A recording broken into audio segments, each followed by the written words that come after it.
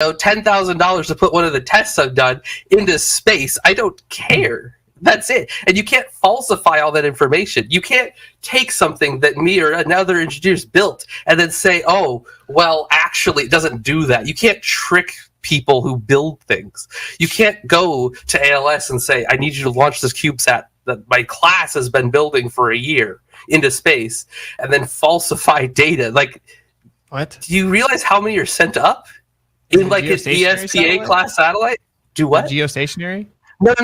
CubeSat. It's a. There's thousands of private companies, but my friend works for us, ALS, and we contract with them sometimes because we do robotics projects, and so they send up hundreds of CubeSats that are built by colleges and personal use, which is what I did one time. It's $12,000 to $10,000 to build one. There's kits online, and then you contract them. They even do brokerage accounts now, so you can get it like basically for I don't know what Tesla charges or whatever Elon's shit. No, it's a satellite. It's just a tiny box. Geostationary, man. I know, but these aren't. That's what I'm saying. They're tiny boxes, and they orbit the Earth, and you can put whatever, I mean, within reason, whatever you want on it, no weapons or anything. Okay. And they're sent up hundreds at a time by college, miscellaneous people, and you can't just, like, do you think they're capturing them in, like, a net in the rocket before they hit the dome, and then they like bring them to a secret lab and just like falsify all the information for these thousands? Because they're launched constantly. I covered strawman fallacy. Well, that's not a strawman. That's a question. I don't know how you explain the hundreds and thousands of things that get sent up. Like per year, it's a private company. These aren't governments. Why can't we send stuff up on a flat Earth? What? Because you can't orbit a flat Earth. What do you mean? What? How would you orbit a flat Earth? It would look wonky. Also, orbits of satellites. Have you seen? Do you know what a globe? I don't even have a ball next to me. I have a moon. Oh my god! Do you know what a moon versus a flat thing looks like from above it? You can tell the shape from above. It's like really? It's not. Yes, really. So you can tell the shape of two objects. The shape of the Earth is what you're saying. Yes, because the math is needed. You can't just shoot them up and go, "Oh God, I hope it gets into orbit, guys." We didn't do any calculations. I hope it hits that. Dude. It goes I know. In circles. What's it? You have to do lots and lots of calculations before you even touch the satellite. You can't just shoot it up and go, okay, guys, I hope it hits whatever. I hope it starts floating around. Like, it's not just blindly shot up, right? We know what we're doing. That's the problem. Okay. So, hey, can I ask you some questions, though, man? So we can, like, go ahead. Let's just get the big part. Let's get the big part of it out of here, okay? It's kind of cool. So, like, it's a lamp. You just kind of believe the story you were told, right? Well, no, because first off, I have a personal connection with the person who runs the company, and second off, the amount. In general, dude. What do you mean? Like, you just believe the story of the Earth in general because that's kind of like what's accepted and what you were told, right? Have you ever tested? Are you talking about overall? Yeah. I'm trying to get the specific topic. Oh, you're trying to go broadly, as in like the whole field. Well, I just want to see where we are. We only have a few minutes. I want to see, like, yeah. You agree that, like, for one, falsifications independent of replacement, the globe Earth's a positive claim we were all told. You can go test it. I don't know about that. Why not? So, because there's, again, hundreds of thousands of companies. There's millions of people that rely on these. Ooh, Amazon launches CubeSats now. That's cool. There's thousands of companies that do this. There's millions of humans that work with these concepts every day. That's not one guy saying, guys, I saw Bigfoot in the forest. That's like corporations building their entire, like, they get paid millions of dollars per launch to bring these boxes into space. You can't just I'm not denying that stuff goes in the sky, man. How many times I got to say that? It's not going in the sky, is it? It's orbiting and it's projected and you can see it. You can track them and then you can go, hey guys, my thing that I built that I'm getting this data from, usually through SSTV because that's really cheap. I am getting it through this.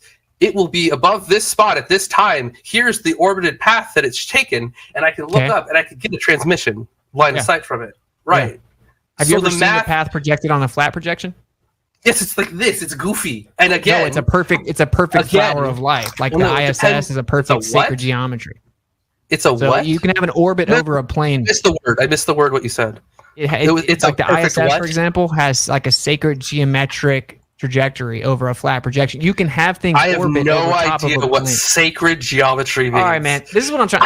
Okay, how about this? What is your response to my presentation? What did the positive? I did take notes on that. So first off, where did you get all those Einstein quotes? Because they're very well done. But did you make the pictures or what? Yeah. Okay, you should go into that then. That's actually, we might make some money doing like inspirational quotes or something. Because those are I don't do this for money, man. Those were pretty. No, not flat Earth, just in general. Because those quotes were pretty. Thank you, man. So first off, for the first one, it goes, what is it? An optical experiment? Well, no, you can't use an optical. It doesn't matter. That's the key word. So you're at least, you're cutting out this whole section. Yeah, okay. He said optical. That's not. What about the terrestrial experiment quote? In the next quote, he says any terrestrial experiment, which means any experiment on the Earth. For what? Rotation or the shape of the Earth? Or motion of the Earth. For motion of the Earth, as in rotation or as in scooting around space? Well, there's multiple motions that it's doing. Yeah, it's not just spinning.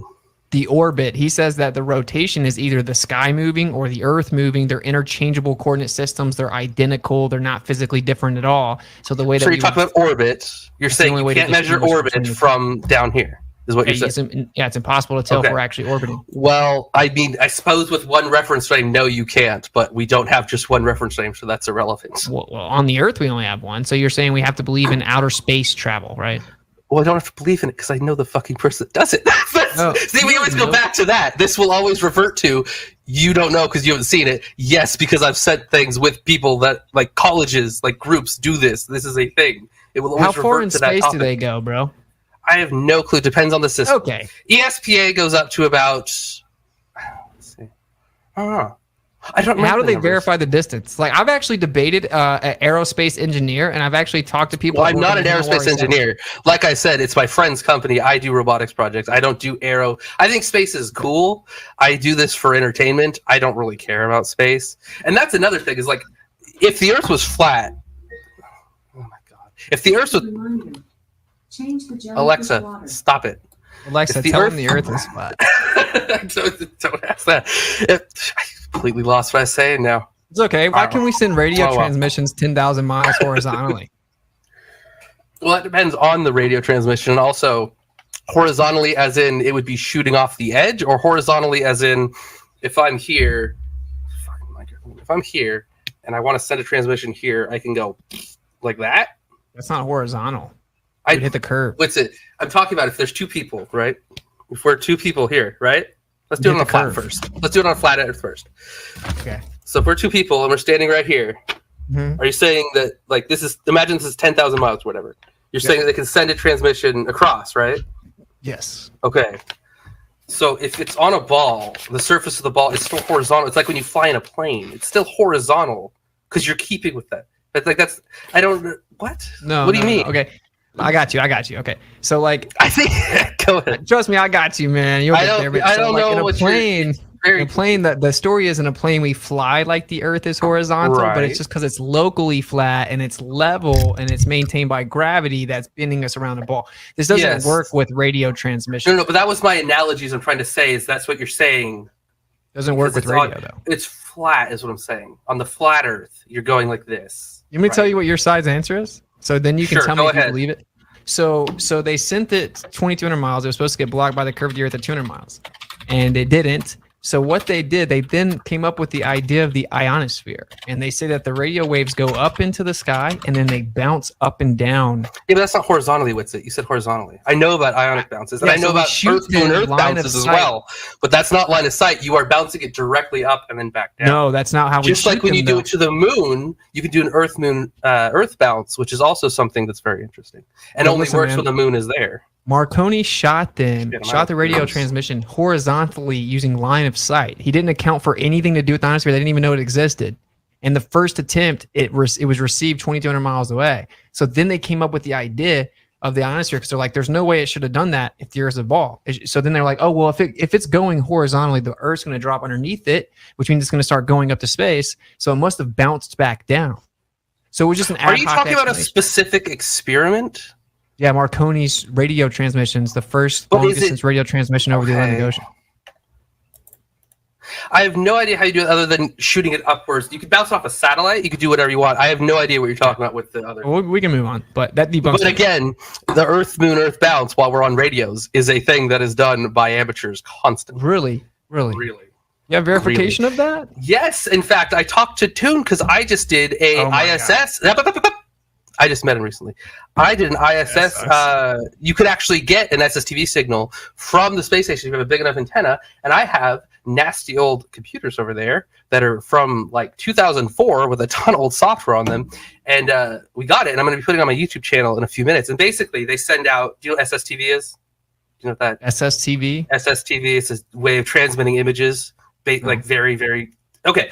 It's a very basic way of sending pictures, is all you need to know for this. Okay. So you can actually get a picture that they send, and it has a timestamp. It takes a picture of, it's usually whatever, it's of crew members of the Earth. They take a picture, and then you can actually receive it based on when the ISS is there, and you can get that image. It'll render it out. It's not really rendering, whatever. It'll throw it out, and then you have it. And it matches up exactly with where it is, what time they say it's going to be, and it also shows what they're saying. Oh my gosh, bro. Okay, what? So you don't. Oh my gosh! Okay. What do you want rather than that? Winston? I got a picture. I asked you for verification that people send radio transmissions off the moon, and you brought up an anti-flat earther on the internet, bro. How come every time I want some actual verification? What's it? I didn't say he did it. What's it? I didn't say that. I said you did. I was talking to him because he was interested in getting my footage. He is irrelevant. I asked you how you verified it, and you said I talked to McToon. I'm telling you, yes, I talked to Toon because he was very interested in this as well, because he does flat Earth stuff, and he contacted, and we discussed it because it's very interesting, and it's something that you can reproduce on your own with the correct equipment, and it's a thing. Like you could do it. It's not. You have to go into a secret NASA bunker and take drugs. I'm not talking about Toon. I don't care. No one's done it. Everyone says that anyone can do it. You can go on YouTube and see other people that have done it. We stand out there. Yes, I have. I stand out there with my fucking radio and my giant ass antenna on my back, and you can hear it come in. And then you take that data that came exactly when it was set to come out, and I come to this old computer and I run it through what is SSTV, and it generates the whole thing, and it shows me the picture. It's just sound. It is transmitted from that. I went out into a field, grabbed it, recorded it on just a normal MP3 player, and brought it back to the computer, and it shows what it should show. Like meaning yes, what? Meaning not a flat Earth. That doesn't make any sense. What do you want to do other than that? What do you mean it doesn't make sense? First of all, if you could send... Hold on. I'm going to go on YouTube right now and type in... Hey, Dale, do me a favor. Just try to give What's it a little bit more time to respond. Oh, yeah. I don't want to overtalk you. Sorry, What's it? You're a little bit hyped, but it's okay. A little bit of booze. If you could send radio waves to the moon, that wouldn't debunk the flat Earth anyway, but because like plasma interacts with radio transmission, right? If it was something like that. But the truth is that people claim it a lot, but did you shoot it away from the moon and see if you got anything back? No. Yes, that's a standard operation. That's part of the teaching experience. Because it has to be very precise. Let's say with the lasers, when you shoot a laser at the moon, you can shoot at the reflectors or the moon itself. The moon is a really shit receive, but you can actually send data if you hit the reflectors just right, and you can get it back with an acceptable range of clarity. It's a known thing. 30 million. No. I'm talking about if you hit the reflectors specifically on the moon. You can target it. You can not just hit the moon. You can move over a little bit, and if you're lucky, you'll hit the reflectors. And in that case, you get usable. You can send up a data packet, and you can receive data that's somewhat usable, which tells you that it came back. It's not just some miscellaneous thing that's over. And then what you do is you point it away from the moon, even a fraction of it, and then you shoot it. And then I guess aliens find it like 10,000 years later, but you don't receive anything back. And that is, again, showing that it's something physical. I just Googled on YouTube ISS SSTV. That's all you do. And there's like thousands of results. The first result is some cop holding a ham radio. Officer Josh does an ISS transit. And there you go. And he gets the image. Curiosity so it's not Mars the moon, rover. it's the ISS? What? So now we're not talking about the moon, we're talking about the ISS. From the ISS, the SSTV, you said I haven't done it myself. Yes, I have, and also you can go to YouTube. Some dude did it with a Baofeng, some cheap like $30 radio in his phone. Like, I don't deny that something's difficult. Up in the sky that they call the ISS. But okay, so so it's not just something's in the sky. This is what NASA says. This will be in this spot at this time, and it's very precise. I know, I've tracked very it. Precise. Yeah. We're not looking at the ISS. I'm not using a telescope. Okay, that's not what we're doing. We go out. I go out in the field. I have a backpack with a giant antenna, and I have my radios. And we go out there exactly when it says, and we get an SSTV signal, which sounds like a screeching dog. And you get that signal, and then you come back and you put it through RX SSTV. I think that's what it's called. I haven't used it in a long time. And it's right there, and it generates using that sound. This is how we send images, and it takes whatever image they decided to send at the time. Sometimes it's a crew member, like an ID card. Sometimes it's a picture of Earth. You can get whatever. It's varied. It's not standardized for what I know. It might be. I don't know. But the point is, we're not just looking up and saying, look, there's a thing in the sky. We are getting something back from it that we would expect at the same time that we would expect. I've tracked it. I know that you can track it, and it's where it's supposed to be when it's supposed to be. This is the thing. You brought up the moon, then you subtly shifted it over to the ISS. I never denied the ISS. Told you about the I would moon, much rather talk about the actual subject, which is this: is the Earth a ball that spins in a vacuum? And is the Earth's surface curving? And I asked you about radio transmission, plane survey data, long distance laser tests. Like, can we talk about what's it? I don't care about any of that stuff because I don't know about that stuff. Evidence. I know about the satellites that my friend sends up that go around the curve of the Earth. I know about my the radio military who sent that the I Earth use. Flat. Well, I don't know him. What's it? See what I'm saying? You see what I'm saying? That's one dude. Yes, I am see what you're saying because that's one dude in the military as opposed to a multi-million-dollar company that has thousands of clients that do this every day. There is a difference. You can't equate the two. Those aren't the same thing. Your claim is dependent upon me denying you can put stuff up in the sky, and I don't deny that. I'm not denying you put stuff in the sky. I'm know sure someone that puts satellites in the sky who says Earth's flat, bro. You could get a giant suction cup and stick it to the dome. I'm not saying you can't do that on a flat Earth. What I'm saying, I'm not saying that's your point. I'm just saying as an analogy. I'm not saying you can't put things in the sky on flat Earth. That's it. I'm telling you, it's not just up in the sky. It is a known location, and it's getting... It's getting not only the location data, but all of the experience. Because you can put on whatever experiment you want. It's not standardized. It's not you have to do this camera this direction and you can't do it otherwise. You can do whatever the hell you want to do as long as it's not a gun.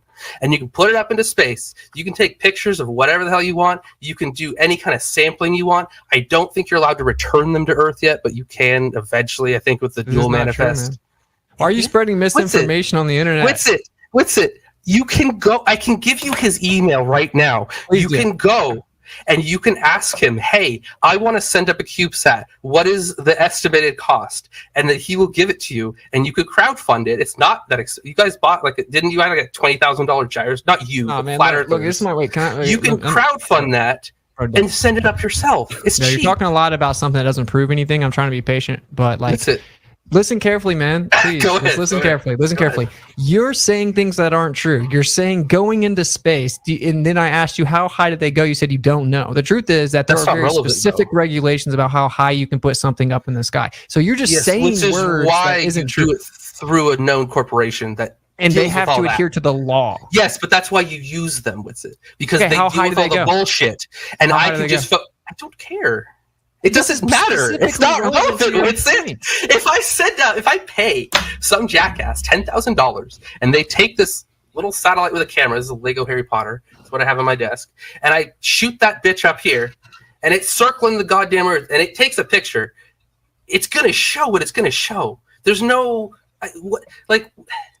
there's no argument. It takes a picture with his little Harry Potter glasses, and he goes, wow, guys, look at this. I privately paid this other private company to look at the Earth, and that is what it shows. You can't go high enough to take a full picture of the Earth with a private satellite. Weather balloons go high enough to take pictures of the Earth. Okay, see what I'm saying? You see, just for the audience, he's claiming that somehow this proves the Earth's a globe. And it objectively doesn't. And I ask him, how high is it? He doesn't care. Now he's saying that weather balloons go high enough. They don't. Okay. Like, according to your model's math, you would have to be hundreds of miles. In fact, according to your model's math, you couldn't see the curvature of the Earth from the ISS, which is 255 miles up. So I would love to see those numbers. To Neil deGrasse Tyson, right? You wouldn't see it. Now, you guys disagree with Neil deGrasse Tyson. I don't care about Tyson. Yeah, right. You disagree with the mainstream scientific communicator. He's not amazing. He's a communicator. Nobody said that. I am in a scientific field for real. He has never been mentioned one time. He is a guy that stands up. He doesn't, though. He's a guy that goes up on stage and talks out his ass, and he's a jackass. I don't care about what he says. He's stupid. He's smart. You just admitted you don't even know the math. He's smart. The height is irrelevant. If it takes a picture and I see a goddamn ball, it's a ball. It doesn't matter if it's 20 feet up or 50,000 feet up. If I see a ball when I take a picture of a camera with a camera that does not have a fisheye lens, it's a ball. You mean to teach It doesn't you about matter. It doesn't matter if I go from here and take a picture. This is a test tube. This will always be a test tube, no matter if I'm here or here or here. That was weird. Or here or here. It does not change. And you can go on YouTube. I think it's called Mage or something, the Mage 2 thing, and they put strings across so you know it's not warping. Yeah. Right? I know all about it. And then what did it show with it? What did the picture show? What did the video? It's like an hour long. Yeah, the strings actually are slightly distorted, and the horizon's not in the middle of frame, and the camera's angled. So the truth of the matter is that you get curvature, you get convexity with any lens. It doesn't have to be a fisheye lens, a rectilinear lens. Any lens is a circle. Okay, in fact, they imitate the eyes, right? So you have a circumference of light, you have a circumference of vision, you have an arc of vision, you have imposed convexity of any lens, and you can prove this by once the balloon goes up and down, it changes. That's because the angle of view combined with the convexity of the lens causes like an illusion of convexity. For you to say that somehow proves the Earth's a ball when I'm talking about physical, tangible, empirical measurements on the surface that prove it's not one, that's insane to me. That doesn't make any sense to me. So we're going to do a litmus test. Do you know what a pinhole camera is? What's it? And why that would be important to have on a satellite? I know what a pinhole camera is. Okay, so lenses are very sensitive. So removing a lens is a massive benefit. Okay. So that whole argument you just made is irrelevant because you are using a pinhole camera, which does not, by definition, does not have a lens to distort anything. That is the point. Okay, can you show me pinhole satellite pictures? Degraded over, because the lenses, just like in the ISS, it's actually really interesting. You can see on some of the old footage, the lenses degrade over time, including the CMOS sensors in the cameras themselves, and they make little snowflakes, which is very interesting. And it's very, very harsh for computers up there. And so the minimum parts you can use is what you should use. And so when you remove a giant point of failure, if you send a thing, you spend a ton of money, you send up a thing, you don't want it to be dead in a few months because it's being hit by radiation all the time and solar rays and all other kinds of bullshit. You want to remove all the parts you can. The lens is a very big part, and because of that, you don't get distortion. Not that that's what they're testing for. You're not disproving flat Earth with the satellites, but it's just a side effect. Okay, so what do you what satellites are you saying goes to space and sees the Earth with pinhole cameras? What do you mean, what satellites? Yeah, I don't know what you're talking about. Are you talking about I just looked it up and name? Google doesn't. What? It's not a mainstream satellite with it. These are personal projects. Oh. It's not a class satellite. It's an ESPA class satellite. It's on a multi-distribution center. So they put it in a rocket, and then they're basically attached like bricks, and you stack them together like this, and then they get shoved into a rocket, and you shoot it up into space, and then it opens up, and they all go, and then they're all out in space. It's not like whatever satellite. I don't know the class names. There's a Japanese one that does weather. It's not a corporation. It's not. It doesn't have a class name. It's just like D3, whatever ID they gave it from the company. Okay, so how high is it? How much curvature do you see? Have you actually seen these, or are you just saying Google cubesat height? You actually seen the pictures? Height isn't thing. Yeah, what's it? I hang out with him. I just had like a ton of. I don't care about you having friends last week. Please stop saying that. No. But what's it? It's not I'm having friends. This is a direct field that is related. I've gone in. This is a thing. You can go on my Instagram, and I have pictures of stuff. I know people that have done it. That it's a dope thing. What's it? Done what? It's just a weird argument. Done what? That have sent up cubes, our private satellites, and even rockets 60 miles. That sounds not true. I'm sorry, but that just miles. sounds. I don't care about rockets. What's it? So rockets with camera 60 miles. Are you talking about Mad Mike? Lower than that. Hey, are you talking about Mad Mike? Question. I can't hear what's it. Can you just calm down a little bit, Dylan, please? If I sent something 60 miles, are you saying that wouldn't give me better evidence or lack thereof than something lower than that? No, but I don't know why you're talking about flat earthers send up a rocket that isn't Mad Mike. I was making a point. Mad Mike wasn't a flat earther. Do it then. Oh well, I guess I was making a point though. Keep invoking your friends. I don't care. I haven't said, I have a friend that works on satellites that says the Earth's flat, because that's not an actual argument. That's a fallacy. What's it? I'm just bringing that up as an example. They own a company. You can go to the company right now. It's not my friend from the bar told me that he likes to build satellites in his garage in his free time. It's here's the company. I can give you their contact details. I can give you the product specifications you need to build the satellite to be able to be viable for launch. This is not dude in a bar that told me he's super epic. This is again a corporation. Dude, the whole time we've been talking, You've been talking about satellites, okay? And you don't even know how high it is. You don't know how much of the curvature show. So can we talk about actual evidence, man? Because we have direct observations on the Earth where we see mountains from 255 miles away, where the entire mountain's usually blocked by curvature. And we send radio transmissions thousands of miles. We send lasers dozens of miles. We tested. What are lasers made out of? What are lasers made out of? What are lasers made Starts of? with an L. It starts with an L. What is it made out of? Why are you changing the subject? What's it? You just said lasers. What are lasers made out of? What are lasers made out of? I get what you're saying. I get you're saying. Made out of light. What's it? Yes, what's it? It's a known fact. Yeah, we understand refraction. I know way more about it than you do. What's it? I don't need to understand because I know. What's it? Okay, I can't hear you guys. You guys are talking at the same time. What's it? Go ahead.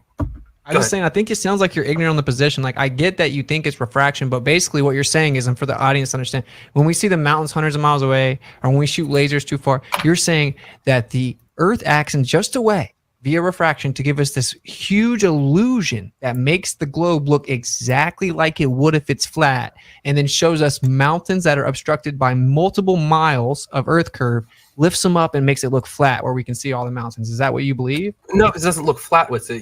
You see the tops of buildings. If it was flat, you would see the building. You don't see that. You see the tippy part of a thingy at some point sometimes. Like, that's it. In the picture you showed in your intro, Witsit, when you see the city, you don't see the city. You see the tallest skyscrapers. That is completely consistent. That's not inconsistent. The curve is supposed to block all of them. What? No, it's Witsit. If the Earth is flat, it's not going to magically just show what we predict on a globe. And moreover, the entire point of science, contrary to what others say here, is that you don't have to do everything yourself. You write a paper and then people test it and you can build off of that. That is the point of science. I don't want to have to go back and learn about basic refraction so that magically can make me a headset that projects holograms in my room. We understand it obscenely well. I don't need to understand it personally to know that these people are using it in a practical way and they disagree with you. We don't understand it extremely well. I just said I don't understand it. No, the people you're talking about don't. The subject matter expert doesn't. Photonic lenses that project holograms in my room don't understand it. Okay, can I respond? Do. Go ahead. Respond? Yeah, go ahead. Okay, so the reason that's not the same is because that's Snell's law, which is one medium to another. A lens is a different type of medium. Yes, we understand how light interacts with lenses very well. That's not the same as a singular medium where we just try to guess. We emailed the subject matter expert, Andrew Thomas Young, San Diego State University, the subject matter expert for atmospheric refraction. He explains we don't understand it. He's like, dude, we don't completely understand atmospheric refraction at all whatsoever. We have to use a differential of Snell's law. It's just okay. It has its own problems, and we don't really understand what's going on in the atmosphere. So that's not the same as someone using refraction with lenses based on one medium to another with a very verifiable, repeatable type of science. I don't deny that we understand refraction from medium to medium. You don't understand on the Earth. And objectively, when we see the mountains hundreds of miles away, you have to believe those mountains are completely blocked by Earth curve, but that the mountains get lifted up in an illusion and look like we can see them from 100 miles away, and it makes it look like the Earth is flat because we can see all the way to the shoreline of the mountains. That's what you have to believe. That's not. Are you talking about the person that made the curve calculator that includes refraction and disagrees with you, says that you're right? The person that, by the way, check out my GitHub, liked one of my projects, and we talk a little bit. Are you really going to make that claim with it? Really? The software is open source, just like mine. The Earth curve calculator. No. That was Walter Bislin. And Andrew Thomas Young, he is the subject matter expert in refraction. Yes, I am aware. He admits we don't know what it is. Yes. Okay. So stop saying we know it exceedingly well. What's it? I personally do not need to specialize in anything other than the thing that I do here. That is the entire point of science. Yeah. When there is thousands and thousands and thousands of people that say that you are wrong, that work in fields that include refraction in every single way, and light, things like what is it? I don't know where it is. It's some other hologram thing. It's a cube. And that does use one medium, by the way. That's not lenses. And that plugs directly to PC as a display. We understand this enough to build technology. You can't say it's wrong when we can take our understanding and make a new thing. You can't. I don't think you're listening to me. What? What's it? I just said it doesn't use a lens. I just said it doesn't use a lens. It uses one medium. There's not two. There's no lens. The Magic Leap has lenses. This does not. It's a separate thing. It has one medium and it's using refraction? Yes. It refracts the light back, and it's a prism, but it's one part. It goes like this through, so you can get a 3D effect through it. That's the entire point. Yes. When we understand, when we understand these concepts and we can use them to build practical things, some random person on the internet saying "nuh-uh" is not good enough. That's not what I did. What have you built using this? Any concept of flat Earth? What practical thing has anyone ever built? Nothing. 99% of things built doesn't require anything to do with assuming the Earth's a globe. Every single thing that I have in here uses things like gravity. Gravity doesn't mean that. First of all, gravity is an agreed upon average of going down. It's not. It's a measured average. It's not agreed upon. It's a measured number. Okay. You think that debunks me? Do you know what my position on that is? Well, yes, I've heard you say the same thing like 5 times. It's intrinsically electrostatic. We have a downward electric current. Electrostatic with it. First off, a lot of the machines I use are obscenely sensitive to electrostatics, and you would fucking know if it was that. Name one that's not electrostatic. Second off, name one what? Name one piece of machinery that you use that's not electrostatic. I'm telling you right now. Second off, they have a common ground with it. Do you know what that means? Name one? I just said all of them. What's it? They're all electrostatic. They have a common. Do you know what that means? Do you understand what that concept means? Ground them in like first grade electrical engineering. Do you know what common ground means? Okay, so why would something that's over here get affected by something over here if it's all common ground? They're all at equal potential. Why would, you're saying it's causing gravity. That's what you think gravity is caused by, correct? There's a downward electric current on the Earth, yeah. Yes, and that's what you're saying pulls things down, correct? It doesn't pull things down. I would assume. What? It pushes down. It pushes down. We have a measurable downward electric current. It's like, so if I was standing, this paper's getting a lot of use.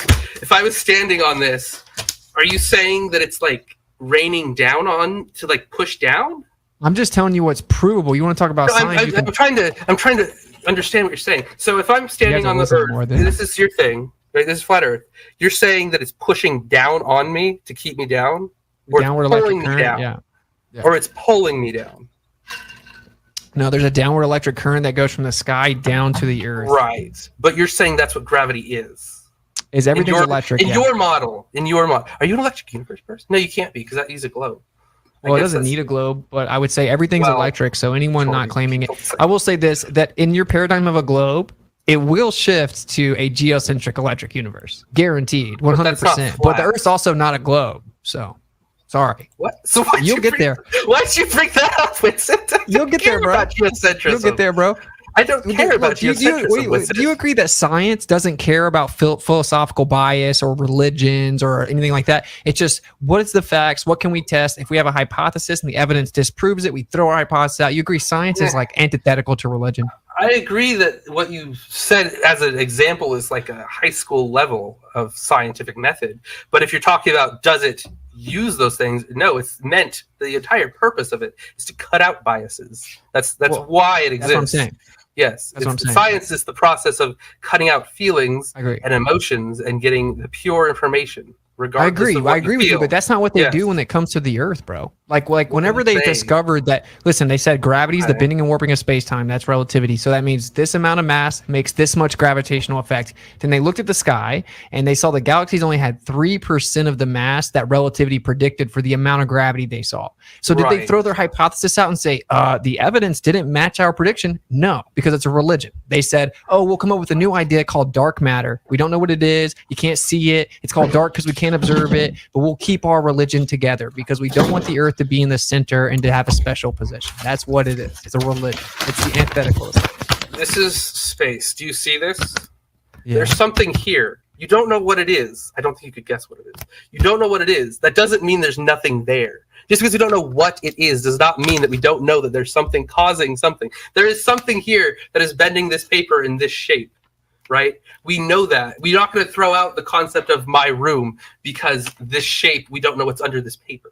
No, we know relativity is wrong. It made a prediction and it was wrong. With it, relativity is one of the most tested things we've ever done. Oh my God. It's not. It was literally it's vital in satellite. That, again, going back to the CubeSats, this is like, it's taken into account. You can't just say nah. Actually, special relativity predictions applied to satellites didn't. Never guessed that this was a hand. See, I know all about this stuff, man. I'm sorry. You ran into the wrong one. If we talked for 7 hours, I would correct you on every part of it. Special relativity's predictions for satellites didn't work, actually. Someone had to come in and fix it with a brand new mathematical construct because special relativity didn't work for satellites. I'm not talking about special. What's it? That's what's used for satellites. See what I'm saying? And the point is that dark matter is not a real thing. It's a religion, bro. What's it? See, I just showed you the concept. Hold on, Del, let's let him finish his thought real quick. All right, go ahead. Think about it. If I come up with a theory and then I go find some evidence and it contradicts my theory, dude, I have to throw my theory out. Okay, that's science. The evidence doesn't care what you think or about your feelings or your opinions or what everyone else thinks, or we'd have to go back so much. Science is just what the facts are. When we went and looked at the facts, it debunked our claim of relativity. It debunked what we thought the universe was. And that was over a century. That was a century ago, 1933, so just under 100 years. And they still don't know what it is, still can't define it, but they, instead of thinking maybe relativity is wrong, maybe our assumption about the universe is wrong, they keep their religion of the Copernican principle, and then they just make stuff up. And that is not science, bro. Do you understand how your truck works at a very basic level? Sure. Like a car, okay? Do you understand it from a complex level? If I gave you a bunch of scrap metal, could you build a working Ford? Probably not. It doesn't matter if you can't, because when you sit your ass in your truck or whatever you have, it'll go. It doesn't matter if you're brain dead or a dog or a chicken hitting the gas pedal. It's going to go forward. The understanding is irrelevant to the concepts that work. I don't care about the philosophical. I don't care about that. The point is, when you demonstrate it practically using technology, it does not matter. You can't demonstrate the bending and warping of space and time. You can't demonstrate length contraction, that all objects in matter are contracting in motion. You can't demonstrate these things. It's a theory. It's a philosophy. What's it, please? I'm sorry. Can you measure length contraction? Do you know what that is? Depending on your reference frame, what's it? This is like... Oh, no. This is like... No, depending on your reference frame. I didn't say no. I said depending on your reference frame. Who's measured it? This is like... This is like Googleable. I don't know why you're bringing this up. This is like I could open it and Google it. This is not dude, I don't have to Google it, dude. I research your religion. I'm telling you, man. I don't Google your religion. I read the leaders of your religion. I don't need to Google anything. That's not what I said. Look. These are just That's not what I said. Look, I read your religion, dude. I don't Google it and read mainstream articles. I read the leaders of it. Okay. Wait, hold up that other one. The second one. You should read this book. Yeah, that one. What is that? You should read it. God, I thought that said Ken. I'm sorry. I was going to have to yell at you for having a Ken Wheeler book. Jesus. No, his books are free anyway. You should also read this one. Do what? The mod said something. Look, all I'm trying to say, man, is like... Hold on, the moderator guy said something. What did he say? That we have 13 seconds. We got a few more seconds left. Just go ahead and wrap it up. Let me just say this to you, man. I think I would have a beer with you or something, man. Like, I don't dislike your anything. All I'm saying is, I think you would be surprised that it's not as scientific as you think, and maybe you're letting people make philosophical decisions for you. And if you were in a cult of philosophy, you would probably not want to just blindly believe it. I don't think so. Look into it or don't, man. What do you mean philosophical? The idea that the Earth can't be special or unique and it has to be like in this random position, that's a philosophy. But if we're this tiny little ball in this massive galaxy and we're the ones that have life, that is 1 billion times more amazing than a shit flat Earth that's a tiny little like aquarium. Like, as God, I would do something that's amazing and giant that we can explore for the end of time as humans, as opposed to making a tiny little like snow globe. What if the Earth is so big that you could have to explore it for the end of time? Are you talking about like extra land? Yeah, and there is extra land. That's what all the other people say. What's up? We'll get there, man. That's what you say, or that's what the other people say? That's what people throughout all of history said until the last 100 years. Well, yeah, because we didn't have like good maps. We had. You mean governments telling us that we can't leave a circle? Sea monsters drawn on our old pictures. Like, that's not a real thing. We had the Kraken den over here that you can't go by. That's not scientific. That doesn't mean there's a Kraken and the government's hiding the Krakens. Like, that's okay. That's again. No, now we have a circle that says you can't leave your circle, like the Hunger Games, and the slaves are arguing with the other slaves saying, "There's no circle." That was a pretty good analogy. I'll give you that one. That was pretty good. Nice. You guys ready for the Q&A now? Yeah, go for it. Yeah, I do have to like use the bathroom. Is there any way I can get like a minute? Sure. I'm sorry. Or I'll try to hold it a little bit. Maybe when he gets a question, I'll dip off. I think it's like 30 minutes, so it's not. You just feel the whole. If you want to go ahead, I'll just make some announcements real quick and do the ad. Okay, thank you. I'm sorry, man. No problem. So yeah, I just want to let everybody know once again that our guests are linked in the description below if you like what you heard tonight. So whether you're listening on YouTube or via the podcast, they are linked in the description. So go ahead and check them out as soon as you can. And I just want to let you guys know about tomorrow's debate once again on at 8:00 p.m. Eastern Time, Religion, Race, and Society. That's going to be Daniel Hakikachu versus JF Garape, and they're going to be crossing swords here tomorrow night. So just don't forget to subscribe and hit the notification bell so you can check out all those. And just want to also let you guys know that we'll be doing a after show on my channel tonight. So if you want to hear the conversation keep going, if you want to participate, it'll be an open mic. So the link to join will be there in the description below of that video. So if you want to continue the conversation, come on over and check that out. Link in the description below once again. And I guess that's all the announcements I have. Del, you want to say anything to the audience about your channel? What do you do over there? I post not very frequently. Usually it's just mirrors of things I do in other channels. And then some of the work I do with machine learning, like a synthesized voice cloning that I'm working on that uses neural networks to generate like realistic speech. I've shown progress of that. I posted like a year ago. It sounded really creepy, and now it's basically indistinguishable. But other than that, I don't make very much YouTube content. Got it.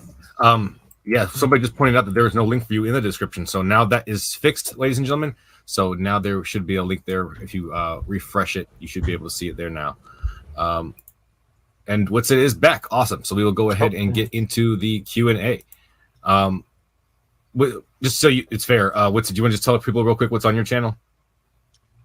Whatever YouTube allows. No, we talk about all kinds of stuff. We don't just talk about the Earth. We talk about a bunch of topics. So it's pretty cool. We have a School in the Globers session. So maybe some School in the Globers Globes. learn about their belief and decide if you think it's true. But yeah, we talk about a bunch of urban subjects. Awesome. Excellent. Okay, so I'm putting 35 minutes on the clock, and we'll go ahead and kick it to the question and answer section. So the first question comes in from Kango44 for $50 New Zealand. They say, what's it? New Zealand is 1,600 kilometers across. It's in full sunlight 2 hours before Sydney, Australia. Auckland, New Zealand is 2,000 kilometers from Sydney. So sunlight stops 400 kilometers short of Sydney for a couple of hours. Why? Because actually the sun appears to be like, I know you guys are going to get triggered, but it appears to be like a projection. We took the azimuthal and declination readings from a longitudinal position all around the Earth for an entire year, and we mapped it out on a flat projection, and it works perfectly as a toroid, so it seems to be like a position relative to the observer in the torus field. And you can also take a container, put a light over top of it, and it covers a certain amount of the Earth. And also, I don't claim a map. If they did hypothetically lie about the Earth, it would be ignorant to think we have like a perfect map. That doesn't even make sense. So got it. Thank you so much. Next question coming in once again from Kango44 for $10 New Zealand. They say Sony announced the launch of a project called Star Sphere, which allows users to rent a satellite camera in space to take photos of the Earth freely. So yeah, that's I get the claim. Yeah. I'm pretty sure Samsung also had satellites in space that crashed and were actually connected to balloons. But I mean, even if they send something up in the sky, I don't dispute that you could use like solar powered drones that can stay in the sky for long periods of time. I don't dispute that you can send things into the sky. And I don't believe any type of pictures that have imposed convexity, right? We can test the surface of the Earth here. So it's a misnomer that flat earthers deny you can put stuff in the sky. We don't believe any claim about going out into a vacuum thousands and thousands of miles away, which is why I continually asked the height they go. But anyway. Got it. From Ozian Talks for $5, they say, why do surveys only work when up to 100 miles? I'm sorry. Why do surveys only work up to 100 miles according to your evidence? What is your IV and DV to demonstrate it is an accurate measurement? Yeah.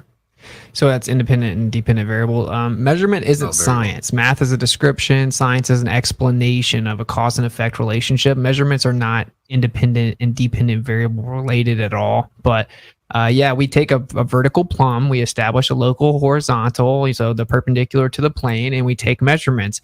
And then, of course, assuming the Earth's a globe, as you increase distances, you're going to have to make like assumed calculative corrections So they any practical use case, you're going to measure in small increments. So for 100 square miles, that's plenty for engineering, which is why all real life engineering where people's lives are at stake, it uses plane survey. We take physical measurements of the Earth as a plane in order to do engineering, which is the point. So.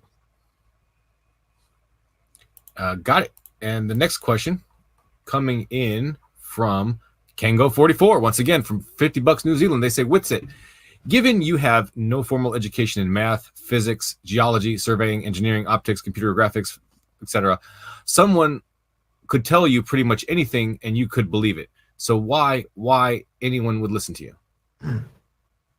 I covered that in my opener, my bro. Do you spend $50 to say that?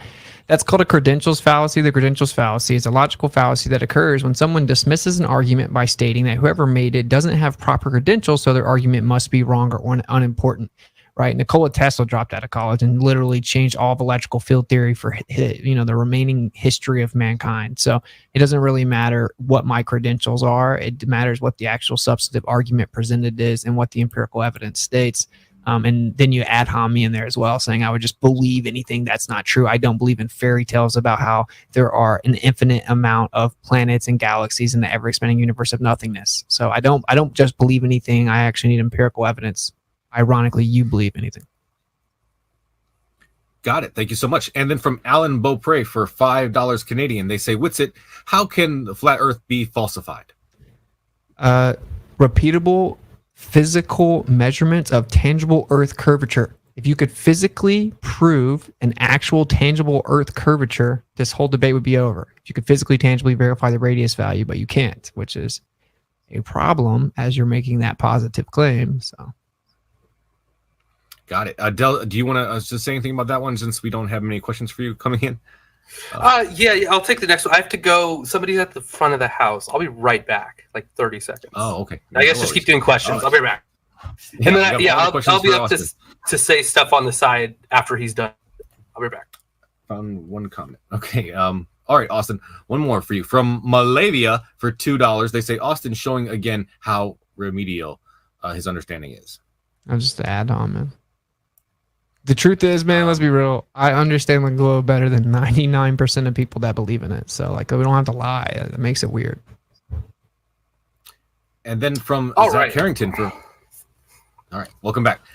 Zach Harrington for $4.99. They say, Witsit, stop cherry-picking Ken Wheeler and Einstein. Neither support your position. You are using the principles of science to try to debunk science. Okay. Cherry picking means if you read it in context, it would refute the position that I invoke, and that's not what happens at all.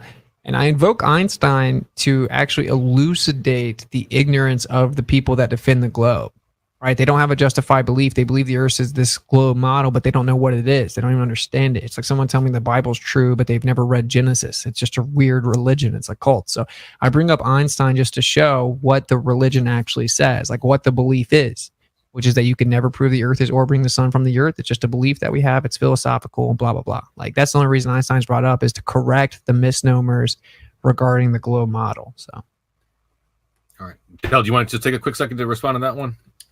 I mean, I don't know if cherry picking is a good word, but maybe selectively. Does cherry picking imply dishonest? Is that like deliberately lying? Or? yeah, pretty much. Like, your intention. I don't know about that. I heard somebody call you a con man too. I don't know about that. I think it's more just, I don't want to say misunderstanding, maybe stupidity over ignorance or over malice. I don't think you're like deliberately trying to do anything sketchy. At least for, maybe I'm wrong. Maybe you don't think the Earth is flat and you're just scamming people. I don't know, but I don't think that. I think you're generally just kind of off on the side somewhere. Yeah, that wouldn't be a very profitable market plan, would it? No, it probably would not. Let's let Austin just have the quick last word, and then we'll move on to the next one. Austin, you have anything else you want to say about that? No, I mean, obviously, I went and tested the Earth, and I know it sounds crazy to even dare question it, but I went and tested it myself, and yeah, they lied about the Earth. I mean, it's not for everyone. Flat Earth's not for everyone. So, all right. From Mark Reed for $5 American, I believe. Amazing, or maybe Australian. Sorry. Amazing work on the debate, Del. You showed Austin he had no idea what he's talking about. Would love to see a channel and see more of your debates. Yeah, I have. Got a fan out there. I have one from Modern Day Debate mirrored on my channel, and then one. I don't know. I don't know if it's flat Earth related. It was with some weird schmo. His name was like Smo, and he was some religious guy that was talking about flat Earth, and he was trying to use it to justify his geocentrism that was also like heaven here. It was very odd. So if you want to get like high and watch something funny, that's what you should do. I might make debunking content if people actually are interested in that. But it's fun. I enjoy it. It's a good time. Awesome. From Dario Durick for $5, they say all the proof that globies have is math and theoretical. Do you have physical evidence of a globe, not just CGI pictures from NASA? Well, yeah, because cubesats that I've done, the ISS thing that I personally did out in the field in the cold. I don't know what else you want besides like literally showing it and then also verifying that a space station is there. But other than that, no, I have no physical proof that's not from NASA, besides those things that are not from NASA. Got it. Thank you so much. And then from Chainsaw Cat for $10, they say, Del, you should throw in the towel. You are out of your league. I do have a towel somewhere, but it's covered in alcohol from washing my board. Rubbing alcohol, not like booze. From Rad Crad for $5, they say, what do you think the actual reason for the world's governments lying about Earth, the flat Earth? Why would they lie, and what do they seek to gain by it? Honest question. Why did the government lie about there being weapons of mass destruction in the Middle East? Like, asking me why the government's lie is insane. In fact, I would ask you, why would you believe that NASA is the one federal governmental agency that doesn't lie?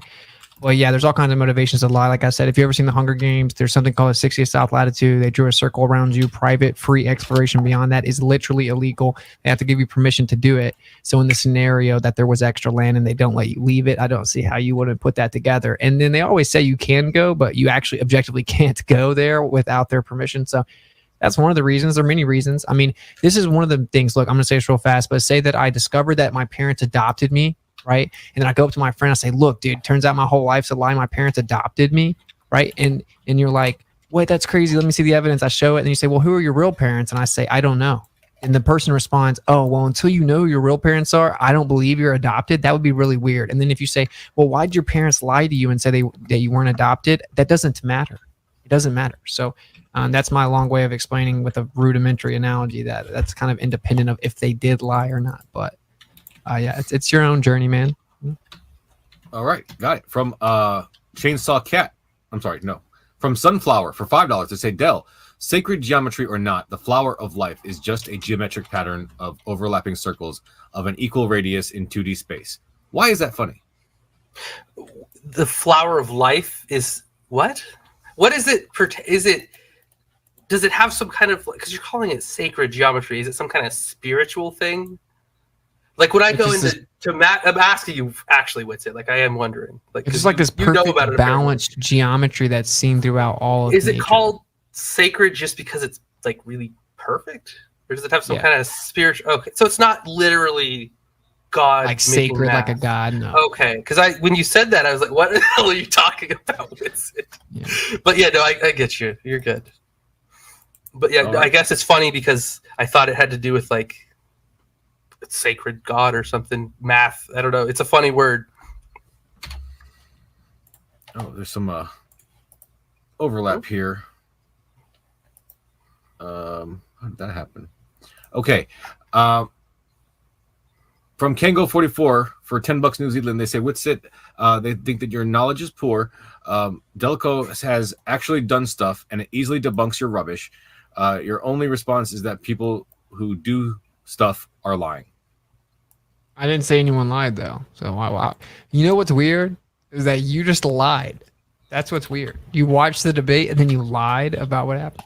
Like actually do stuff. Yeah, I actually do stuff. I take multiple time lapse of the star trails over the ocean and they never intersect with the marine horizon, which they should if the Earth's a ball. I actually take long distance observations. We've done laser tests. We actually do actual testing of the surface of the Earth.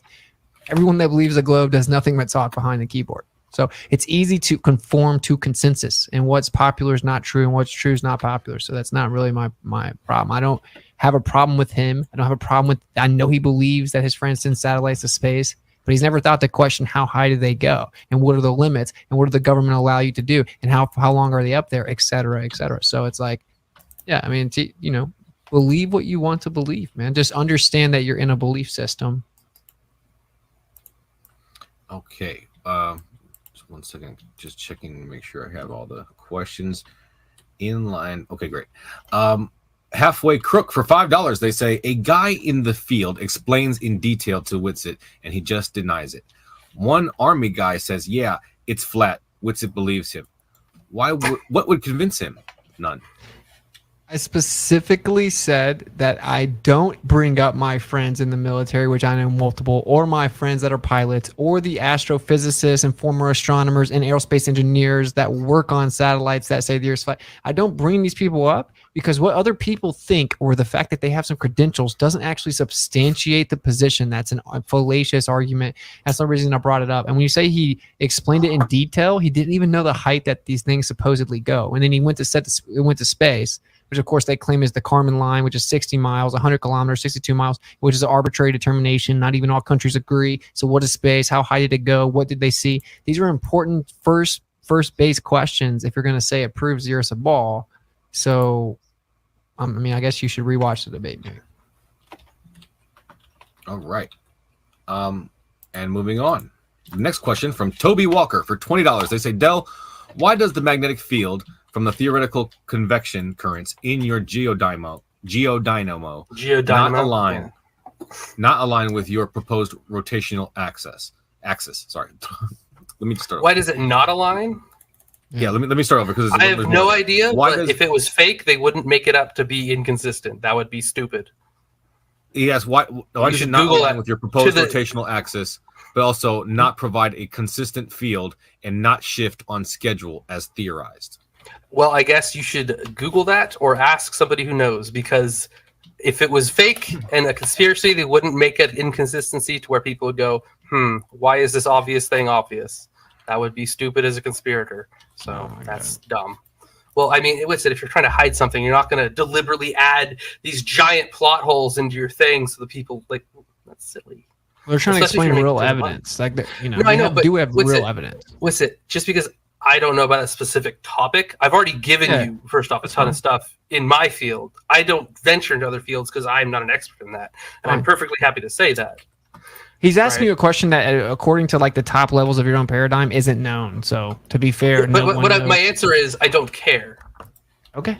Because it's not relevant. Because it's first off, I'm sure you figured it out. Second off, it's not relevant because if it was fake, you would make it a consistent story. No, you have to use real evidence. That's why they can't make it fake, dude. My gosh. They have to use real life evidence on the surface. Are you saying that they took real measurements and they tried to like bend it into a ball? Is that what your point is? Yeah. Or that they made up the entire thing and then it's we can measure the Earth's magnetic field on the surface, so they have to try to make it work with their dynamo model. They can't just lie about the magnetic data. You and I can go take that data. All right, let's have the last word on that because I believe that question was for him. So let's go ahead and move on to the next question. For Mark Reed for $5, they say, show the measurements you have done to measure the downward electromagnetic force you claim exists and how you have performed experiments to prove it. I never claimed that I performed experiments to prove it, but you can just look up the Richard Feynman lectures on atmospheric electricity. It's well known. You can use many different things to measure the downward electric current of the Earth. It's very weak. I think it's like 1 microamp per square meter or something like that. But it's just objectively there. There's a downward electric current in the Earth. You can measure it. So you should just look up your own paradigm, like, Richard Feynman atmospheric electricity lectures. They explain it pretty well, and that would create a downward bias. And that's all that I'm saying. All I'm doing is acknowledging what is provably there. So, okay, got it. Then from Flat Earth Nation, I believe, FE Nation, for $5, they say, question for Del. You said scientific facts. Show one experiment with water sticking to the outside of a spinning ball. Well, first off, fact as in colloquial, as in it's ridiculous to debunk, or it's not literally a fact. You never prove things. You want to keep things open. That's the entire point, right? That's why Einstein got famous. It's not from that's okay. So why would labs pay people to repeatedly confirm the same things over and over again? I don't get why people think that. The whole entire point is to learn something new and to break what we already understand. That's the point of science, is to move forward. And just like Whitsitt said, it doesn't matter about feelings. It doesn't matter how sacred our globe or whatever. If we're presented with real evidence, it would change, right? Because feelings don't matter. The problem is there is no real evidence. It's over 10,000-mile transmissions. Whatever. Well, Whitsitt, we already went over that. You ignored it. Okay. No, I explained it. I told you 2 ways to do it. I didn't think I gave you 2 examples of it being done. No. All right. What else do you want? You got it.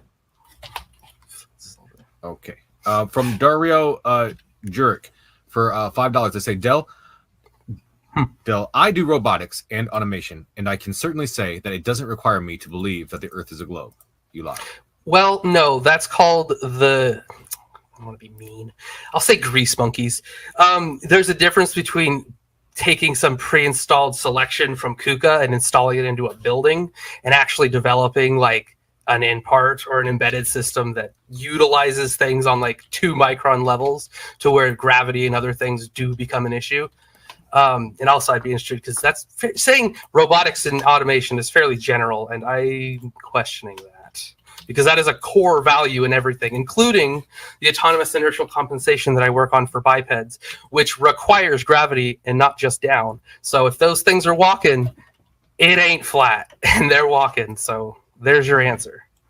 I'm not concerned with people, what they say, that they get one of the pre-made cells from KUKA, and they go in and install it, or they go and update the firmware. That's not, I'm trying not to be rude, that's not good.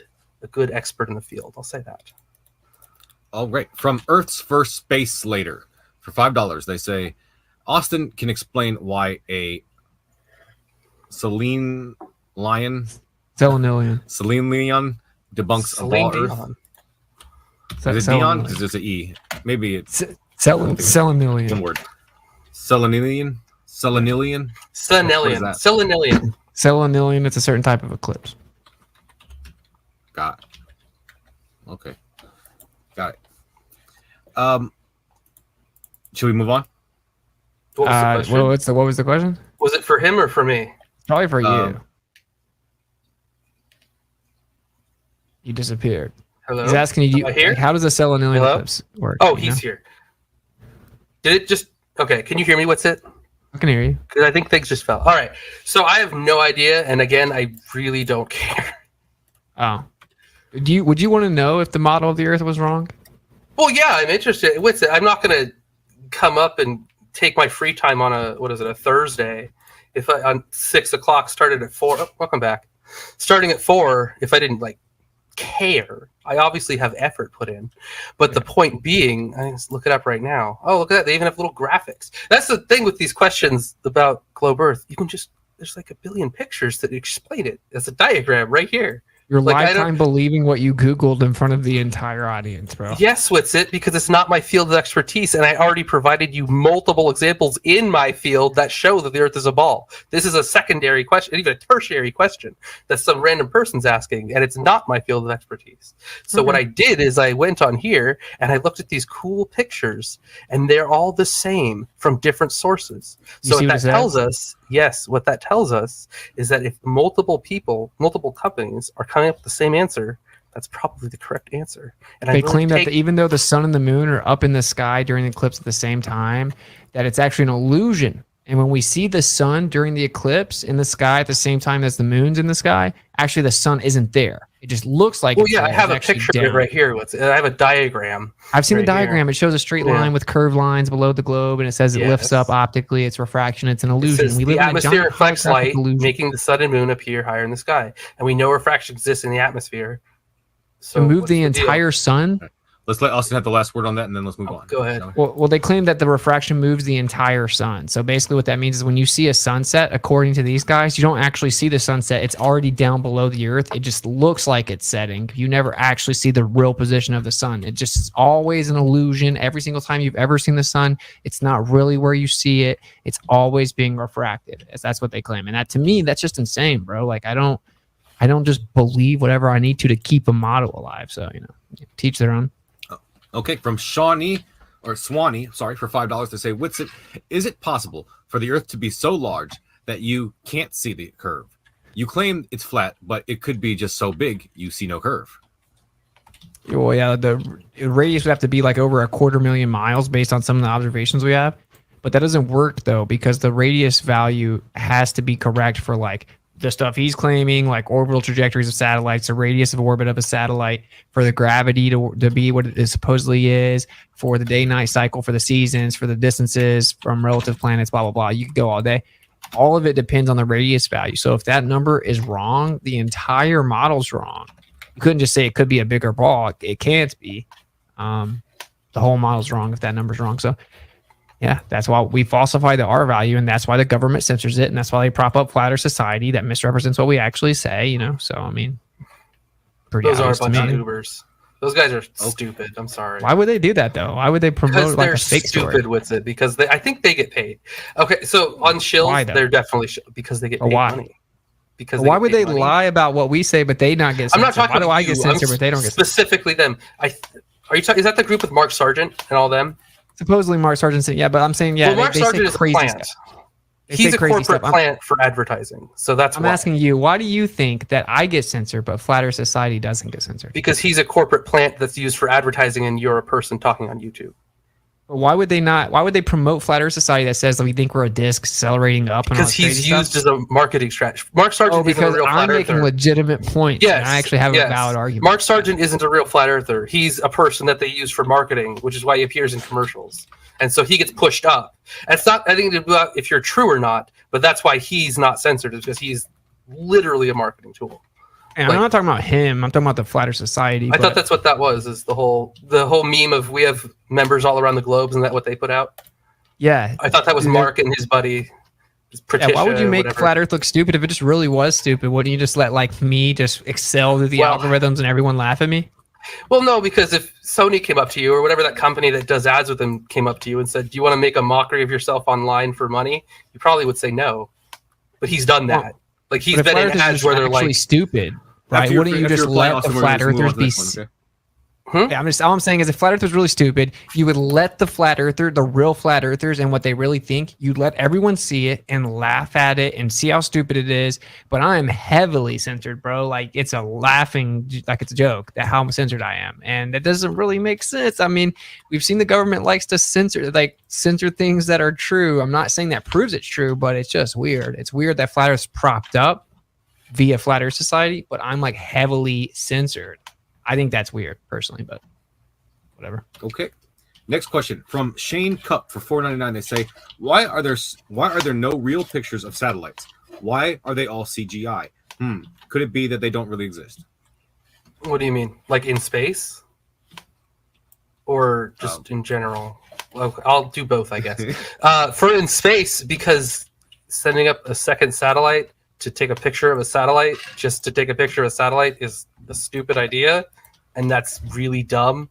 And the second thing is I have seen them, and I know a person that owns a company that makes them, and I've seen them go away from me into a rocket and then leave that rocket and then get data back that I'm expecting from space.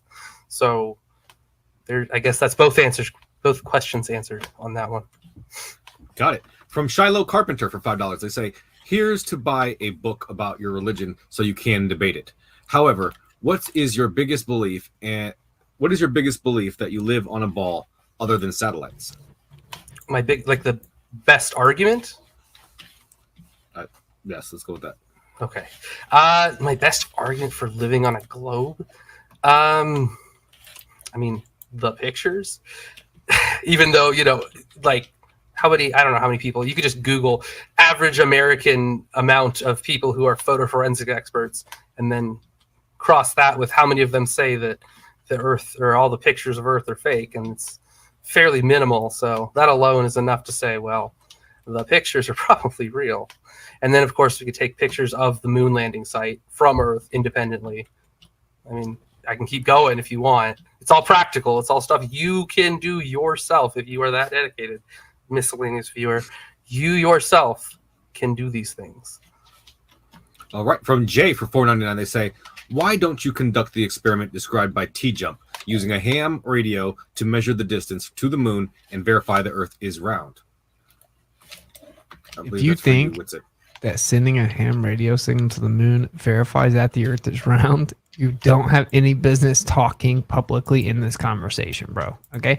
Secondly, you'd have to assume the duration of time is actually within a medium of assumed vacuum of space, because you actually have to take the duration of time with the signal and the propagation rate to actually get the distance, blah, blah, blah, which you just assume and beg the question of the vacuum of space. And even if you did send a signal to the moon, again, how would that prove the Earth's a ball? That's absolutely insane. Secondly, you would actually have to leave the moon because the Earth would be spinning underneath it, which they don't do. So what a cool story. In 2.8 seconds or 2.4 seconds, the Earth would spin underneath the moon, and it would always be relative to the time of year that you did it. And none of that's taken into account. So it's just a whole bunch of cool story, bro. All right. And the next question coming in from Harry Chairstepper for $5. They say, for Whitsit, how can you go on about the science being a religion and then proceed to make up and believe your own baseless claims? I don't just blindly believe anything. So that's actually the point that you don't get. The only part that I blindly believe is I adhere to some spirituality. Like, I know that there's a creator and I have anecdotal evidence for it. And I know the necessary antecedent of creation is a creator, and no one could debate me on creationism. But like when it comes to science, I don't make up stuff. I said there's a measurable downward electric current on the Earth. The father has electrical field theory, so there's electromagnetic background that sustains electromagnetic energy called the ether. It's the only way that it could work. I know that current science doesn't understand light, doesn't understand quantum, doesn't understand the cosmological scale. There's tons of holes. I don't believe stories from other people that have philosophical bias.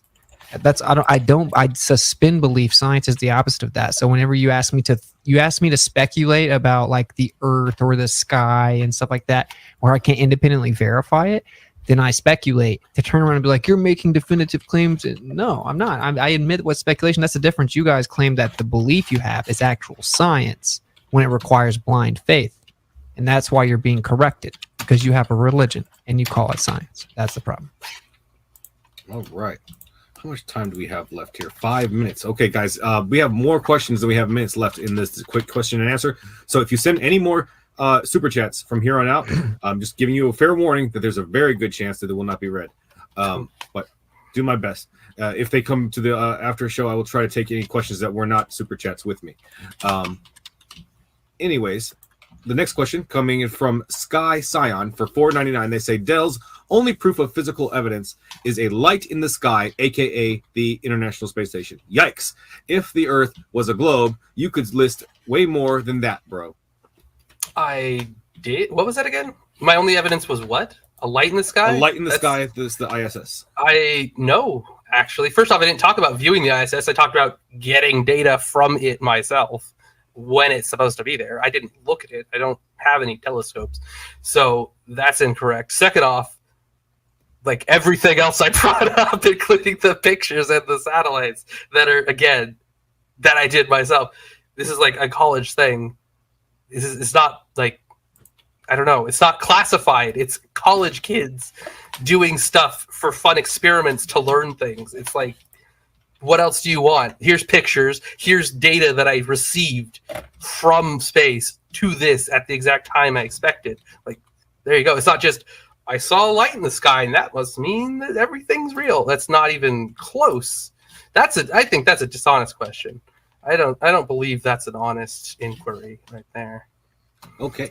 From Earth is Life for $20, they say, how does a flight from Dallas to South Korea and a flight from Johannesburg to Sydney take the same amount of time, yet on a flat Earth, they are vastly different distances? Yeah, the other flight, the second flight actually flies in jet streams, which can add up to 300 to 400 miles per hour to the plane. So if you fly 900 miles per hour ground speed, even though your airspeed is 500 miles per hour, to their static air pressure around the plane, you would go significantly farther, wouldn't you? So also don't make map claims anyway. But yeah, they fly with jet streams.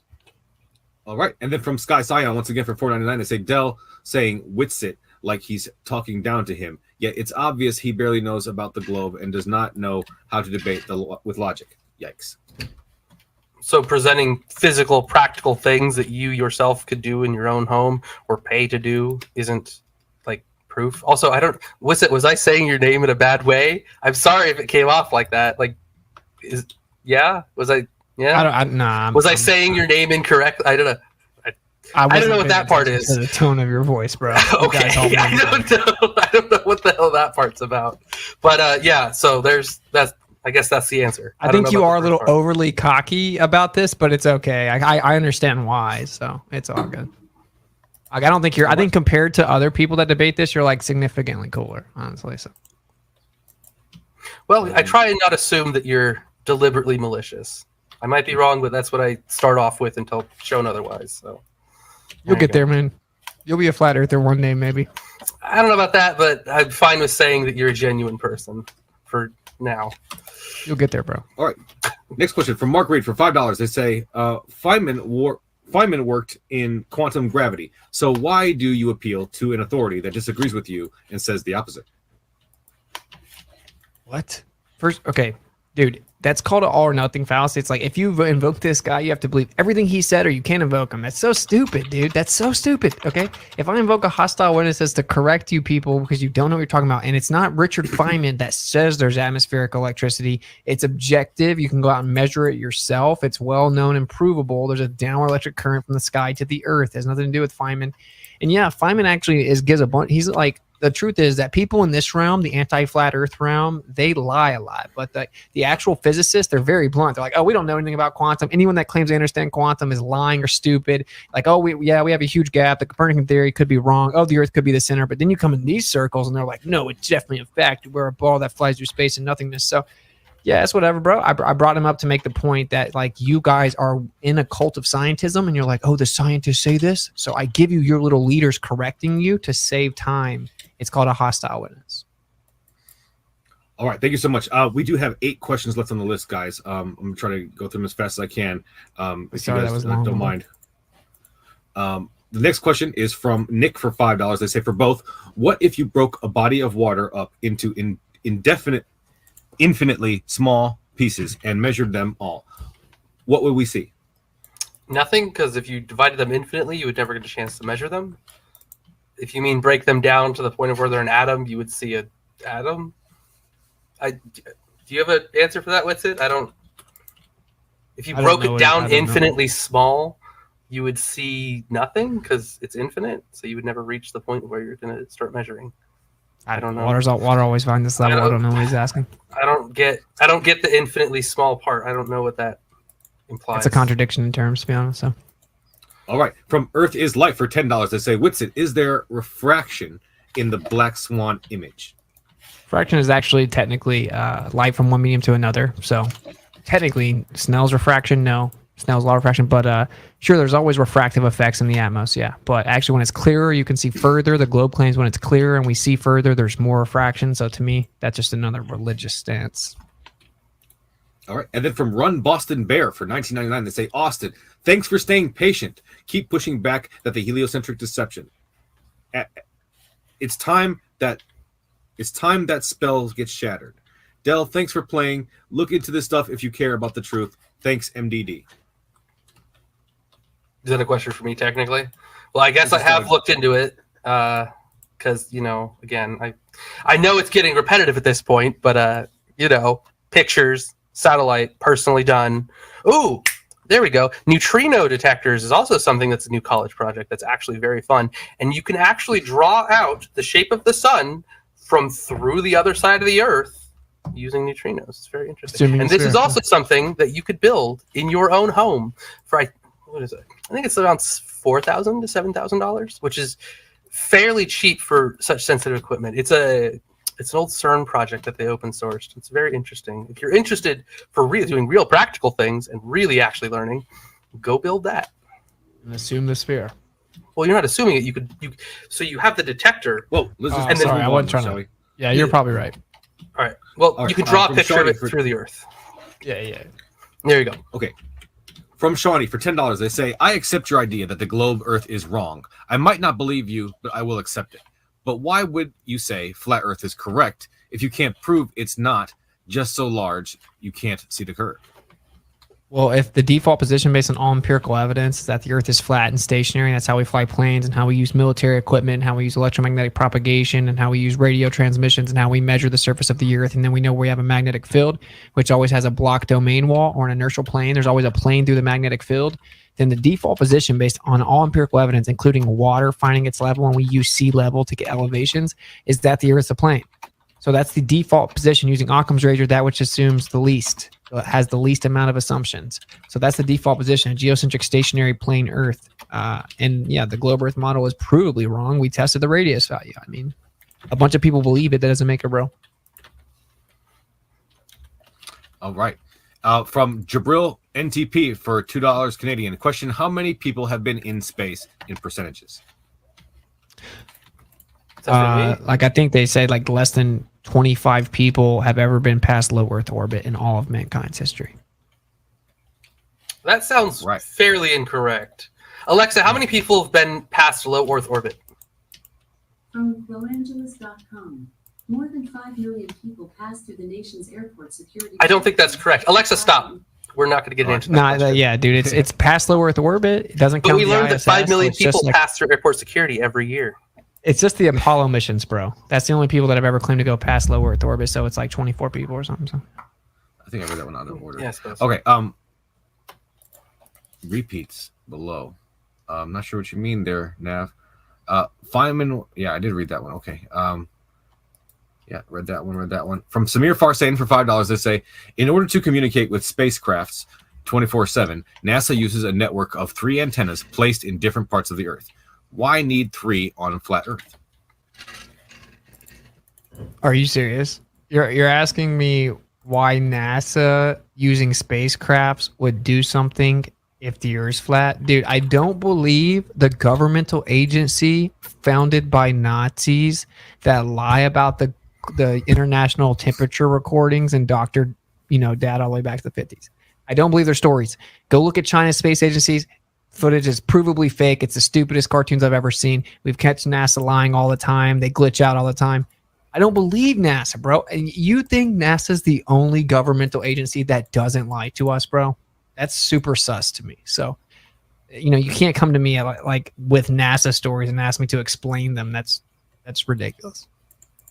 All right, excellent. So that is all the questions that we've come to the end of the list. So I will take the other questions to the after show, ladies and gentlemen. If you want to come and hang out with me, and hopefully one of the debaters will come and join me as well. That'll be an open mic that will be joining starting in about 10 minutes after we end here. Other than that, both of my guests are linked in the description below, so please check them out. Please do that now if you have a chance.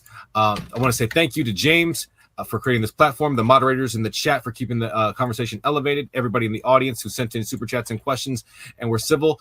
Just want to say once again, thank you to the debaters who are the lifeblood of the show. Thank you both so much for being here. And yeah, it was fun. Go ahead. Sorry. Thank you.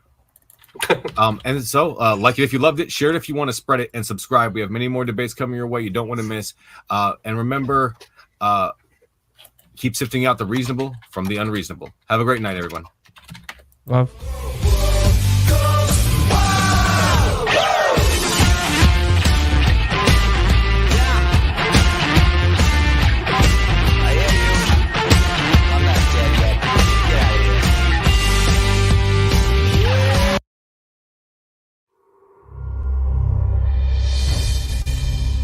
How real is this flat world? Some things to consider. Let's start off with a bold statement, one that some of you have heard me say over the last 5 years. If the world is flat and it's enclosed, then it's probably digital. I say digital because the word virtual seems to have lost its meaning, like artificial intelligence or smart when referring to electronics. Digital may seem like an older term, but it still applies. Why does this make perfect sense to me? Well, for starters, I'm older and had the pleasure of working in the tech field since its infancy. I was one of the first kids at my university to have their own computer. I played video games for a living during the 90s and then taught proprietary software for the better part of 20 years. The short version is I know what the industries have been striving to do for decades, and it is the one aspect of our future that has almost reached its potential.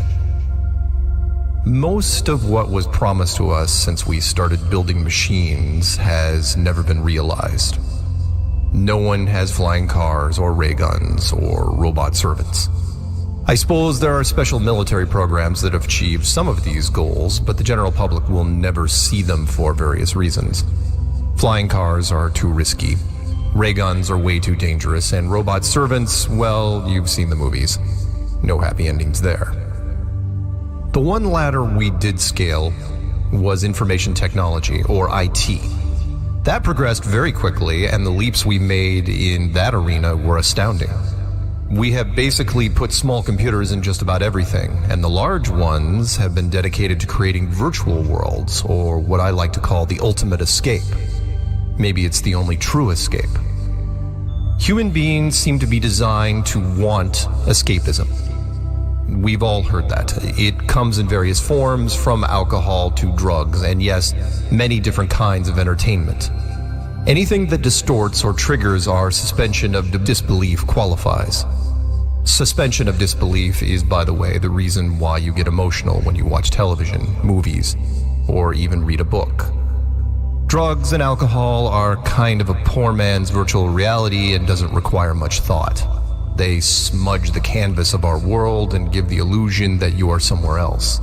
The stronger the drugs, the stronger the illusion. Some of you know what I'm talking about.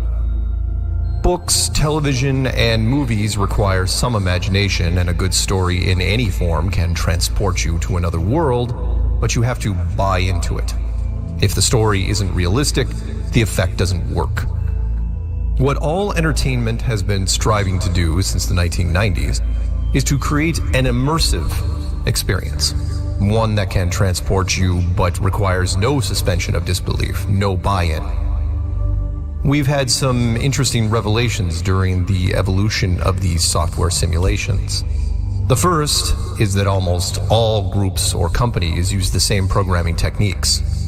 Just about every piece of 3D software that has been created, be it Fortnite, Minecraft, GTA, and all earlier titles, are all built on a flat, enclosed world, similar to a cake box. In fact, everything you see above you in these realms uses what is known as a skybox system. Even those that display a dome-like structure have to eventually square off the edges, which is why I keep using the word box. Computers still can't do some of the things that we do. One is, of course, be self-aware. We will get into that later. Another is that computers can't draw true circles. Not because they aren't smart enough to do it, it's because we haven't figured out a way to tell them how to do it. That's something to think about. If you zoom in on any circle drawn by a computer, it will start to get pixelated or square off into right angles. The same goes with large areas. Eventually, you have to draw a straight edge border. Why? It's more efficient. We can create illusions of spherical things like the moon and other planets, but up close they are always just bunches of little boxes. The same goes for the flatness of these realms. They are all built using a perfectly flat base. Mountains and valleys are of course added for texture, but the outer edges are always perfectly level with each other. Why? Because programming a curvature is much more complex. Developers are notoriously efficient, and the player isn't going to notice anyway. People don't notice the missing curve in simulations because they never see it in real life either. The curve of the real Earth is supposed to be 8 inches per mile squared, but it is only assumed. See what I'm doing here? This also happens in some simulations, Warcraft being the perfect example. The game itself is built on a perfectly flat framework, originally designed in 2004, but Warcraft globes that included continents were added to various rooms in later versions, and that subtle reinforcement worked. Now, younger players think the world of Warcraft is built on a globe framework. We believe the world that is presented to us. That line is from the now 20-year-old movie, The Truman Show, which proposed that people born into a created reality will believe anything that is told to them by the authority. Other movies have attempted to show us the potential of virtual worlds, the most high-profile being the Matrix trilogy, which started in 1999, otherwise known as the greatest year in movies. Probably the most thought-provoking was a lesser-known movie from 1999 called The 13th Floor. It was a remake of a 1973 German film called World on a Wire, which was itself based on a 1964 book called Simulacron 3. As you can see, we've been thinking about this ultimate escape long before computers were even a common term. I'm going to spoil the movie for you, but please do watch it anyway. People in a company that creates virtual worlds discover that they also are living inside a virtual world. And yet, outside the movie, in our real world, as we inch closer to creating our own perfect simulations, we have already started seeing hints that maybe, just maybe, this place isn't what we first thought it was. The most obvious is the double slit experiment, which seems confusing when you read it. I'll give you the super simple version. Have you ever made a face at someone when they aren't looking, then they turn your way and you make your face normal again? That happens all around us, all the time, to everything. Ask any scientist and they will avoid the topic, which is interesting considering they were the ones who first discovered it. When you have your back to something, it's not being rendered or drawn at its highest possible quality. When you stare at it or observe it in any way, then it does. Why is this so important? Because this is what we do in simulations right now. If you're playing a character in a building, then everything outside that building is not drawn at all. It's called conservation of resources, and we do it for obvious reasons, because it's more efficient. Why waste computer power? So why is this happening here? Why is this world displaying traits exactly like traits of our own simulation? And if you think that's the strangest clue to where we live, think again. We've discovered something years ago called neuroscience and free will. The test was simple. Tape some sensors to a person's head and have them pick numbers on a computer screen. Have the subject note the time that they decided to pick the number before hitting the keypad. So when I think of the number 3, just then I thought of it. That's one of the ways we define being self-aware, that we can choose these things out of thin air, right? We create thought from nothing. Not so fast. It turns out that the computer could tell when we decided to pick that number 8 seconds before we chose it. Maybe that didn't sink in. Think of a number right now. Now understand that a computer can see that thought process 8 seconds ago. It's not possible. Nothing exists pre-thought, unless, of course, all this isn't really interactive, not really live. If you need to pause for a moment or get a drink, I don't blame you. The next few minutes are going to get pretty weird. Science doesn't believe in predestination or lack of free will. We have the ability to make choices on our own. We decide what we do when we walk through our day, what coffee to drink, where to drive, who to talk to. And even if this was some sort of interactive simulation, that would still make sense. We make choices on the fly in real time. That's how it works. It isn't the most efficient process, however. There is a way of doing all this that streamlines everything, something I like to call the interactive movie. It's like a real-time simulation, only you make most or all of the choices ahead of time. You pre-make all the big decisions, where to grow up, career paths, who to marry, etc. And the simulation fills in all the smaller stuff. You don't have to choose to brush your teeth 25,000 times in your life. After the choices have been made, you block all memory up until that point and enter the movie. The system only has to build the path that you took. If you never chose to go to Africa during your lifetime, the system doesn't fully build it. It's there, of course, but only in reference code. And it gets stranger from there, because then you have to ask about all the other people in here with you. How many of them are actually self-aware or real? And how many are NPCs, otherwise known as non-player character? In the movies, that question seems to be all or nothing. In The Matrix, everyone that walked the streets was a real person that fed the system. In the 13th floor, only the user was real, and everyone else were just millions of apps in human form. Which makes more sense?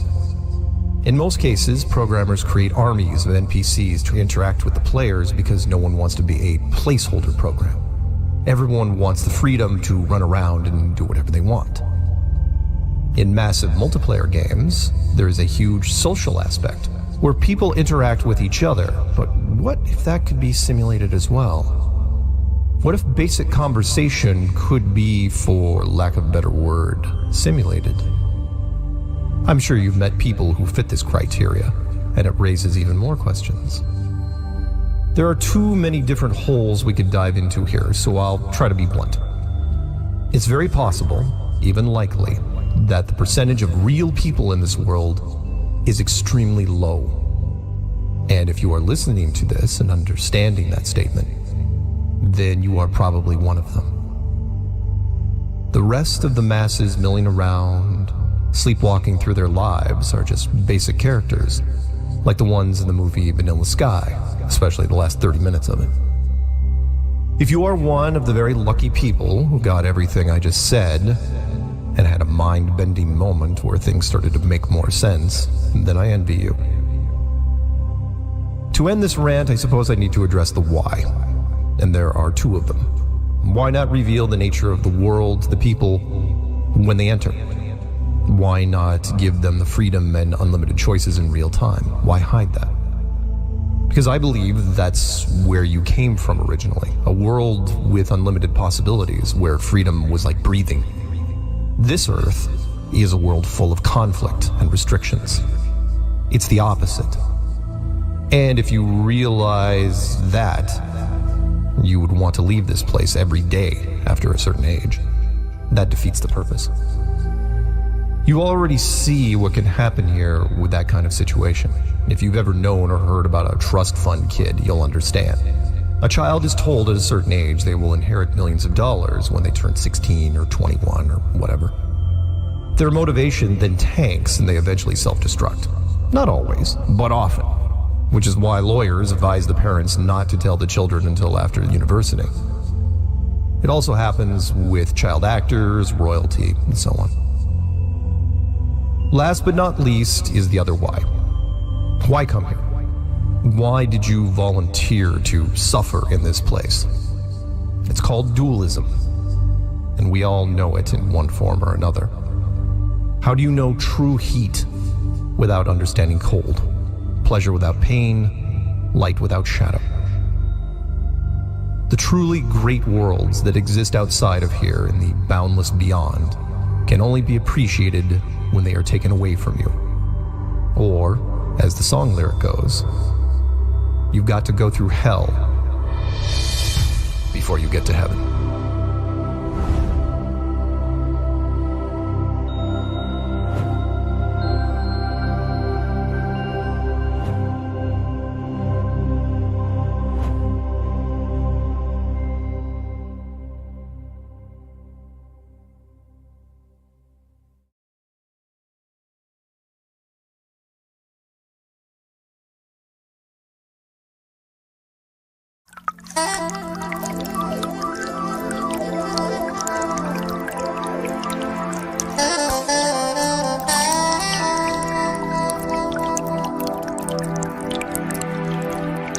It is part of the natural physics of water and other fluids to always find their level and remain flat. If disturbed in any way, motion ensues until the flat level is resumed. If dammed up, then released, the nature of all liquids is to quickly flood outwards, taking the easiest course towards finding its new level.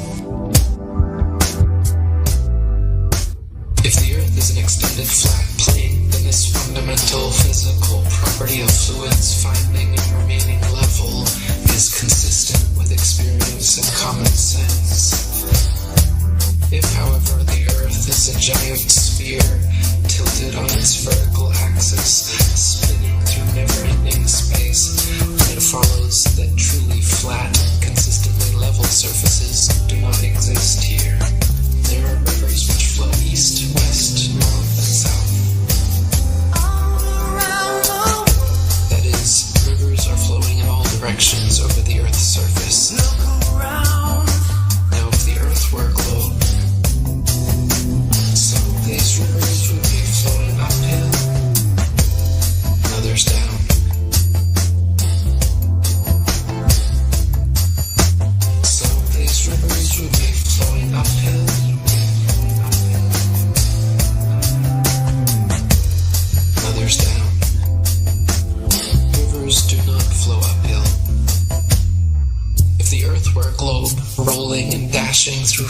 increase at the rate of 100 miles in 5 seconds of time.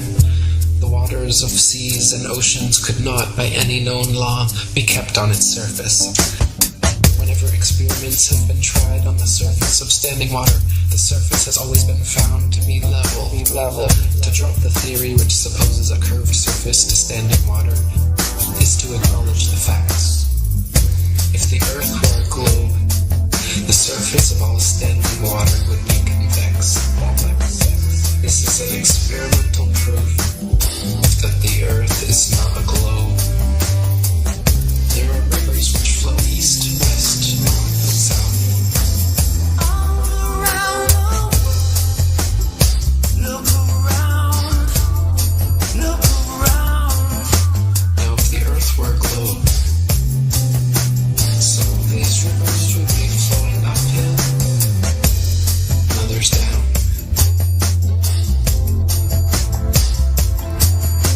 Some of these rivers would be flowing uphill,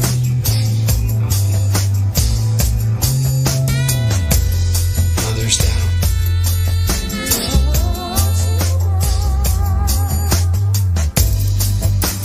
Rivers do not flow uphill.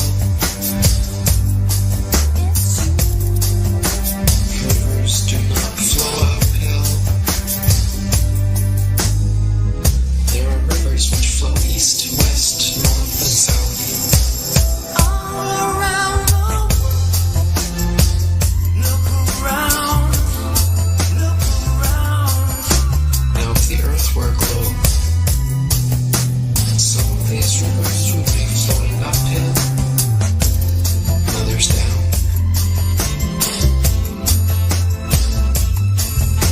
Some of these rivers would be flowing uphill, and others down. Rivers do not flow uphill. Some of these rivers would be flowing uphill, and others down. Rivers do not flow uphill. Some of these rivers would be flowing uphill, and others down. Rivers do not flow uphill. Some of these rivers would be flowing uphill.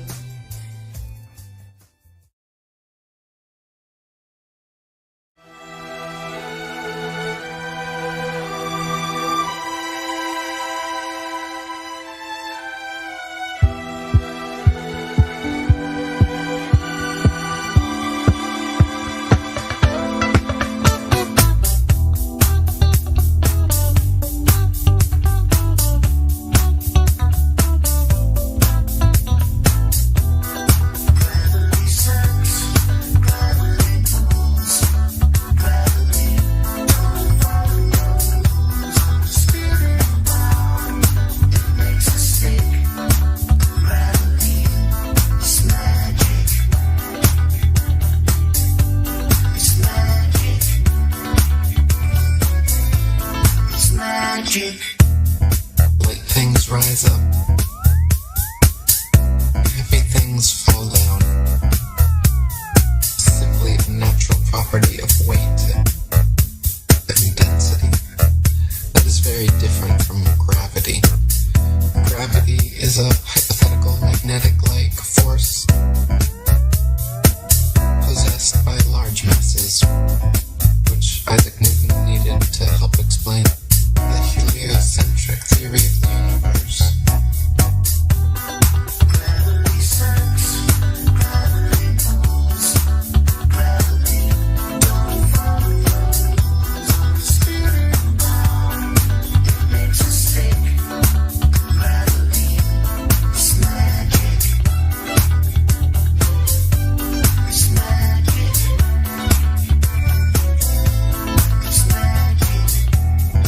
Now, even if gravity did exist, why would it cause both planets to orbit the sun and people to stick to the Earth? Gravity should either cause people to float in suspended circular orbits around the Earth, or it should to the sun? What sort of magic is gravity that it can glue people's feet to the ball Earth?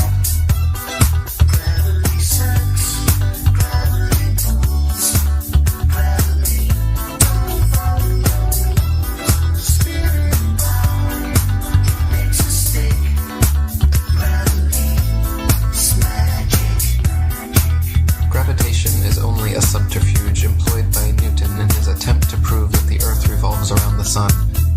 And the quicker it is relegated to the tomb of all the Capulets, the better will it be for all classes of society.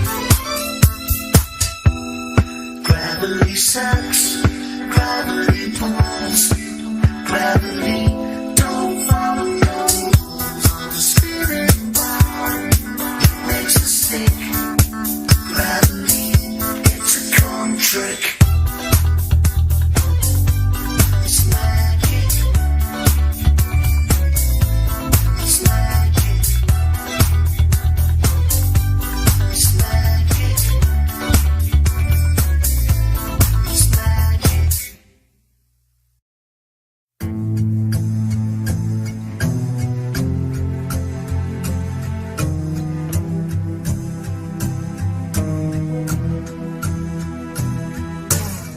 I confess that I cannot imagine how any human being in his proper senses can believe that the sun is stationary when, with his own eyes, he sees it revolving around the heavens, nor how he can believe that the earth on which he stands is whirling with the speed of lightning around the sun when he feels not the slightest motion.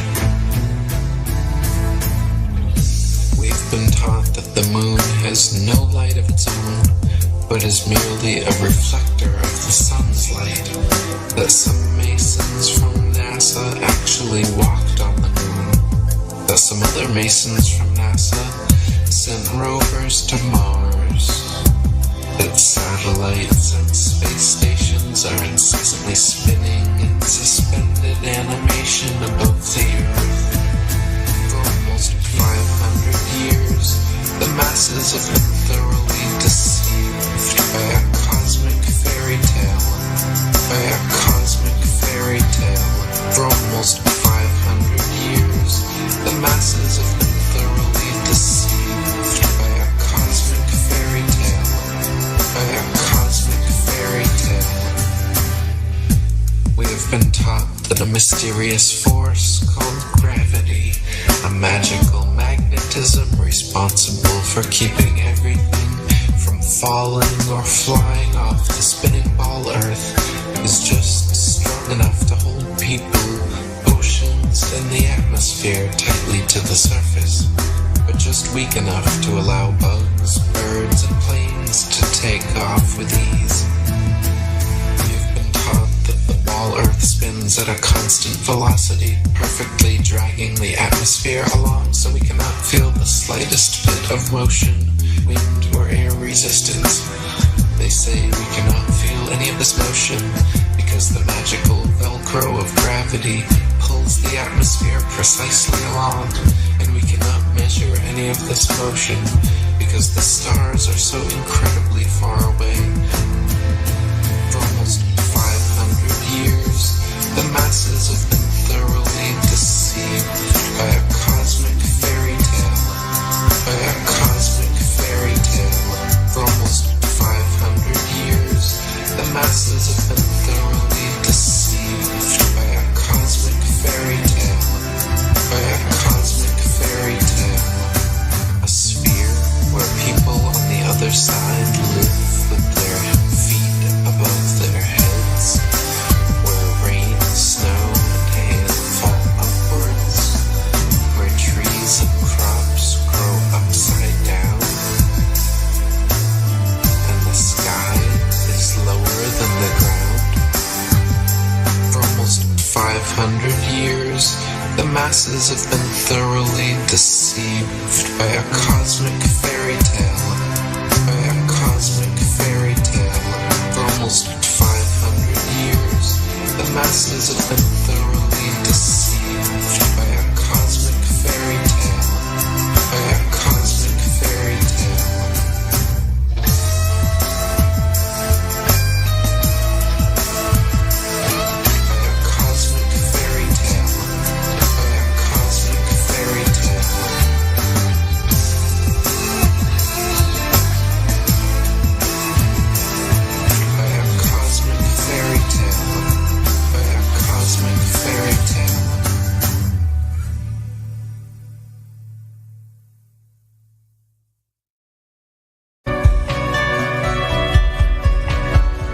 everyone. Recently spent some time in the city of Freiburg, a charming place in southwest Germany in the Black Forest.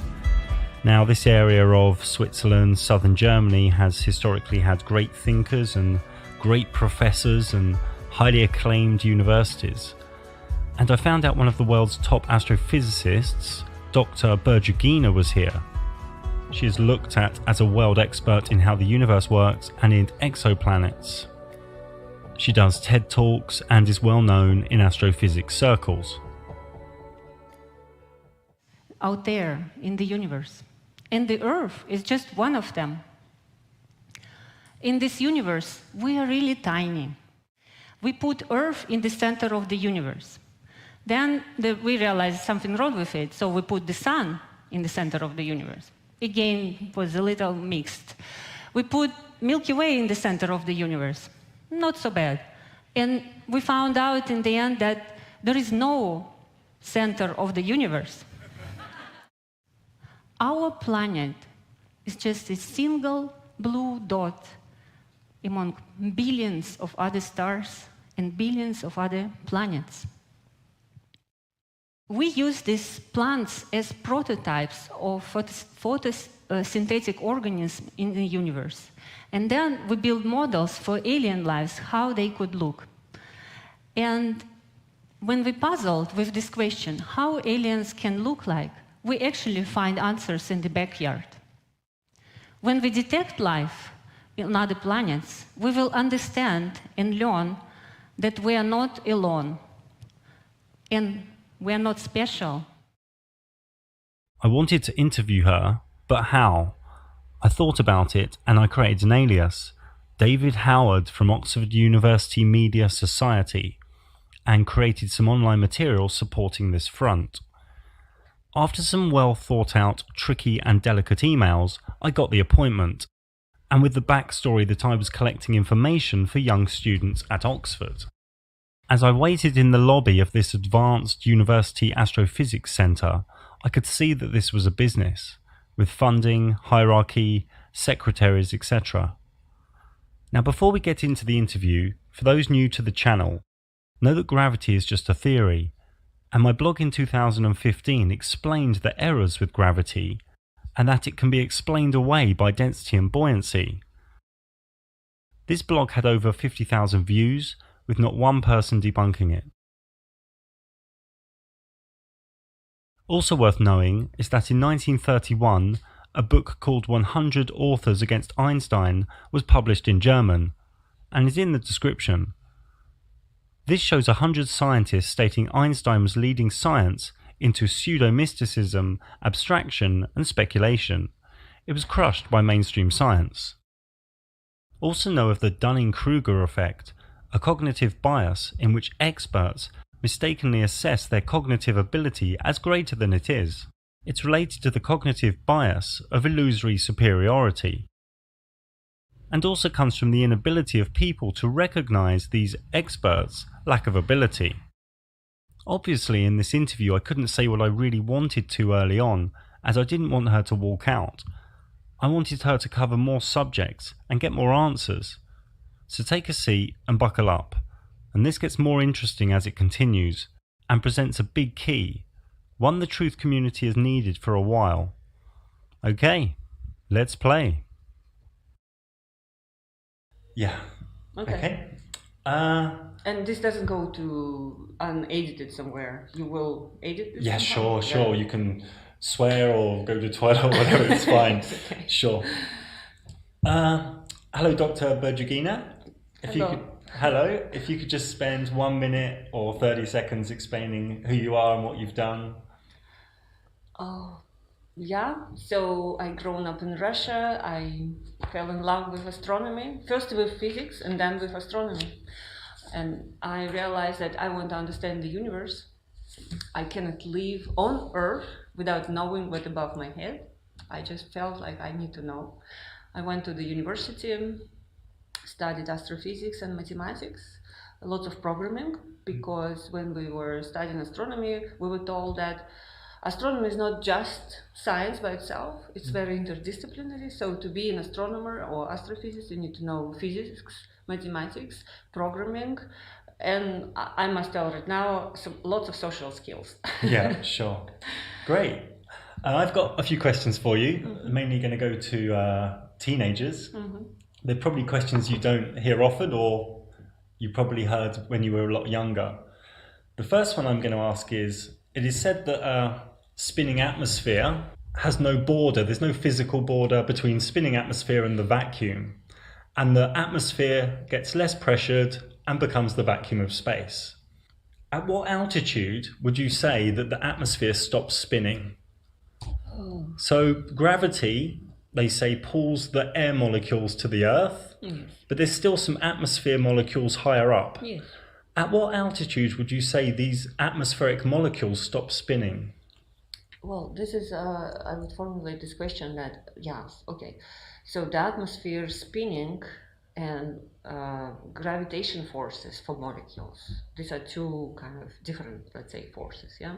So the spinning allows molecules to escape, actually, at certain heights, yeah? Okay. So they can spin and escape at some point.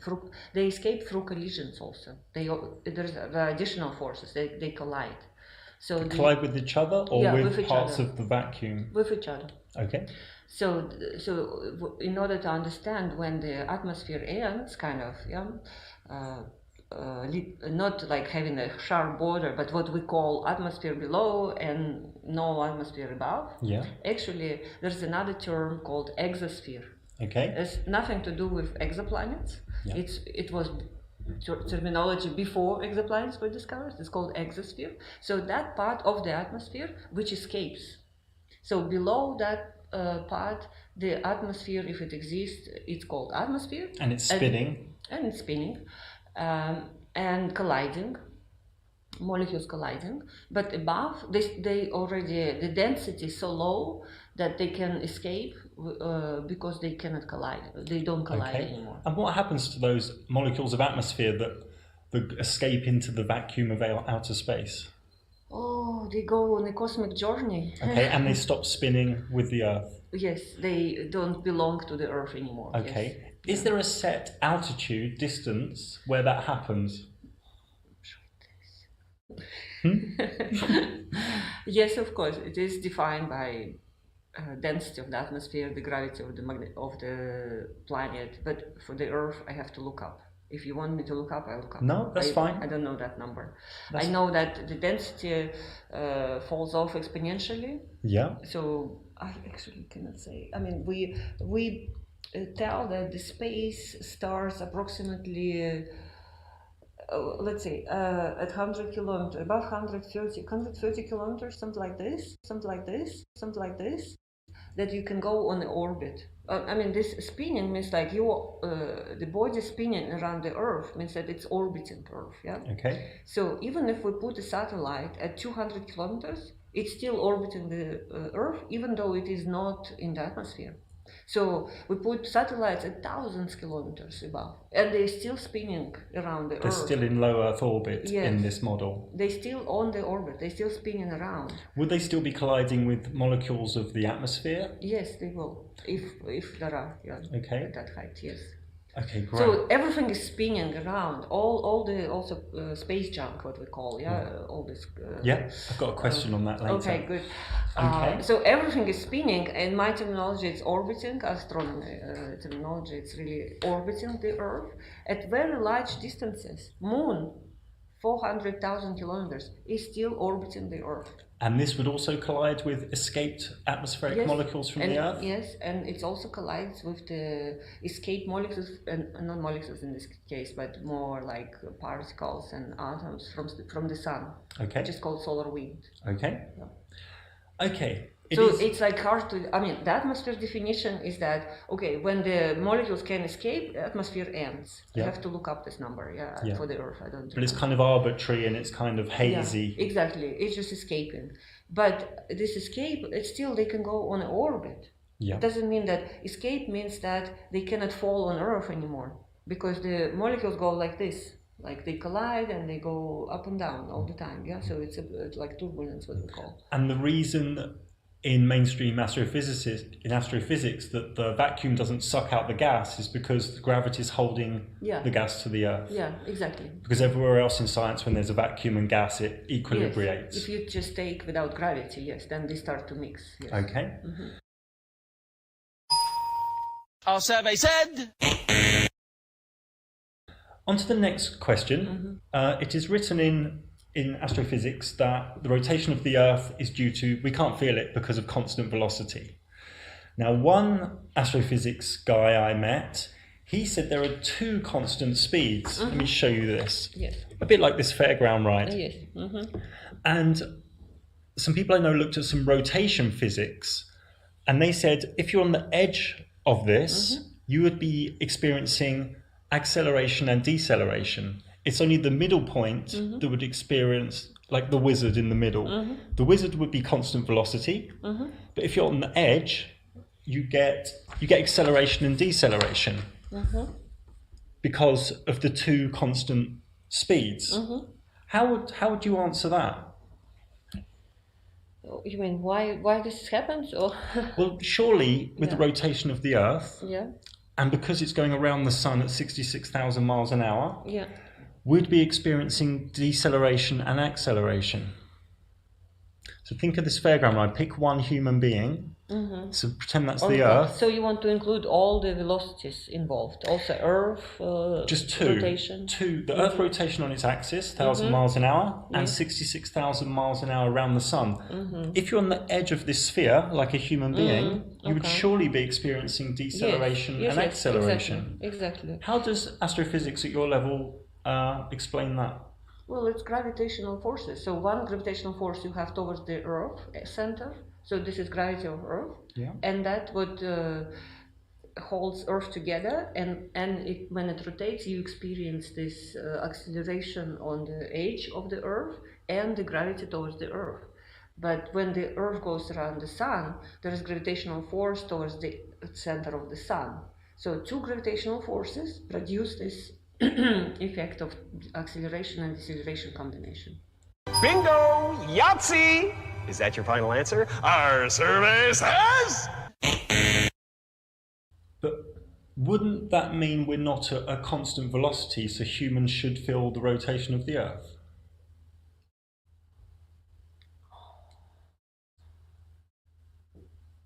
That is interesting. It's an interesting one.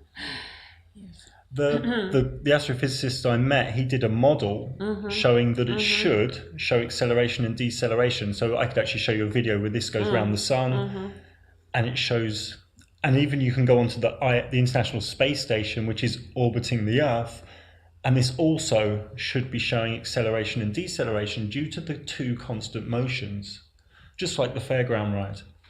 Right. Well, probably need some homework. Yeah, I need some thinking. But it's an interesting one, yeah? It is an interesting question, yes. We usually think, that the pull, we have to compare this acceleration to the gravitational pull. Okay. That I would start with. Because velocity is one thing, but acceleration is the other thing. So we have to compare acceleration due to rotation to the acceleration due to gravity. Yeah. And it's very possible that gravitational acceleration is lighter. That's why we just don't feel this side. I think we would need three different answers. One for the Earth, one for the International Space Station, and then one, imagine an astronaut outside the International Space Station. Yes. How would he be staying with the space station? Because they're all doing this they're all acting under these two constant forces, two constant motions. Exactly, yeah. So this is a question I can't get answered. It's a very interesting one. Yeah, but in this case, space station and the astronaut in space, they are like we call it probe particles, free particles to probe the gravitational field, yeah? So they will orbit the Earth because of the gravitational pull of Earth, but together with Earth, they will move around the Sun.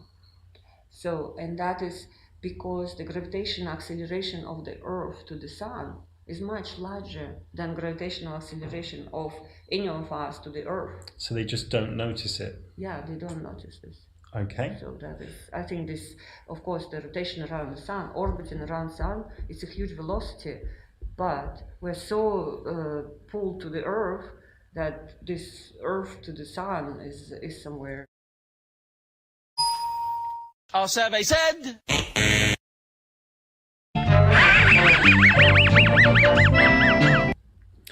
Yeah.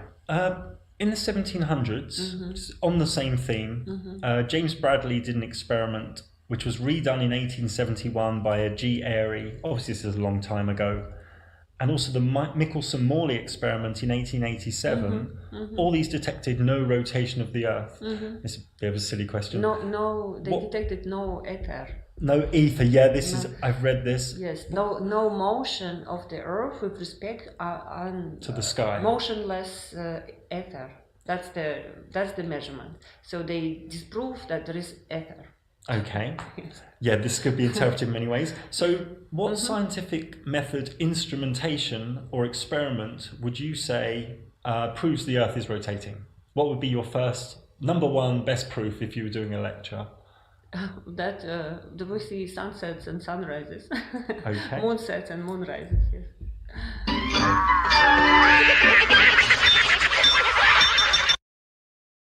Our survey said.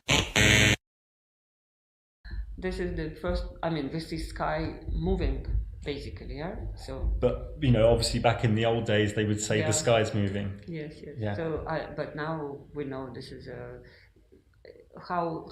I mean, if we understood that we are humans, not us. Humans are on not in the center of the universe, if you take this Aristotle system, like we are in the center of the universe. It's funny because the Planck probe in 2013 did say we are the center of the universe. I don't know if you ever studied that experiment. Yes, Planck, well, I don't know why they said it. It's like we're in the set. Yes, that's, I want to tell this. So sure, okay. Aristotle said, okay, we're in the center of the universe, Earth, and everything around rotates. Yeah. Then Galileo and Copernicus and Kepler, they said, no, there's the sun in the center of the universe. Yeah. Then Hubble came 100 years ago, said that, we see that all galaxies are moving away from us. Doesn't mean that we're really in the center of the universe. Yeah. But then later we found out that space expands. Einstein said that no, the galaxy is moving fine, but it's not that because we're in the center of the universe. It's because space expands at every point of the universe. So every point of the universe could be wherever you were in the universe. You would see that everything expands from you. So you would always feel I am in the center. Let's go on to gravity. This probably come across as a very obscure question. So these people said to me, gravity is strong enough to hold boats and cargo and cars to a spinning ball, but yet it's not strong enough to pull the butterfly down or these small areas of these dead flowers. How would you answer that? This is the buoyancy. Yeah. So when it's the same question, how can we swim in water? So why don't you fall to the bottom of the swimming pool? Buoyancy. It's buoyancy. But then couldn't gravity be explained away? Because gravity is a theory, yes? It's a worldwide agreed theory. It's not, I don't think anyone's got the graviton. It's a theory, but it's very well tested and very well confirmed. Even though we don't see graviton, it's still very well tested. Yes. Could gravity be explained away with density and buoyancy? It's not gravity. I said it's buoyancy. It's combination of buoyancy and gravity. Back to the butterfly. Yes. Yeah. So you swim in a swimming pool or ship on the water. You have two forces again. So in every physics study, this for students, they need to take all forces into account, which are essential. So in this case, one goes down, gravity, and one goes up, is buoyancy. And you can swim when on the surface. When at the surface, these two forces are equal. So if you go down, gravity will be stronger, but buoyancy also will be stronger. So then you can float. How does that affect the dead part of the flower? It's the same. Atmosphere is the same as a swimming pool. There is atmospheric buoyancy. Okay. So it's the same for light creatures like butterflies and dandelion I don't know how they call them in English. And How these things are called in English? it's called a dandelion. I Yeah, think. the whole thing. But this one? I don't know. There's no such word. So they're also floating, because the buoyancy for these things is much larger than gravity. The mass is very tiny, but they are puffy. So for them, the volume is bigger than the mass. It's the mass ratio volume to mass, basically. Okay. So, and the volume is much bigger than the mass, and so the buoyancy is much larger than gravitation. And for the butterfly, I guess they can coordinate that. And it would be the same answer for gravity is strong enough to hold the moon in orbit. Yes. But astronauts can float about and pretty much choose what direction they go in. No. Astronauts are like for astronauts to move again. So space, let's assume it's empty. There are photons here. We know from Planck mission there are photons, but let's say, and there are particles. But let's say in the first approximation it's empty. So there is no buoyancy there. There's only gravity in space. Yeah. Our survey said. And move on to your subject, exoplanets. What percentage surety do you have of there being other Earth-like planets? Are you 100%, or are you 80%, or are you 65%, or do you change each week? I think we are 100% sure that there are planets like Earth out there. Okay. We are, say, I don't know what's the error bar, like say 80% sure that there are 30% of those planets habitable. No, Earth-like. Yeah. That out of all planets in the galaxy, 30% are like Earth. This is our like estimate. Yeah. But we're 100% sure they're there. It's just the question now in this science: how many, and how close they are to the Earth. Mm-hmm. So that is the questions. But this question, if they're there, we already solved. It's there. Okay. With these people I was speaking to, let's pick the TRAPPIST-1 system, the one that got into the media. This was the image, and I believe with photomy and other ways of measuring, I think you measure the brightness, the electromagnetic spectrum, and spectral changes. Then this turned into this colourful planets with volcanic activity, water content. How do changes in electromagnetic activity and spectral activity and brightness, such as the image in the bottom left, how does this turn into all this information about volcanoes and water and size and atmosphere? These are just models. All these pretty pictures of exoplanets, they are all artist impressions. Sure. Yeah. Do you think that's misleading to the public? Yes, I do. It's pretty beautiful, and if you are not in the field, like a public, you look at this, it's like, wow, this they found this. Yeah, they found this, and it's absolutely misleading. I disagree with this. Yes. Do you think you say it's 100% these planets exist? Do you think it's a leap of faith to say, okay, I measured some electromagnetics, I measured some brightness changes, I got some spectral graphs of data. Do you think it's a leap of faith to say these are habitable Earth-like planets? We do. Well, it's still science. No, I don't think it's leap of faith completely. Yeah. So it's still science. Indeed, in astronomy, we just analyze mostly data and mostly electromagnetic. Right now, it's gravitational and particles, of course, but mostly it's electromagnetic waves. Yeah. And that light, electromagnetic waves, contain a lot of information. We learn about composition of the sun, not going there, because we analyze the light of the sun through spectroscopy, polarimetry, and so on. Yeah? Sure. So we do the same with stars, and we do the same with other planets. We see very little specks on our which I've shown down here. Yeah, exactly, on our detectors. But we can analyze this to get chemical composition, for sure. And we detect water, and we say, yes, look, there is a signature of water. We know that signature in the spectrum is water. So there is water. How does that spectral information turn into water? Because molecules in the atmosphere, for instance, in our atmosphere, there is molecules of water evaporating from the ocean. They specifically interact with the light coming from the sun. They absorb a certain. So you're getting the same data. Yeah, you get a like imprint of molecular presence because molecules are rotating and vibrating, and that requires energy for them. So for molecule to exist, it needs always absorb energy. Okay. How can you be confident of the accuracy when you're trying to measure things 230 trillion miles away? How what? How can you be sure of the accuracy when you're going 232 trillion miles away with a little instrument on Earth? Yeah, that is quite amazing probably to understand, but this technique of spectroscopy is basically distance independent. If you see imprint, of course the problem is to collect enough photons. So when you go further away, Light photons. Yeah, light photons. You need to collect them enough in order to see the defect due to water absorption, what we call. And for that, for example, if defect is 10% relative to the total flux, then you need, let's say, at least 100 photons to detect it, you know?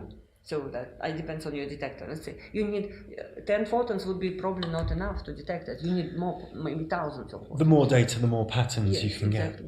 But it's really distant independent in this case. So if there is water, it doesn't matter is it here or 1,000 kilometers or in the lab. So what would be your number one proof? You're at a dinner party, someone says, what's your number one proof, scientific method of Earth-like planets existing in the galaxy? So far, we know they exist through transit techniques. This is our. These are not like you have a curve there. This is not a direct detection of a planet. It's indirect. It means that the planet transits across the disk of the star, and then we see this dip. This is not water. This is just a presence of a planet.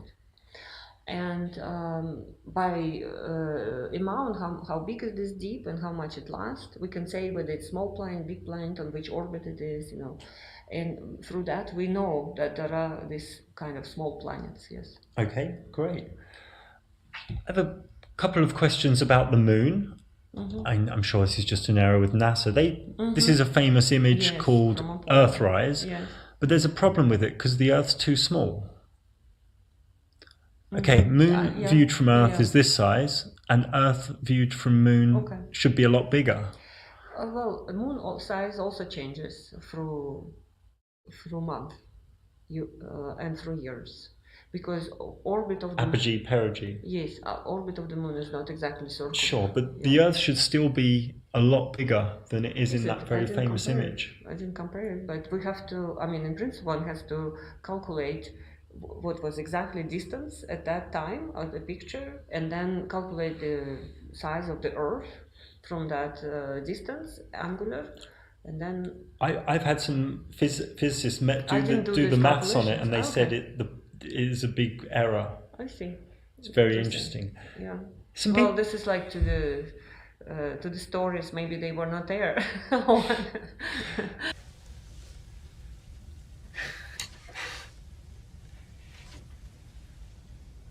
This is interesting. Some people I know were measuring the moon. They're interested in space and the sky. The moon was photographed at the same time in Australia and Florida. How would that be? How's that possible? Okay. And this can be repeated in different sides of the globe, shall we say? Yeah. Well, they are definitely upside down, so that's... It's rotated, yes, yeah. You can, I mean, with respect to each other. But the same phase. Oh, well, it's the same phase, yes. Why should it be different? Because the phase of the moon depends on the sun. Because one of these locations shouldn't be able to see it. So on the globe, say the moon's here in Florida, the guy in Queensland shouldn't really be able to see it. But this is a full moon, close to the full moon. Close to full moon. So this means that there is an angle at which it's seen. So full moon means that the Earth, opposite. Yeah, the moon is opposite to the sun. Yeah. But still, with the globe, with the Earth being a globe, it shouldn't be able to see them both at the same time. And this is being repeated. This is an anomaly that Well, some people can't work out. If somebody does it, so it's possible. For me, it's like this, you know. You cannot say me impossible if somebody does it. Sure. So then I say it's possible, and then you can ask why it is possible. Then I do calculations. Yeah. So I would say you cannot argue. If this is not a fake news, I can verify this. You know, if can it's not a verify fake this, news, yeah. then you have to say, okay, interesting, it's possible. I would like to understand why, and then maybe it's possible only a few times a year. You know, It could be done daily. Daily, okay. Even then, with then just it's, after new moon. Then it's fine. You know, then it means that moon is far enough from Earth that in a full, close to the full moon, yeah, you can see it like from the front and from the edge. But in the model, there's a model software called Celestia. Yeah. Yeah, you know Celestia? I don't know. Yeah, there are many. It's a mod. Yeah, there's many. Yeah, It's a 3D model of the solar system. Yeah. When you put this date and time in, you shouldn't be able to see the moon from both places. So there's a problem somewhere. So probably model is wrong. I would say. This is for me, as a scientist, we're always like, okay, there's a puzzle, there's observation, which is true data, and there's a model which cannot confirm the data. Then I'm sorry, the model is wrong. So you would say direct experience is the king. Yes, absolutely. I agree with you. Absolutely. Yeah, I totally agree with you. If this is possible, like you, the data has to match. Yeah, the then observation. the model is wrong. Then your program probably because that's science. Yeah, exactly. Yeah. Okay, with the moon, it does this other strange thing. On a solar eclipse, you know where yes. coincidentally the sun and moon appear the same size, which we're saying is a coincidence, yeah? The moon does a shadow on the Earth, yeah? Now this shadow is 100 miles wide. Yeah. This is the only phenomena in our experience here in this reality where the shade is smaller than the object casting it. So you can do 1 million experiments with shadows. The shadow's never smaller than the object casting it. And here we have the moon, it shrinks its shadow. The people I speak to just can't work out why this can be. It's something I can't get my head around either. Because it should be this is thousands of miles. This is a parallax. Yeah, so this shadow in the toy is long way from the light. Okay, the shadow is decreasing. No, it's not. It's always the same size. It can't go smaller than the object casting it. It says tiny shadow. This word here should really say same size shadow. Yes, it can. If you do it from the top, then the shadow is very small.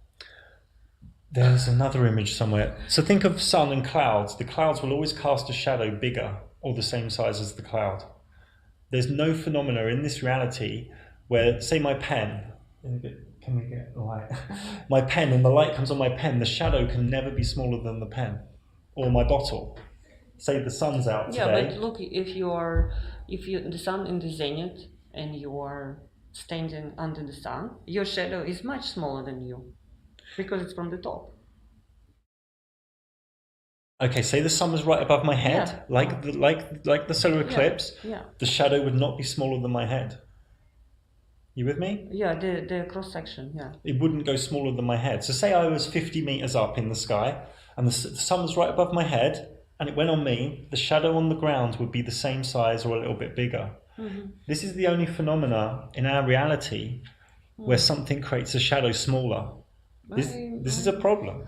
I don't think it's a problem. Maybe you caught me on a spot, but I have to think about it. Some of these questions I don't solve every day. Sure. This is why I have to think about it. But this is science. This is why we question things. Absolutely. I mean, this is I don't think this is unexplained. I'm sure it is explained. I have to think about it. Yes. This is a quick question a friend wanted me to put in. He said, with the lunar lander, there's one rocket. How would that land with one rocket when the spacecraft is asymmetric? Like we haven't seen on Earth a craft landing. I mean, the SpaceX one they say lands, but that's very symmetrical. So it's a very asymmetric lunar lander. Surely we'd have seen that being tested on Earth, or we'd see things now. It's jumping, yes. Did you see the movie of First Man, it's called? how he practiced. I mean, in the movie, he practiced landing on this, and it was jumping like hell, like this. And he said, "I will practice until I make it," you know. So it's probably some also human skill involved in there. Maybe a bit like when they did a manual docking with the ISS. Yeah, it's all. I mean, this Apollo 11, it's all manual. If you go to Smithsonian, it's shocking. They use the calculator smaller than we use 4 in our kilobytes memory. smaller than we have in our telephones right now. It's all manual. Yeah, and they had when the lunar lander took off, they filmed it. You know that piece of footage? The lunar lander takes off from the moon, and they created a film. It was like a 10-second film of it taking off. And my friend asks, who filmed it and who? How did that? They left probably cameras there. That's fine. And then went back to get them.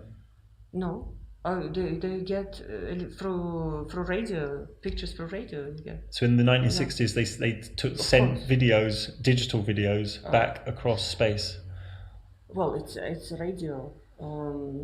So let's say they can take pictures. But they only had a 4K memory lunar lander, and now you're saying they have like a 20 megabyte ability to capture video.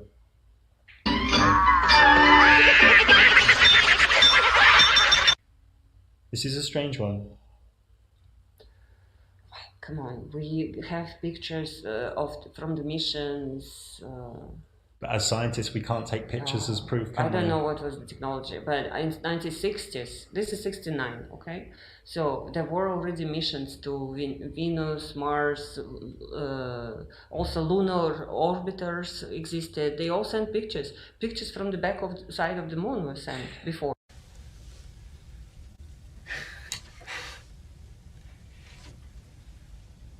I, as an independent journalist, I can't use pictures as evidence, because we can watch a film, a science fiction film, and they've got great pictures of space. No, you know? no, come on. Pictures is data. Pictures is data. So of course you can fake pictures. In our time, 21st century is unique. We fake everything. So I don't think in 20th. Well, of course you can fake also all the times, or in 15th centuries as well. But if somebody, I mean, this is unethical again, yeah. So. I mean, first approach should be like, okay, you have picture, this is data. I look at it. Yeah. And if I have questions, I will ask, how did you get this data? Yeah. And the person who claims that this is a data, he has to provide all the materials. That's true. Prove that this is real data. That's true. And with the moon mission, they said 2 years ago they've lost all the data. You remember that? They said they've lost all the data. Because some people went to say, oh, can we study the data? Because they had some questions, like I have. And they said, oh, we've lost it all. Can't find it. This is also, this is another force called government, okay? Things get a little shady sometimes. Yes. Sometimes governments want to hide things, we know this. And they can say we lost it instead of sharing them, for instance. I don't know. I looked at pictures of the lunar orbiter, for instance, of the surface of the moon, and there is clearly landing sites there.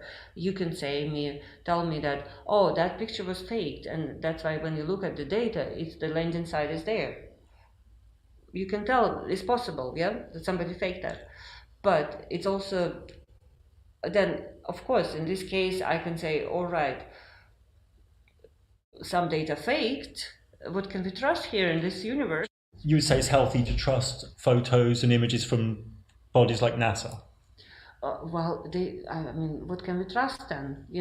I don't know. I mean, if we question everything, then we end up crazy, maybe. Yeah, we should hold on something, And NASA, I think, safeguard its reputation. I would say, trying very hard. And all of us, all scientists do that.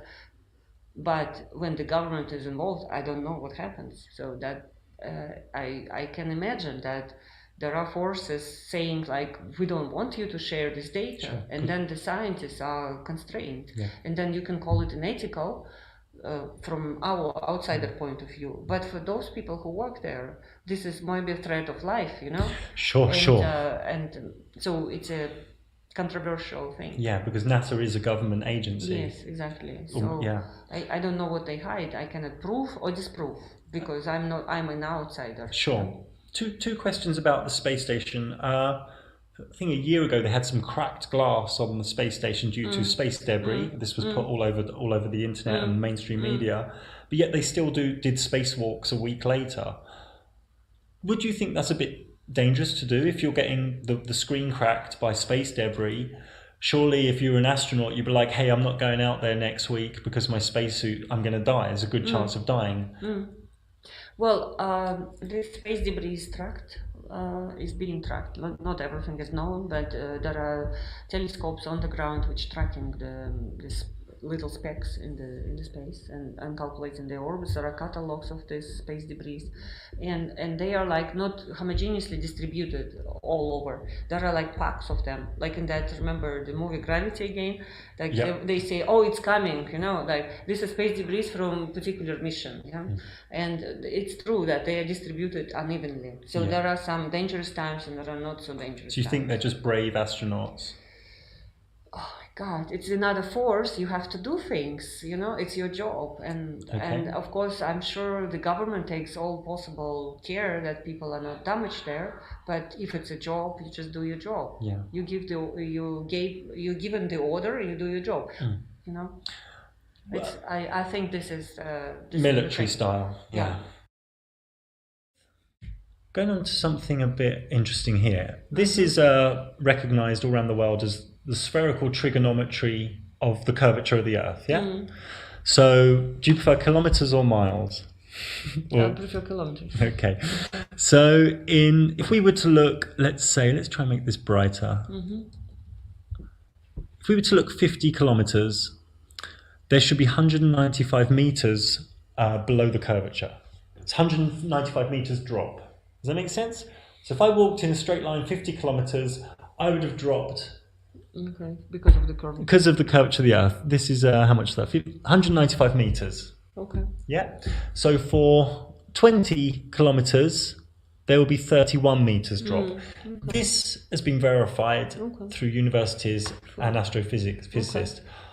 What if I told you I knew some people who, over 4 years, have done about 50 to 100 experiments, and they can see lighthouses and have done laser tests over between 30 and 60 miles. So like a laser hits a mirror across a long lake, like Lake Constance, near Constance, near here, and seeing things like Chicago skyline from across Lake Michigan from 50 miles away. And they factored in the height of the person and all the maths, and that these people actually cannot find the Earth's curvature. For instance, I didn't understand what they say.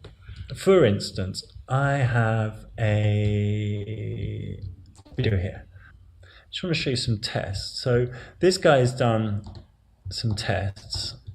Where are they? Going to be further on. And there's many using the P900 camera. Have you heard of this camera? It's 86 times zoom, and it's only come out recently. These people have done tests over 10 kilometers, 20 kilometers, and they can see torches, mirrors, lasers, where they've done the maths and it should be 10 meters below the curve or 20 meters below the curve. And this is getting really strange really quickly. He's saying here, he's done the maths, I verified some of it, so this should be 21 feet below the curvature. This is only over 7.53 miles, so this is 10 kilometers, let's say.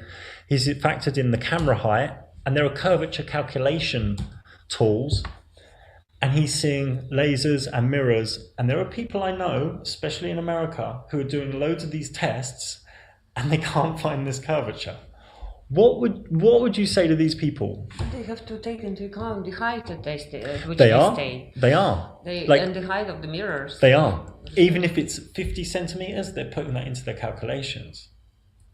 How do they measure the height of their own height on the Earth? They have to know it very precisely. If they want to measure 20 feet. Sure. What they do, they're actually generous. So say they set up a tripod at 1 meter. They actually put into the calculations 2 meters. No, I mean height, like relative height of you because Earth is not really round. Yeah, it has bumps. That's what I mean. How do you take bumps into account?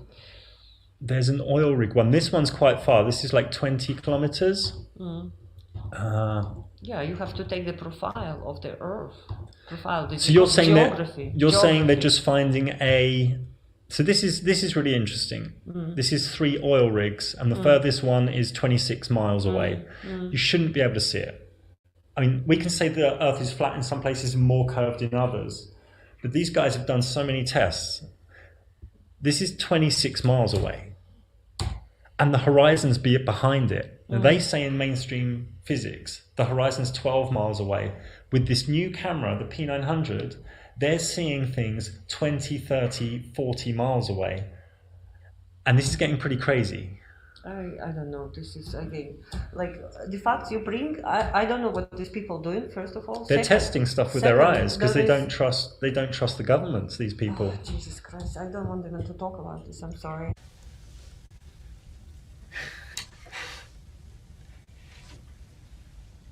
Why don't you want to talk about it? This goes crazy.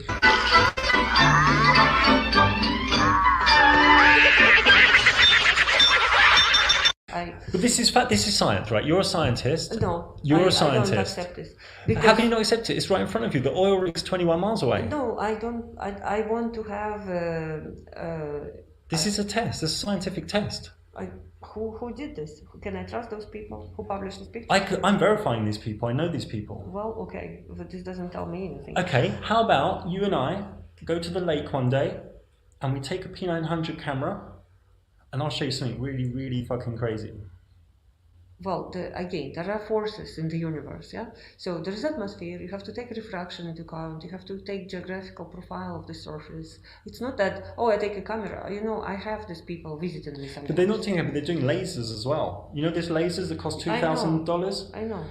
And there are people who've done 25 miles, 30 kilometers tests. I can see mountains 40 kilometers away. Yeah, but they're high up. Why do you claim that this is not high up? Come on, you're smarter than this. Say you have a lake, 30 miles, water's, yeah? And you have a person here firing a laser, and you have a person here with a mirror. And why do you claim it's on the same... there should be curvature. With the official size of the Earth, there should be detectable curvature of about 30 meters in some cases, maybe more. And people can't find it. There are other things to be counted. Not only just claiming, oh, there's no curvature. You have to count shape of this thing where the water is, how it feels, what's the gravity there. What is the gravity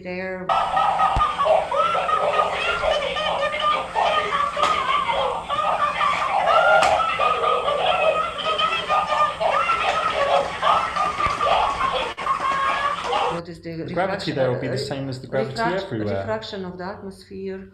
But okay, there's a test where a guy went back every day and did the same test because of different atmosphere, different atmospheric haze. This refraction is on average always the same. But refraction can't make a human being jump up 30 meters. You can see light of the sun from below of horizon. Sure. This is like refraction, I understand this, yes. But what they did in one test, he proved that it's not refraction because there was a tree above the person here, and you could see the tree and everything. He said, well, where does the refraction start and stop? You know, like a mirage. Okay, so for me, it's not science if somebody says it. But there's tests. We have, in science, we have a system. We don't believe everything what people say or what they measure. They are publishing results in scientific papers. There is always peer review to that. Sure. And if there are questions to the results, they have to provide all the data, all the measurements. And even if it's published, it's not, if it's just somebody published this and somebody repeats it and cannot reproduce it. This has been repeated. I could show you 50 different people. In which journal is published? I could tell you for a fact that mainstream science is really not happy with these people and is shutting them down. And I could tell you another thing for a fact, that governments and government websites are also not happy. What are you claiming? I'm just not claiming anything. I'm here to ask questions. No, I don't have any conclusions. That these results prove that Earth is not curved. I'm not saying that. I'm not making any claims, and I don't have any labels. What I'm saying to you is, this is strange. What do you think? I think these measurements have to be verified by scientists. It's like claiming but everyone's a scientist. UFO. No, not I everyone. Disagree. We are trained. We are trained as scientists. We are trained with the analytical skills and scientific judgment. Even if we don't know something for sure, we can judge based on the other lots of knowledge of scientific facts. Okay. And not everyone can do measurement and say, look, I measured this. How do you prove it? I had one crazy person visiting me, taking pictures of dark places with flash. And she was claiming there are these little dust particles which she sees on the flash picture. These are UFOs. Yeah, that's crazy. Yeah, that's crazy. Okay, but this is the fact. Sure. She took a picture of the dust particles, scattered light. Sure. But her interpretation was, these are UFOs. But if 100 different people have done this test with this new camera, 86 times zoom, at lakes, all around the world, peer-to-peer, there's a place peer-to-peer in England, and they're getting the same results of missing curvature, that's scientific method, observable, repeatable, measurable. That's the scientific method. And you replying the word refraction isn't the scientific method. It is?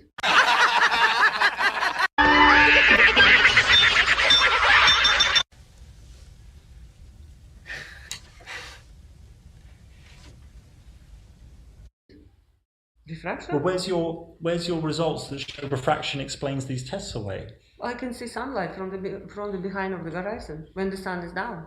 That doesn't mean that humans can jump up 30 meters. What do you mean jump? Okay, so say this human and this tree should be 30 meters below the curvature. You can't use the word refraction for them jumping up 30 meters, the tree and the person. Why do you claim that your calculations are right? I'm not verifying right now. I'm pretty smart. And I verified. I have to trust you. I see you first time. But that's what I say to you. I could send you some data for you to do some. Thank you. But that doesn't make you a scientist. No. It means that I don't want to do this particular project because I'm interested in many other projects. But you're coming to conclusions without doing tests. That's not very scientific. I'm not making a conclusion. Any. But as an astrophysicist, surely you'd want to look at something like that. No. Why not? I'm not interested. Why would that be?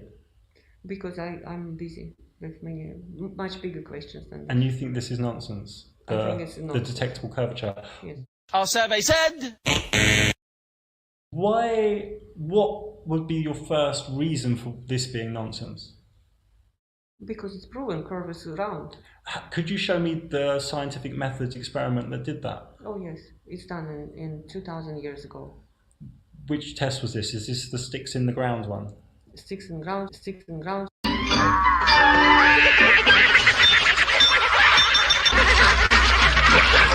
Ships on the horizon.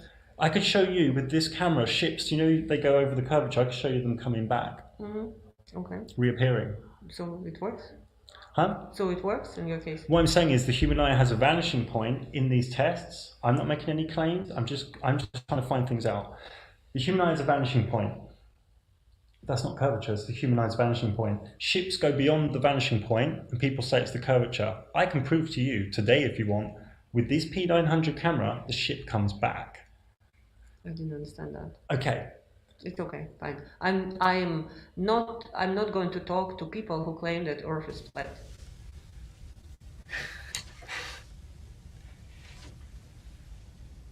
I'm trying to find answers to some very interesting things. It's just enough for me. It's enough of nonsense. That woman was coming to me 3 times and always. But you can't project her onto me. I'm a completely different person. I am sorry. Do you say this picture is the data? She claimed exactly the same. No, but this isn't a picture. This is video. This is video. It doesn't matter. It doesn't matter. So if I showed you 1,000 videos, it's interpretation. Okay, if I showed you 1,000 videos of PhD scientists doing this, these aren't a bunch of idiots. These are scientists. A lot of them are PhD scientists. If I sent you 1,000 videos from PhD scientists doing curvature tests, you would still say it's nonsense. PhD science in what? Many different. I mean, some are civil engineers. Some are all sorts of different things. Some are astronomers. Well, let them publish this. I want to read that paper. But when they publish it, do you know what happens? It gets shut down. Yeah, I want to read that paper. No, the paper's not allowed to get out there. You even put a video on YouTube, they turn it off. I'm not talking about this. This goes into a direction I don't want to talk about. But this is science. No. Because it's measurable, repeatable, observable. It's not science. Why would you say that?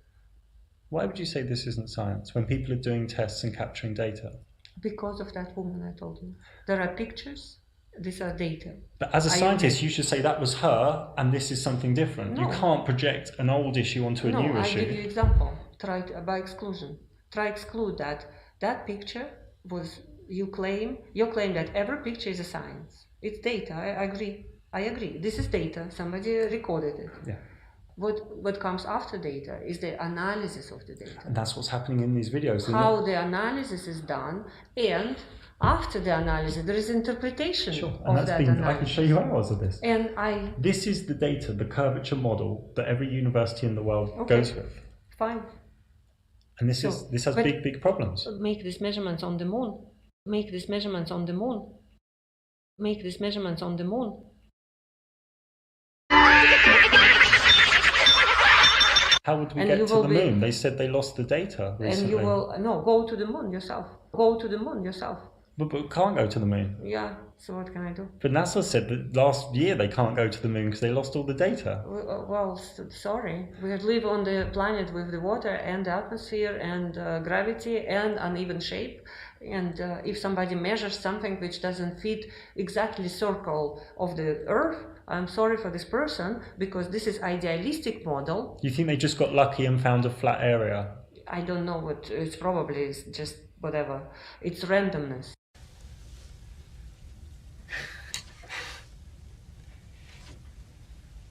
They have to make, in order to prove that Earth is flat, they have to take million measurements at million places.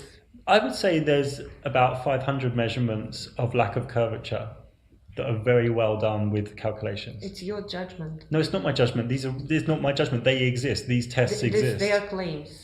No, they're We say in science tests. claims. They're actually tests. These are claims. If they are not verified, these are just claims. But you're saying they have to be verified by the scientific community? Yes. What if the scientific community at a high level is just shutting this information down? Well, I can tell you. You can go and collect leaves, for instance, yeah, because it's interesting. It's biology. Yeah? You collect leaves, it's biology. You come to the biologist and you say, look, this leaf is a little different than this one. How would you explain this? And he says, well, it's just natural variations. I'm not interested in this. And you say, oh, you are a biologist and you're not interested in this interesting thing. Why this leaf is different from that? It's biology, it's science, and you're not interested. These aren't like different leaves. These are the same different tests of the same thing coming with the same results. That's highly scientific. I should have asked your credentials before I talk to you. I'm sorry. Here she demanded that I stop the recording as she was super flustered and angry. Now before I tell you what happened, just remember what she said earlier in the interview. This is for me, as a scientist, we're always like, okay, there is a puzzle, there is observation, which is true data, and there is a model which cannot confirm the data. And I'm sorry, the model is wrong. So you would say direct experience is the king. Yes. So she is a contradictory mess of a scientist. And this person is one of the world's top astrophysicists. It's laughable. And regarding the oil rig, I mean, in the words of Nathan Oakley, if you're a fundamentalist religious zealot, then that's not an oil rig at 26 miles. That would be a slightly looming non-standard refraction high in a holographic projection of an oil rig from behind the reified edge of a sphere based on an R value, turning the oil rig which seems to be there into an oil rig which is not actually there. That's what you have to assert if you are Professor Dr. Bergigina, who is paid well to mind control young humans into thinking the same. So she then demanded that I delete the interview. So I secretly uploaded it to the cloud as I kept her talking and calmed her down. She then told me I would need written permission to publish this anywhere. I'm afraid that's not really wakey-wakey policy, as there's a bigger picture than her theoretical pseudoscience supported on the foundations of fragile egoistic arrogance. I could say to her that anyone mind-controlling mass groups of humans knowingly or unknowingly needs written permission from Wakey Wakey, so it works both ways. I also do want to share my credentials. 50 metres swimming. That's it. As I left school at 15 because my soul knew it was all a load of garbage. And in that interview I think I'm the one that stayed rational and she's the one that got emotional and flustered and defensive. You see, it's all about the elite building and paying for gatekeeper temples and getting young people to pay to worship at them. It's a clever trick. The questions she couldn't answer are all answered in my Luminaries Mysterium documentary, where just 1 hour after I uploaded it, YouTube really shut me down and hid me from the search algorithms and removed subscribers without them knowing. My plan didn't end here though.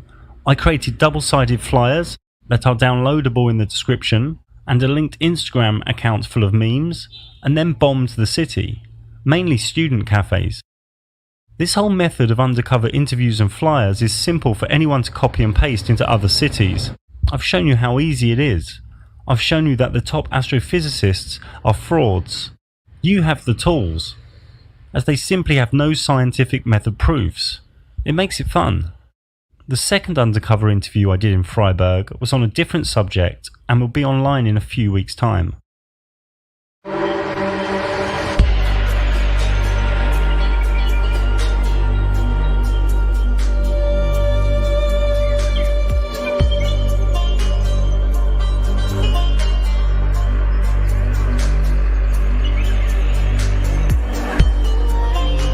It is a strange thing how little, in general, people know about the sky. It is the part of creation in which nature has done more for the sake of pleasing man, more for the sole and evident purpose of talking to him and teaching him, than in any other of her works, and it is just the part in which we least attend to her. John Ruskin. In this offering, I will share reality, perception, wonder, archetype, and hopefully a sprinkle of wisdom regarding the sky luminaries. Many are looking to the horizon, to the shape, to computer screens, to other land, to mental models, but not many are looking up at what is actually real and observable. Most notable in the luminaries' mysterium is what we call the sun, an epic and enigmatic source of real cycles, real energy, and real wonder. There is nothing new under the sun. Truth is singular and eternal. The sun is a focal point of life-giving heat and light. Only a fool states they know what it is.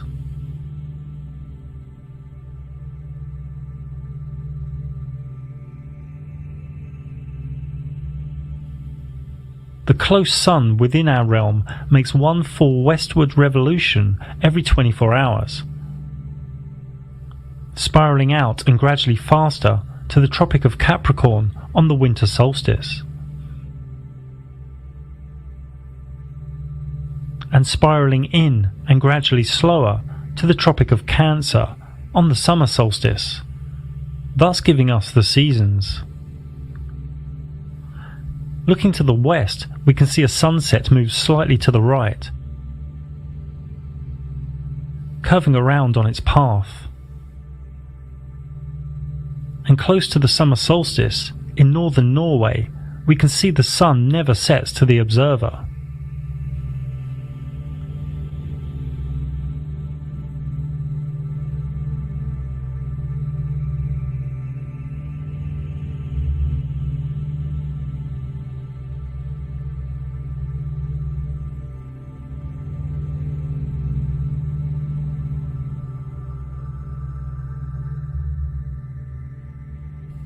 Here is another way to view the summer solstice.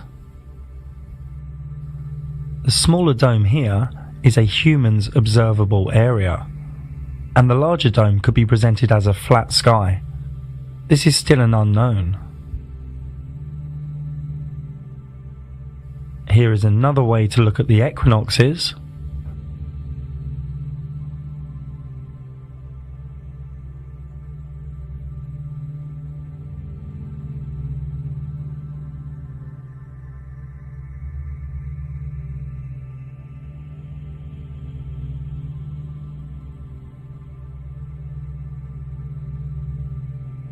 From Tenerife in June, the top is what the human eye observes,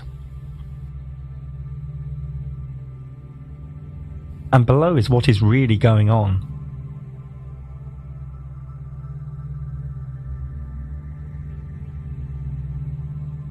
The analemma is where one takes a photo or plot point of the sun at the same time of day from the same location over a year. This is from Hong Kong in the Northern Hemisphere, and there is a bigger loop for when the sun is in the Southern Hemisphere. because the Sun covers more distance there in its orbit. This clearly shows that the orbit of the Sun expands and contracts. It matters not if the analemma is taken from the equator or from the southern hemisphere either. The southern loop is always bigger, as one would expect.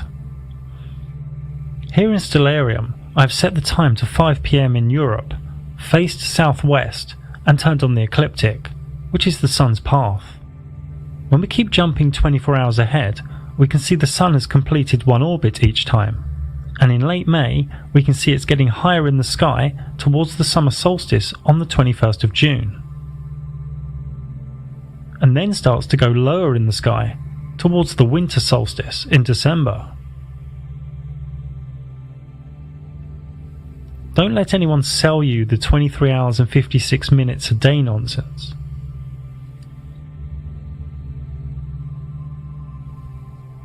In real life, as it shows in Stellarium, we can see only a section of the night sky. When we move, our vanishing point also moves with us, and therefore what we can see in the sky moves with us too. We know the sky appears to the eye as a dome, but this could be due to perspective. I mean, here it looks like the ground goes up and that the tracks go together, when we know these aren't true. The human eye's vanishing point shows us a visual reality that is not always objective. We simply have not unravelled the flat sky or dome mystery yet. This is all new. This awakening of true cosmology only made a comeback in 2014, the year I also first spoke out about it publicly. In many cases, we need to revel in the mystery and enjoy the mystery. The Sun comes into the observer's vanishing point. This is known to most as a sunrise. The Sun goes out of the observer's vanishing point. This is known to most as a sunset. If we go up in altitude, the Sun comes back into one's field of view as the vanishing point has increased. When the Sun sets in Japan, it's at its zenith in Madagascar, and also rising in Florida. Some ballpark trigonometry shows the Sun is around 2,000 to 4,000 miles away. Well, that is, if it is an actual thing within the rules of known physics, which it possibly isn't. Now, these sunrises and sunsets often appear as different sizes. This is due to one or more of the following: the observer's position, land contour, sea temperature, atmospheric haze, and atmospheric temperature. So how high is our Sun? We have seen evidence of localized hotspots.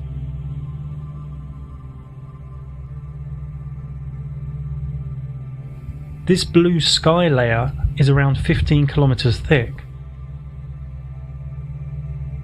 Why it's blue, nobody really knows. Some say scattering, some say ionized gases, others say plasma. The truth is, it is also a part of the luminaries mysterium. This puppy isn't 93 million miles away. If you believe that, then you've had too much exposure to government scripture. I've even heard rumours that some lovers love each other so much that they have a child, and then they give the child away most of the week to centres that program them with government scripture. But that's all for another time. The Sun doesn't have flares, but it does have sunspots. Nobody knows what these are or what creates them, but they do help us prove that the Sun above oscillates, which appears to the observer as rotation.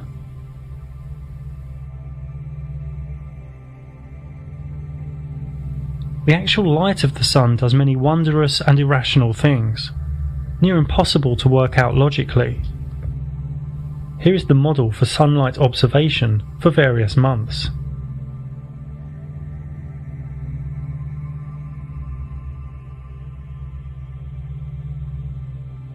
Actual sunlight at any one time is never the same for two different observers. Sunlight has evidence of curve, bend, bulge, mystery, beauty, and wonder. The reasons are unknown, and that makes so many uncomfortable.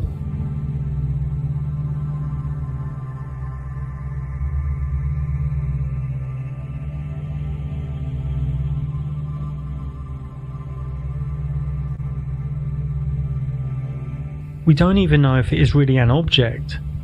We do know it is a focal point of light and heat. For me, it is probably intelligent consciousness in some way, maybe half in this reality and half in another. It could just be far beyond our comprehension altogether, a reflective or geometric masterpiece of spiritual consciousness, a luminary of the mysterium. The sun has been worshipped and measured for aeons. The Aztec sunstone calendar marks our present world as the fifth sun to them. The Aztecs saw themselves as the people of the sun, whose divine duty was to sacrifice blood to provide the sun with its nourishment. In India, the Konark Temple of the Sun in Orissa from at least 2000 BC has complex and intricate sundials. These 24 wheels use complex and detailed shading and measures a magnitude of different units of time and cycles, mostly from sunlight. All around the world there are symbols for the sun, and temples aligned to the sun, marking the solstice and equinox. Astrologically, the sun represents one's basic personality, ego, and outward vitality. It rules the star constellation of Leo.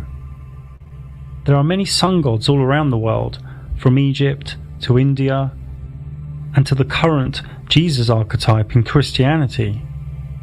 Now, much of Christianity is about the sky luminaries, known as astrotheology.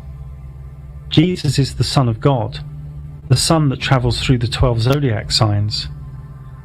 12 disciples he travels around with, 12 brothers of Joseph, 12 tribes of Israel. The Last Supper painting by the alchemist Da Vinci shows all the zodiac signs having the Last Supper of the year before the crucifixion of the sun in November. After the kiss of death by Scorpio, Judas. The birth of Jesus on the 25th of December is when the sun rises from its lowest point of the year. The sun is born. Now, these stories you can find in other sun deities that are much older than Jesus. The Roman Emperor Constantine, pretty much the founder of Christianity, was a sun worshipper, even after he gave Christianity to the masses in the early 4th century. He also changed the day of worship from the Sabbath to Sunday. The sun was a big part of the secret recipe for the Hermetic alchemists, for the creation of the Philosopher's Stone. And it sits at the centre of the Kabbalistic tree of life. In the Srimad Bhagavatam, it states in 11.22.31, sight, visible form, and the reflected image of the sun within the aperture of the eye all work together to reveal one another. But the original sun standing in the sky is self-manifested. Similarly, the Supreme Soul, the original cause of all entities, who is thus separate from all of them, acts by the illumination of his own transcendental experience, as the ultimate source of manifestation of all mutually manifesting objects. Democritus, in BC, said a quote that will help us as we continue through the other luminaries. It will be apparent that it is difficult to discern which properties each thing possesses in reality. The moon is the other large luminary in the sky. It has always been an enigma. It has always been worshipped, and its energy through its mystical phases affect much life in this reality. A mystic once said, "Look at the moon in the sky, not the one in the lake." Another said, "Moonlight drowns out all but the brightest stars." A Taoist author once said, "The moon does not fight. It attacks no one.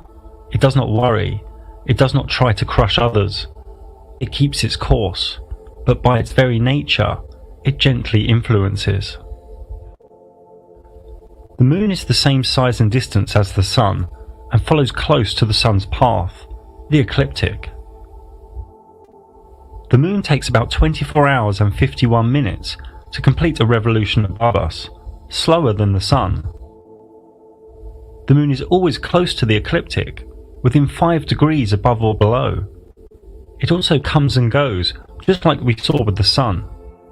The moon crosses the sun's ecliptic approximately every 2 weeks. These crossings are known as lunar nodes. If it crosses the ecliptic at full moon, we have a lunar eclipse. If it crosses the ecliptic at new moon, we have a solar eclipse. Remember this for later. The moon takes an average of 29 days, 12 hours and 44 minutes to go through one lunar month, one lunar cycle. From new moon, through waxing, full, waning, back to new moon. Because of this motion, the moon has a point in time each lunar month when it is closest to the Earth, perigee, and a point in time where it is farthest from the Earth, apogee. The sun moves faster than the moon. The sun catches up with it, creating a new moon, and then speeds ahead of it. More accurately here, we can see the lunar phases are caused by the relative geometry of the moon to the sun in the flat Earth sky. These two luminaries are linked by what one could call pranic, magnetic electro, or chi energy. The first quarter moon is when it is half illuminated and occurs when the sun and moon are 90 degrees apart in the sky. At full moon, the moon is fully powered and fully illuminated when the sun and moon are 180 degrees apart in the sky. The moon self-luminates and self-deluminates. It powers up and powers down. There is evidence to suggest this geometric relationship creates the tides in the oceans too, as salt water is ionized and can react to magnetic electro. Another way of talking about the motion of these luminaries is to say the moon travels 14.5 degrees an hour and the sun 15 degrees an hour. So the moon loses 12 degrees a day on the sun. People are okay that the sun is self-luminating, so people should also be okay that the moon is self-luminating too. A nice way to remember if the moon is waxing or waning is if it is like a letter C or D. A cat goes, waning, and a dog comes, waxing. These phases can be known far into the future due to the sun and moon's constant speeds. This works as a geometric clockwork, a calendar in the sky so to speak. Chinese, Thai, Hindu, Islam and Hebrew calendars still today are linked to the moon cycles, the lunar month. If one photographs the moon 51 minutes later on successive days, note due to the moon rising about 51 minutes later each day, over one lunar month it will trace out its own analemma. The moon can be seen above in the sky at the same time in distant places. Depending on where one is on a line of longitude, depends on what degree of rotation the moon will be. To a stationary observer, the moon also appears to rotate as it moves from east to west in the sky. This is only due to perspective. The moon is not actually rotating. It will appear to rotate one way until it is above one's head, and then the other way. Regardless of location, every human on Earth has only ever seen one face of the moon. Therefore it is rational that it appears to many human subconscious and conscious mind as spherical. In a waning phase, the closer the sun gets to the moon, the more power, or self-illumination, the moon loses. And when the sun is very close to the moon, it loses its power, it loses its self-illumination. The moon disappears. Some say we should really see a black silhouette. We don't though, we see nothing, and can pick up nothing with cameras or telescopes. It's just not there. This new moon really could be just that, a brand new moon, and we will layer up on this information later. Then a few days after new moon, at the waxing crescent phase, one can see the slither become illuminated, and the moon starts gaining its power again. even at other times during the lunar cycle, you can very rarely see something appear to go through the moon. And in this footage, it is unknown if this is a star, wandering star, or high-altitude drone. At other times, the moon appears as though the blue sky is coming through the moon, but the moon is higher than the layer of blue sky. So is the moon semi-transparent here? Is the moon not totally there in these instances? When the moon is half illuminated, is the other half there or not? Again, the luminaries mysterium has not given us a clear and rational answer as yet. We don't know. We have to continue to revel in the mystery. We don't know what the moon is.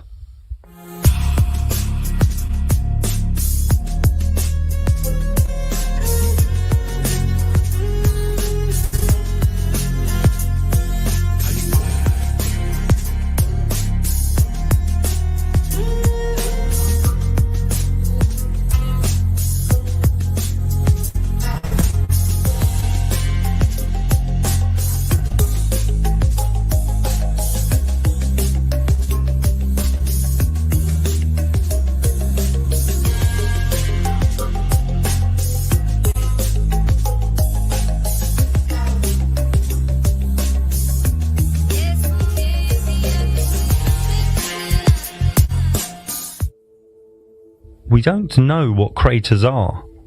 In truth, they are just different shades of light and dark. Worth noting though, that in the electric universe community, laboratory experiments using electric arcs by plasma physicist C.J. Ransom created craters. Is the mainstream story for the 22-degree halos another wild myth? It's almost as if the moon and sun are piercing into this reality, or piercing into a layer in our sky. Both look like spheres to our subconscious, but simply this cannot be so. The moon gives us energy for sure, but whether it is a projection, an actual object, or even an old malfunctioning sun, we don't know. The word eclipse comes from a Greek word meaning abandonment. Quite literally, an eclipse was seen as the sun on a solar eclipse and moon on a lunar eclipse, abandoning Earth. The lunar eclipse is only possible exactly on a full moon, when the sun and moon are directly opposite, and also when the moon is at the crossing point of the ecliptic, at the lunar node, when H1 and H2 in the image are at the same altitude. This is all akin to a super tight and accurate astrological aspect of opposition. Any solar year has a minimum of 4 eclipses, 2 solar and 2 lunar, and it is possible to have up to 6 or 7 eclipses in a single solar year. The moon is full, fully charged, and then it loses power, preparing energy, retracting. Then it sparks, surges, pulses. The moon becomes reddish as it continues its potent energetic link with the sun. A pranic or magnetic electro handshake with the sun. Blinking, flickering. It seems to be a reset of sorts, or more wildly, a malfunction or false kickstart of an old sun trying to recharge itself. And then it regains power. The lunar eclipses are seen where it is night time, and over a massive land space with the same intensity. They last for a few hours, much longer than the minutes of a solar eclipse. The changing colour during a lunar eclipse is seen simultaneously by people in different continents, and because of this, the obstruction theory from old Vedic myth is impossible. The theory that it is obstructed by another celestial body, such as Rahu, Ketu, Shadow Planet, Mount Meru, Black Sun or Lilith, is easily debunked, as it would only be visible in a small location. You see, with this lunar eclipse, any obstructing body would be huge, many times bigger than the moon. the solar eclipse has caused fear and been associated with myth, legend and superstition throughout history. Even today, an eclipse of the sun is considered a bad omen in many cultures. Esoterically and astrologically, I would say never make a big life decision near or on an eclipse, only unless you really know what you are doing with bringing the energy down and harnessing it. Predicting eclipses has been going on for millennia too, as early as 600 BC by Thales. Saros astrology can predict eclipses, and this goes back to Chaldean and Babylonian astronomers. A solar eclipse is only possible exactly on a new moon, when the sun and moon are directly together, and also when the moon is at the crossing point of the ecliptic, at the lunar node, when H1 and H2 in the image are at the same altitude. This is all akin to a super tight and accurate astrological aspect of conjunction. Now, many strange humans think there is 93 million miles between these two luminaries, and one is 400 times bigger. This is where the moon is. It cannot be anywhere else. But as we saw earlier, the moon is transparent, stroke disappeared, at this time. We believe the moon is passing over the sun. It should be. But looking at these filtered images, nothing is there. It matters not what one does with telescope or imagery software, one cannot find a trace of the moon. It is as though the sun eats itself. It's really important you understand the moon is not there. Then you might wake up to the magic and mysticism of this realm we are in. Totality during a full solar eclipse can only be seen from a very small area on Earth. This area is usually about 100 miles or 160 kilometers wide, and about 10,000 miles or 16,000 kilometers long. Areas outside this track may be able to see a partial eclipse of the sun. This thin strip is pure flat Earth truth, as a shadow is never smaller than the object casting it. Many think the Vedic dark luminary of Rahu covers the sun. Rahu, the god of darkness, the black sun, the shadow planet. This cannot be true, as the total solar eclipse lasts for only a few minutes at any given place. Objectively, all we know is the sun appears to eat itself due to the pranic handshake. A resetting, a new sun cycle, a refreshed sun. The Vedic myths of Rahu and Ketu are simply archetypes of the lunar nodes, and their myths are spoke of at length in my free moon ebook.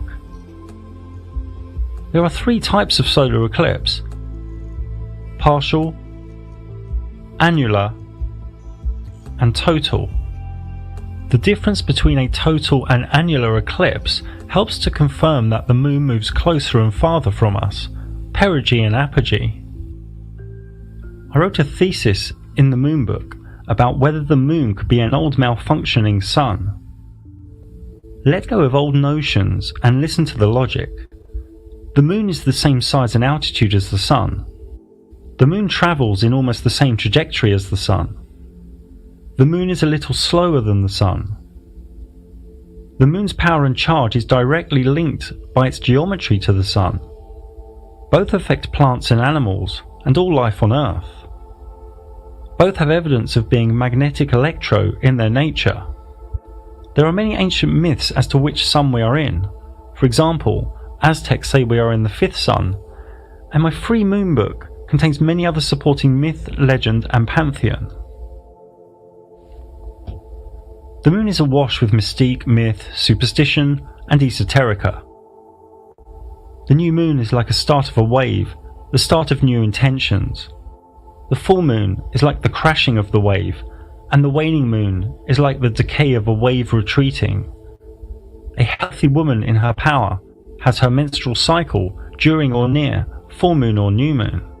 It is more beneficial esoterically to fast or cleanse the days before a new moon. At full moon, the pineal gland opens more and the spiritual veil is thinner, so to speak.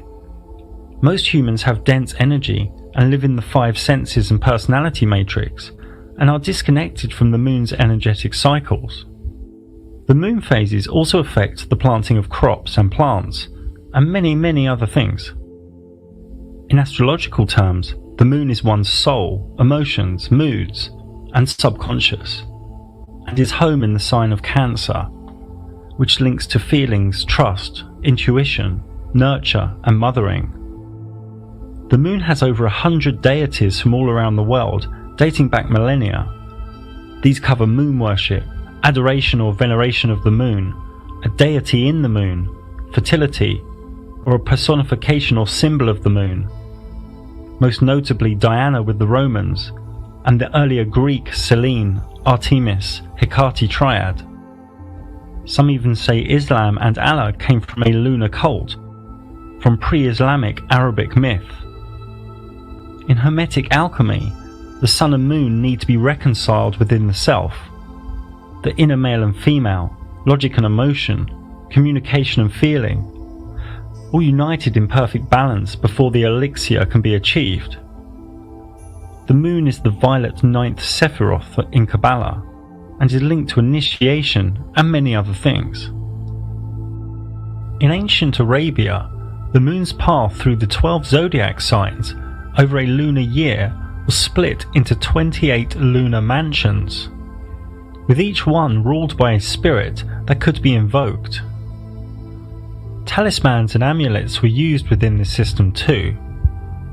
No matter which mansion, benevolent magic was done on waxing moon and malevolent during waning. This system was popular in the Renaissance period in Europe, and one can still find it in use to this very day.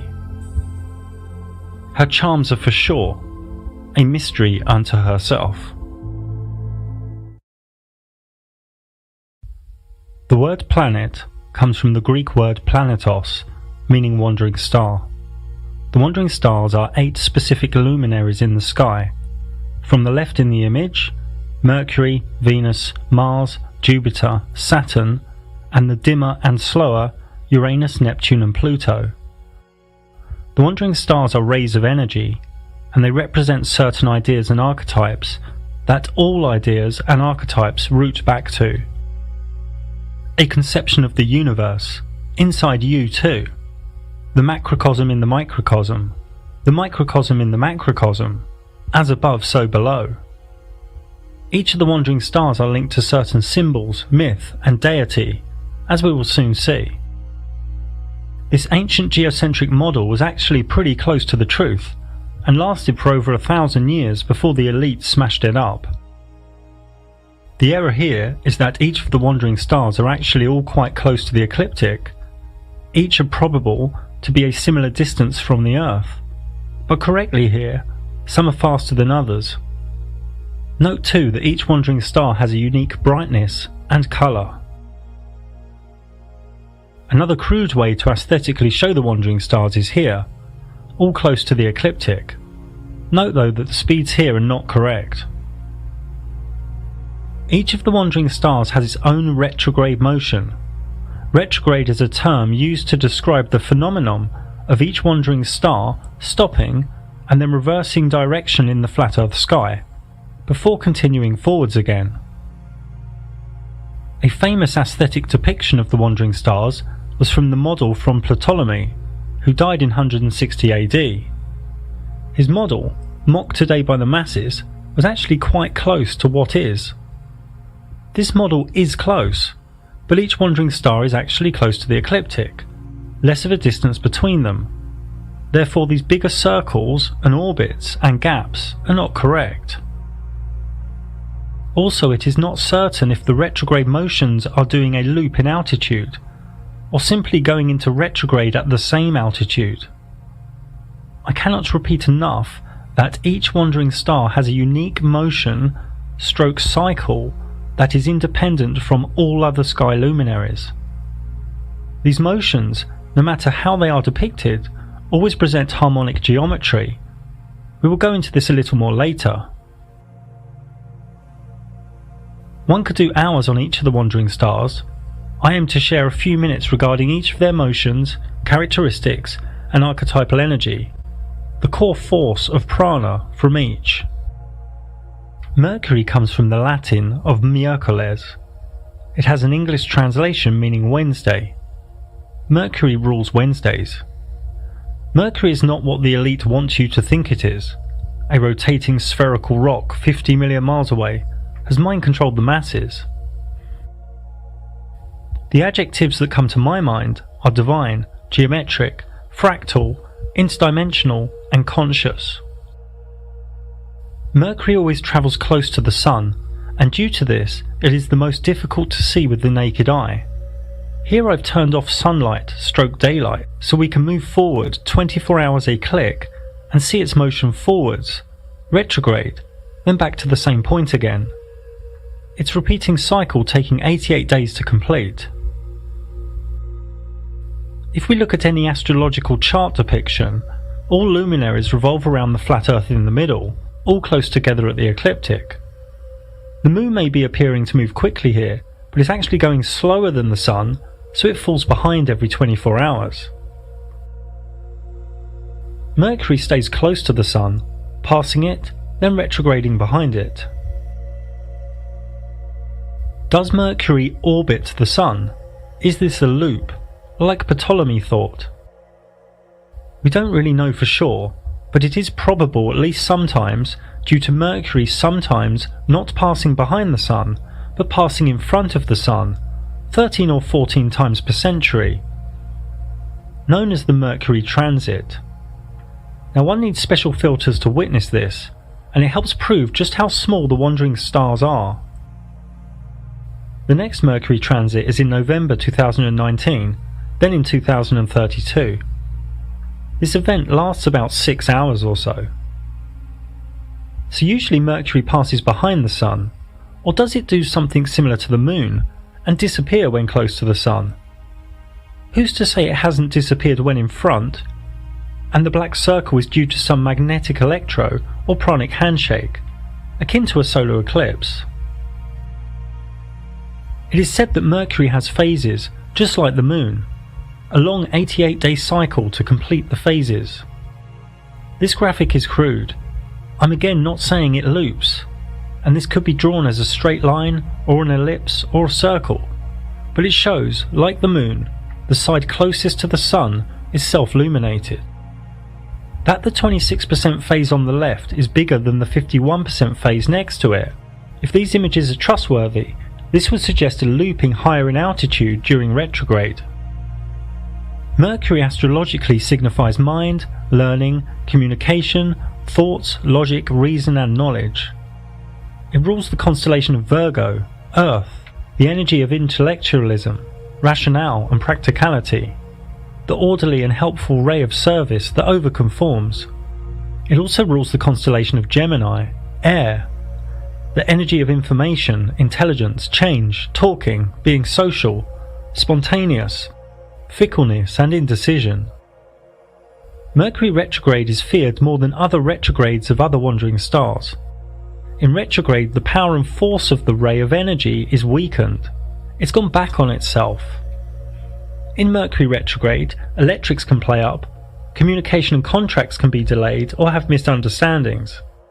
It's a time to back up, re-look at things, and not to start big new projects, sign new contracts, or to buy new electrical goods, properties or vehicles. The most notable deities and archetypes linked to Mercury were the Roman god of wealth, word and commerce. Also Hermes, the Greek god of alchemy, born from Thoth, the Egyptian god of writing, knowledge and the Emerald Tablet. In Kabbalah it is the 8th Sephiroth, and linked to many other things. Venus is from the Latin word Viernes, meaning Friday. Venus is far from what your local gatekeeper school science teacher thinks.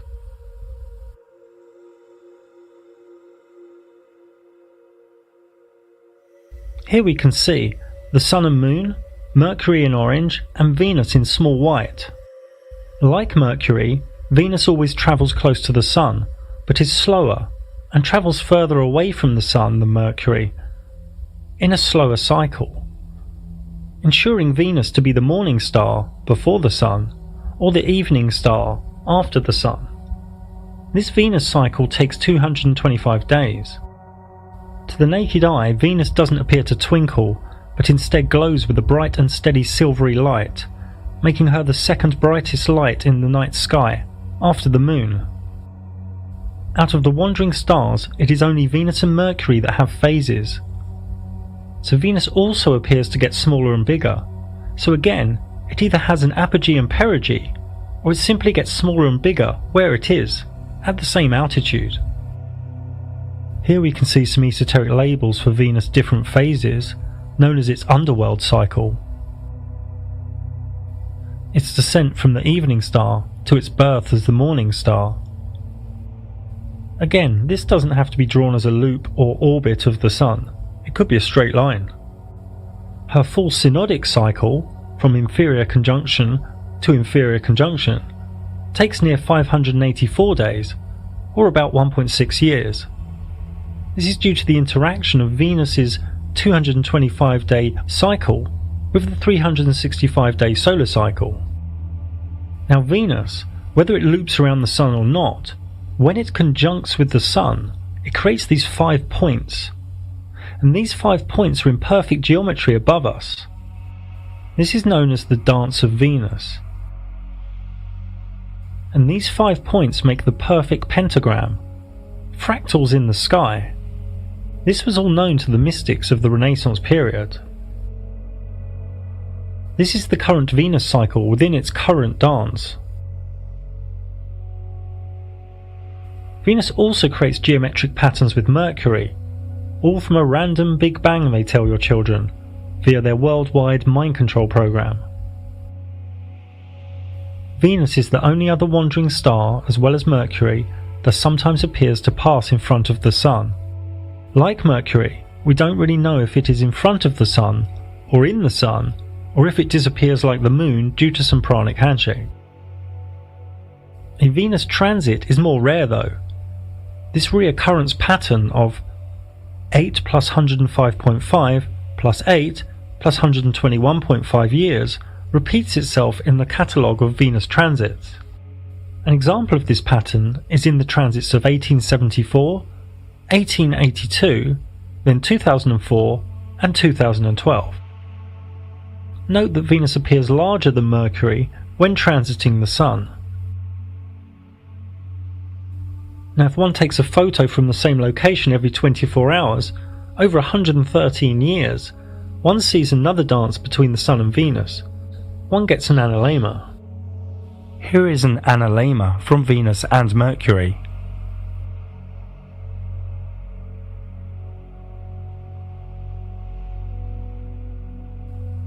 It can be argued that both orbit the Sun.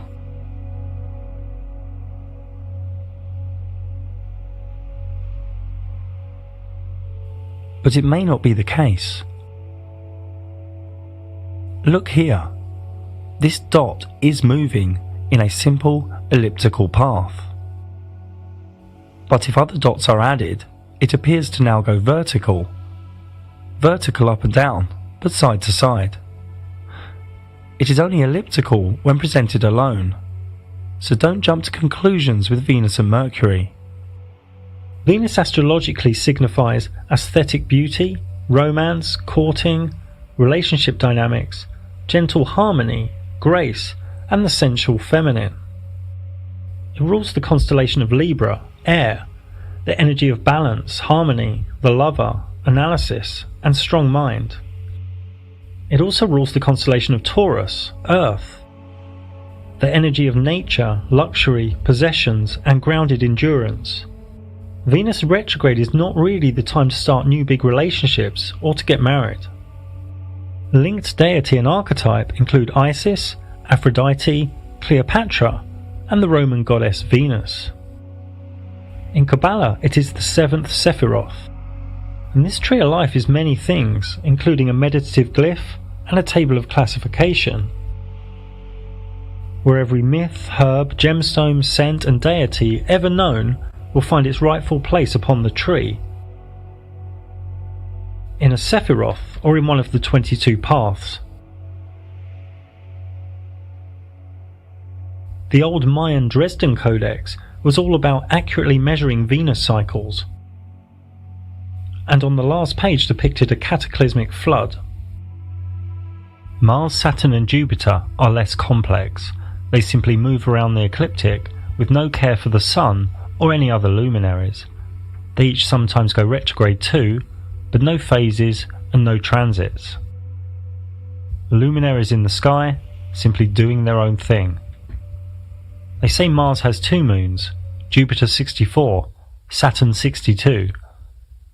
But there is no evidence these are moons. We can just see a few small luminaries in the sky that hang out with a bigger luminary. There is also no evidence of any rings at Saturn.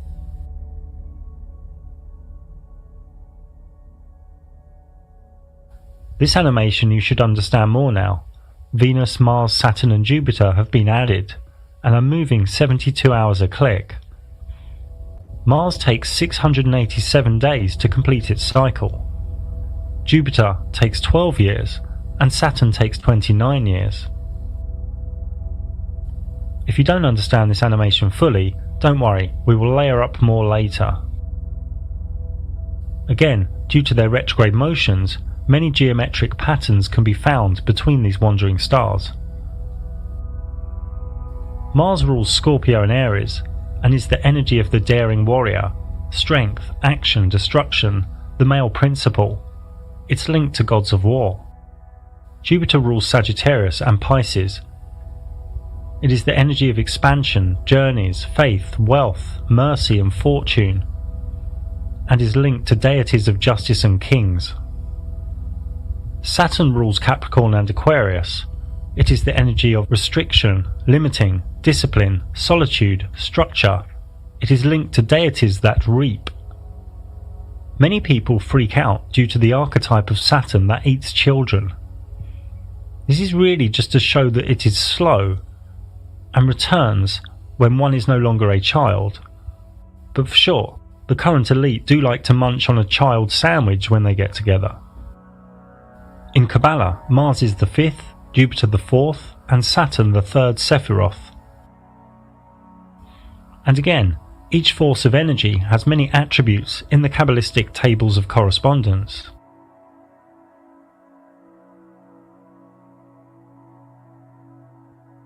I'm old school and don't really care too much for Uranus, Neptune or Pluto. They are so dim and slow, and they were only discovered in recent centuries. They say Uranus has 27 moons, Neptune 13 and Pluto 5. Again, just tiny lights in the sky that hang out. These 3 generational forces simply move around the ecliptic super slow. Uranus takes 87 years, Neptune 165 years, and Pluto 248 years to get back to the same place, on the ecliptic. To complete their cycle, to get back to the same place on the ecliptic. They are known in the matrix as outer planets, but in reality they are simply dimmer and slower, and there is no evidence they are further away. Due to points of retrograde over tens of thousands of years, Uranus and Neptune will do their own geometric dance. Uranus is the energy of rebellious change, freedom, revolution, and awakening. Neptune, the energy of dreams, mystic awareness, and idealism. Pluto, the energy of subconscious forces, death and rebirth, power, obsession, and truth. There is a whole host of geometry in the sky when looking at various combinations of wandering stars, but no evidence of spheres, rocks, gas giants, light years, or any other of the government fairy tales. The wandering stars are each magnificent and radiant forces of energy that contain the human psyche and our subconscious archetypes. The wandering stars have many tables of classification and attributes.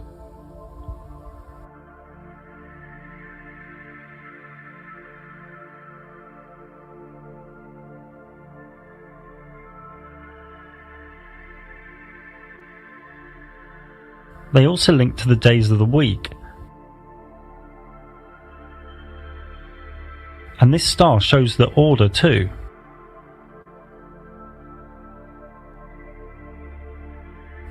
Now, in the time of alchemy, Greek mystics, and then the Renaissance period, many mystics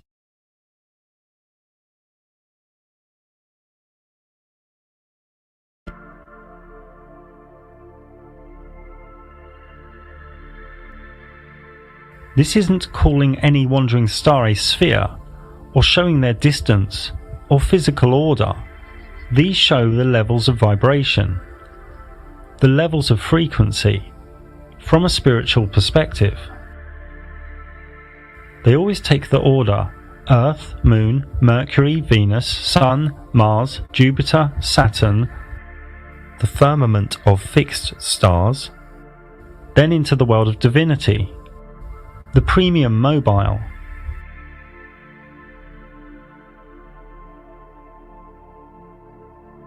Paradise, infinity. Many allude to the idea a council of gods reside here, each from one of the celestial spheres, each of the wandering stars. Through the celestial spheres, into heaven. Even Dante alluded to this in his cosmology.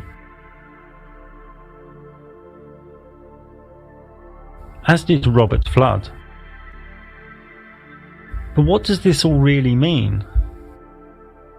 This is all Kabbalistic, the soul's journey to Godhead while within the body, within the same carnation, starting at 10, the 4 elements on Earth, up to 1, the Godhead. In Kabbalah, when we actually see a wandering star with our eyes, for example Jupiter, this is the densest of the 4 worlds within that luminary. There are another 3 levels of vibration spiritually for each wandering star that the eyes cannot see. And Kabbalah uses these forces as a climbing frame and roadmap, so to speak. Many of you have fear of disinformation and call it bad, but Kabbalah and rays of energy in this realm are neither good or bad, they just are. The key is really the individual's own level of purity. I go into this much more in a book I wrote over 10 years ago now. Now, Cornelius Agrippa was a German theologian and Christian mystic. He wrote the Orbital in the early 1500s. In his system, he created a clean and divine way, using the correct day and planetary hour, of having commune with the God force from each of the celestial spheres, from each of the 7 sacred wandering stars. Also known as the Olympic spirits from ancient Greece. These are like the one thing on a lower arc. They are fragmented aspects of its power. The Orbital tells us that Olympic spirits, well, gods that rule the wandering stars, inhabit the firmament, which was the air and regions of space that held the stars together. The job of these gods is to declare destinies so far forth as God allows them. The gig here is not to worship the Olympic spirits, but to balance them in oneself and then move on to attain a unity with the God who expresses itself through these 7 rays. In the great book Corpus Hermeticum, it states in the book of the Sacred Sermon, "And the gods were seen in their ideas of the stars, with all their signs, and the stars were numbered, with gods in them." Also, "And heaven was seen in 7 circles, its gods were visible in forms of stars with all their signs, while nature had her members made articulate together with the gods in her, and heaven's periphery revolved in cyclic course, borne on by breath of God." Now for me, one reason for the NASA mind control and fake cosmology is that they really don't want people knowing this stuff. They even have so-called truthers, spiritualists, religious people, and New Agers against this information too, cowering in fear, unable to objectively research. You see, This magical realm we are in, if known by the masses, would bring their whole physical-based system of control, greed and selfishness down in no time at all. So they spend hundreds of billions of dollars bringing everything into the dense physical. They are hiding divinity every way they can. You see, people walk past a statue of Michael or Mary, no problem. People put a priest between them and God, no problem. But talk about the gods within the celestial spheres, the Olympic spirits, and people freak out. The levels of conditioning are far beyond what is rational. And where do you think the Olympic rings came from?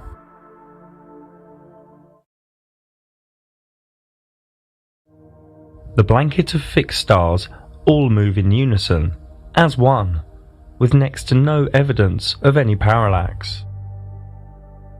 The blanket of stars are probable to all reside at the same altitude, behind and higher than the wandering stars, and probable to be somewhere between 3,000 and 4,000 miles away from Earth.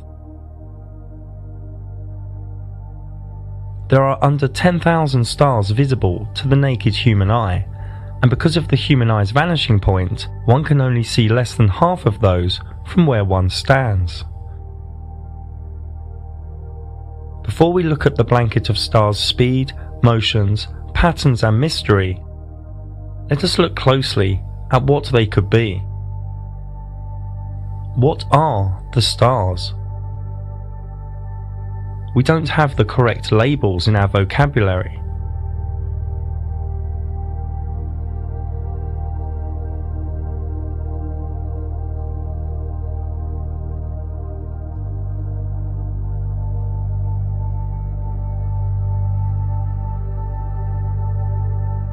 The words that arise for me are geometric, intelligent, fractal, divine, holographic, interdimensional. Some even appear as diamonds. Some hollow.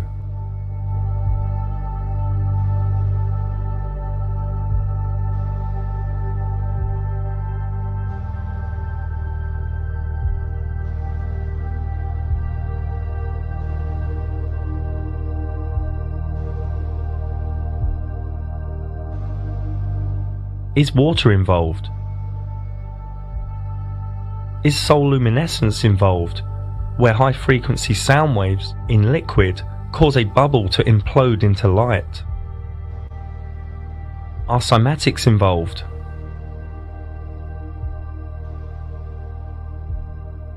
The language of resonant frequency?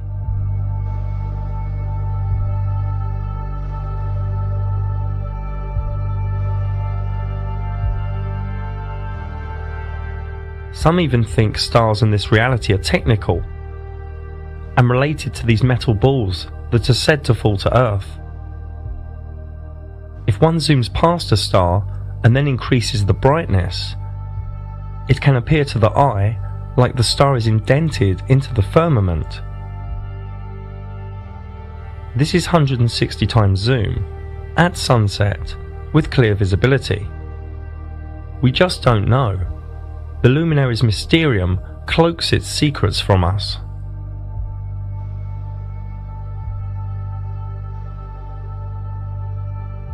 The blanket of stars revolve around Polaris, the North Star above the central North Pole.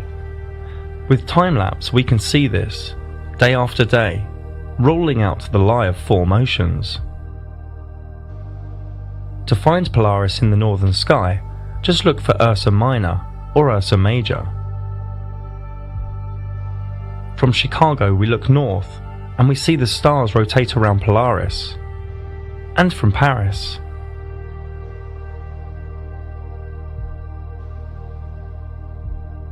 And from near Japan.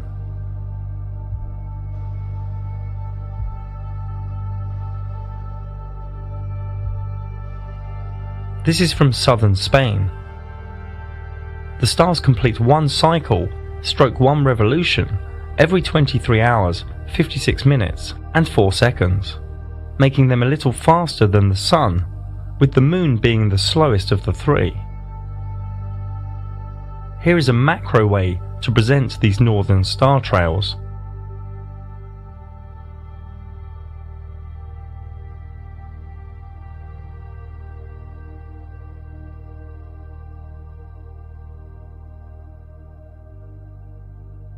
To get a good idea of the motion of stars, we need to look in different directions. Here is from Arizona, in southern USA, looking west,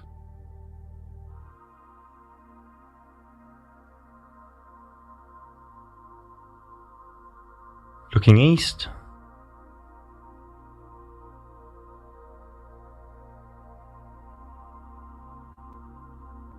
looking north,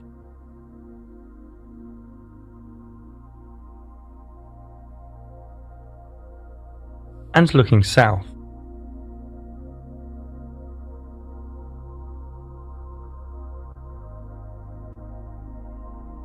There is a ring of 12 star constellations behind the ecliptic,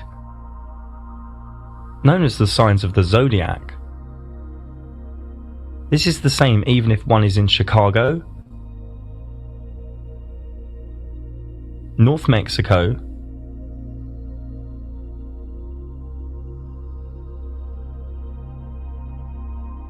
southern Chile, or anywhere on Earth.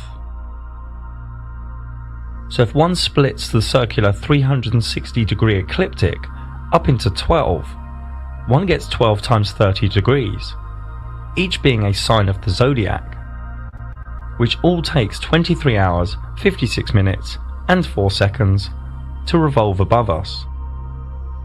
These constellations appear upside down to people in the southern areas of Earth, for the simple reasons shown here.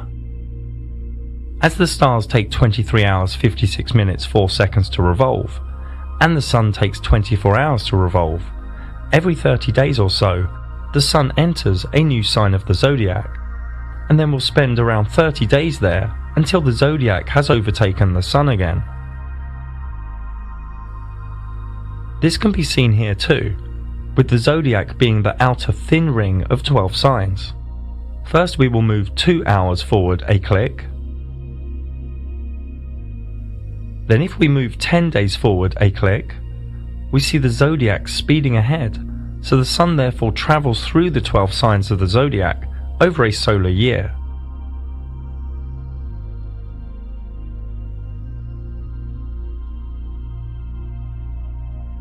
Due to us knowing all of the main speeds in the sky now, here is the approximate time each luminary spends within each of the 12 signs of the zodiac.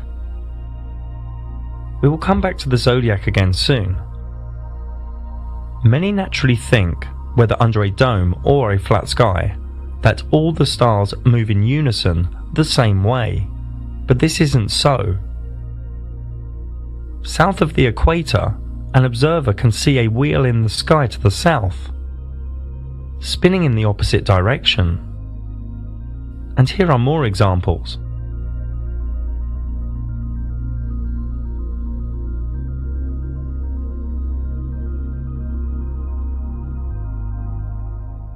So to get our bearings, let's look from one location.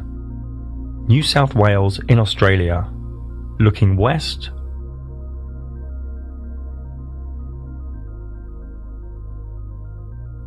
looking east,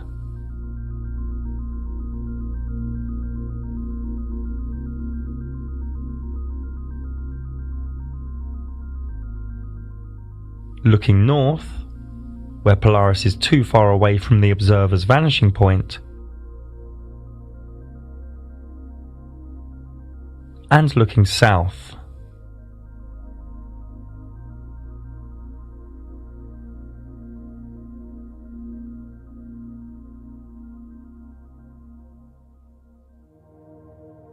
So this wheel at the south is interesting for two reasons. One, it creates a fractal if caught on time-lapse photography at different intervals. A bit like this.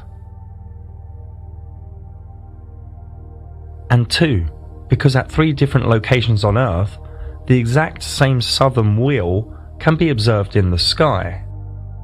Again, this could be under a dome or a flat sky, but having the same 3 wheels in the southern sky is still currently fully unexplained, using the logic we know thus far within this realm. Some say reflective duplication. Some say it is the North Stars refracted, reflected, or warped in some way. Others say perspective, but super interesting and relevant is that this southern wheel also takes 23 hours, 56 minutes, and 4 seconds to revolve. We just don't know all the answers to the luminaries mysterium. The precession of the equinox is a real phenomena. Over 26,000 years, the whole blanket of stars completes a tiny wobble, ensuring that the exact point above the north celestial pole moves in a small, super slow circle. This is all known as the Great Year. If we go as north as possible on Earth and look up with the equatorial grid on, Polaris is at the center. Now if we turn the azimuthal grid on, we can see Polaris off-center, and if we change the year by 2,000 year chunks, the whole blanket of stars moves ever so slightly. The Earth isn't moving or tilting or wobbling, it's the blanket of stars moving.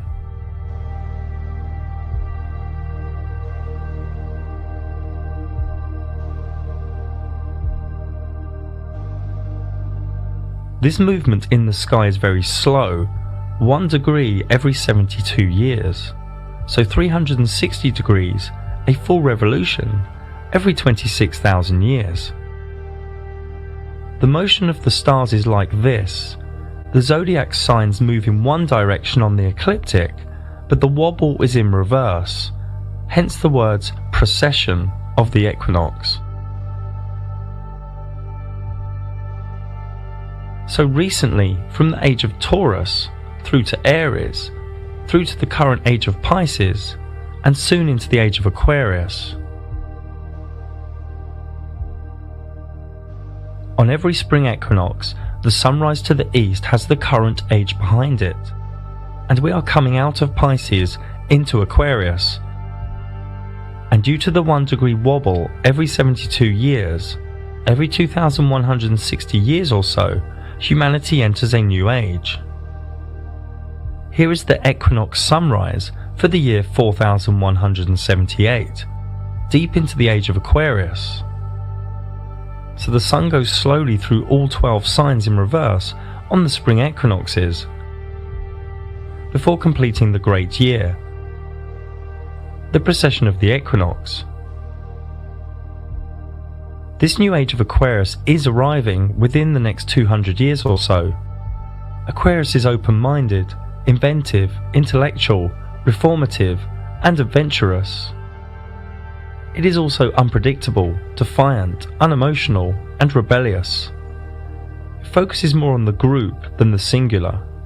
The current system in illusory Pisces is already in its dying days before this new age ushers in. Moving on, the astrolabe is a beautiful and intelligent device, and can be traced back to around 200 BC. It has many uses, such as the sun's path and the time of day.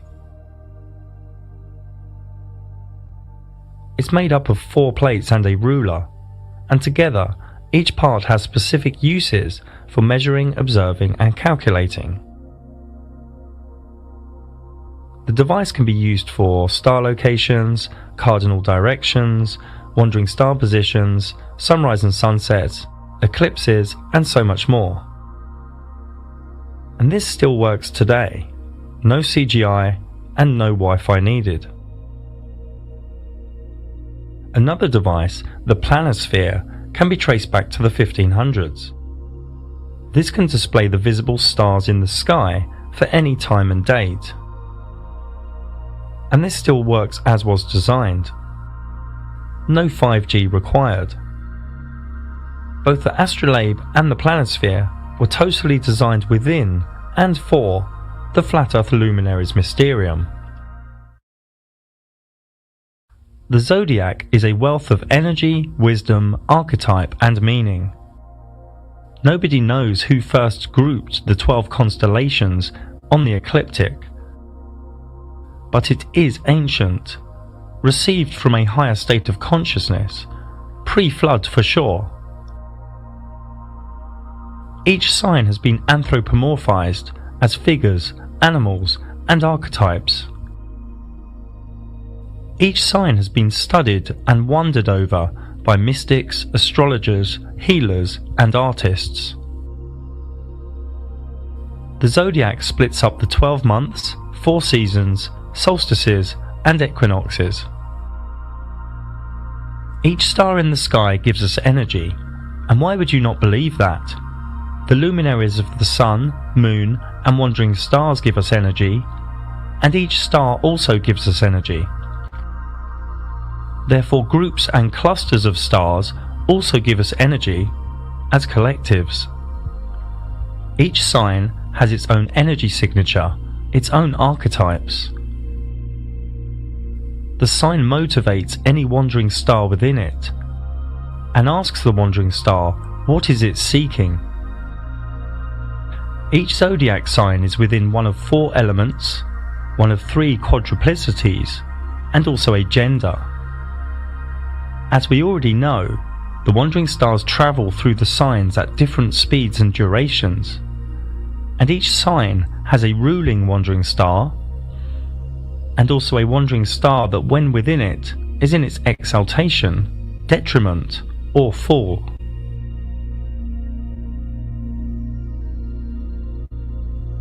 What zodiac sign a wandering star sits in is key to how the wandering star is filtered, how the ray of energy plays out, how it functions, how it's motivated. And each combination of wandering star and sign is vastly different. You should understand most of these symbols now. Think of each wandering star as a function of the psyche within all human beings. Think of each zodiac sign as the location of what the particular psyche function is seeking, how and where it will play out. So this is what astrology is, the wandering star and the zodiac signs in constant movement behind the ecliptic. And their infinite amount of combinations allow for luminology/astrology to be achieved, recorded, projected, and practiced. This is a repeatable science. Edgar Cayce once said, "The signs of the zodiac are karmic patterns, the wandering stars are the looms, the will is the weaver." The aspects are some specific geometry between the wandering stars on the circular ecliptic. Each human has a unique personal astrology chart for the moment he or she was born, a natal chart, or soul blueprint. This natal chart holds one's talents, challenges, emotional and communication dynamics, evolution, and much more within it. The energies of the 12 signs are already within each human being, but each human being has a different balance of them, with amplifications and gaps. The evolutional quest is to be a perfect balance of all 12, all radiating in their best octave. Remember, all 12 signs and all the wandering stars each have a specific energy. When an energy is too amplified or overpowered, it spills into shadow traits. Each of the energies can also be latent, weak, or underpowered in one's chart. The natal chart really yields gnosis on the self. Each day, the different permutations of geometric aspects in the sky and the combinations of energies in the sky all create flux in this reality. It gets human dynamic and interaction in this reality moving and changing. If one overlays one's natal chart with today's sky chart, or tomorrow's, or next week's, or any date or time in the future, one can see what energies are at play and navigate that moment, or that hour, or that day. whether it be a meeting or a wedding or a new project. And the elite really don't want you to know this stuff. But Wall Street, governments and the military all use this science of the sky. Remember, astrology is not something to live underneath or fear. It is a tool. We all have free will and can each swerve, duck or ride any coming energies. The sky is the engine room of this reality. Astrology is a finger pointing at reality. Now, Western mystics studied astrology deeply and knew how to understand and interpret the sky, how to bring the macrocosm down to the microcosm in a multitude of ways.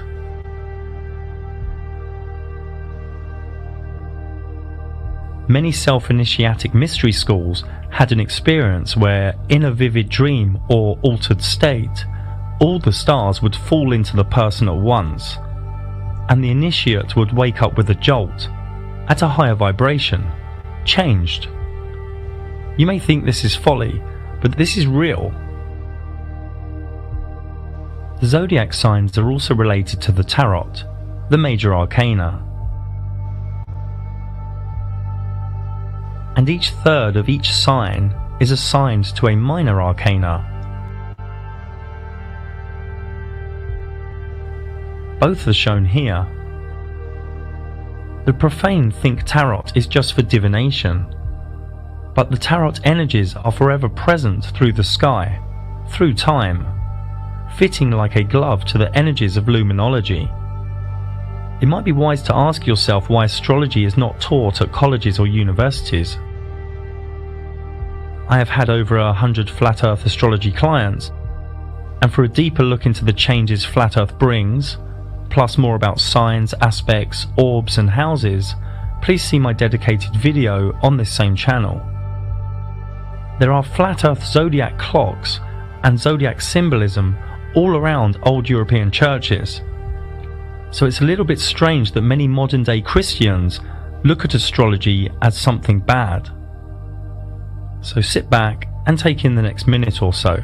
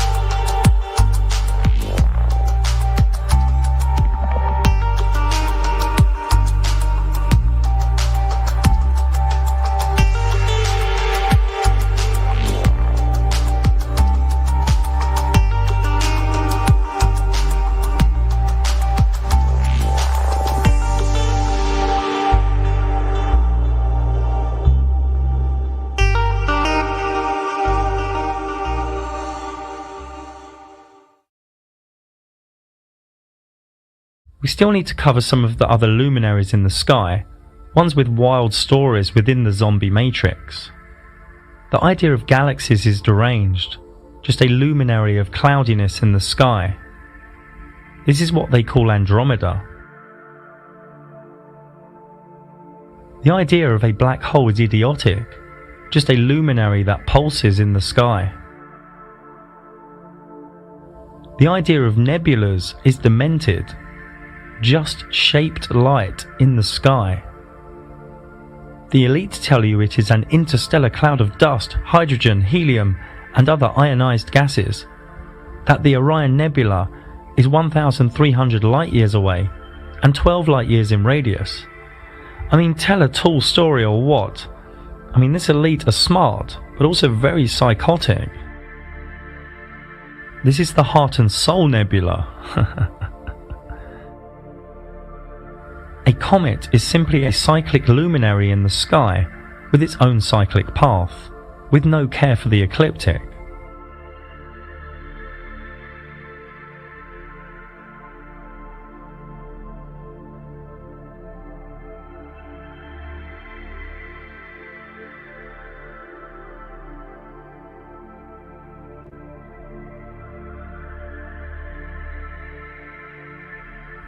Shooting stars are simply lights that wisp across the sky, appearing randomly, but often at synchronistic moments.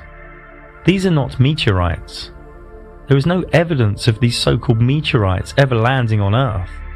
If these were real, every month or so a house or a building would be destroyed. The very rare and very dodgy articles from the Smithsonian Institute, which have previous if you know my work, and other mainstream news agencies don't really give us any hard evidence.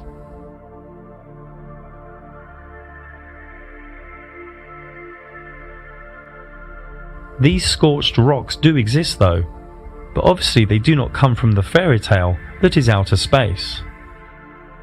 This is supposed to be the biggest meteorite on Earth. No crater nearby, no witnesses. Now, to diverse just a little bit, giant craters probably were created from sinkholes or from some ancient technology. We don't really know. But we do know that a lump of rock didn't land and then just vaporize on impact. And we know that a fireball making a big dent in the ground isn't really rational. More on the cover-up of meteorites and craters is in my Edge documentary. Now, meteor showers are just cyclic, wispy luminaries that come in groups. The Perseids shower every August is the brightest. The dense and cloudy area of stars in the sky is known as the Milky Way. This is not really what this was called. This was called the Great Rift, or the Dark Rift, by different people all around the world. I did a whole documentary exploring some of the ancient myths and knowledge surrounding this area of the sky luminaries. Feel free to check it out. The Northern Lights are highly probable to come out of the North Centre. We don't know what they are, but they must be linked to magnetic electro and or divinity. The light pillar phenomena occurs rarely and randomly where it is cold. The story of ice and optics doesn't work for me. Going full cult scientism on divine beauty is fool's work. The sky is a giant calendar. The sun tells the time, the moon tells us the day, and the stars tell us the months and years. We live inside a beautiful realm, a perfectly designed timepiece, with mathematics and fractals within its fabric. The sky is the only real tangible calendar. What else is there to live by? The toxic Gregorian calendar the Catholics fed you? Dates your boss tells you? Days of celebration your governments tell you? Or is it wiser to live by the energies and events in the sky, the dance of the luminaries, the art of astrology, which is happening above your head, and you don't give it a moment's thought because you've been conditioned not to care or wonder or contemplate? This realm is divine. It is created, by higher consciousness, a higher power. The luminaries' dance of geometry allows the one thing to weave energy into this dimension through rays of energy. A subtle and gentle communication to our minds and souls, forever changing the permutations, creating a foundation of flux for this realm we are in, a realm of divine fractals hidden from our consciousness, so beautiful yet so subtle. The elite hide the truth of the luminaries as they are trying to limit the whole human experience to the physical. The physical is only a base, it's not the real thing. They want you pushed into the Sephiroth of Malkut, as a materialistic conforming drone. But we are both visible and invisible. We need to honor the totality, not just what we can touch. Da Vinci said, there are three types of people, those who see when shown, and those that don't see. And one starts to see only when one starts deprogramming. And it's not an easy ride, but it does get easier. This is the work of the modern day warriors, deprogramming. We don't know our cosmology, but we do know we are in a magical realm of divinity. Are you just coming from the mind to know the sky, or are you reveling in the energies and the invisible wonders of the luminaries' mysterium? The luminaries' mysterium is a key out of the matrix, out of the cult-like scientism religion, but you have to embrace the sky's truth. Love the sky, a beautiful gift from our Creator. Many of you are trying to rationalize a divine mysterium, and one's life here is full of questions, but only fools are full of answers. Srimad Bhagavatam 2637. And because all of us are bewildered by the illusory external energy of the Supreme Lord, we can see only this manifested cosmos according to our individual ability. Corpus Hermeticum, the secret sermon on the mountain. For I will sing the praise of him who founded all, who fixed the earth and hung up heaven.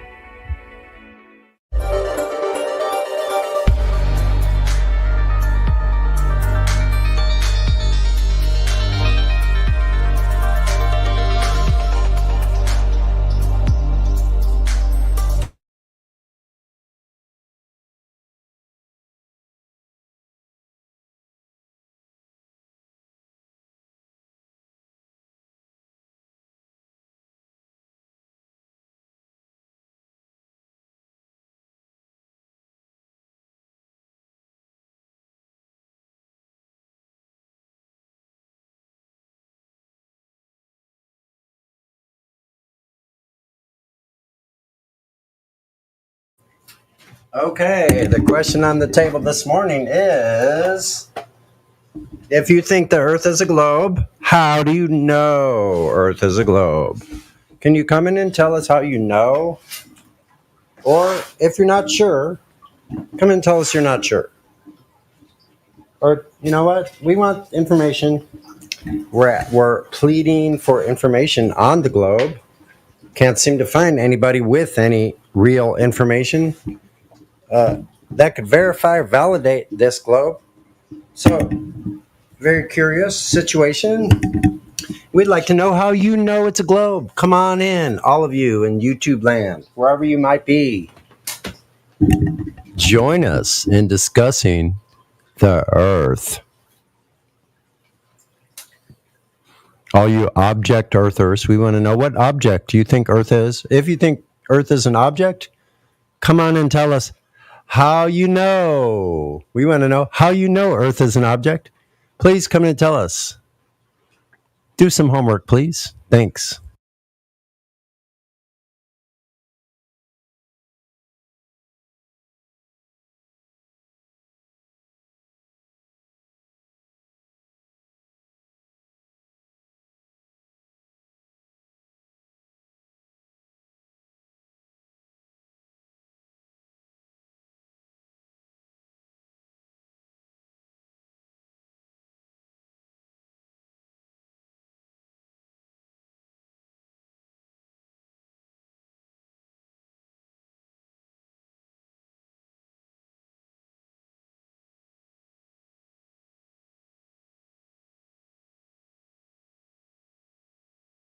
Well, I can tell by the silence out there that there's a shitload of a shitload of proof of globe Earth. Apparently, it's taking this long for you to find it, so there must be a whole bunch of it to sort through. When you find one verifiable proof of this globe Earth, please come on and tell us, show us the information. Tell us how you know Earth is a globe. Come on in. I know you're listening. Okay, so I'm going to play the average globe and tell you why I know the Earth is a globe. You ready? Hey, what, Dave? Hey, Dave. I'm going to play the average globe, and I'm going to tell you why I know the Earth is a globe. Okie dokie. We're waiting. The Earth is a globe because a lot of people think it is, and they wouldn't lie about that. So there you go. Well, there you have it, folks. That means people think about things, and therefore it must be true. The majority of people that think things, then that would have to be true if it's the majority. Is that what you're saying? Exactly. I'm going with the appeal to consensus fallacy. Prove me wrong. Yep. The appeal to authority, appeal to consensus, appeal to majority. These are all the categories. There's maybe several more. Please.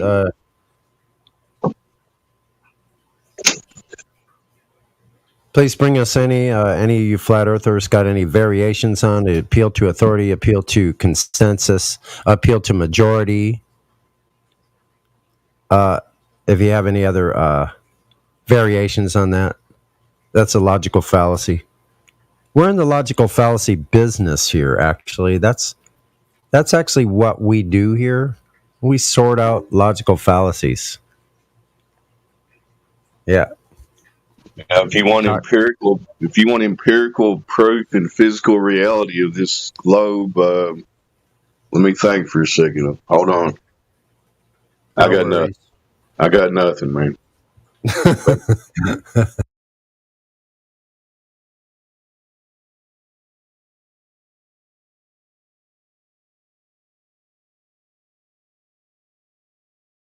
That was a good shout out to YouTube. There's got to be somebody out there listening that wants to come in here and discuss.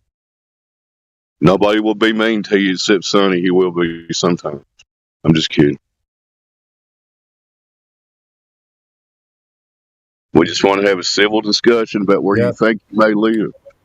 That's true. But I'm in a good mood today, so I think it's going to be all right. Just come on in, bring your globe proof. No worries.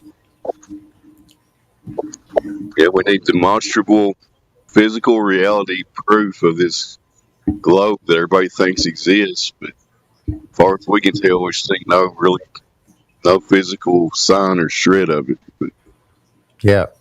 I'm rambling. Here's a little tip. If your proof only is on a piece of paper or in a computer or a calculator, that does not apply. No, not at all. So what we need is natural observation. That means you have to have an observation of the natural world. We're going to start there.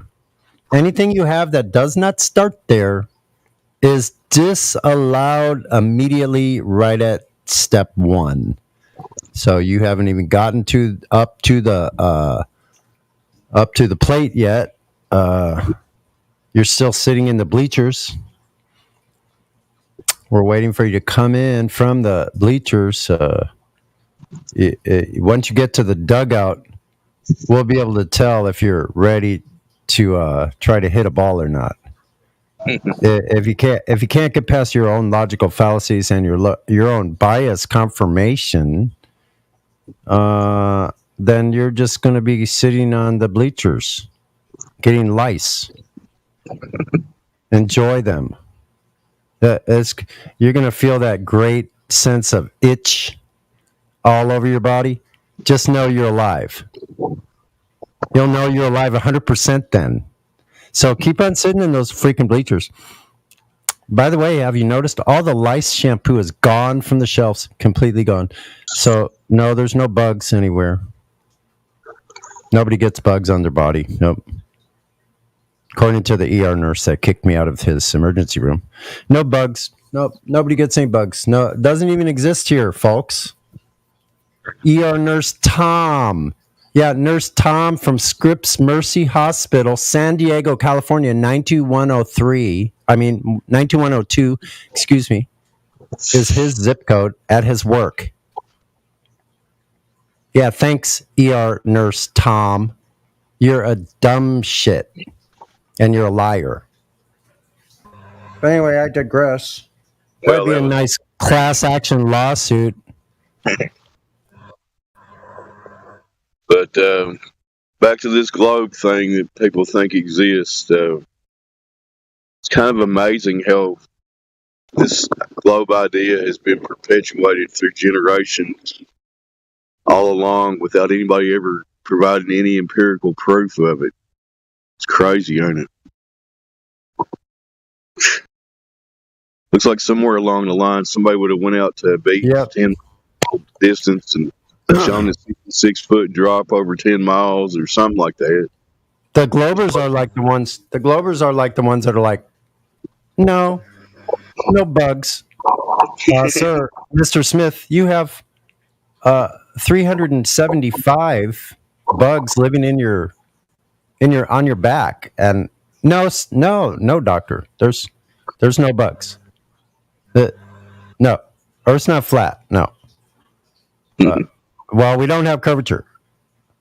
You don't have curvature, sir. I mean, you got bugs. No, sir, I don't have bugs. Yeah, there is curvature. You just can't see it. Just like the bugs. No bugs, no curvature. But it's still a globe. So they're ignoring the real bugs. They're talking about the made-up bugs that are supposedly flying around through the air killing everybody, right? Yeah, they're just the ones that are like, no problem here. No, and it couldn't be. It's just an abrasion. No. Yeah, wait a minute, sir. Look, we got a specimen. It's moving. It has claws. No, it's not. It's just you killed a fruit fly. That's all. It's just a fruit fly. All right. Sonny, we've been joined by Broccoli. Have you talked to them? Broccoli. Hey, Broccoli. Great name. Say hi, Broccoli. Or don't. It's your choice.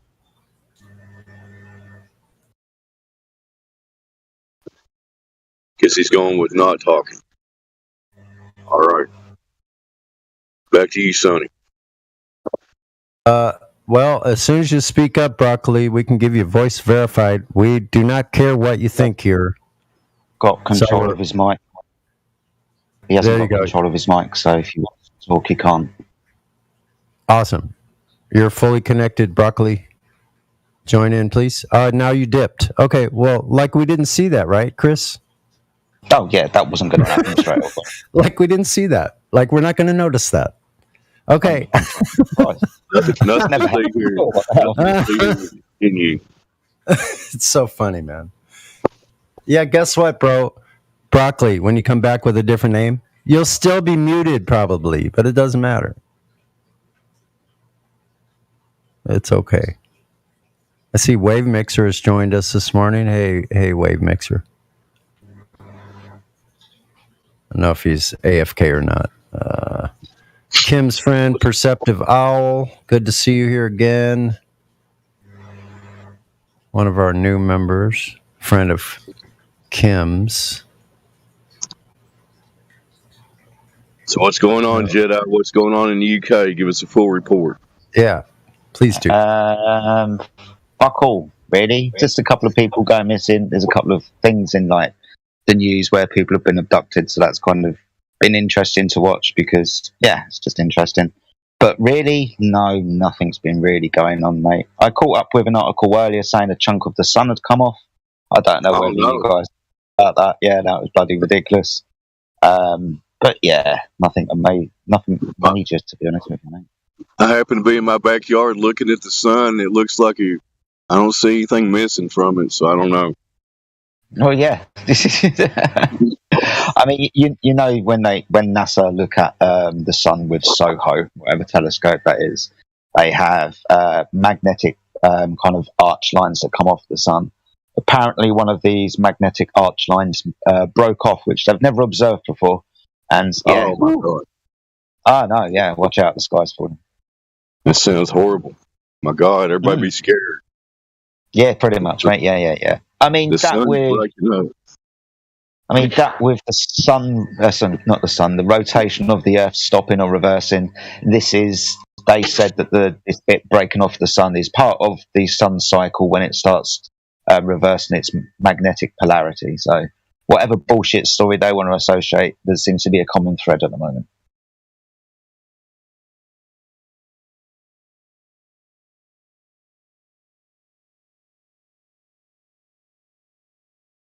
But apart from that, sweet FA. Well, that sounds legit. At least in the UK, you don't have, like, here in America, we've got trains derailing all over the place with hazardous chemicals and people being evacuated and everybody's scared. Oh my god, oh my god. I think I heard today that Nicola Sturgeon, not the Prime Minister, but the First Minister of Scotland has resigned. I mean, mate, I'm just pulling stuff out of the air at the moment. Nothing's really been happening. But it sounds interesting. Trains derailing with chemicals on them, mate. Wow. Yeah, allegedly a whole town in Ohio was evacuated because of a train derailment. It's not far from me, but I can't verify it. But, you know. Yeah. Interesting. It was near Palestine, Ohio. I don't know if that means anything. Near Palestine. Okay. Yeah. There's a few interesting things going on around the world at the moment that I've been looking into, especially to do with Israel and, you know, what they've been up to and who they seem to be saying is the Messiah at the moment. That's what you would say. Yeah, That's for Israel. Wonder is it interesting stuff. There's a lot of, or have been, yeah. I have no idea, mate, what's going on. I mean, Whitsett's a smart lad, but I don't know. But there's been lots of, you know, signs in the sky over the past, let's say 8 years or so, 10 years, since 2014, when we're looking at blood moon tetrads and all of this type of stuff. Now there's even signs on the floor where heifers have been born with, you know, sevens on their head, going back to people's dreams of 7 good years and 7 bad years. And they're just trying to, now bringing this kind of full circle with biblical stories, prophetic dreams, and what's going on in Israel at the moment, all around the building of the third temple. It's interesting at the moment. Yeah, a lot of that's very interesting. I mean, what you can discern from it, you know, it's who knows, but it is interesting. I agree with you. Yeah. Haven't got a clue, but it's interesting. I just try to, the people that I engage and encounter here in my real life, I just try to go with the bottom line. Don't live in fear, no matter what's going on, no matter what they're saying on the TV, whatever's happening. It ain't doing anybody any good to live in fear. The Creator, whatever He is, wouldn't want us to live in fear, now would He? Why would He put us here to be scared? That's ridiculous. Well, He wouldn't want us to live in fear without Him, but living without Him is obviously fearful. Yeah, that's the key right there. I mean, everybody has their own relationship with what they think the Creator is, but I think it's an important thing to have because there's so much craziness going on in man's world that you have to tap into the Creator's world at some point, if I'm making any sense, you know. Perfect sense, Dave. Yeah, I get you. I understand that. Because whatever all this is, we can't take it with us wherever we're going next, and it feels like a testing ground or proving ground, whatever you want to call it. And you know, the decisions and the choices we make here, they matter. And if you're trying to make things better, what was that old Coldplay song? Am I part of the cure or am I part of the disease? You want to be part of the cure, right? Anyway, yes. No, 100%, mate. Completely agree with you. But yeah, outside of the flat Earth subject, there's lots and lots of things going on, whether that be locally or within a country, politically, or even around the world. There are lots and lots of different things going on. Got you have your eyes open to many things at many different times. So I know, like,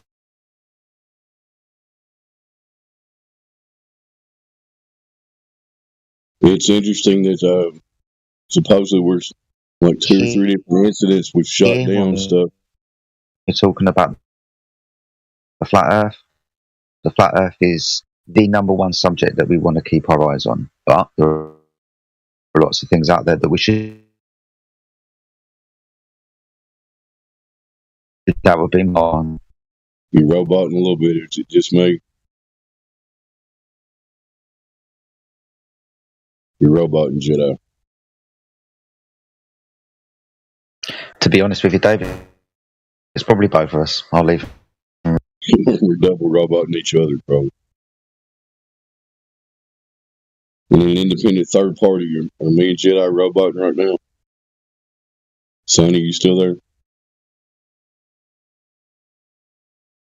Shit. Guess I'll try to rejoin.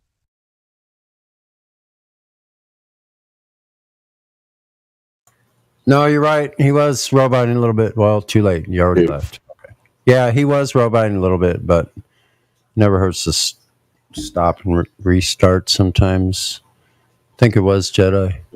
Sometimes you just got to refresh. Yep. Got to regroup. Like if your globe doesn't work out, maybe you should regroup. He's back. Mic check, Jedi. Let's see if you're good now.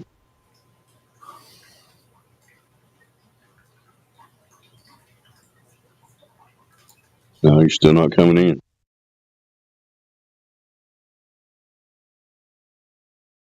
Houston, we've got a problem with Jedi's mic. His satellite is offline. Yeah. That's what's happening. Yep. Oh, you're good now. Go ahead. Awesome stuff. No, I was just giving everybody stark warning, mate. That was all. It is nice to concentrate on the flat Earth, but there are other things out there that we should all be keeping our eye on, whether that's local, community, or internationally, spiritually or physically. We got to keep our eyes on everything.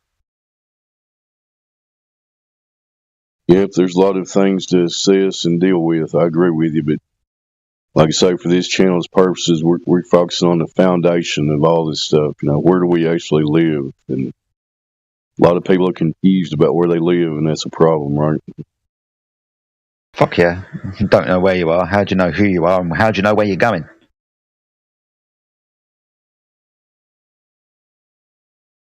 Exactly. Is it me, or has it been a little bit quiet in here over the last, say, 10, 12 hours or so? I've noticed the bot's been on quite a bit. Has anything happened that I've missed? Any interesting people come in with bullshit stories about where they live? I've been in and out some, but I agree with you. I haven't really heard anybody new recently, but today's a new day. Maybe somebody will come in. Today is a new day. You're absolutely right. Wav Mixer is up. He was sleeping. Good to see you, Wav Mixer. Always a pleasure, my friend. Hope you enjoy your first cup of coffee this morning, or however you like to wake up. Dave and I are just shooting the breeze at the moment, my friend. Telling people how important it is to understand where the fuck they are.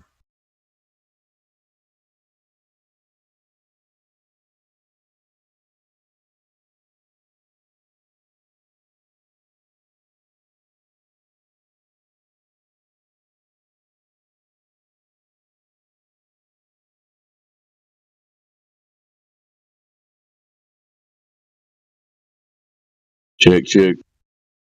Yep. You're good. Discord just dropped me like NDT dropped his microphone. Yeah, there. Yeah, it happens, buddy. It happens. Remember when he got on TV and said, "There's some gravity bitches," and dropped that microphone and said, "There you go, that's gravity."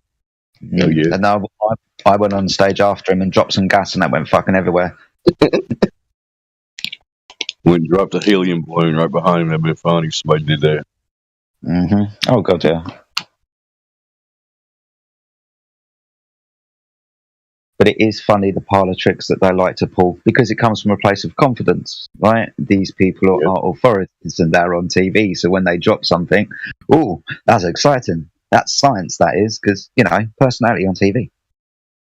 Yeah, if they fully maximize that they've got the consensus brainwashed, you know, they just play these little tricks just to keep plugging along. But I see signs of this whole space thing. I think they're running out of tricks to pull on this. You know, they're going to bring down the ISS, they say, or whatever they're doing.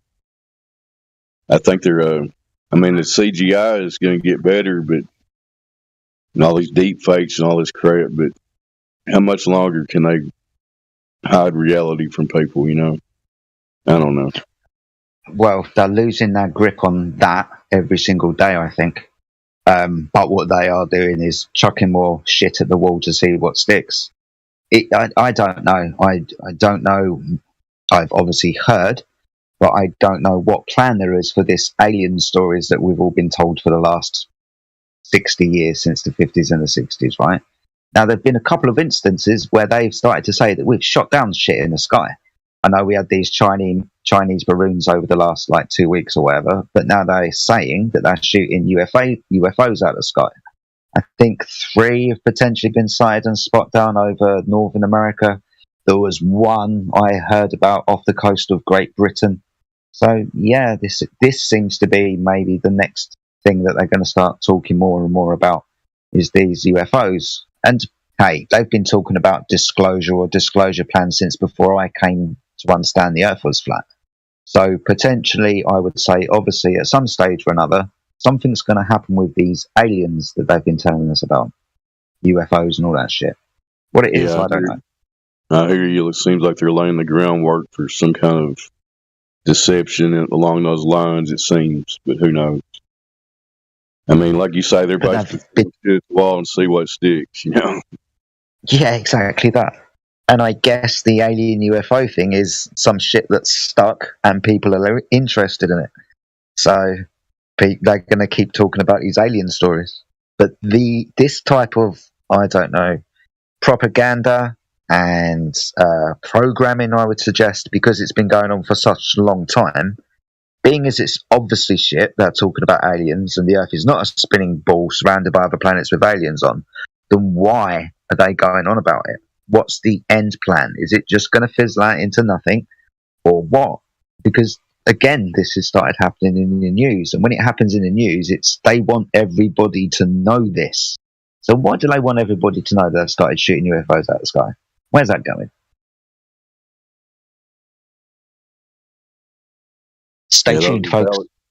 Those are valid questions. Like you say, whatever they're putting on the news for everybody to see, there's a reason they're putting it on there, right? Yeah, absolutely, 100%. There must be a reason why they're telling us this bullshit, being as it's obviously bullshit. The Earth is a spinning ball and UFOs. What's the connection? Where's it going?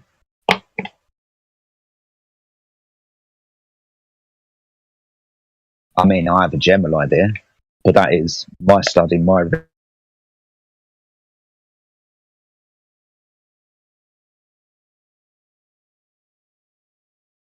research and what I think. Throughout all time, we've always been told that things are done shit, given us knowledge, fucked about us, ruled over us, whatever. But these stories do exist. Now,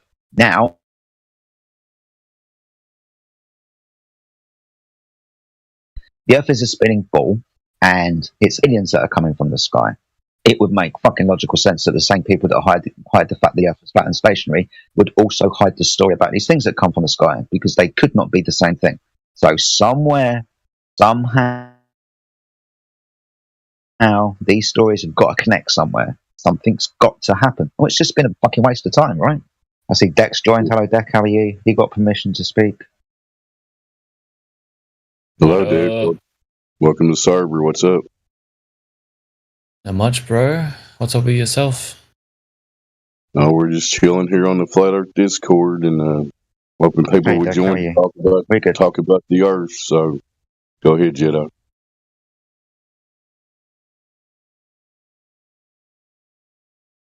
I'm finished with my rant. I just thought I'd say hello to Deck. What brings you into the server today, Deck? You've just got voice verified. Don't know. Oh, I was just wanted to hang out, listen, see Defying what's realms. going That's on. always interesting. What brings you in, mate? So you still talking to me? You got any particular type of interest in the flat Earth as a topic, or you just started browsing through Discord servers? So again, Oh, I'm. Dave, which one of us is robot? Him or me? I think it's you. You're Robotnik again, Jedi. He's just asking you what brings you by here today, Dave. Give me a See, question. well, I was just bored. Wanted to hear what the conversation was like over here. I'm a globe earther myself, but I'm interested in hearing other people's opinions and how they came to their conclusions and stuff like that. So, yeah. Well, can I start off asking you the first question?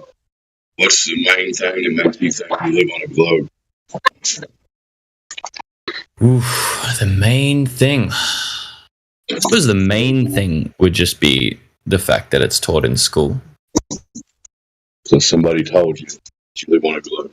But that's true for most of the things I believe. I haven't got around to questioning most things that I've been told by people, but the globe Earth is one that I've been told initially, and then everything that I've seen thus far has stood up to scrutiny.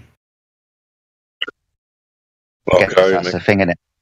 Go ahead, Jedi. You're back now, I think. Take it over. I gotta get to work. Yeah. No worries, buddy. I guess that's the thing, right? And we were all taught the same story. And yeah, there are things that they say within this story when we point at the physical and natural world that they say that's attributed to the Earth being a spinning ball. Yeah, I get that, buddy. We've all been there. What's the number one thing, though? If there was one thing that they've told you that makes the Earth a spinning ball, what would it be? I suppose our various observations of cartography or astro like aeronautics and stuff like that, satellites, phone technology, that kind of thing. Okay. Are there any of those things that you can verify or validate to be absolutely true? Probably not on my Larry Lonesome. I don't have the qualifications or access to sort of primary sources on satellites and stuff. I'm not going to be going up there anytime soon. Okay. But okay, that's an honest answer. So you don't. So what is your percentage that you? How certain are you that Earth is a globe? Like from in a percentage? Oof, pretty fucking up there. Okay, well, I'd be surprised if it was flat. Like, just give us just throw out a number. Right now, 100%. 100%. Well, okay, but you just told us that you cannot verify anything yourself. So how is it that you know? Well, there's lots of things I can't verify. But what I mean by 100% is that I currently live. I want to stop you because you're saying you know, but then you're saying you can't know. So which one is it? Do you know or do you not know? So let me clarify. I live my life as if the Earth is a globe. I act and speak and talk as if that is a fact. So I 100% act as if that's true. That's what I mean. Okay, great. So what I'm asking is, where is your verifying information that you are 100% sure? Let me ask you another question then. What are you doing right now? Like, where are you sitting down somewhere? I'm sitting at my desk. That's correct. Okay, you're sitting at your desk. How sure are you in a percentage that you're sitting at your desk? Ooh, as sure as the Earth. Probably less sure than the fact that the Earth is a globe, but still not. I can't know that for certain. So, could be in a less simulation. than 100%. So less than 100%. Sorry, it's funny. He's more sorry, my friend Deck. You are more sure that the Earth is a spinning ball than you are that you are sure that you are sitting at your desk. Exactly. No, not true. That's what you said. That's what you said. Wait, sorry. Wait, say again. I'm more sure that I'm at my desk. Yeah. No, you are more sure that the Earth is a spinning ball than you said that you were. No, that's not true. Yeah. No, you said less than 100% at your desk. It's not true. I'm just repeating what you said, buddy. Is this what you meant? Or do you want to restate? No, that's not what I meant. When I'm saying that's not true, is meaning that was not my intention of what I said. Okay, what I let me meant ask was. another. Let me. Okay, go sure, ahead. Go ahead. I'm sorry. Go you ahead. You can ask another question if you like. Okay. So let me just get this more specific. How sure are you in a percentage that you're sitting here talking to us on Discord? Oh, man, the question doesn't make the percentage as a surety doesn't really throw make it out, sense to me, man. Just throw out a number then. Well, like I You're said either before, sure or 100%. not. I'm living my life as if I am currently speaking to you on Discord. So 100%. Okay, so 100%. Same reasoning as before. So you're That's 100% sure. You obviously have empirical evidence that shows you that you're absolutely on Discord and that you're absolutely sitting at your desk. But what do you have to show absolutely that the Earth is a ball? I see things go over the horizon, I could say. Okay, so that would require to verify or validate that seeing things going over the horizon would be a measurement of curvature, a direct one, actually. Do you have that? What would you define as a measurement of curvature? Like actually going out with like a tape measure, or how do you mean? What would A that look device like? for measuring. Yeah, a device for measuring. So we can say tape measure, but there are lots of things that you could use to measure lasers, for example, and see. For instance, your line of sight is called a line of sight because it is a straight line. Where you see is a straight line. So do you have something that shows that there's drop over distance on Earth on the surface? That's what would be required. Specifically, validation or a test to show that there is this elevation drop over distance on the surface. Do you have that? I believe I do. I think when I watch things go over horizon, their elevation drops relative to me. Okay, when was that measured and verified? Because we need something to use as a standard of a reference, a standard of measurement, like you do in manufacturing. You would have a standard that you go by. For everything that is considered on the surface, above the surface of Earth, this would be something that would be it would be everywhere. This information should be everywhere, should be easy to find, where they validated. I'm not asking you what you did yourself. I'm asking you, when was it ever done by anybody else, a drop over distance test that verifies or validates for sure that Earth drops at distance? Do you have that? And really aggressive, man. You're scaring me. It's simple. So a primary experiential observation isn't enough. No, a documented one, that would be the one with the Nobel Prize attached to it. Yeah, a measurement of Earth curvature should be everywhere. So just go find that. Tell us when you find it, because you obviously don't have it at hand. You're sounding really upset, man. Like, I haven't done anything to insult you, but you're sounding really aggressive. I don't know. Is that just me getting that? No? Well, I really don't know why you would go with a tone of voice to try to determine what somebody's demeanor is or what their presence is like in sitting in their own room. So you're trying to project over here into my mind instead of providing the proof. And don't interrupt me. Instead of providing the proof that I asked for. You either have it or you don't, and you can't seem to answer. You want to go to attitude. Personality. No. So why don't you stay out of personalities? Who gives a fuck what I think or if I'm angry? It's not part of the fucking questioning. So if I'm angry or not has nothing to do with your providing proof of this globe fucking Earth. If I'm upset, that has nothing fucking to do with your answer, bro. So just answer. Okay, man. Real quick, Do you have it or do you not? I'm my ask Dick nicely. Do you know of any time anybody actually directly measured drop over distance of Earth curvature anywhere at any time in history? Not off the top of my head. No, I'd have to look it up. So right now you understand that you just believe that the Earth has curvature. You cannot verify that. Oh, I wouldn't say I cannot verify that. I just haven't verified it as of right now. Well, feel free to go do all the research you want and find us that direct measurement. We'd love to see it. Okay. Well, I don't understand. So if I watch something go over the horizon, how is that When you're talking about not watching an something example of that? directly verifying with a laser, or however you want to do it, a mirror off the sunlight, whatever you want to do, we need at least, say, 10 miles over a body of water, clearly showing a 66-foot drop that must be there.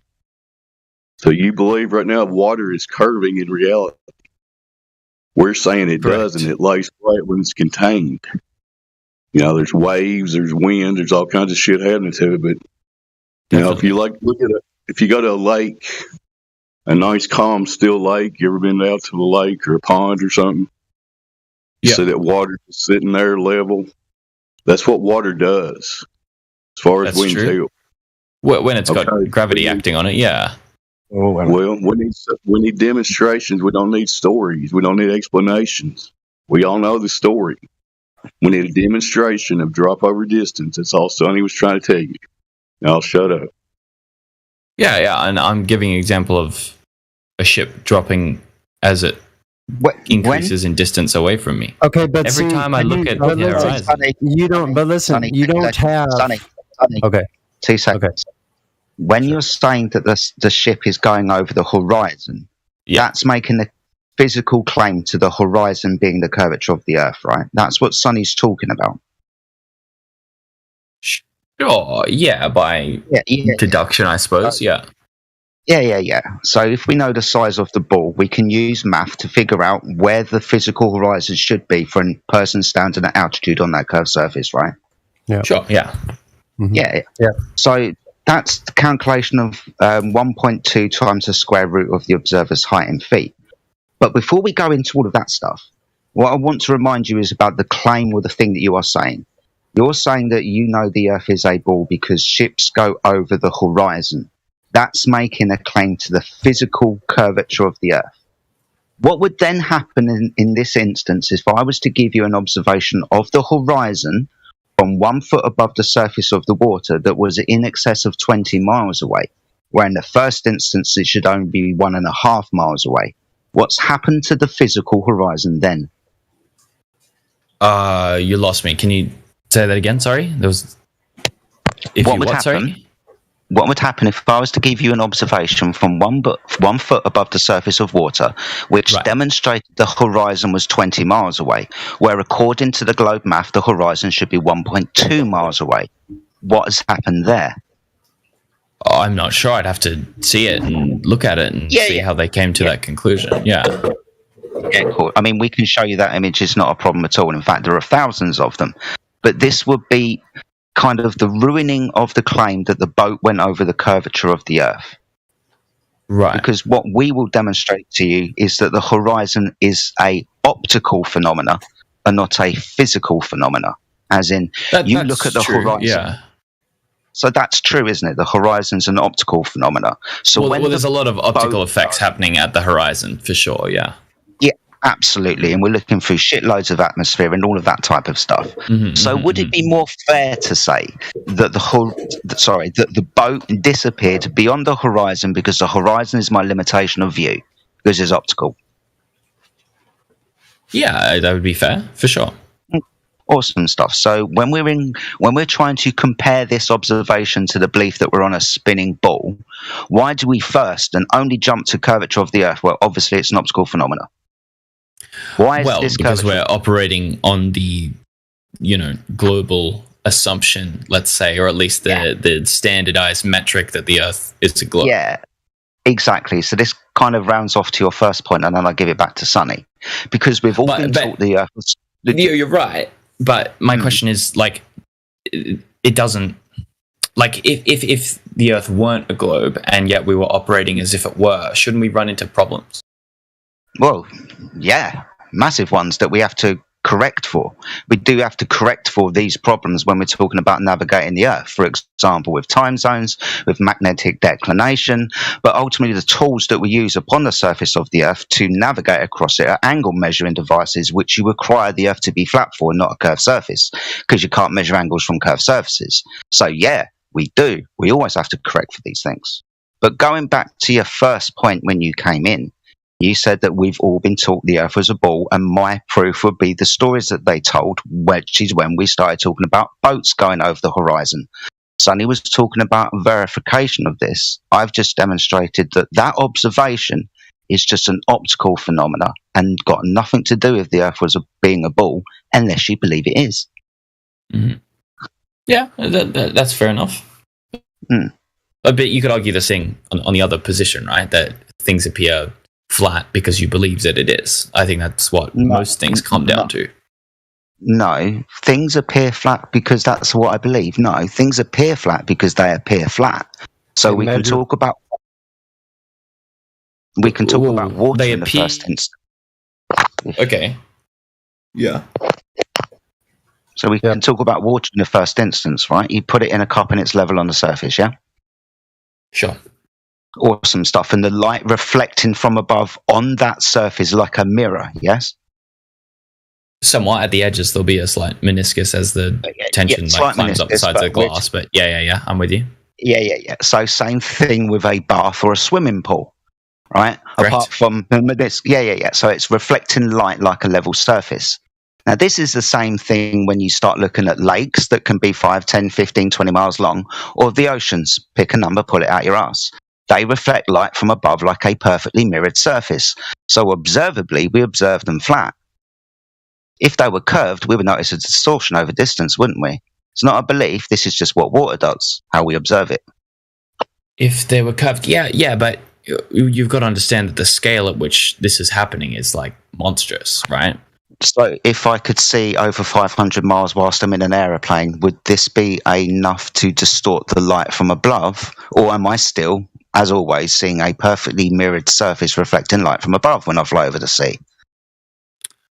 I'm not sure. I mean, it would depend on how the altitude at which you're flying and stuff like that. The point to this is, with this, we don't see any change. With regards to the cup reflecting light from above, the swimming pool, lake, or oceans all reflect light from above in exactly the same way. You have to start saying things like, it's a scaling issue, to give me reasons why we don't see it. But the bottom line is, we don't see it, right? Well, if it was a scaling issue, we wouldn't be able to see it, though. Would you grant that or no? Well, the scaling issue is 8 inches per mile squared. So the curvature literally starts right at your feet, and after 1 mile, that's 8 inches of curvature. The further with distance, the more pronounced the curvature is. So over 500 miles. Well, let's put it like this, because I know this. I can pull it out my ass. Over 100 miles of distance, there is 1 mile of curvature between point A and point B. Point B has descended 1 mile over 100 miles. So, being as we can see in an aeroplane over 100 miles, would be the sort of place where we could observe that, right? You would think so, yeah. I feel like, maybe. Yeah, exactly. So it's just kind of common sense to understand if you've got a curved surface, it's or at going to least start reflecting. if you go higher, it's going to appear further and further away, whatever is the limit of your vision. Yeah, absolutely. But no matter the altitude that we gain, the waters below us still reflect light like a perfectly level mirrored surface. I'm not quite understanding what you mean by the reflective point. So what would we see if it was like a mirror? Sphere? Well, you would not see a perfectly mirrored reflection. Have you ever been to the Hall of Mirrors at a fairground? Sure. Awesome. But the surface of the Earth isn't. The surface of the ocean isn't a mirror finish. There's waves and it's all. Does water reflect light, mate? When it's flat, yeah. Yeah. And we can, talk about waves and shit, but we can all observe at a sunset when the sun is going beyond the horizon, the sun's light coming across the sea towards us individually, towards our feet, across the water. Doesn't really matter about the what. Yeah, so you understand my point, don't you? No, I'm just saying I'm following so far. So when the sun sets down low, we can see it reflecting off the water. Yeah. So this is just going to your comment about 2-3 minutes ago about a belief. Now, this isn't a belief when we're making observations. We're just making observations of water and describing what they are. So water, no matter the distance, reflects light from above like a perfectly mirrored surface. Doesn't change. We all understand what curvature would do to a reflective surface. It distorts the image. But we don't have any distortion of this image when we're looking at the waters of the Earth, no matter what the altitude. So it's not a belief, we're just reporting what we see, right? So what you're saying is no matter the altitude that we view the angle of looking down onto the ocean, the image that we see reflected on that ocean is accurate. It is like a mirrored surface, a level mirrored surface. There is no distortion to be observed. We understand what distortion looks like on a curved surface, right? Hall of mirrors, shiny balls, all of that type of stuff. But we don't observe that when we're navigating and flying over the waters of the Earth. The waters of the Earth reflect light like a mirrored surface. Well, I mean, I haven't been in that many planes myself, but if I'm looking out the window in a plane looking at the ocean, I see a shadow. I don't see a reflection of the plane. I'm not talking about the reflection of the plane. I'm talking about maybe the light of the sun. Right. So that's scattered like every direction because of the waves. When you're down at the beach and the sun is setting, do you get a line of sunlight coming across the water to your feet? Or is it spread around and fucked off all over the place, mate? There's a significant portion that goes to your feet, but yes, it's spread everywhere, because if it wasn't spread everywhere, it would be dark. But you understand that light that comes from the sun towards your feet, you observe a bright line from sun to feet, yes? From sun, yeah, to an extent, of course. So that wouldn't be possible on a curved surface. You wouldn't have that straight line to your feet across the waters of the Earth. That would be impossible on a curved surface. You would have a spot of light in the distance. You would have a spot of light in the distance if it was curved. But it curves so gently it's almost flat though, right? It curves exponentially, so the further it gets away from you, the more pronounced the curvature is. But when I'm looking at the light that's shining towards my feet, that's as close as it gets to the opposite of exponential. Like that's as flat as it gets. So it's flat then. But you understand from this base it appears flat at your feet. Yeah. So what you understand with this base observation, if I was to compare this observation to a swimming pool, a lake, or the sea, the reflective value is still the same. There's no difference. Not at that scale. Again, I mean, you're right, because they're all basically the same size when you go on the... How far away is the horizon? How far away is the horizon? I'm not sure off the top of my head. Okay, so if you're on a ball, it's 1.2 miles away from you. If you're 6 foot above the water, it's 3 miles away from you. But ultimately, we see horizons that are in excess of 10, 20, 30 miles away to make long-distance observations like I can do from the southeast of England to France, which is 23 miles away.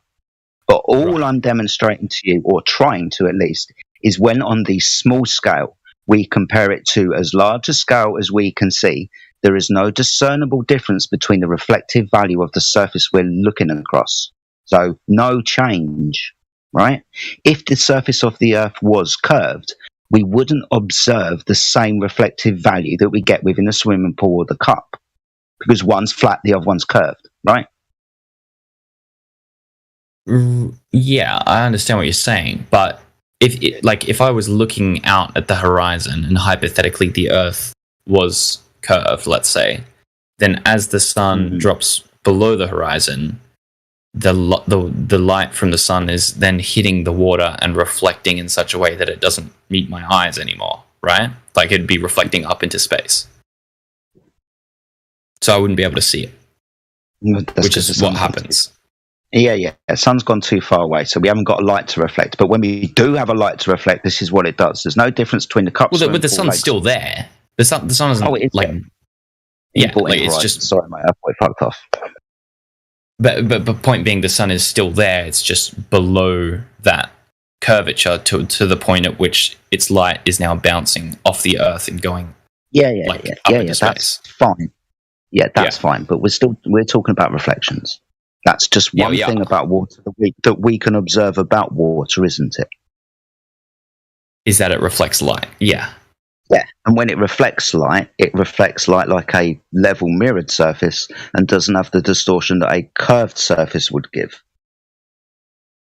Well, I mean, I haven't done the measurements myself, but I'd imagine that as you observe further and further away from your point of observation, i.e., like you're looking at your feet, the light appears flat, and then as you look further closer and closer to the horizon, isn't the light going to be like you're going to have less of it because it's hitting at a higher angle of incidence and reflecting less and less? Do you know what I mean? Yeah, I understand what you mean. But I just want you to understand what I've put down, mate, so we can move on to another subject. Oh, yeah, I get what you're saying. Sure. It's not a belief. It's what water does. Yeah, but water can be in different situations, and it's going to behave slightly differently depending on the situation. Yeah. Okay, I get what you're saying. I don't understand the line of reasoning that you can go from the sun reflects light off the ocean, therefore the ocean must be flat.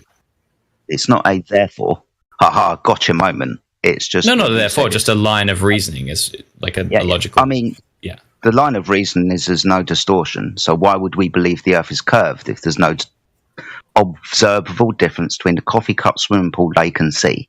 If there's no observable difference, why do we then assert curve? Because we got taught it at school. So how do we know that there is no observable difference? Like I don't have the.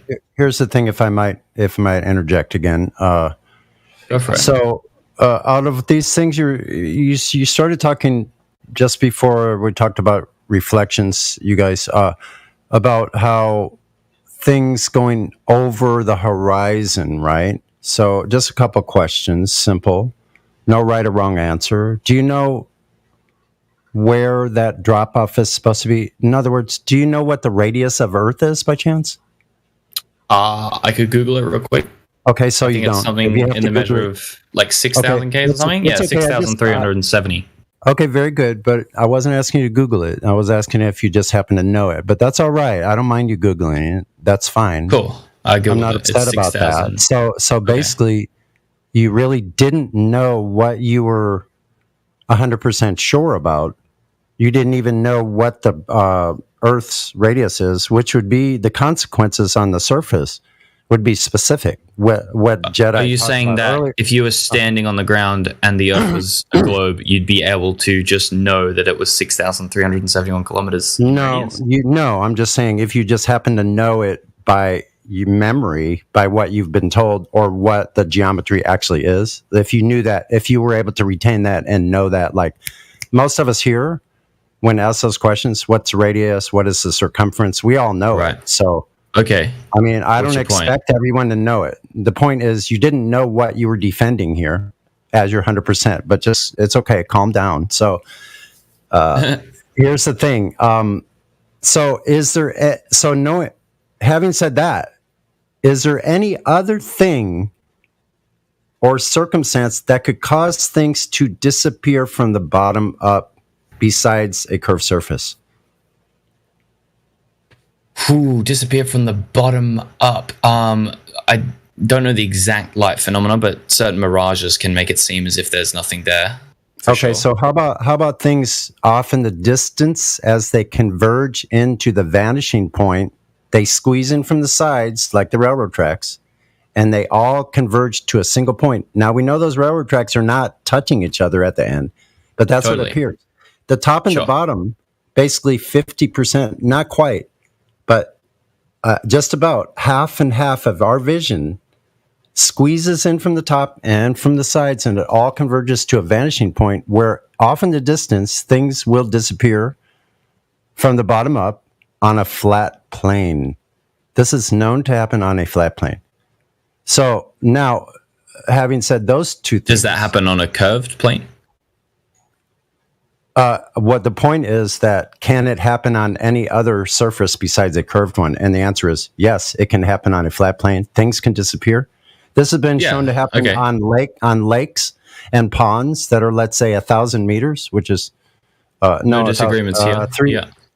Not 1,000 meters, 100 meters, like 333 feet distance. Now, things have been shown to disappear at 500 feet, 300 feet, over water from the bottom up. Yeah. So just like now, if this is the case, if you're saying that the horizon is the curved edge of the sphere Earth, right? Isn't that what you're saying?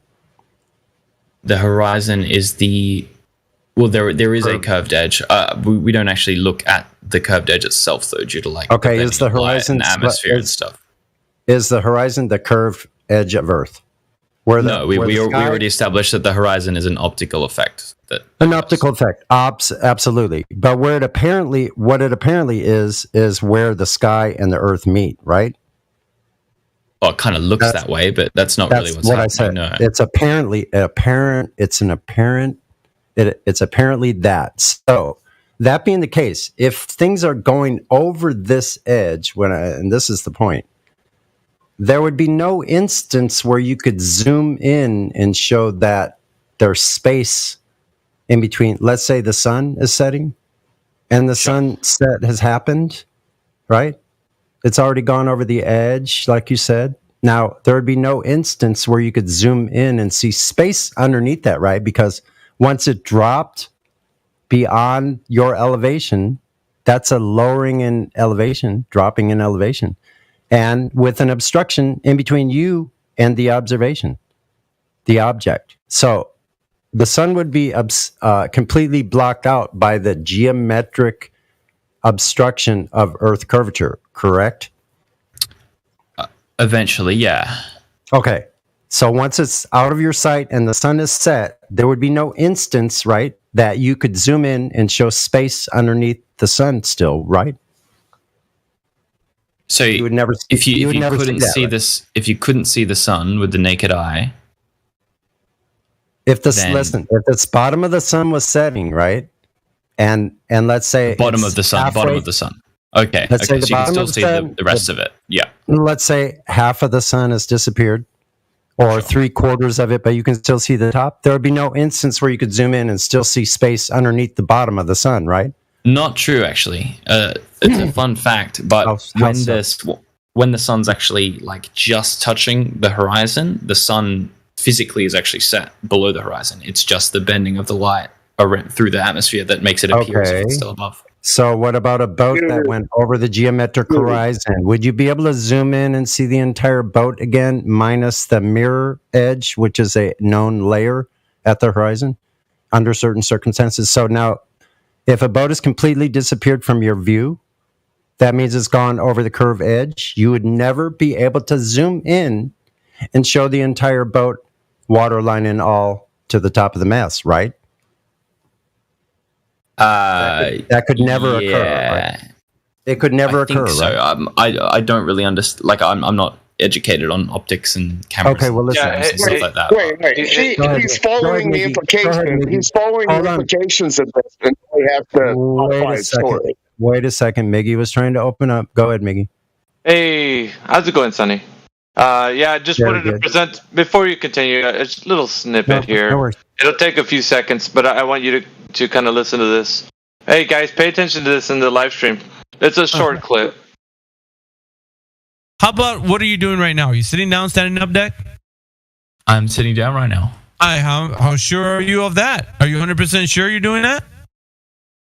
I'm pretty fucking sure. As sure as I can be about anything else. There's damn good evidence, isn't there? Guys, it's not that fucking hard of a jump to understand that if you don't know if the world is real, then you can't know if anything's real. It's not surprising. Whoopsie. Did I let that slip? I've said that, and I stand by that statement. So I know you do. There you go, Sonny. That's who you're talking to right now. Is that the same guy? Yeah, it's him. That's Sorry, Deck. Deck. When we asked you this question earlier, you said you were 100% sure that you were on Discord at your desk, right? Now he stands by this. Yeah, I mean, I tried to clarify, but we kind of glossed over it. But I was saying that in the terms of 100% sure, what I meant was I'm acting as if I'm talking, I'm living my life as if that's true, right? But again, you can't necessarily know anything for sure because you're a brain in a skull, right? You don't have any access to anything. Are you asking us when you say right? You can laugh. It's true. When you say right, when you say right, are you asking us or asking yourself? Yeah, he's asking us because he doesn't know. Listen, we already settled. We already settled. Hold on, we already settled this point. Hold on, we already settled this point. Now, what we actually found out is that you said you know something 100%. We found out through the whole discussion that you do not know anything. You cannot prove the Earth to be a globe 100% with any shred of evidence. You don't know anything. So what will happen here from now on is when you come in, people are going to look at you and go, oh, here's the guy that thinks he knows 100% but doesn't know anything. He can't even be sure he's sitting at his fucking desk or sitting at talking on Discord to Sonny right now. He doesn't know what he's doing. He's lost. He's very confused. He needs some help in finding his direction. No, I'm not done yet. When I'm done, you can respond. Hold on, I'm not done yet. Old Hoss, you too. Hold on, I'm not done yet. So wait till I finish. I'm an old man. So I sound young. This is because I am. Doesn't mean I don't have the years. So respect your elders. So here's what it is. You have proven to everybody here and the audience listening on YouTube and anybody else here that hasn't spoken up, that is listening still and maybe not in this live stream right now, you've proven to everybody in multitudes that you do not know anything about the Earth. You cannot prove anything substantially to verify or validate that Earth is a curveball. You didn't even know what the number was until you Googled it, that of what you were defending, which would have direct consequences on the surface of the Earth as far as an elevation drop. You didn't even comprehend that concept. You don't know anything about Earth. So you have a belief system. That's what's been proven here. It's akin to having a religious zealotry that you have scriptures and everything that you try to quote, but you don't have anything back in it. It's pure faith. You're in a religion, the largest one ever created. It was created by Jesuit priests, every single one of them. Your priest, Newton, Isaac, Galileo, all of them. Al-Biruni, if they even exist, they are all religious. Finished? You're in a religion. Thanks for sharing. I'm done. You're done? Okay. Go on, Dex. I mean, I know you talk about stories a lot. That's the fucking longest, trailingest, most disingenuous story I've ever heard. You can't just yeah. I mean, I'm sure it'll get worse.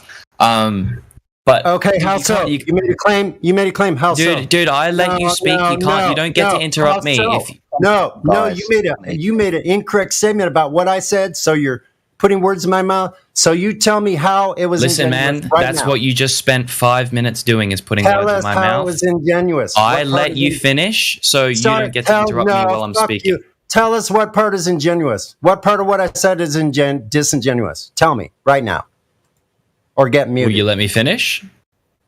Yeah, if you answer with how what I said was ingenuous and exactly what I said was. Okay, I will, as long as you promise not to interrupt me while I'm speaking. Let's hear it. So the reason it's disingenuous is because you're trying to spin what I'm saying to prove a point. How am I spinning it? Tell me how I'm spinning it. You're making another claim. No, you just made interrupting me again, man. You made a second claim. That's why. So let me finish my whole piece, and then making claims, bro. If you don't, you could stop making claims then. Because Sonny, either we're yelling over each other or we're taking turns, but pick one. Now you're telling me you don't have the specifics of how it's disingenuous? Go on. We can't have this conversation if you're going to talk over me every time. Either we take turns speaking or it's not going to work. Stop making claims about what I said that are untrue. So listen, what you just spent 5 minutes doing was making claims about... Listen, you answer with the question or just stay muted while I'm here. That's your choices. I mean, really. Let's try again. Like start again? You shot across. May I speak now? You want to start again, Deck? Because leave alone what I said or any of it. Just bring your proof. It's not going to get me muted. Just bring your proof. What proof do you have? You have none. You have a religion. So explain to me how you're speaking for me right now. Okay, I haven't said anything, and you're putting words in my mouth. Tell us how it's not a religion.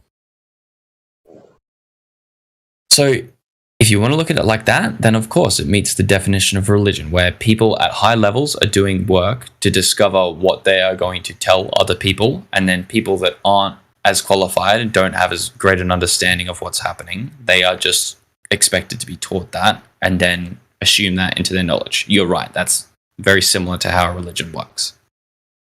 Is that okay so far?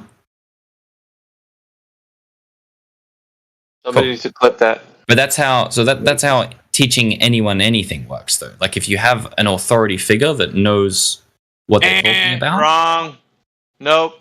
That's not how Okay. that works. All right, When you tell me how it somebody the works.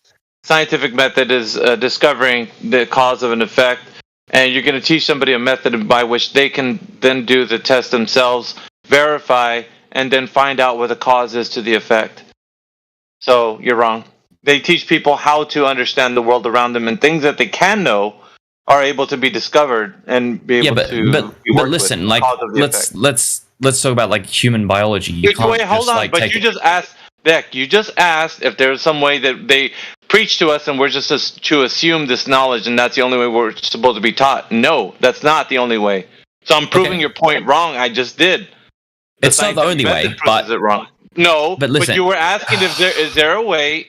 That's what you, Dick. Why Can are I you respond, with man? this feign exasperation? because you keep bro? cutting me off because I don't get But this. you were asking for the thing that you said is not able to be done. The only way is the way you said, which is being taught and only assuming. Like So let me explain it more. Let me explain it more. Let's say we're talking about human biology and we're trying to teach some doctors how to do something, right?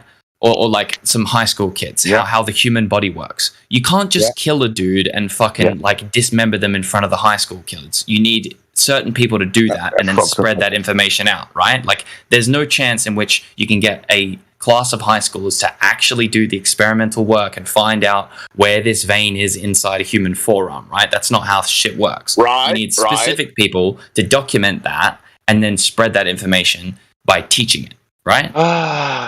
Yeah, yes but or no? People can work on those things. That means that at some point the verification method passes through the person's hands that's able to verify that, right? Yes, of course. Okay, then that goes back to my point, not yours, mine. So you're actually saying, yeah, it's not about assuming something; it's about being able to verify it, which you just described is what they're doing. So, but it doesn't matter if they're being taught that. Listen, and we ask that for people here. It's like, tell us how somebody has verified or measured the curvature of the Earth. Basically, what you're doing is like you said, like a doctor would or whatever, is like describing to you how a procedure is done. And then the person who's really inquisitive about it could actually just take that information as is or go and verify it. But either way, it can be verified. How would they verify it? If you were teaching a class, if you were teaching a class like, inside the... If you were teaching a class and you were saying inside the brain, like there's the fucking amygdala, right? Amygdala's like... Deck. Okay, well, let's just say... Yeah. The keywords verify. But here's the thing. You cannot verify an internal organ legally, right? You can't just go out and like cut someone open and check the organ.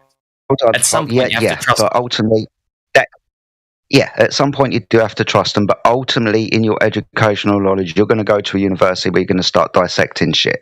Yeah, sure. So totally. So verify. So no matter what, the question does come down to, what have they told us that we can falsify? If the Earth is a ball, what information have they given to us at schools and universities that we can go out into the real world and falsify? What's that? Good question. So what have they given us that we can go out and falsify to put to the test that the Earth is a globe? Sorry to interrupt. Bearing in mind, when we were at school at 8 years old, they didn't give us any physical, tangible evidence at all at elementary school at 8 years old. And that would be the point to ask, sir, miss, do you have any evidence for this, sir? Okay. Love you. That's all. Trying really hard to keep this guy on track at the moment. So that's true. But I mean, you could say the same thing about, again, we're going back to the human. You tell 8-year-olds that they have a brain in their head, but you don't have to fucking show them a skull split open to verify. Why don't we stick to falsify? They wouldn't be alive. If they didn't have a brain, they would be dead. Jen, let's stick to falsify. You're not. Yeah, let's not help man get off into the weeds. We've just got him back So from the weeds. mate. falsifiability.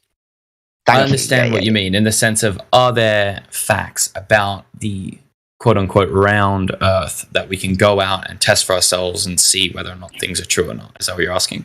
yeah, because there's So three claims that they make about the Earth. Okay. Hold on, it's going to take some. Yeah, no, I'll let you. Yeah, go for it. Go for it. I won't interrupt you like everyone else. But ultimately, there's three physical claims they make about the Earth. Right? It is a ball. It moves in space. So, within regards to these three claims that they make, what can we falsify or verify for ourselves? So the claims are that the Earth is round, it moves in space, and what was the third one? Sorry. Sorry, the Earth is a ball of a set dimension. It moves, spins upon its axis, and orbits in the vacuum of space. Three claims. Gotcha. That's right. It is a ball that moves in space. Cool. So, what can we verify? Ooh, you're lagging out a bit, bro. Yeah. Yeah, you lagged, Jedi. Do you want to go again? Falsify. So, what of those three facts can we falsify? You cut out a bit there, but I'm just assuming that's what you're asking. So you're right. It's very, very difficult to falsify those kinds of things. I think primarily because the scale at which you have to operate on to be able to falsify those things is pretty massive, right? Like if you want to check whether or not the Earth is floating in space, you kind of have to go out into space to check that, right? So it's a difficult claim to be able to falsify while you're actually on the Earth. Would you agree? Well, yeah. So let's stick to the on the Earth bit, right? So well, that's the thing. Those claims aren't falsifiable if you never leave the Earth. You're right. Well, or at least very hard to. I'm not. I don't know what. Yeah, I didn't say that. I'm just trying to get you to which one of these things. So if we are on the Earth, then we should be able to observe and measure the Earth, right? Yeah. Yeah, awesome. In relation to itself, yeah, not relation to the moon or stuff like that. Yeah, sure. Yeah. That's fine. So we can Google the radius of the Earth, can't we? Because they tell us how big it is, don't they? Someone does, I'm sure. Yeah. Yeah. So it has a radius value. The Earth is this big. 6,371 Ks. Sure. Yeah, whatever the number, it's agreed upon. All right, they tell us we believe it. Whatever. Yeah. But this is a geometric shape that we can use maths to figure out things about that geometric shape. Now, this one gets brought up quite a lot. The Earth is so big. Where will we observe curvature? According to the math, right in front of us, over a distance of water, the horizon physical curvature starts at 1.22 times the square root of the observer's height in feet. That would be the geometric horizon of the Earth. That's not that far away. I've only gone 1 mile, right? So even within that own model, they say that we should be able to detect curvature over distances of water, hence why boats are hiding behind them. So this is one thing that we can test, isn't it? Sure. How would you go about testing that? So when they say that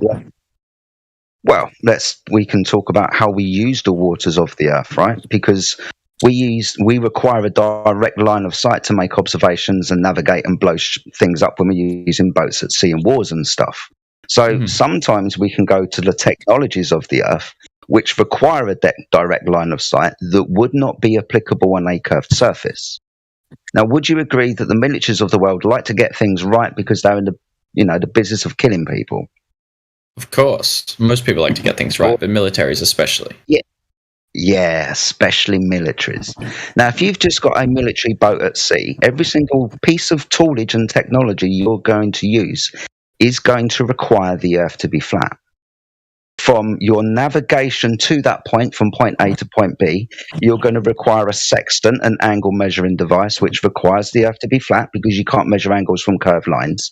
You're going to be using a compass to navigate around the Earth and making magnetic declination corrections because you're going to be on a ball map and not a flat Earth map.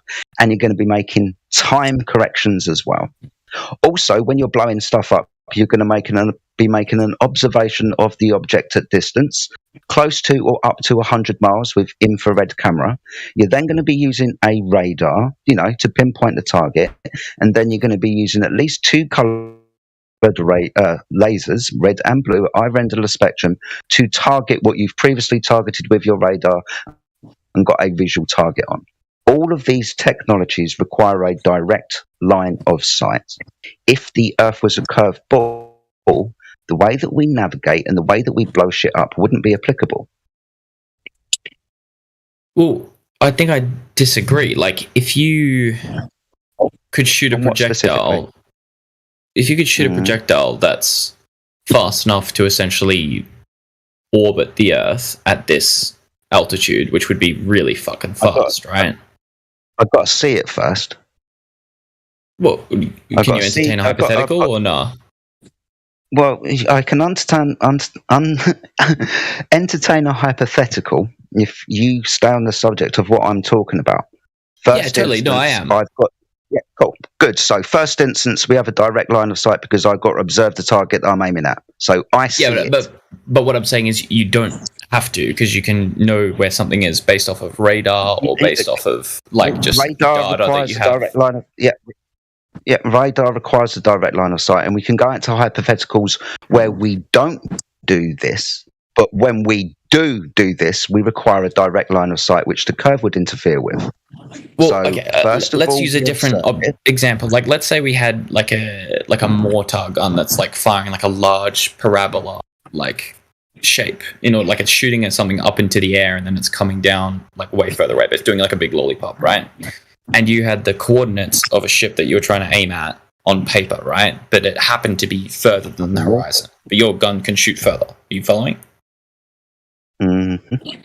So if you knew the location of that ship and you didn't have a direct line of sight, but you knew where it was, then could you not shoot that mortar up into the air and hit it on the other side of the horizon without using line of sight? Yeah, possibly. But what I'm doing is taking you to the technology that is used that requires a direct line of sight. We can start taking the observation out if you want, but that's preliminary to what we're doing. I want to blow something up. I can see it at 100 miles away with an infrared camera. I then get a target lock, make sure I'm, looking at something with a radar, which again requires a direct line of sight because you've got two pings, one out and one back.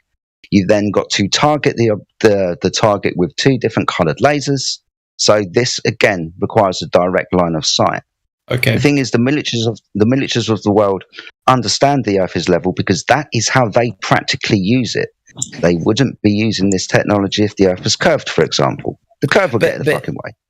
But you understand that, like, when we use things like lasers and stuff, they actually like follow the curvature of the Earth. Like they're affected by gravity. They're affected by air resistance and stuff. No? Wow, they're affected by gravity now, and the lasers that we see going straight are actually curving. The object that I see in the distance isn't actually there. The radar ping is giving me a ghost fucking image. Well, like it's like our sunset example. Like the sun is essentially generating lasers. Yes, crypto. Yeah, we were talking about falsifiability earlier. How would I go about verifying that a laser follows the curvature of Earth? You would get a laser and get a detector on somewhere else. Okay, and but the question if it drops at all. Yeah, okay. Maybe you're not understanding the problem. The question is whether the Earth is curving already, right?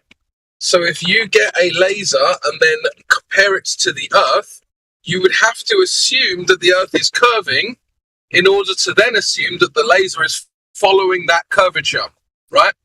The other alternative is that the laser isn't curving around a non-curving Earth, and you can't tell which one of those it is. Okay. So how can you tell then, if neither of us can tell? Well, you made the claim that it's curving round the Earth. Okay, but now you're making the claim that it's not curving around the Earth. It's going flat. How do you falsify that? The whole no you thing doesn't work here. I didn't make a claim because it's illogical. No, but okay. So let's say. Yes, it's unfalsifiable. My claim that was made that you can't. But then what's the? Don't you have to make a counterclaim? You're not now going to just assert that that's okay. That isn't happening.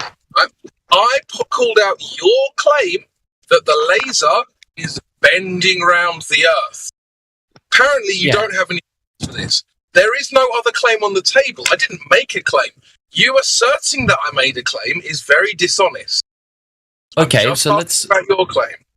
So then let me make a different claim. I'll claim that the laser is going flat. How do I falsify that claim? There's all sorts of ways to test beam divergence, laser direction, but generally speaking, light is assumed to travel in straight lines. But that's assuming. Again, like... You disagree? I mean, that's what literally everyone in the world thinks.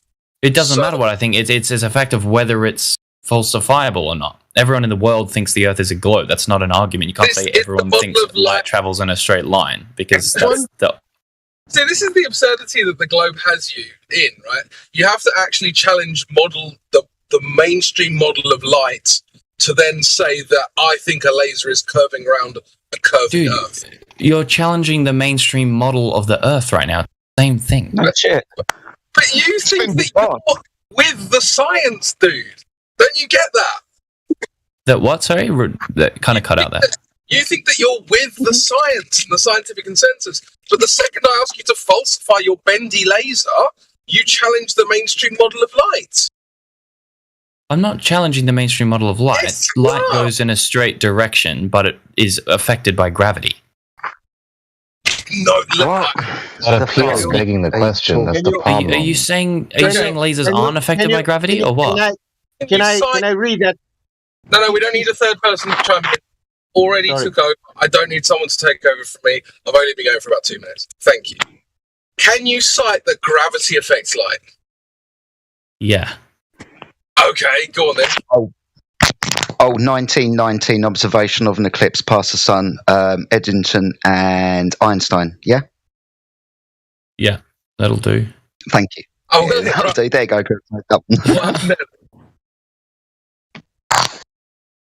Can you cite that it doesn't? Okay. I don't think you know how this works. Bro, do you know how anything... Like, if I say, like, light goes straight, the only other alternative is light bends, right? If you reject the claim that the light bends, then you're, by rejecting it, making the claim that it goes straight, because there's no other alternative. No, it's not staying still. I can challenge... No, it isn't. I can challenge your claim without making a claim of my own. You can. But the thing is, once we've challenged that claim and established that it's unfalsifiable, any claim that you make after that point is also unfalsifiable by using the exact same... First, I would have to make a... But do you understand that all you're doing is just getting out of it by saying, I'm not making a claim? So what are you doing? Me constantly and talking over me also doesn't work here. Okay, go ahead. Go for it. So I would need to make a claim for it to then be challenged. You can't assert that I've made a claim. That's not how that works. Okay, but do you take the position of flat Earth, yes or no? I think the Earth's flat, yeah. Well... Okay, so is that a claim that you just made? Generally speaking, yeah. I mean, obviously, hopefully you're not doing this. Is that a claim, yes or no?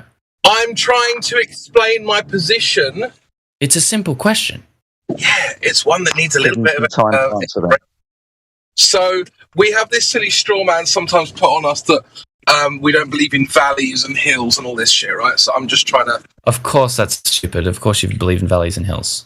Yeah, okay, fantastic. Then given that that's a caveat, yes, I think the Earth is generally planar in nature. Sure, so you're making a claim there that the Earth is generally planar in nature. I don't know what generally means, as in sometimes it's curved, sometimes it's not, but let's assume you mean completely flat. So how do I falsify that claim? Well, there's a number of ways you can do it, but we were talking about light, and you seem to just not want to talk about that. I was very keen to talk about light. You Fantastic. So the point I was trying to make that you never addressed is that in order to back the quote-unquote globe model, you have to throw out other mainstream science, like how light is considered to work. You don't see that that's an issue? Well, we know that light bends. That this is a very much observed phenomenon. Dude, it bends through anything. If you put light through any medium, it bends. The only medium in which it doesn't bend is space, like a vacuum. Refraction exists, right? Okay. We understand that refraction exists, but you know that light generally travels in straight lines? Everything travels in a straight line if not acted on by an outside. Fantastic. So then you would have to then find what those influences are and actually... Gravity and air. Yeah, you'd actually have to prove that, though. You can't just assert it. Okay, so again, you shoot a laser in a straight path, and if it goes down, then it's being affected by some kind of force that's pulling it down, correct or not? So if the yeah, go on, Chris. No, carry on. I'm interrupting you, buddy. It's rude of me. You carry on. So if the light is travelling in a straight line generally, and then it doesn't travel in a straight line, the assumption is that something is causing that deviation. Yes, that is true. Yeah. Okay. But so you would then agree that the light is... What I've asked you earlier, though. Which was what, sorry? Well, you were talking about a deviation of the laser light from the Earth.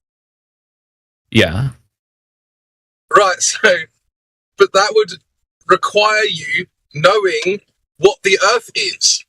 If your test for knowing whether the Earth's curved or not is affected by whether the Earth is curved or not, that doesn't... It's a circular argument. I understand. Yeah. Right. But if you made a test to test if the Earth was flat using the exact same like metrics, like using a laser, you would have to assume like that the Earth is flat, right? Yeah, but that's this what not assuming obvious? That is why that method doesn't work. So what method can like get rid of this pre-assumption? I can't just say a few words and then you just talk endlessly. I have to be allowed to say something, right? Of course. Sorry, I didn't mean to interrupt you. So what Jedi was saying earlier is that we see too far, right? So there are implications to the size of the ball that we're supposed to be on, and those implications are we should only be able to see so far, and if we can see much further as we can, then there's an issue with that. Mm-hmm. There is. But that issue can be explained using other scientific principles, right? So even if you're just looking... So even if we're just looking out at the horizon and how far it appears is going to change every single day depending on like moisture in the air and the temperature of the air and all of that, right? Like it's constantly shifting. So to say like there are lots of different principles. Yeah, okay, cool. So when we say that we look at something in the distance and there are issues because we can see too far, well, we know why you can see too far is because of atmospheric conditions that allow you to see further than on a typical day. Which is begging the question and self-contradictory. There he is. Hello, mate. Yeah, that's the problem. He's Why is that a problem? He's okay with circular reasoning. He already admitted that. You're appealing to the various phenomena that happens in the air so as to enable us to see further than what is possible on the globe paradigm. But that appeal is begging the question. It still presupposes that this phenomenon is happening on the surface of a ball, which is not only unsubstantiated but contradicted by the empirical observations that we not make. at all. If we had a flat Earth, then the light would still bend depending on whether the air on that flat Earth was moist or cold or whatever. No? Okay, you repeatedly use the word bend in describing the behavior of light, but you're equivocating. When we look at a prism refracting light... Is that a better word for you?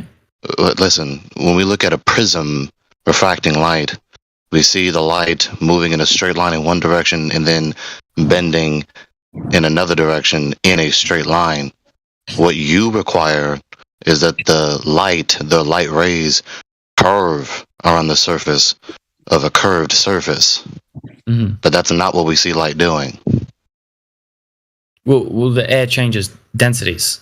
Like, it is not all the exact same density throughout the whole thing. Very like, well, and we don't see the light curve around the curvature of the supposed Earth. Curving.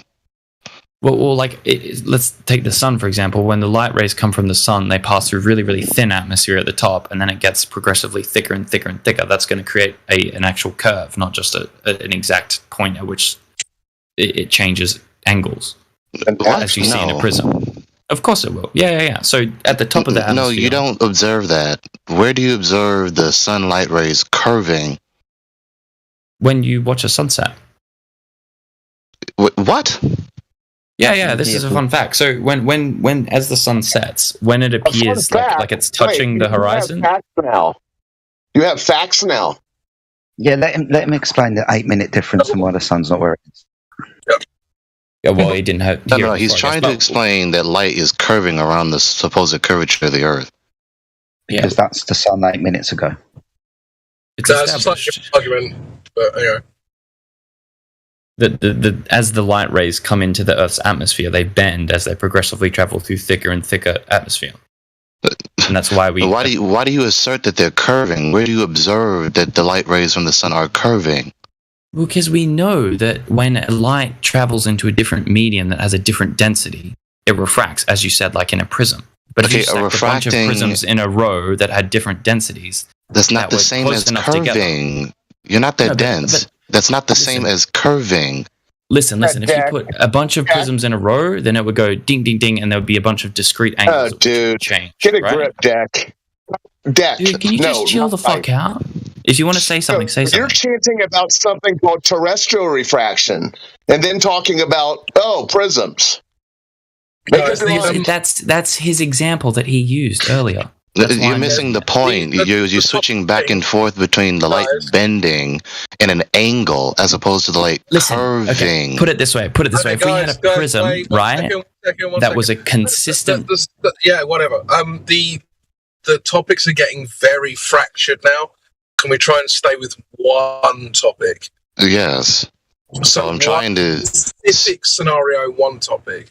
I'm just responding to whoever's talking to me, so you guys decide what the topic is. I'm talking to the room. Okay. This is Gregory. Hello, Dad. Hi, Gregory. And so what's up? The problem is you keep switching back and forth between the actual behavior that we observe where the light is bending at an angle, not curving, but bending at an angle.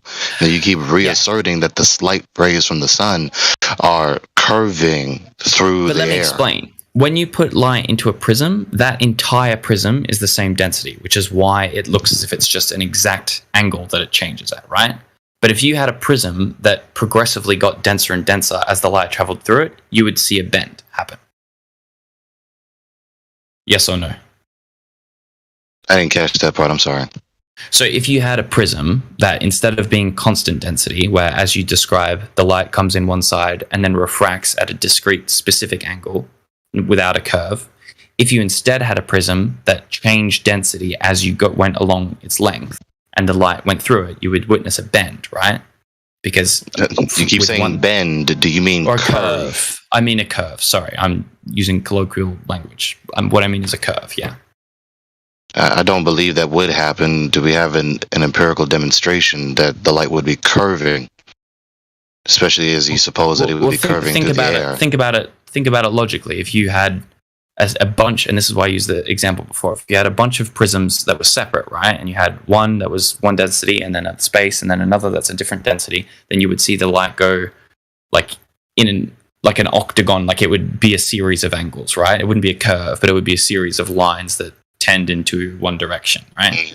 But then if you connected them all up and made that gradient of densities very smooth and not just like, say 30, then 40, then 50. If you went 30 and then it was a really gradual like increase to 40, then that line would get like it would appear to be like even smaller little segments of line until eventually it would just become a curve.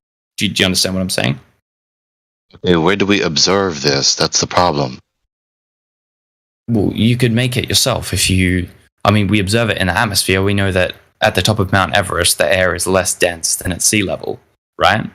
So when the air passes through that, or when the light passes through that air, it bends slightly less than when it does in a denser air.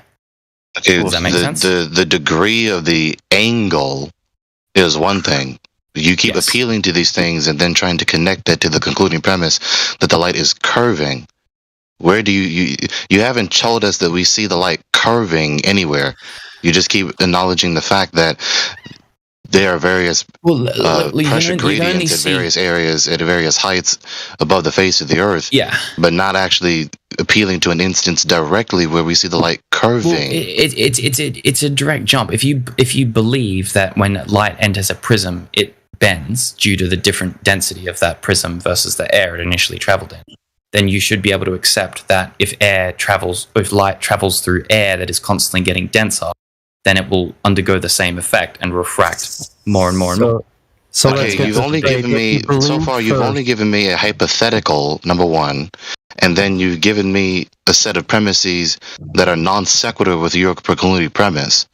You tell me this hypothetical about prisms, and then you give me this non sequitur argument where you appeal to instances of light traveling through various density gradients at various heights. But you didn't say that the light is curving, neither did you demonstrate that the light is visibly curving. Dude, I don't know how much more information I can give you. If you accept that light refracts in a prism due to the difference in density, then if light travels through a medium that constantly changes density, it's going to travel in a curve. That's just how it works. You can do it's a hypothetical. You haven't given me a demonstration. You can demonstrate it, dude. Just quickly as well, this isn't actually the original claim that you made, which is that gravity bends light. So it's not the primary effector. It bends it a little bit. You said that it bends round. Yeah, that was the original claim, right? So to now kind of nitpick about whether light refracts, which we all actually agree on, and that's what I thought that we did agree on. Yeah. I don't know why you do this. Sorry. I've got ADHD. I just jump in. My bad. I'm trying to say that I agree with you, so that. But sorry. When I was 12, that was called being rude. So just chill out. When I'm done, I'll let you know. Okay. So we had the initial claim that gravity bends light, and then we seem to have hopped onto light refracting, which everyone knows that refraction exists. Right, this is very well defined. That the parameters in which it happens is well defined. You know, the angle of incidence is very well. Like, all of these things are well known. Now, to then apply it to like a large scale model like the Earth, that's a lot more difficult. But regardless, it's like no one's challenging whether light refracts or not. I think that the idea that you've got like angles versus bending versus whatever. This can be discussed endlessly, but actually it's not the point. The point was initially that you claimed that gravity is bending the light, and this doesn't seem to have any experimental backing whatsoever.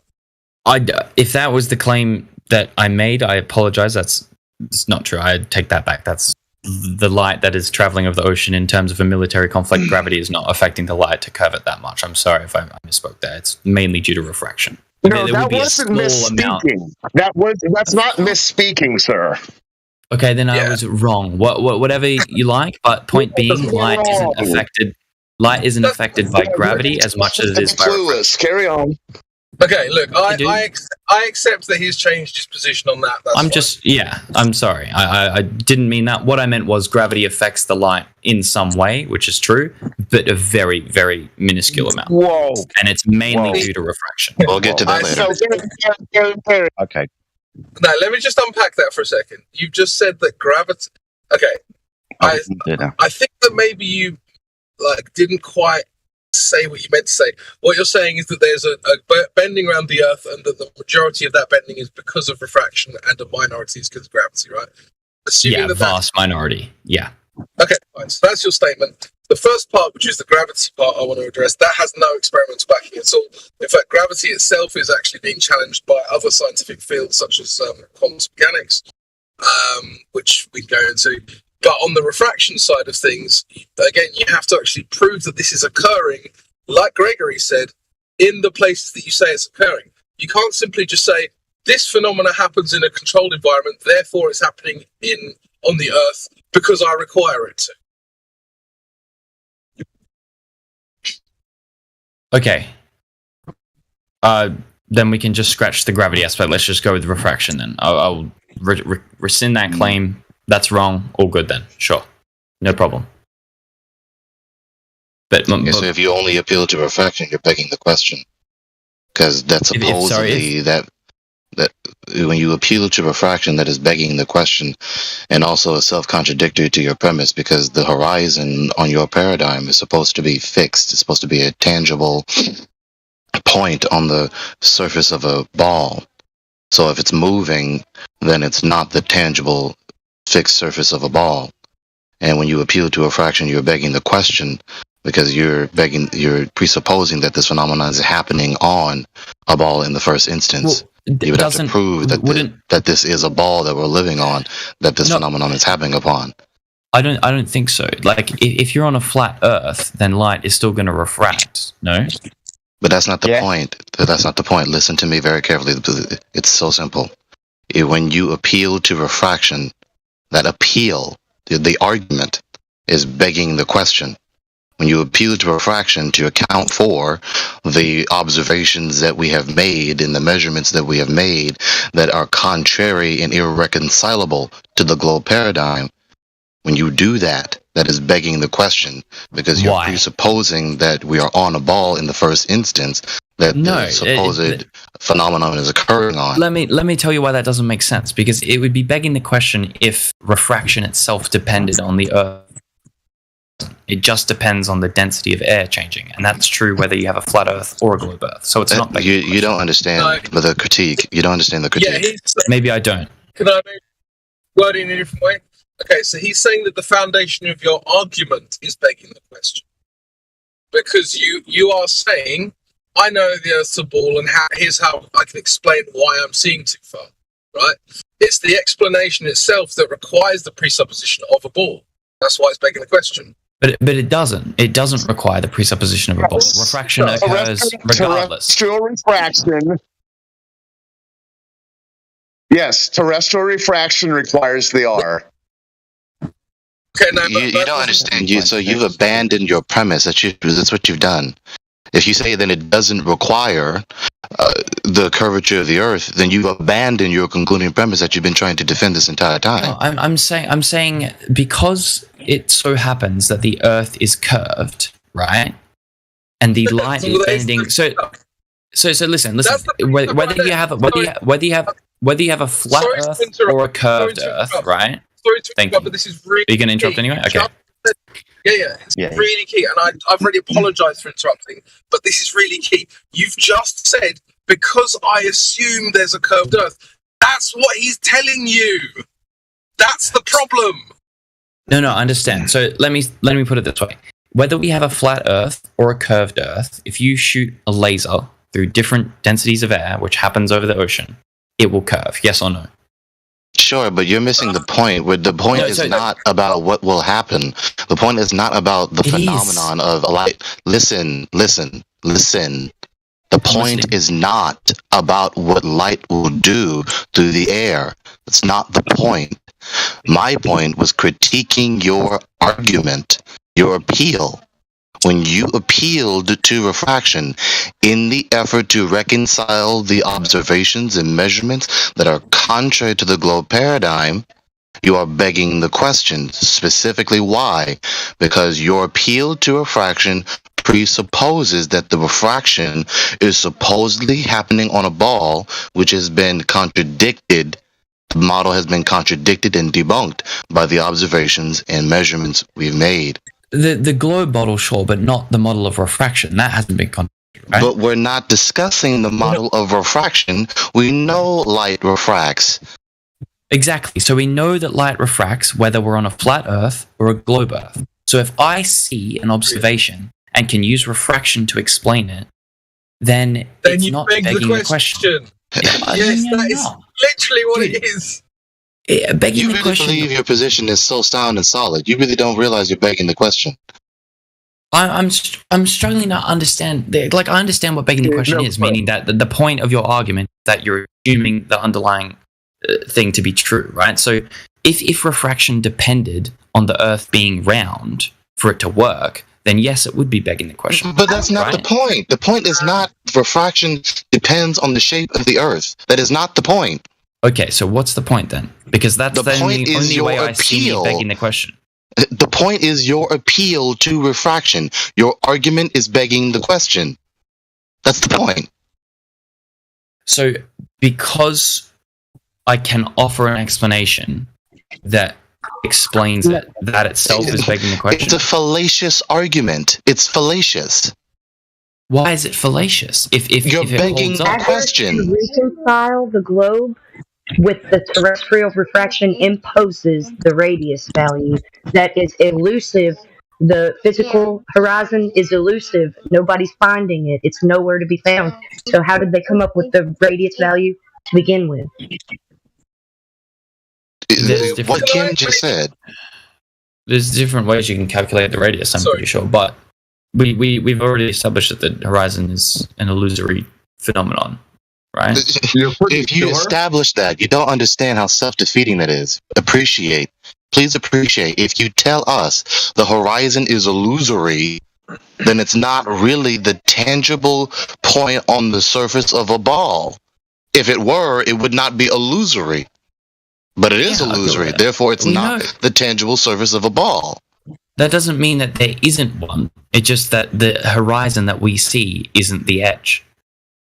So that empirical data is not conforming to your paradigm.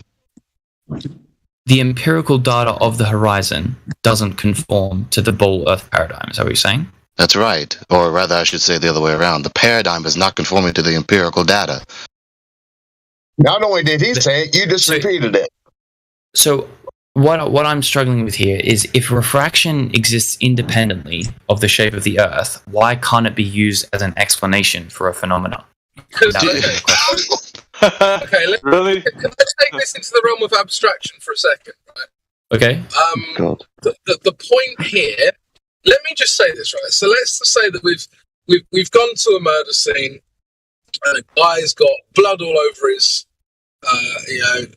face and clothes and all the rest. He's got a knife in his hand. Right? Yeah. We're looking at the evidence, saying that guy's a murderer. And then someone comes in and goes, I can explain. He's never murdered anyone before, and so therefore he hasn't murdered anyone now because he's never murdered anyone before. And then I say to you, well, there's all this evidence showing you that he's covered in blood and he's got a knife in his hand and stuff. But you're already assuming the truth of the conclusion that this man is not a murderer, and you're giving me an explanation. I feel like more what I'm doing is, if we see this guy covered in blood and everyone goes, oh, he's a murderer, right? But then we test the blood and, oh, it's from a sheep, right? Then that's not begging the question by giving an explanation. Like, if it's actually true that it's sheep's blood. But now my analogy isn't my analogy. So of course you can change. Yeah, the reason I'm changing it is because your analogy wasn't reflective of the original. I wasn't coming in and saying, I am assuming the Earth's globe, so therefore it has to work. Your analogy doesn't matter. We're discussing mine, okay? If you don't like mine, don't really care, right? The point is that you're already assuming the truth of the conclusion, i.e. that the Earth's a ball, and you're coming up with an explanation that you don't know is actually happening. You don't know that it's true. We You're know just that. asserting that. Do we not know that refraction occurs? I need to finish. Sorry, keep going. Don't hear me make my point, can't address my point, okay? We know that refraction occurs, but you are only invoking refraction because you've already decided that the Earth is a ball. And you are using refraction because you are begging the question, i.e. assuming the truth of the conclusion that the Earth is a ball, and that is why you're invoking refraction. To explain why the empirical... I didn't finish! Sorry, that's why I stopped myself. Okay. To explain why the empirical data isn't matching up with your model. What you should be asking yourself is, maybe the model's wrong. So, can I go now? Are you finished? Yeah, go ahead. So, here's the question. If you see an observation that doesn't line up, right, supposedly with your model, then, like, in that situation, could I have said if I had said anything other than refraction, would it still be begging the question because I'm trying to defend it? Okay, here's the problem. What you don't understand is that your explanation, you calling it an explanation, is not severe enough. Your explanation is really a fallacious begging the question a priori ad hoc appeal. Bear with me. When you say that it's Latin, so I know. I'm sorry. When you make that appeal, that is an ad hoc appeal. You're saying, okay, well, the paradigm is not conforming to the empirical data, so after that, hence the term ad hoc, you then appeal to refraction. Okay? The appeal to refraction. When you appeal to refraction, you are in the act of presupposing the Earth is a ball upon which the refraction is happening upon to manifest the empirical phenomenon that we observe. But you're supposed to be proving that the Earth is a ball, not presupposing the Earth is a ball, and interpreting the empirical data through that presupposition. Okay, so I'm meant to be proving that the Earth is a ball, and so by invoking refraction to explain a phenomenon that we all observe, that's begging the question. Yes. So, what I don't understand is, what can I say that isn't begging the question in that instance? If you want to support your concluding premise, you would show us the curvature of the Earth. Okay, show you the curvature of the Earth. Yeah, preferably measured. So, there's no way to do that due to the scale of the Earth other than traveling up a really fucking long way, right? Which I can't do and you can't do. And how did they do it the first time? How did they do it? Lots of money. Hang on. Lots of money. That's so, the question. So, given what you said so far, Deck, right? Yeah. Given what you said so far, you cannot, as far as the means that is at your disposal, cannot demonstrate the veracity, cannot substantiate your concluding premise. Okay. And you can't tell us how it was done the first time either, so you don't have that either. So once again, you don't know anything about Earth. Thanks. Can I just go to You need to chill, man. Sorry, go on. Yeah, what's up? No, go for it. So, with regards to this is a funny thing because often Globe guys will bring this up as an objection to our position, but actually, if they really think about it, it actually strengthens our position. Now, what's that? You said a few times. Well, I'll say. If you let me. Sorry. If you say, "Oh, it's really difficult to verify that the Earth's curving. I'd need to go up into space," and if you say, "Oh, I'd need a lot of money. I need a rocket," blah blah blah. I mean, these are all things that are brought to us as objections to our position. But actually, if you really think about it, that makes those things much more easy to lie about if you are an authority, because you damn well know that virtually no one can actually check on what you're saying. You're right. So You're right. So all you have to do is just repeat it ad nauseum on television, in newspapers, in TV, films, whatever. And eventually, sooner or later, you just effect the change in people's beliefs just simply through repetition. Yeah. As all propaganda works. Exactly.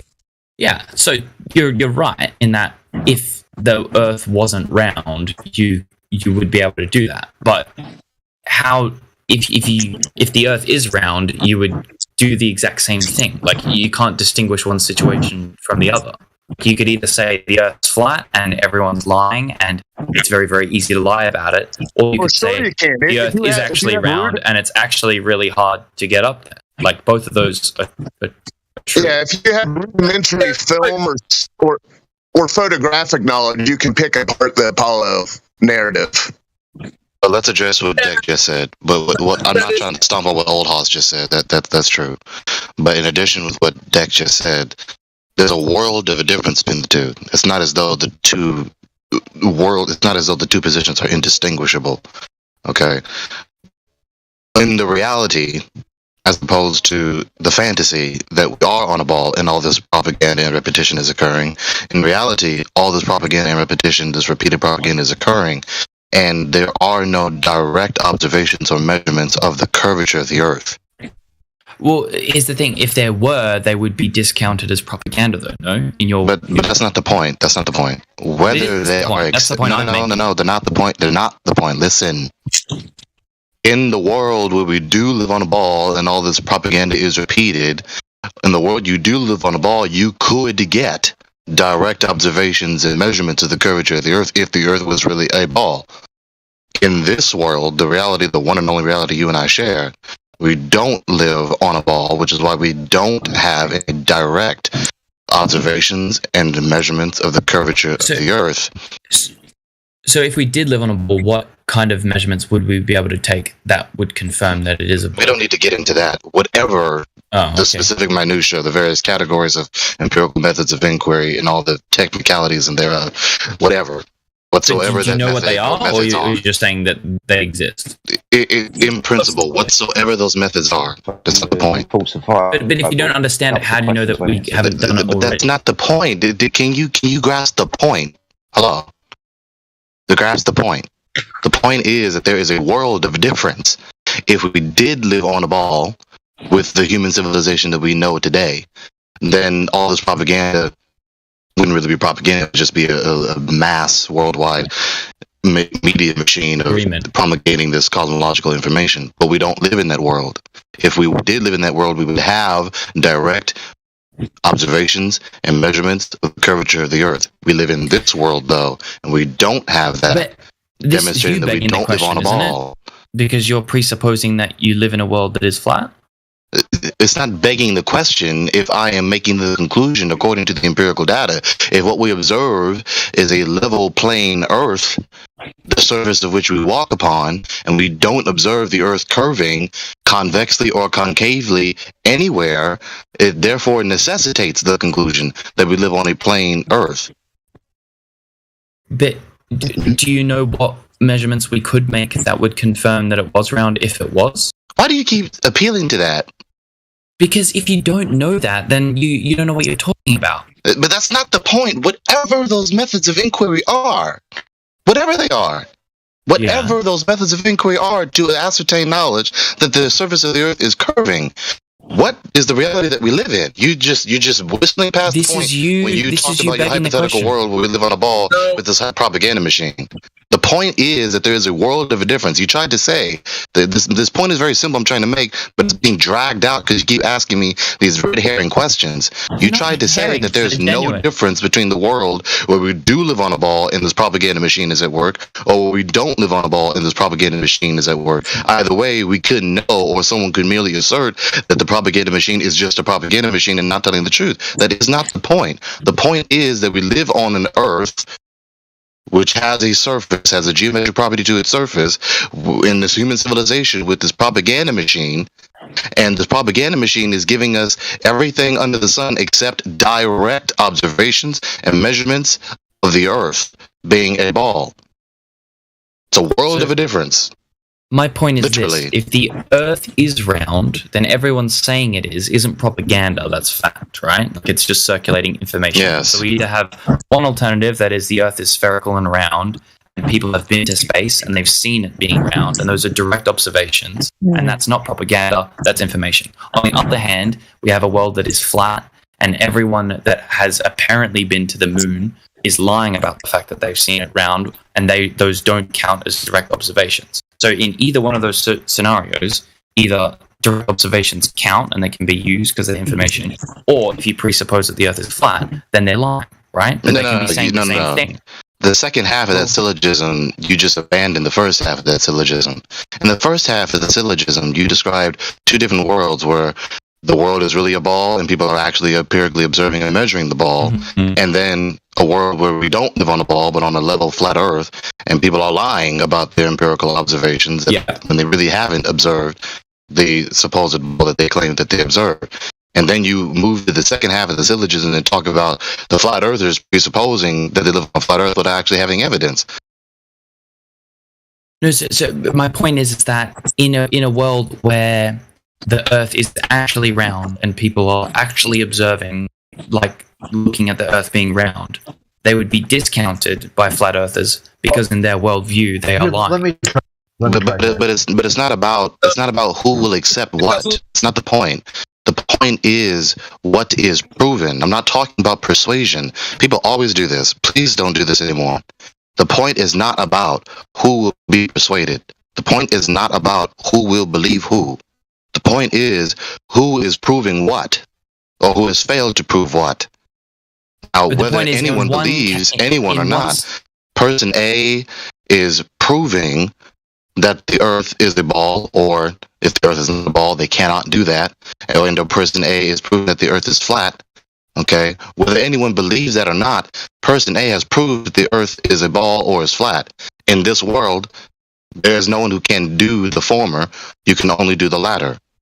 Yeah, but the bit where you just said in this world, that's presupposing that the Earth is flat. So you can. No, I'm not presupposing the Earth is flat. You I'm not just said in this world. By saying in this world, that's your presupposition. You're missing the point. I made an in-principle argument about the fact that it's not about persuasion. It's not about persuasion. It's not about who will believe who. It's about what is being proven, regardless of who is believing the argument or not. But listen, the metric of proof changes in either of those things. In those scenarios, proof counts as looking at the moon and saying, I saw the moon, and doing an interview and going, yeah, it's round. Oh, sorry, I saw the Earth from the moon, and I looked at it and it was round. In one instance, in one scenario, that counts as proof. And then in another, that counts as a lie. Like, the standard of proof is different in each. We already established that. Now you're just taking. No, hold on. Now you're just taking the persuasion argument that he's already told you not to do. And that's not a persuasion argument. That's dude. It's not persuasion. It's literally the standard of proof. And you're just going to have to listen to me because I'm sick of you interrupting me. Right? So you're just taking the persuasion angle that he already rejected, and now trying to use the persuasion of the person as the standard of evidence, right? That's not going to work. Because, of course, people who already think things are going to have those biases and leanings. But this is what Gregory doesn't want to talk about. It's not the persuasion on the bias or the leanings. That's not part of this whole scenario. You understand that, right? I understand from your perspective, it appears like that's not what's happening, but from my perspective, that is. But that's because we share different beliefs, and that's fine. No. This is objective. What I'm saying is objective, right? You can't make it oh yeah, I don't see it that way. Like if I'm telling you orange is orange, oh well, I see it as blue. Okay, well then you're just wrong, right? But you can't take the persuasion and political biases of people and then apply it to Gregory's argument, because he's specifically trying to remove that from the argument. So you can't just sneak it in through the back door. So I've been asked, can I show... Okay. Fred's been trying to get it for a while. Yeah, like, real quick, I guess this kind of goes like my read of what's been said here. Do you think the toilet flush is that propaganda or is that proof? Just to see where you're coming from. Yeah. Do I think that the toilet flushes? Yeah, like they say that you can flush a toilet and prove the Earth rotates by flushing your toilet. Oh, that's not true. That's a lie. It's propaganda, right? No, it's just an old wives' tale that people spread around. Yeah, but people actually believe this, though. They believe this. You've got like that doesn't make it true, though. Wired magazine, which would you would consider a source of authority, has articles still to this day. You could just go to Wired. Wired is not a source of authority. Unless it's in a peer-reviewed journal, it's not a source of authority. Hold on. Here, the point is that there's proof of one and no proof of the other. No direct measurements of curvature, but we can measure it flat. We are somewhat getting away from Gregory's argument, though. Sorry, Dak. We are getting away from the argument, which I feel like we do need to resolve. So, Gregory, do you want to make your argument again, but just very, succinctly? I got here with him from him trying to say that essentially this epistemological nihilism, this appeal that, well, in either world we couldn't know that the Earth is flat or globular, because people would either be committed to the presupposition that the Earth is a globe in spite of it not being a globe, or the inverse, people will be committed to the presupposition the Earth is flat even though it's not flat. That's not the point. The point isn't we can't prove things because people will not believe the proof. That is not the point. The point is that we are proving things regardless of what people will or not believe. So there is a world of a difference between the world, literally a world of a difference between the world where we live on a globe and the propaganda and the media is going through telling us that the Earth is a globe, including what would be happening, which is the essence of the question, that we would have direct observations and measurements of the curvature of the Earth in that world. In the world where we don't live on a globe, and the propaganda machine is running telling us that we live on a globe, then in that world we don't have and could not get direct empirical observations and measurements of the Earth. We could get direct empirical observations and measurements of the flat Earth, and then promulgate that in refutation of the propaganda. Yes. Can I respond then? And another thing, if I might interject at this point, I've been listening. Another thing DEC is doing also is equating truth with either being, it's a false dichotomy, basically, because what you're saying, DEC, is that it's either a true thing or it's a lie. So what you're doing is you're trying to compare apples and oranges. Something being a lie or not has nothing to do with its truth. Yeah, because something could be honestly false, whether you believe it, but it's false anyway. Yeah, that's true as well. But my whole point was that... Can I ask you a question? Only one question. Okay, sure. Jesus. What do you think? What is the main reason these people think that that is flat? That's a great question. I think it would be different for every single person. No, it's the same for all of us, I can assure you. I would doubt that. There'd probably be a lot that overlap, but I think that the core reason as to why... The main reason why we are here, I can assure you, is the same. What's that? I want to hear Deck's reason why he thinks it would be different for every individual in here. We'll get there, Gregory. We've just got to go 15. We've got to go through everybody else's one killer point where... Ooh, you're lagging out again, Jedi. I think they're going to fucking get him and not help you get to the logical conclusion of this conversation. Well done, Discord. Well done, all of you. Gregory, please, just jump and take to the end. So, yeah, good. I think Gregory finished his statement, didn't he? Well, I just want to make sure we... Okay, did, wrap it up one more time. Sure, go. I was going to respond to what you said, but yeah, just go for it. Yeah, so just one more time. You tried to make it seem as though we could know the difference in either world. That's not the point. By appealing to the fact that one party would not believe the other party, as it were. But regardless of one party not believing the other party, regardless of anyone not believing or believing anything, the point is that we could know and do know in the different worlds. Literally, it's a world of a difference. Right? We could know that the Earth is a ball if we lived on a ball with the whole media institution promulgating the truth with direct observations and measurements of the globe. We could know the Earth is flat if we live on a flat Earth and could appeal to the empirical data to refute the propaganda, regardless of anyone believing or not believing anything. Go ahead. My point is that regardless, like, in your perspective, you're living in one of those worlds, and in my perspective, I'm living in the other, right? Where when I see Buzz Aldrin come down and do a direct interview, like if I could talk to Buzz Aldrin as a primary source of someone that had witnessed the Earth as a ball, right? Then I would take that as proof. Whereas someone like you, not to generalize or anything, but that would be a part of the propaganda machine. Is that correct? Yes, and so that, directing our attention to that point, That you would believe him and I would not believe him is a red herring. Well, it's not a red. All I'm saying is that our standards of proof are different, is all I'm saying. What you consider to be proof of a globe Earth is different to what I consider to be proof of a globe Earth. Well, no, because there's a more objective element to this. Like, someone's word is never actually proof of anything empirical. So that's true. Well, yes. So what Crypto said is correct. What Crypto said is correct. And what Deck just said before Crypto is also correct. People believe different standards of proof, which again is not the point. Yes, that is a fact to acknowledge. And that's let me ask you a question. Hang on. Okay, sorry.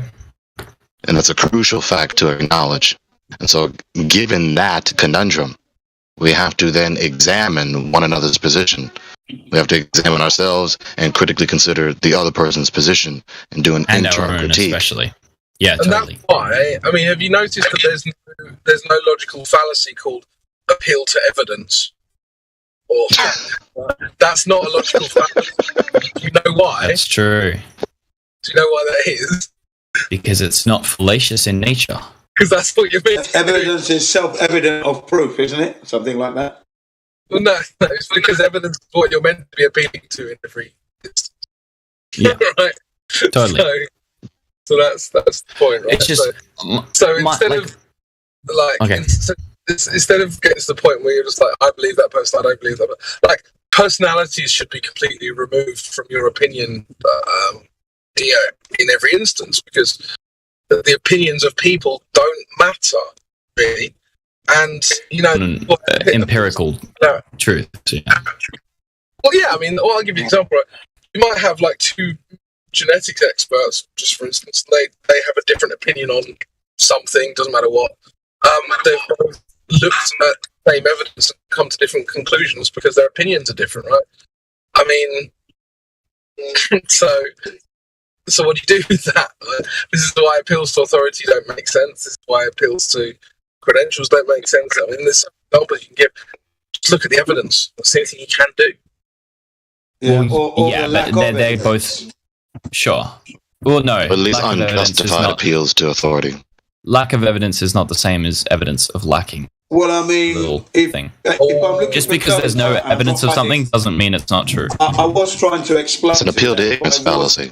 If I'm looking for curvature from the set dimensions that were given us by the experts here on Earth, and I'm on Earth looking for it, then there's a lack, isn't there? It's not there, is it? Yeah, but a lack of evidence doesn't. That's not a proof. A lack of evidence. You need positive evidence. Curvature proves that there's no curvature, doesn't it? Not necessarily. Just mean you're bad at finding curvature. No offense. That could be an option. Not if I'm employing the correct method, the scientific method. Yeah, but you could be doing it wrong. You could be thinking you are, and you're not. Like, that's a possibility that you can't. No, and without having to go at Jin and saying things like, "Well, maybe you haven't." Not having to go. But not at all. No, but I'm just saying it's possible.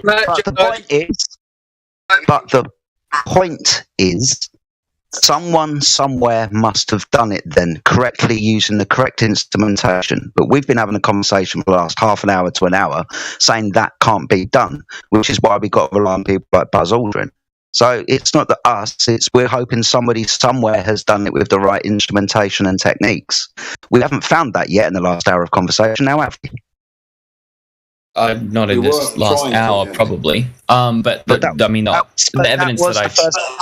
Yeah, but that would be the first fucking question while we're here, wouldn't it? Sure, I mean, but while I tried to do that, I was told that I was appealing to refraction, which apparently I can't do. Yeah, within your begging the question argument, but it's just fallacious. Yeah. But the lower the humidity, the lower the humidity, the lesser the refraction. Yeah, we've had this conversation. We've had this conversation for the last hour, right? I was just going to say, the lower the humidity, the less likelihood that the laser beam is going to refract, which is why those Brazilians chose Lake Titicaca to do their laser beam test 35 kilometers, and they had to hit a target by 3 inches, known as a total station, and they went to Peru and Lake Titicaca because it was of low humidity. The lower the humidity, the less refraction you're going to get, and it hit the target. So there you have it. Your refraction is nothing. So far, we've gone from his fallacious begging question appeal to refraction to essentially doing an internal critique of his logic, because his logic, his theory of his pattern of sound reasoning has demonstrated itself to be quite fallacious. And so, at this point, we've done an internal critique of your logic and how you evaluate arguments, both your own and others. Yeah, you've attempted to, for sure. Have you gone somewhere with it? We kind of like straight off. I mean, it's relevant, but we stopped talking about the empirical data that substantiates one point over the other, and now we just did an internal critique exposing the fallacies within your pattern of thought. Yeah. Well, I think the reason we did that was because when we're having a discussion about like evidence and stuff, if we're both considering different things to be evidence, then we're not going to have a productive conversation. Yeah, so it's kind of it's the way that you kind of agree terms, isn't it? But it's also important to understand that the logic being employed on both sides is actually valid, because otherwise everyone's just wasting their time. Very true. Yeah, Deck already acknowledged that he was okay with his own circular reasoning. Happened 45 minutes ago. Yeah, I remember that. I mean, we already had a concession that he himself can't prove his concluding premise so very well. You must have missed it because you've been yapping the entirety of the hour. Even when you're talking, you're yapping. You acknowledged that you use circular reasoning. Now you want to tell us that your circular reasoning is evidence. Oh, I'm not sure. I don't think I did that, but yeah, if that's how that appeared to you, okay, then well, you can go back and re-listen. You can re-listen to your own acknowledgement of your own circular reasoning. Man, we're okay. Listen, if all the words coming out of my mouth are just yap to you, then you're not going to get anything either way. So that's totally true. Yeah, you told us that you're not even sure if you're a brain in a jar. If you're not going to seriously listen to what I'm saying and you're just kind of discounting it because it's I just you're not going to. Not only am I listening, I quoted it back to you. I mean, so at this point, we've done an internal. After we've stopped talking about the evidence, now we're just doing an internal critique of his pattern of thought. Yeah, it's not useful right now. Yeah, this is not I'm just here to chill. We can talk about the weather if you want. No, I mean that's not what the server's here for, man. Yeah. You got, boy. No, if you steer the ship, Gregory, he's just gonna go wherever you go. Like, and I think the topic has already been exhausted. It's clear that he doesn't know what he's talking about. Well, also with the clip that I just played earlier, a bunch of you guys probably haven't heard of the clip, and some of you have. Hey, you should play it again, man. It's really funny. Do. I want to play it again because I think some people haven't heard what you said. This is Deck, though. It was a while back. I forgot the actual date. Oh, yeah. Play that shit, baby. Here it goes. How about what are you doing right now? Are you sitting down, standing up, Deck? I'm sitting down right now. Hi, how sure are you of that? Are you 100% sure you're doing that? I'm pretty fucking sure.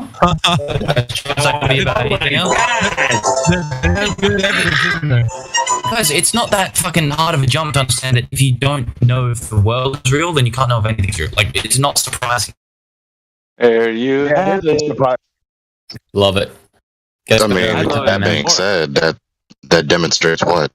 That position is reducing reality to absurdity and knowledge impossible, and thus is indefensible. There you go. If that's true, exactly. But as I said before, I'm operating as if it's not true. Well, see, in your framework, hey, Jack, you're operating as if it's not true. You're presuming that it's not true. I'm presuming that what I perceive as reality is reality, when that may not be the case. But okay, it's the best I can do. That's my So you believe reality is real, and simultaneously you can see that you don't know reality is real. Yeah, gaslighted himself. I can entertain both ideas. Self-defeating, though. Dude, you gaslighted yourself. I like it. You tricked yourself into thinking you cannot be convinced that you've tricked yourself into thinking that. So you don't. One more time. You fooled yourself into thinking you can't know that you've even been fooled. There's some DJ Khaled shit. Okay. I get what you're saying. That's true. I mean, you don't know you've been fooled until you realize you've been fooled. That's true. But then you fooled yourself of that. Then you fooled yourself of it. Now you know. But Deck, you do realize that when you hold that epistemological position, you have literally contradicted and undermined and exploded the entirety of knowledge, including the scientific method. That's fine. That's fine. I mean, it's true. Wait. Okay, hang on. Let me understand. Are you like the average scientist of scientism, like empiricism, materialism, agnosticism? Are you that kind? I try to understand it as much as I can, I suppose. So, I mean, what it sounds like to me, it doesn't sound like you're the average scientist of scientism. It sounds like maybe not. I disagree with a lot of conclusions of mainstream science. Probably understanding psychology and stuff is pretty rough. You sound like an anti-realist. I don't know. My position's not entirely made up on it. I think that the results of the 2022 Nobel Physics Prize are pretty fucking nutty regarding like local realism and that kind of thing. I don't know if you follow that. So, Confucianism. Confucianism is. Let me guess. No, not Confucianism. Not Confucianism. Confucianism. Confusion. I was joking. I gotcha. Let me guess, Jack. You read a lot of choose your own adventure novels, didn't you? I didn't really like them, to be honest. They're kind of. I read a few. So now you're doing giggles, it. Now but they're not really my IRL, huh? Yeah, popular opinion Aren't we all? will guide. The popular opinion will guide what you think at this current stage. So whatever the authorities will come across and tell you, that's what you'll go ahead and just take on. No, as not true. Not true at all. Actually, that wouldn't be consistent with what his position is, actually, Mickey. No, not if he's at an all. anti-realist, which is how it seems, if he is an anti-realist, which is how it seems, then he doesn't believe anything. Or he believes that he doesn't believe anything. Yeah, he believes that he doesn't believe everything. It's such a self-defeating way of living. How do you even put your pants on in the morning, Deck? That's You weird, tell me, man. Backwards most of the time. I don't know. I'm confused as to how you even made it this far, dude. Like, Deck, if you're an anti-realist, I appreciate that. Deck, if you're an anti-realist, which is what it seems, which is essentially epistemological nihilism, you've literally forfeited any and all justification of any knowledge claim, and so have forfeited the debate of anything. So, listen. I can entertain the idea of anti-realism without like dropping everything else I know and go, no, that has to be true. Like, I can entertain different ideas as hypotheticals based on their like what's the word, axioms of their. Bro, you didn't know if you were standing up when I asked you, Deck. Well, with that being said, yes, sure? I said that because from an anti-realism perspective, you can't know for sure if you're standing. That's true within that framework. The point is, Deck, but I don't have to operate within that framework. Yes, sorry. The point is, Deck, sure, go ahead and entertain the idea. When you do that, if you take the position, regardless of how strongly you take it, if you take it at all, if you take the position at all, you forfeit all knowledge and forfeit every debate on anything whatsoever. Yeah, which is why I didn't take that position in our discussion earlier, because it's a worthless thing to bring up in an actual. It's okay, and I like the way this whole thing is going because you pretty much conceded to everything that I had said in the very beginning. Whether you thought I was angry or not is besides the point totally. But you did concede, and you're still further conceding that you didn't know anything in the first place, so you had no leg to stand on. As far as what you actually know or don't know about the globe, you don't know any of it. But listen, if I can see that, then you don't either. That's the whole point. Because no one knows.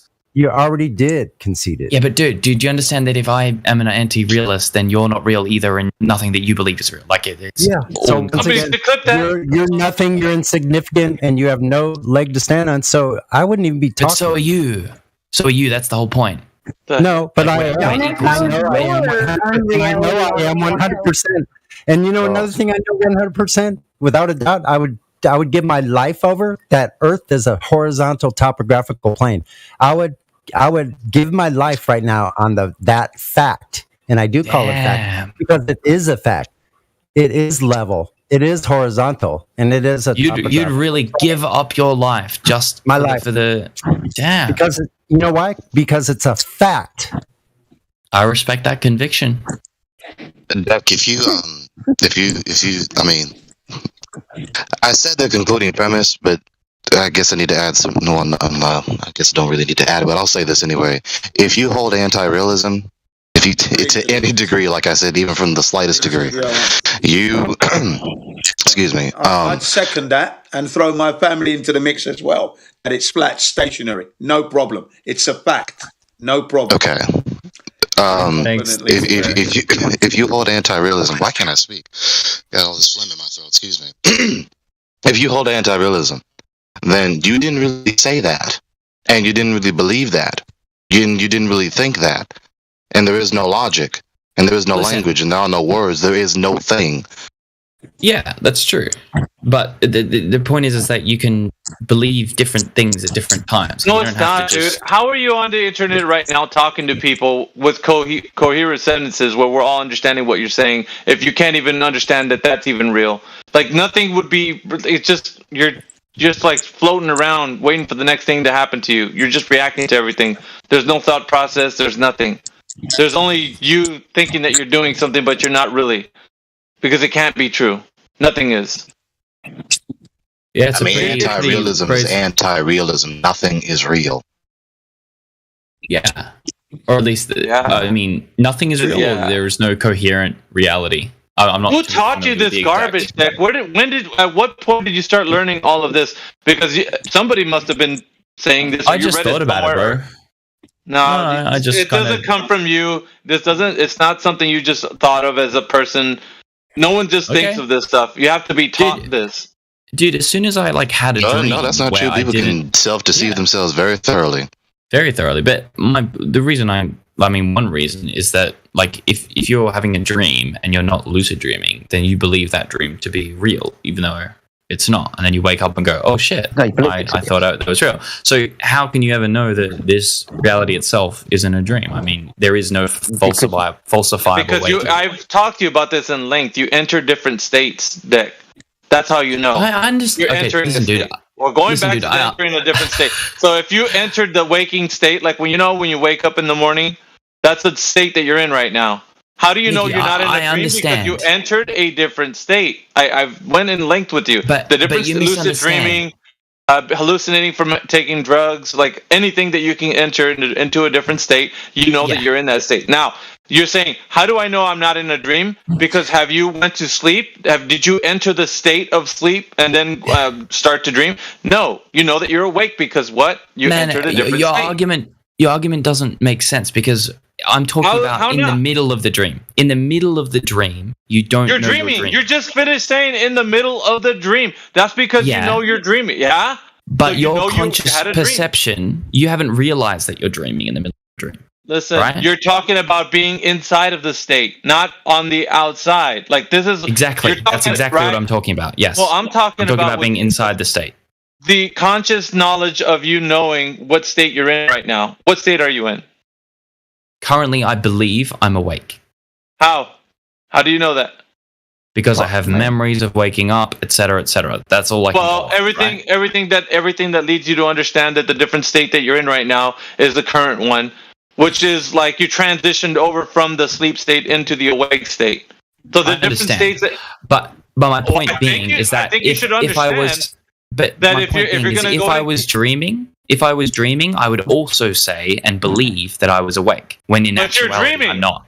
Exactly, you're dreaming. But I don't know that. Yes, you do, because you're not in that state. You're in this one. I'm not right now, dude. But in 4 hours when I'm asleep and dreaming, I'm not going to know. Listen, your claim is that I don't know if this is a dream or not. That's what you're saying, and you just said it yourself right now. That within my dream, I wouldn't know if I'm dreaming or not. Right? Do you agree with me on that? Hello. Yeah, that's okay. So then that means the whole point is that in this state, you can't say, well, I might be dreaming. I might be in a brain in a jar. You've never entered that state in order for you to say that's the state you're in, because like within the state, you can that could be something that you can say, but then again, you would be in that state. You'd have to be in that state for you to say that. Mickey, have you ever had a dream in a dream? Yes, I can agree that that's happened. But then I woke up, and then I said, you know what? It was a dream within a dream. So that I entered the different state. So this state here, this one here, that you're talking to me right now on Discord, I know that you're awake and talking to me. I know that because you have to. You believe you know. I don't think I know. I know. What if you wake up 10 seconds from now and you're in your bed? You go, "Oh my God, Deck was just a nightmare. Deck was just a nightmare. He was just a figment of my imagination." That's not possible because then I would transition over into the awake state, and I haven't done that yet. So I have been in this state that I'm in right now because I woke up from my sleep. And the thing is, live in the present, man. Like that's. Well, no, I live in the real. This is the really is level that I'm in right now, and so are you. But you deny that because I guess your own imagination, or you learned it from somewhere. I'm leaning on you learned it from somewhere. But I think that this information that you carry is a virus, and then what it does, it captivates the mind so that it becomes unable to understand reality. That I will agree with. Yeah, I know. That's the truth, and that's what they have been doing for a long time now. The hierarchy of things and the way things go all throughout history have been, you don't know what your reality is. Let me tell you, because I'm an expert. I'm a clergy. I'm a this. I'm a that. I hold the powers to the. I'm a moderator of the Flat Earth Discord. No, listen. No, I'm talking about people who hold the keys of knowledge, and they're the arbiters of telling you what the information of what you. No, dude. It's the people that are telling you. It's the people that are telling you this throughout history, right? And I'm trying to give you examples of that. And so these guys are gatekeepers and key masters. They're the ones that hold the information to what you think is the truth of a knowledge of the world paradigm around that you cannot perceive. And they're going to continue to do that and lord this information over you because you let them. And I'm trying to tell you the only way to get yourself out of that, because we're diving into your psyche a little bit, and I know that.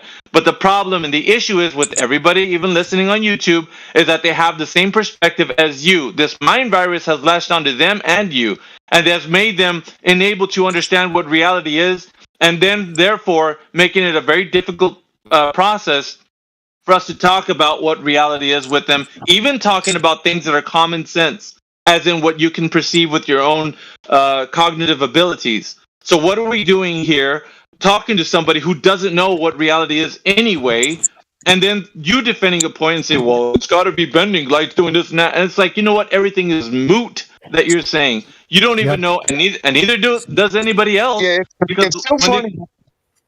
Yep, and the whole thing is you need to start asking yourself the right questions, and you need to start asking others the right questions. Now, if you're assuming somebody has a stance, like for instance, Sonny, you sound angry. You might want to ask them, why are you angry, Sonny? Why are you angry, Sonny? Okay, go ahead. Yeah. So I would tell you now the same thing I would have told you then, because we see hundreds, thousands of people that come in here just like yourself, and they come in here so confident. We talk with them for 3, 4, 5, 6, 10 hours, whatever it may be, and we find out that you don't know anything that you claimed to know. And so it's monotonous. I was almost done, but you claim to know all these things, and you come back with nothing at all to stand on. So it gets really monotonous, and it gets aggravating because Sonny, I can what gets smell monotonous is you. I'm almost done, bro. I'm almost done. Okay. Almost done. Yeah, it gets very monotonous. And it gets tiresome, and I can smell it before you get here. That's why I'm angry, because you're so brainwashed that you can't tell if you're inside of a wet paper bag or if you're out in the bright sunshine, out in nature. I'll tell you what's monotonous, Sonny. It's you talking to people like they're an idiot, hell condescending, like you know everything and that's they know nothing, that gets really monotonous. You know what? Shut the fuck up, because the reason I seem condescending to you is because I can back up every fucking thing I say. And if you had any questions about what my abilities are or what my technical acumen may be, you didn't ask Where any does of your those anger questions. come So now from, you're Sonny? fucking assuming crap, and that's what pisses me off. Where does this anger let's not do that. So let's not do that. So far, Deck, we have gone so far in your worldview to expose that you cannot make a human experience intelligible. And when people argue, we have gone so far in your worldview, specifically your epistemology and also your metaphysic, which are very inseparable, intertwined. These are basic categories of philosophy. This conversation demonstrates the necessity for a sound philosophy, a sound worldview that provides the preconditions for knowledge. Now, we have been trying to you is that when someone like you comes in here and tries to make an argument in defense of some cosmic paradigm, but upon further scrutiny with conversation, you demonstrate that you can't know anything at all whatsoever, that you don't have the necessary preconditions to have knowledge about anything whatsoever. That exposes the hypocrisy and, as Sonny just said, the monotony and tediousness of someone like you coming in here, especially with the confidence that you do come in here. Gregory, So, have you ever engaged in like a mock debate? A mock like at debate? school or What is- something? Yeah, so we have this thing where like it's like a practice debate where there's two teams and they both get given, or you get given a motion, like say fucking cereal should be banned in schools or whatever, and one team is given the negative, one team's given the positive. And it doesn't matter if you personally agree with it, you have to argue as if you're trying to convince an audience that it's true or false, right? So no, I've never engaged in an exercise of sophistry. Yeah, a mock debate, sure. I mean, it's just a practice in like critical thinking and like convincing people and blah blah whatever. But point being, you can believe something personally and yet still make valid arguments against someone else, even if they don't line up with your own personal beliefs. Like, the best way to argue someone and to figure out if their statement is logically cohesive is to use their logic in your counterpoint, right? Like, if you can use their logic against them, that's the best way to disagree with someone, right? If you use your own personal logic, if every single said this session is, oh well, the Earth's not real, so I don't know what you're talking about, or I don't know anything's real, like that would be so boring, worthless, and you wouldn't engage with it because it's coming from a completely different perspective. Yeah. Instead, the go is to try and understand where you're coming from, understand where your points are, and then go, okay, well, here's where I think there's issues with it, right? But you go from someone else's, like, it's like devil's advocate, right? Like, what you're have playing we the what part have we of seen? someone else. What have we seen? Okay, yeah, thank you for analyzing that conversation. But like, what have we learned from basically what you've come in here as the very first time, and your starting premise? You don't know anything. Mickey. Not even that you know something, and that's the issue. And so many people come in here just like possible. you do. I'm just saying, Mickey, hang on. So the point that Deck and I were going on, because what Mickey said is valid. I'm not trying to like stomp on it. I'm just not that point right now. You can stomp on what it. I was going on with Deck was, so there's that as the critique of the other position, and I hope you weren't saying what you just said as a refutation, because what you just said actually just agrees with what I'm saying. And so the second point is this. This demonstrates the necessity to have a worldview that has the necessary preconditions for knowledge to make human experience intelligible. Now, you have a worldview. Other people have a worldview. I have a worldview. Everyone has a worldview. No one is without a worldview. No one is unbiased. I just want to get those premises established. So 100%. My worldview, I argue, does have the necessary preconditions for the intelligibility of human experience, aka knowledge, which is why I can ascertain empirical knowledge, including about the cosmos, including about the Earth. I can argue with objective justification and subjective certainty and confidence about my position. My position makes human experience intelligible. I have a justification for any and all knowledge claims should I give a sound argument, including a sound argument in defense of the truth about the earth that we live on. And what does that mean? Does that make you better than me? Oh God! Well, hold on. Let me entertain this. I've been waiting 21 years for someone to ask me that question. Oh, good. What do you mean by better? Well, do you gain a sense of superiority from the fact that you know that you're right and that you can argue all these things over an ignoramus like myself? Superiority in regards to what? I don't know, like a sense of like pleasure and like purpose and like knowing that you're doing the right thing. Like, you know, like a sense of justification. Pleasure, purpose, doing the right thing. Well, hang on. Pleasure, purpose, doing the right thing. I would rather have these things than the antithesis thereof. So yes. If that's what you mean by better, if that's what you mean by superior, that I am pleased with this worldview. I have truth. I have justification. I have understanding. I have wisdom. I have hope. I have love. All these virtues and blessed things. Yes. If having this knowledge puts me in a superior state of being as it concerns my well-being, as it concerns my arguments, as it concerns the way I live my life, yes. It is better to have a worldview where knowledge is possible rather than a worldview where knowledge is impossible. Okay. Yeah, but going off of that, in your opinion.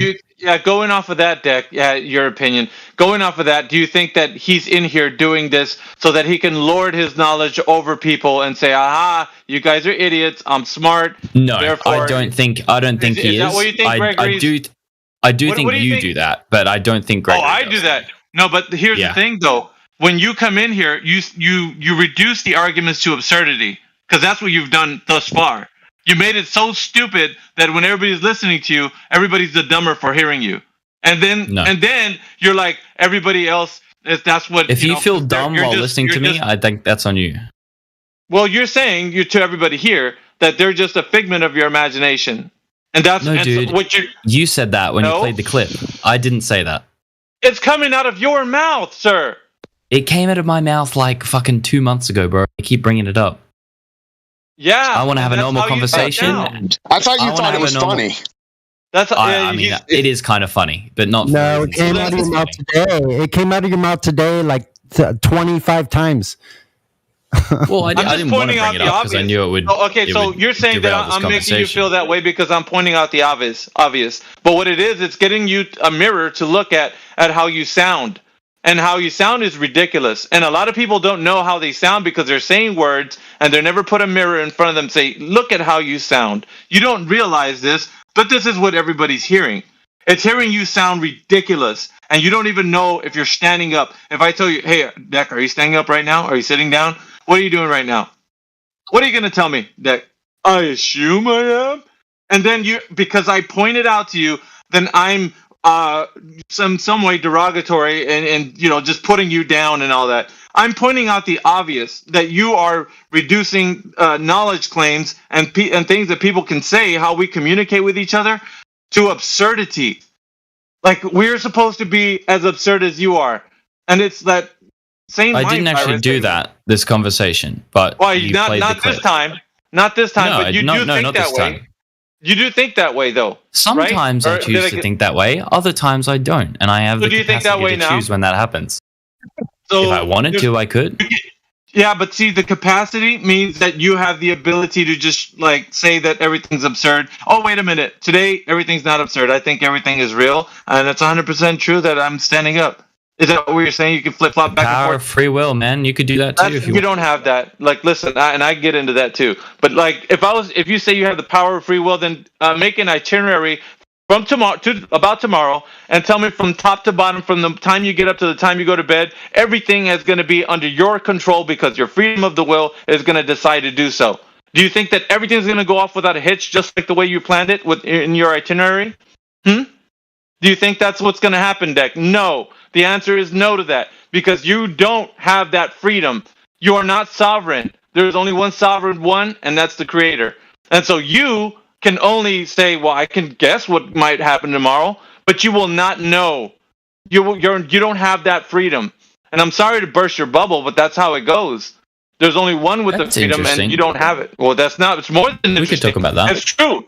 No, I don't want to, because you're going to bore me.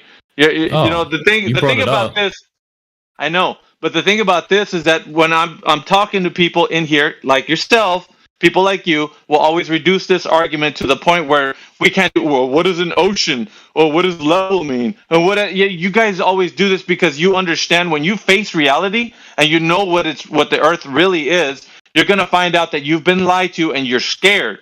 A lot of you guys are scared to be held accountable. It's the truth, man. It just really is. Could I hop in on this just a little bit? Of course. All right. I just want to ask our English gentleman a question. Is that me? Yes, that's you. I'm actually Australian, but I no am sorry. I'm sorry. That's Static all right. from my phone, you know. I hear you through a speaker, and so it doesn't translate very If I talk like this, does that help? Right. Maybe you should be talking like this and talk about kangaroos. And, you know, then right. I can... I'll talk about kangaroos and shrimps and things. And crocodile. Go on ahead. Right. So, should we ever make any kind of important judgment based on what's possible and not what we know? Should we ever make an important judgment based off what's possible over what we know? I think we should. I mean, if you believe something is possible but don't know for sure, the only way to find out is to try, right? Like, I'm sure you also get that saying that the first one over the hill is the first one shot, right? Okay, yeah, okay, fair enough. All right, so let's say you have something really important. Like the Wright brothers, let's say. Yeah, like the Wright brothers. But they were basing that off of knowledge they had gained, off of a bunch of other people's failures, right? Okay, true, and their own, probably, but yeah. Right. So it was trial and error. So they tried something, and they knew that something was wrong, and so they tried something else. Yeah. But the principle of flight, they didn't believe was true. They didn't believe it was possible. They knew it was true because birds could fly. Well, they believed it was true because they saw birds flying. Well, the word belief and true are very hard to use. But I'm just talking strictly in the Aristotelian concept of truth, which is, and it's a justified an objective reality. Objective reality, yes. Yeah, the definition of knowledge. Right. So the Wright brothers would say, "Hey, the birds fly. These birds glide. This piece of paper can glide. So we know there are principles of flight that exist." Totally. Now, where they apply like imagination and engineering to that is through trial and error. But it's all based off of the knowledge that flight is possible, but it's based off of knowledge. So it's not a possibility based off of something that's unknown. It's a possibility based off of something that's known. Did you guys never hear about the Wrong brothers who died shortly before the Wright brothers? I was going to say the first 340 years, because the history of flight's about 450 years. The planes we have today are based off of 400 years of human endeavor. True. Now, let me guess. Mimas, let me guess.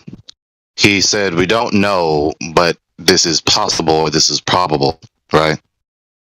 About something.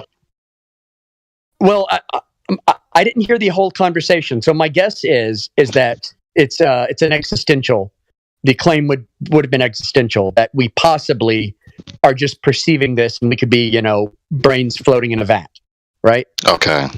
Is that kind of the original assertion? Like we don't know. What are we talking about? Sorry. I was just guessing what you're talking about, because when people that like you talk about possibility and probability, it's it's trying to maintain knowledge while saying that you don't know. Right. So I would say it's not a good idea to base something inconsequential, but that is important. So, like the Wright brothers, they had to test all these gliders, right, before they got into their plane and succeeded and failed and succeeded and failed. They had to have some trial and error before that. Totally. And I don't think they would have thrown their lives away based on the possibility that it would work. I'll give you an example. There was this flight competition in Paris, France. This is years before the Wright brothers. And there was a guy who, on the possibility that his wings would work, went to the top of the Eiffel Tower with just these wings attached to him. Mm-hmm. And they didn't work. That's unfortunate. And, he died for his incorrect beliefs. Right. He died based on the possibility that they could work, but he had no knowledge of what he built. Sure. Or more specifically, to help Mimas's point, a belief in a supposed possibility.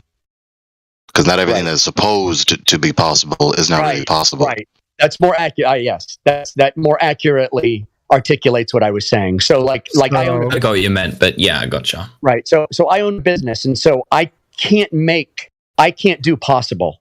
I have to do what I know. It just goes to show you don't use beliefs when you're doing things like flying over the surface of Earth. You have to. You can't use beliefs there. Yes, there are things. That was a stark illustration of that.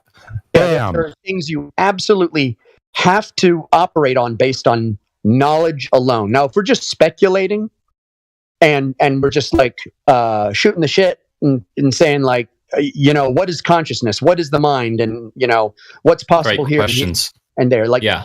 Questions that are just internal systems of the imagination. Sure, possibility and speculation, that's fine. Right? But when it comes to practical application and how you have to operate every day in life, it's the people who are failures who don't see what's possible, but they operate based on what's possible. Do you consider yourself a failure? Yeah. I've had my failures. Absolutely. I've absolutely had failures. Nothing wrong with that. I own a business. A failure is just a trip on the life to success. So true. Yeah. And so you realize when you look back and you internalize and you look back and you say, I was operating, but I didn't really know what I was doing. What was I operating on? Well, it turns out that I was operating on a perception that I had that wasn't based on knowledge. But did you think at the time that it was? Oh, at the time I did. At the time, at the time I thought it was knowledge, but it was only through introspection and 2020 hindsight. Yeah, 2020. It was through hindsight, right? That you realize that I was actually operating on what I thought was possible. Totally. Yeah. But then since then, hey Dick, can you give me a moment here? I want to see if there's some new people here real quick because I don't know if you guys wanted to. I just wanted to expand on a little bit. I'm not trying to debate or anything. Right. I need to talk about that, but that's all I really wanted to articulate. I'd love to have a conversation about consciousness and stuff with you if you wanted to, but Mickey, you didn't ask, but I wanted to continue with Dick on that point. Go ahead, Mickey. Yeah, no, I mean, there were some new people that are in the room, and there's this one guy challenging the fact that he said that I was incorrect, and something about, let me read what he's saying here. His name is Tal Kamar. Mike. Yeah, he's mic'd up now. So he claimed people are scared. I don't think anybody is scared. I think most people don't even give flat earth a second thought, other than thinking it's a silly and wrong. This is my experience when bringing up the topic with other people. So Talkar, if you're here, just unmute yourself and go ahead and jump on the mic. I'm calling you out directly. That way you can have the forum. We're going to mute up and just let's hear what you have to say about it. Until he unmutes, I will say that the counter to that is I don't think anyone who believes in the globe gives the globe a second thought. This is also true. That's also true. Yeah, it is. Life gives it a second thought. We do have Spooky in here also. Spooky, are you there? Yeah, I'm here. Sorry. You're hey, right. so you're VC verified. Hey, what's going on, man? You're VC verified. We're talking to people that are coming into our Discord. So, what do you think the shape of the Earth is, or the conversation about it? Are you on a position of thinking the Earth is a globe? Yeah. Okay. Do you have any evidence that supports that? Maybe we can go into some of the evidence you think supports a globe. Yeah, I don't have anything specific. Well, I don't keep anything specific. But for example, you see the horizon below eye level quite often. And as you increase in elevation, you see the horizon decrease in terms of an angle. Okay, and what evidence? I mean, other than just your observation of what you think might be going on, how can we determine if that's the case or not?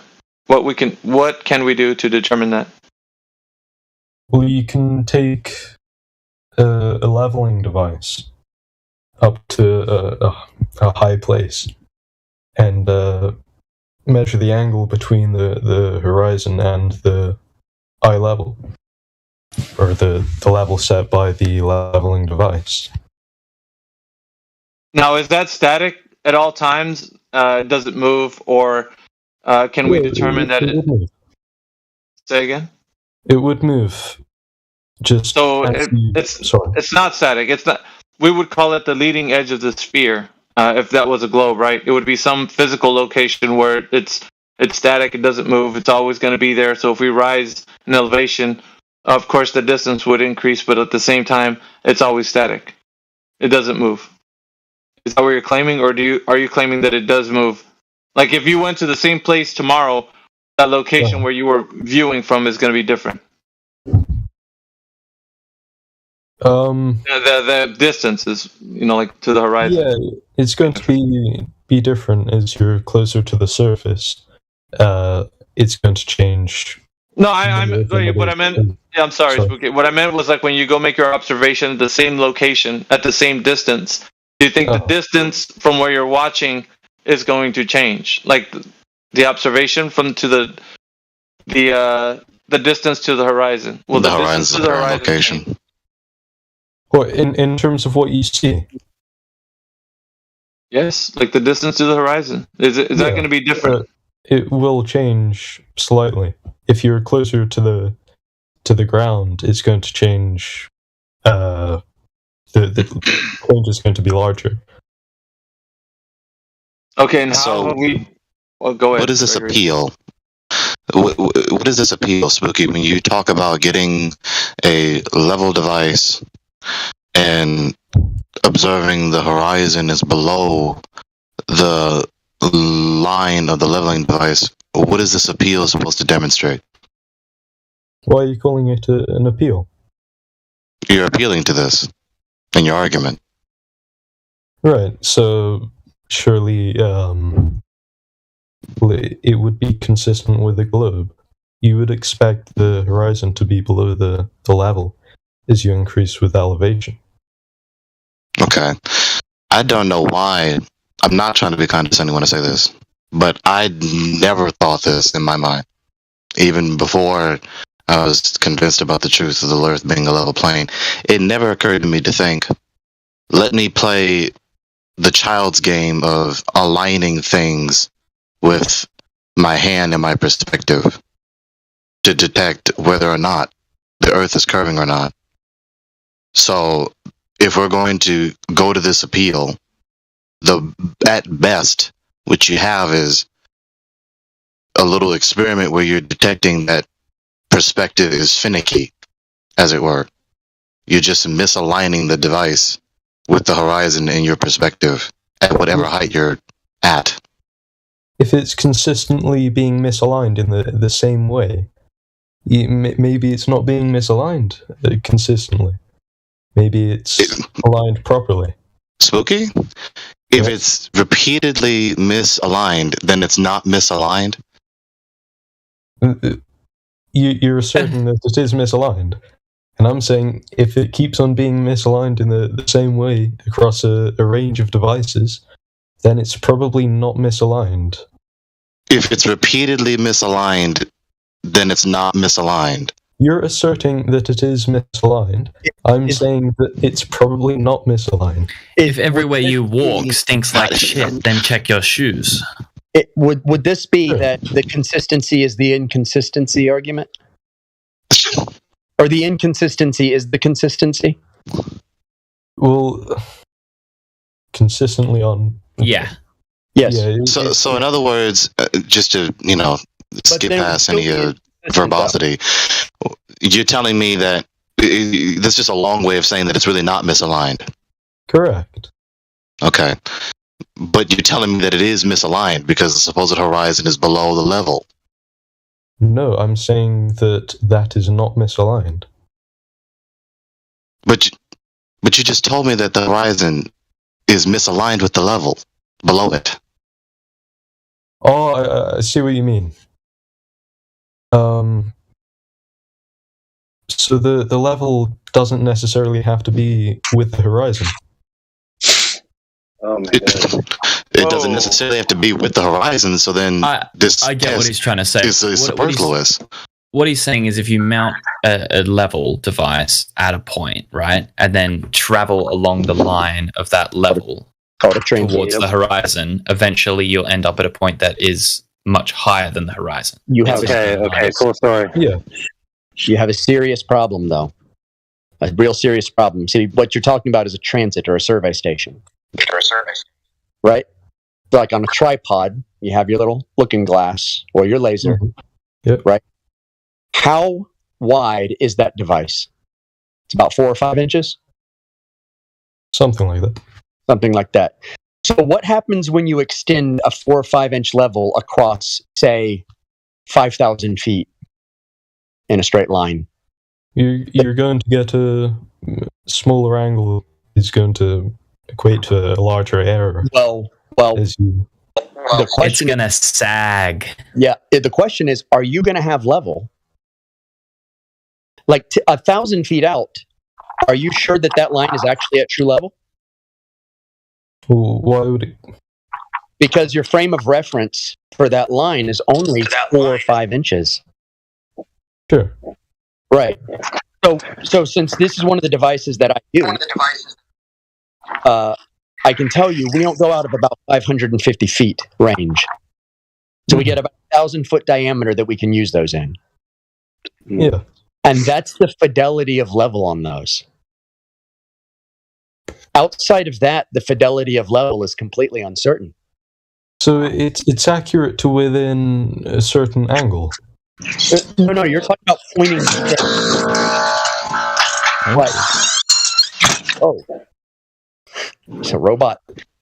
You're talking about pointing straight lines, and pointing straight lines is not a level line. Yeah, I don't think I understand. Okay, that's because I survey, and I know how to use this equipment. And you cannot measure the horizon with the... Well, here's a different scenario. Let's say we constructed like a vacuum tunnel, right? So there's no air in this space, and we construct it all the way out, supported by beams and pillars and whatnot, in the direction of a laser that's sitting at level at a point, right? But the question is, how do you maintain the fidelity of that level outside its operational range? Well, there you go.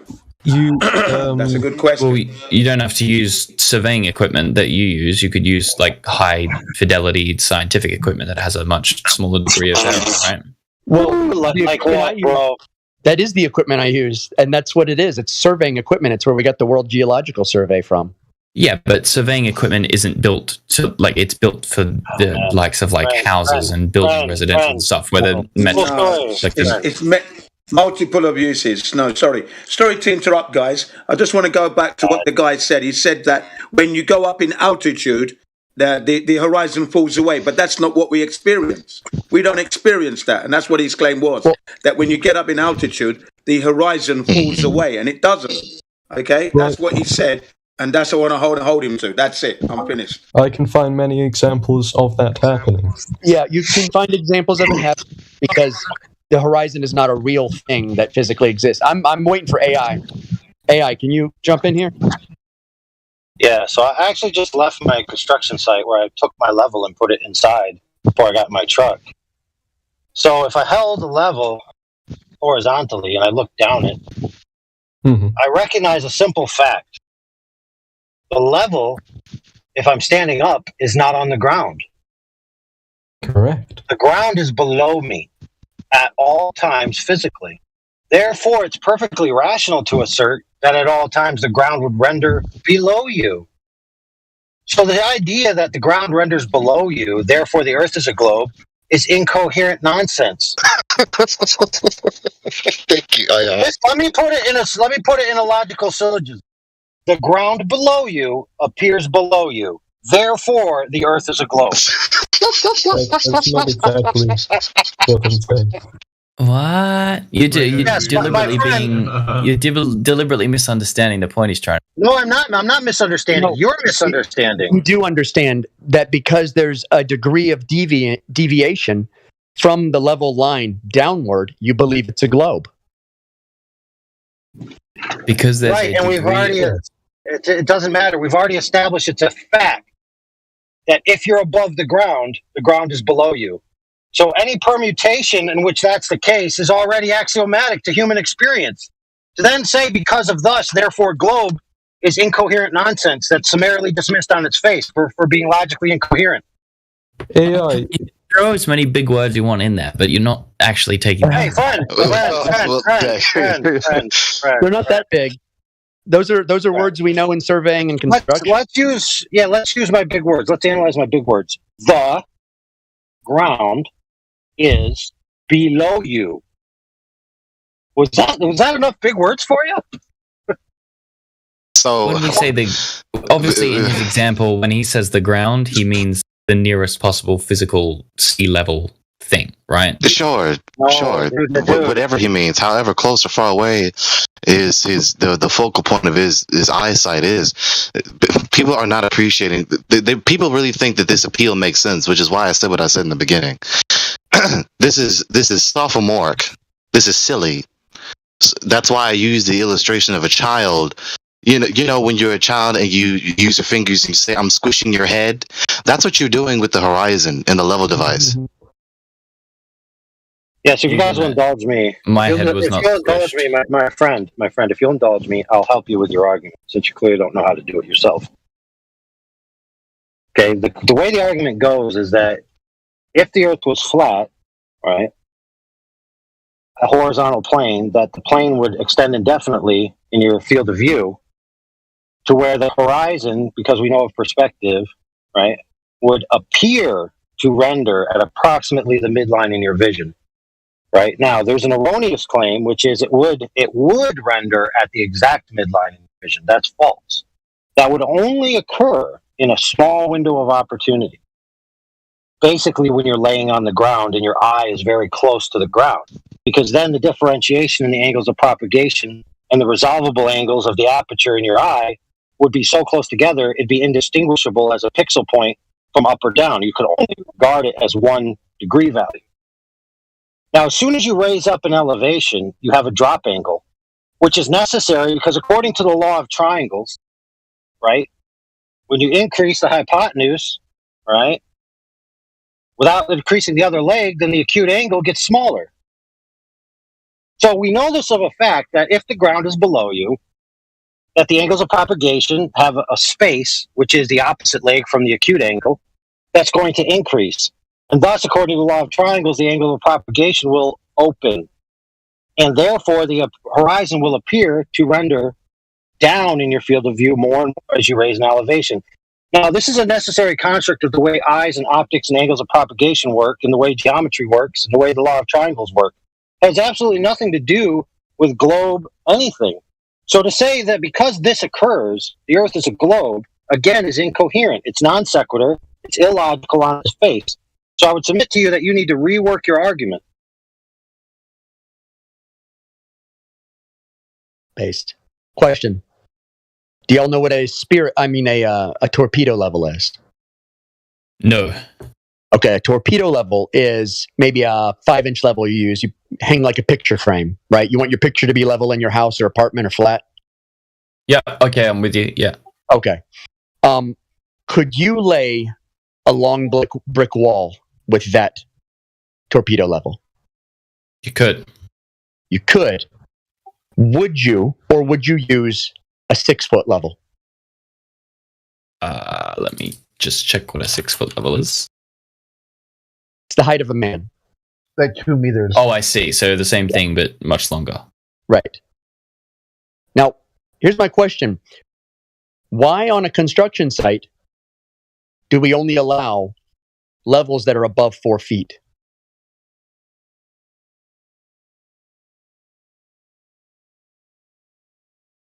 Do you want us to answer? I mean, you can say either I don't know or something like that, or you can I guess. assume because the smaller you make your level measurement, then the more variation that can introduce across a long stack of bricks. You are one of maybe 100 people that I have asked who has actually gotten that answer right. Give yourself a pat on the back. Yes, Thanks, man. The fidelity of your level. Not just a pretty face. Not just a pretty face. You're right. There's something in there. Apparently, it's not real though. Yeah. So if I took a block and I put a little torpedo level on it, I could make it level. But then if I took my 6-foot level and dropped it on top of it, it would probably be out. Yeah. I would probably have to adjust it some more because the longer the level, the more fidelity of your line. Now, see, this is the problem with trying to measure any kind of angle from using a transit, apart from AI's argument. If you have a transit, it is less than the width of that torpedo level. Yeah. Now, if you have an imaginary line that you run horizontally from the center of that transit straight out from that level, its fidelity is completely out of bounds once you get beyond 550, 600, 650 feet. Definitely. Right. So it's not a tool used to measure an angular deviation a mile away. Is that a reasonable concern? Of course. Okay. But is there a tool that exists that can be used to do that? There's not a tool that exists that we use to do that. Not in surveying, but is there one that exists or that could be invented? There's not, because in surveying, you'll see us go 500 foot, stop the truck, get out, block traffic, put up the stick, drive another 500 or maybe 800 foot, get out, stop traffic, put up the stick, because we're going to all the benchmarks. Totally. Yeah, but my point is that if you weren't using just surveying equipment, if you were using some other piece of equipment that was designed to take these kind of measurements, I'll give you the answer. AI will know it. I'll give you the answer, but it's not necessarily the answer that you want. Ooh, you're glitching out a bit. Try again, you're roboting. Try again, you're roboting. All right, We got a good panel today, looks like. The suspense. I'm going to give AI about a minute. So, because I already know what his answer is, but I want him to give it. You should say it now so we can make it better. You guys hear me though? Like, is this? I can hear you. Yeah. All I was gonna say is that,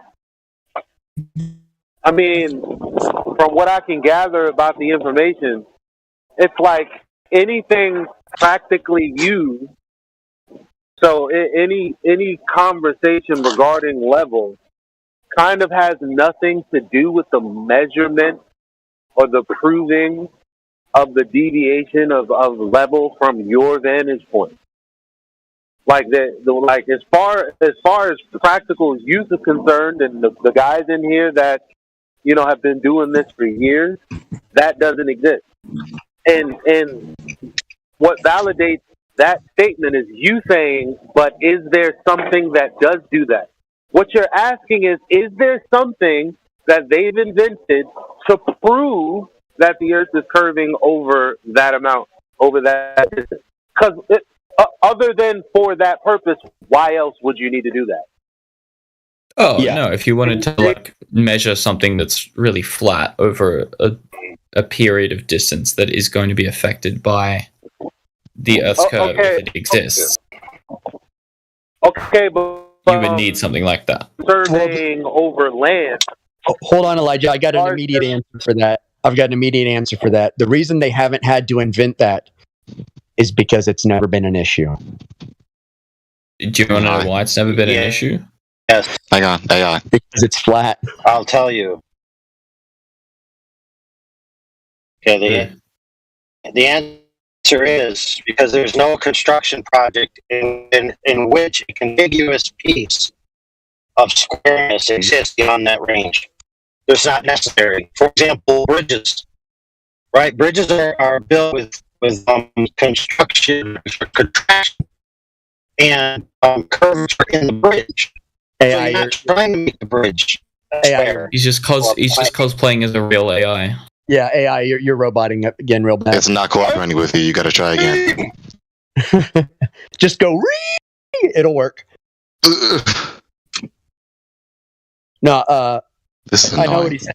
It's that there's there is no construction project in which there is a square piece of solid construction that has to maintain any kind of yeah, of course, because that's going to be very unstable due to gravity being odd. All right, AI, take 3. Different ends.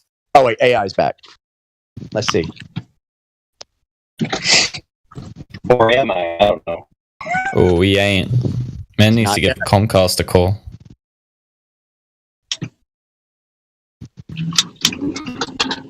Nope, nothing doing AI.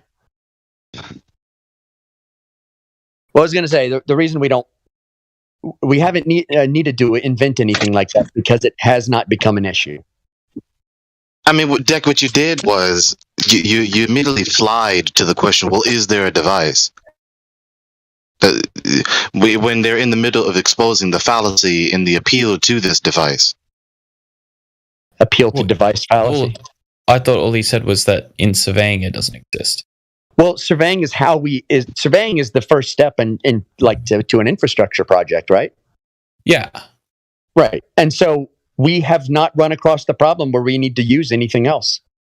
Exactly. So why would we look in surveying for that type of tool?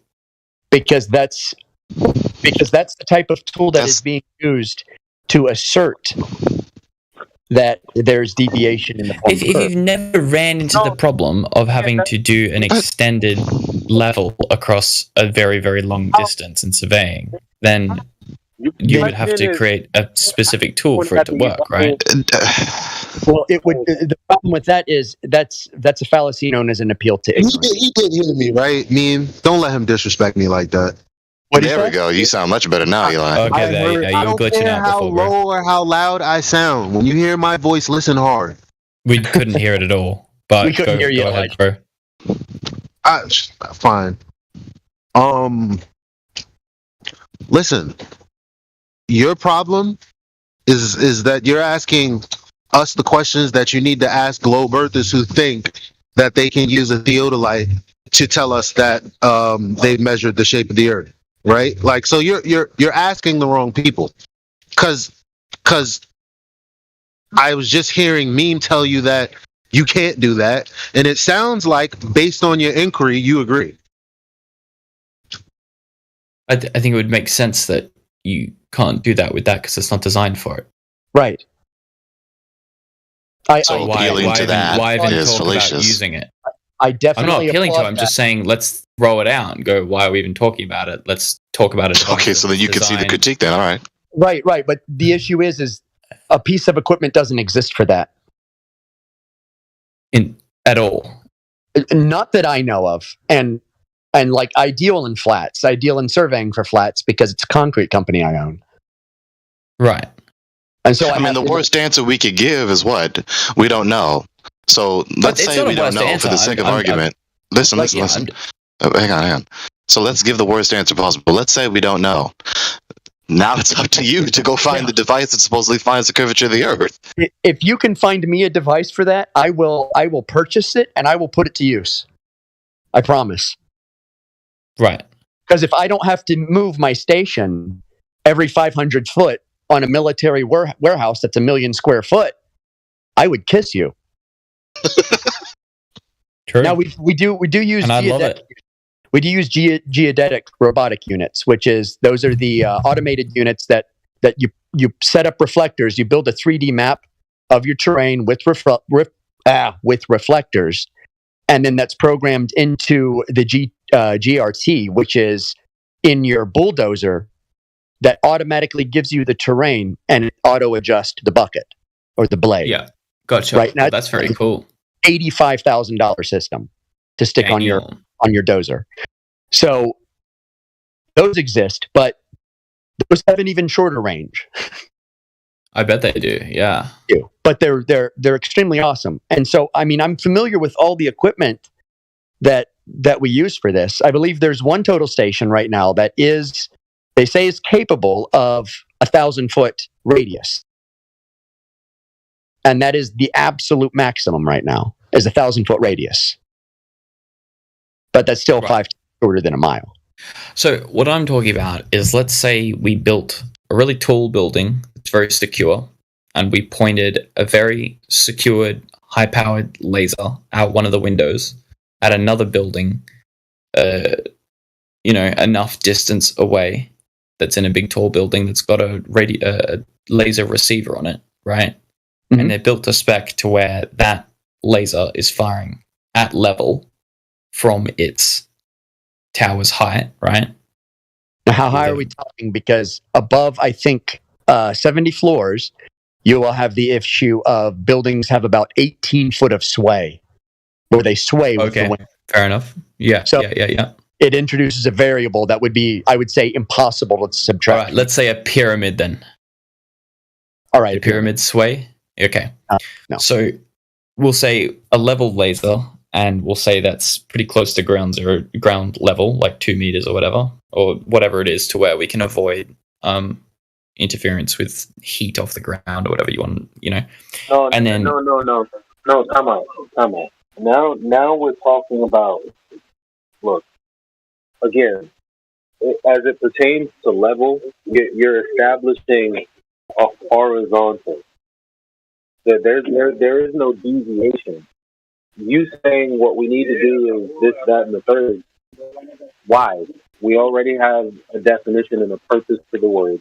There are other people who think why? It's why for the sake of testing it. If you don't want to test it, then that's just sticking your head in the sand. Hold on, Elijah. I've done this. What he's about to suggest. I didn't space. It's already been done with the what's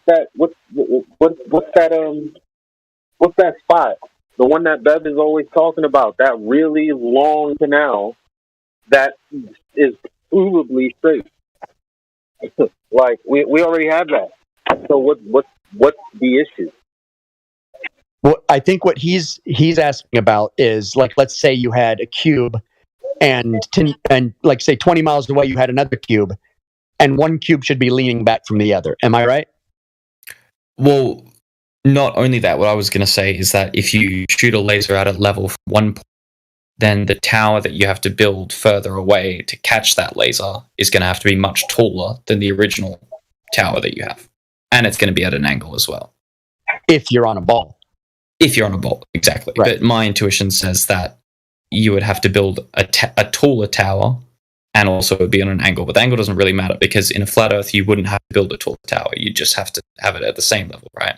Well, see, here's the issue. If you're talking about being on a ball, you would just create a benchmark and go off the benchmark to build a completely separate unit without shooting lasers between the two buildings anyway. If you're trying to make I'm not following. All right, so because there would be a deflection, which is an angle back of the second building, you wouldn't use a laser from one to the other. I'm just talking about practical construction here. Oh, well, even if there is an angle on the building, you could just angle the laser downwards, or the laser receiver downwards. Well, see, the problem is the one building would be leaning back from the other one. Yeah, but that's fine, because you can adjust the equipment within that tower to be level according to the first one. Well, you wouldn't really be able to if it's leaning back. You'd be coming in at a you're right. If you didn't angle the equipment in that tower at all, but if you angled it down relative to how much it's leaning back, then you could account for that lean. How do you relate this to the Earth and detecting curvature, or is this a debate about proper construction techniques? I know. I'm not talking about construction. I am genuinely just curious about what the argument is going to become. Well, here's my point. If you were to do this scenario and shoot a laser level at horizontal or whatever from one point, and you shot it so far, and you wanted to catch that laser, right, with a laser receiver, you would have to build a tower higher to account for that drop in curvature in order to catch that laser.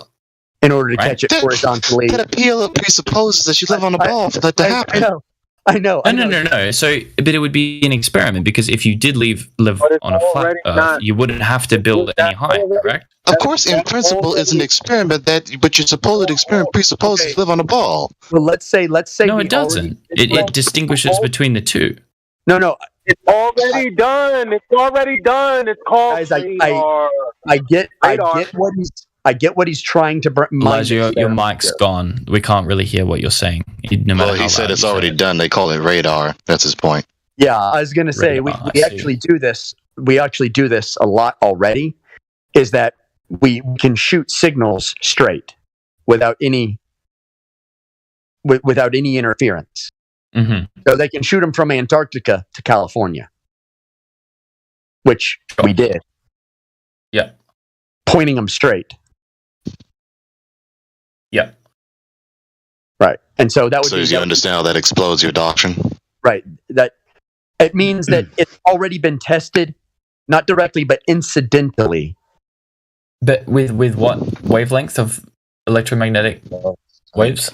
With the radar and radio waves. God, oh my goodness! Your evaluation of arguments is horrid. No. The reason I asked, regardless of what kind of frequency it is, I mean, I'm not even an expert in this.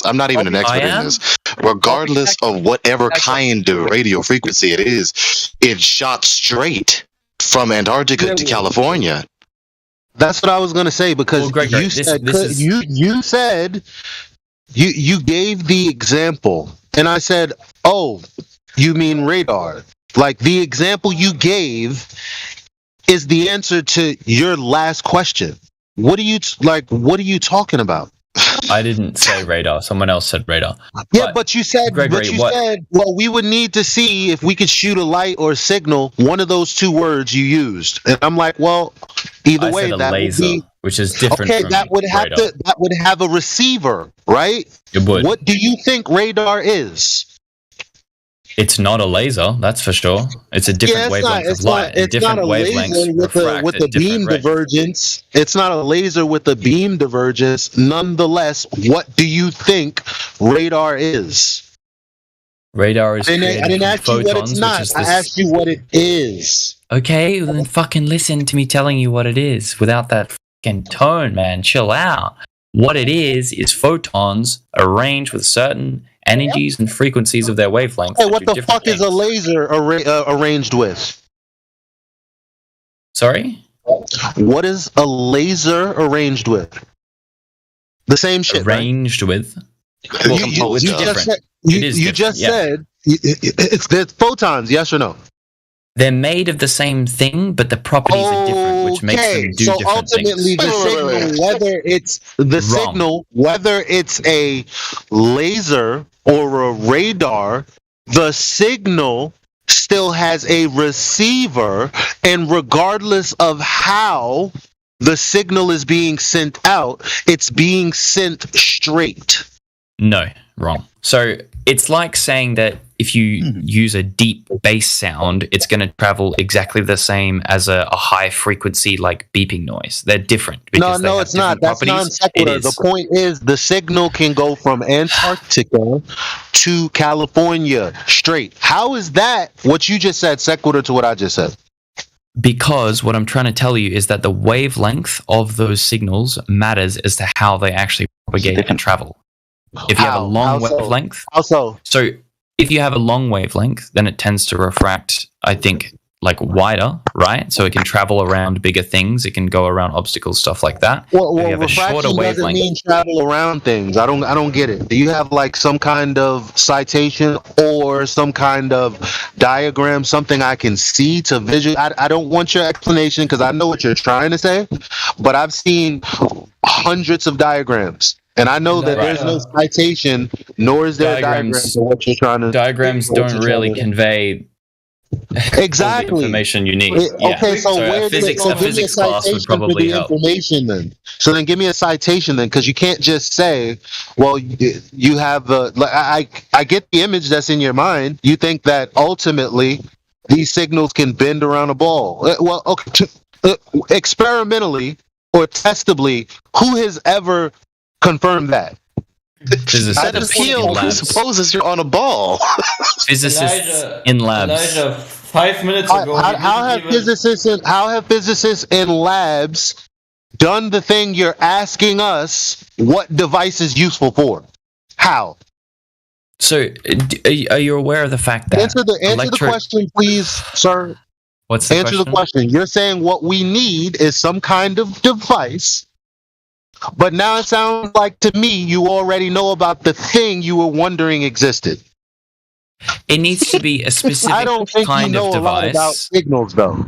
Dude, you don't know shit about signals, so how would you? How do you know, Dick? 5 minutes ago, you didn't even know this experiment existed that Elijah introduced to you. Now you're claiming you know everything about it and know how these waves should have worked and so forth. This is ridiculous, man. Listen to It's yourself. not ridiculous at all. It's not ridiculous at all, It dude. is. It is. You didn't even know the experiment. Now you're claiming to be an expert upon these experiments. Dude, I know the physical fucking underlying mechanisms of these experiments, which is why I can make it up on the spot and have it be an already thing. Be a thing. Okay, fine. Let's go with that. Let's go with that. So now you know all of a sudden. Okay, tell us what you know. Listen, if you use a laser, This is all how a red herring works, right? So back to the initial premise. How will you be proving? Okay, not in some mathematical model, which would be a reification if you're saying that was the proof. But how will we be proving that the Earth is curving? How specifically? because if you shoot a laser that doesn't curve, right? That it's going straight. What do you mean that doesn't curve? Lasers have a beam divergence, but other than that, straight. Exactly, but they're affected by refraction in the air and stuff like that. Okay, so there's a beam divergence. I heard you the first time.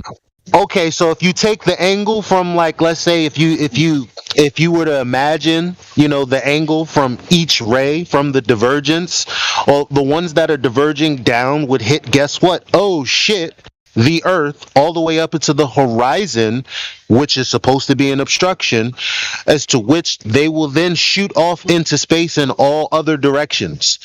I want to know your reasoning behind saying that no, these rays are refracted in a way that they're going to somehow follow the path of the Earth. Because I know for a fact that if all things are, taken simple, you have the beam divergence, so it's going to either diverge into the obstruction or away from the obstruction. You're saying that the beam divergence really means that it curves somewhere derivative of 8 inches per mile squared.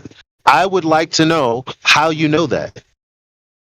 I don't think that's what I'm saying. I don't think I said. I think you're taking an argument that you already know. If you're talking about the geometry of the Earth, and if you're talking about beam divergence somehow overcoming these angles for light to bend around the Earth, then you are saying that. Well, since we're debating him, let him say what he wants to say. Yeah, I don't think I brought up beam divergence, but yeah, but what you're saying is we have to prove that it's not curving around the Earth. No, you have to prove that it is. You have to prove that the Earth is curving away from a straight standard. Right now, you're trying to say, well, light isn't a straight standard. I haven't said anything yet. Can't use it. You're getting angry at something I haven't even said yet. You're making it up in your own head. I'm angry? Nick, why would we Why do you think I'm angry? Okay, at this You're point, raising your voice, and I haven't just said let anything. Dick finish. So, sorry, man. Here's the thing: if you have a level laser and you shoot it out, and you can guarantee that it's not being affected by any kind of refraction, stuff like that, it's going to travel in a straight path out into space, right? Assumedly, if it's a globe or whatever, it is. Okay. If it was a flat Earth, then if you shot it, it would never touch the ground. It runs parallel to the ground. Let's say that. No, that's a lie. No, that's a lie. What are you talking about?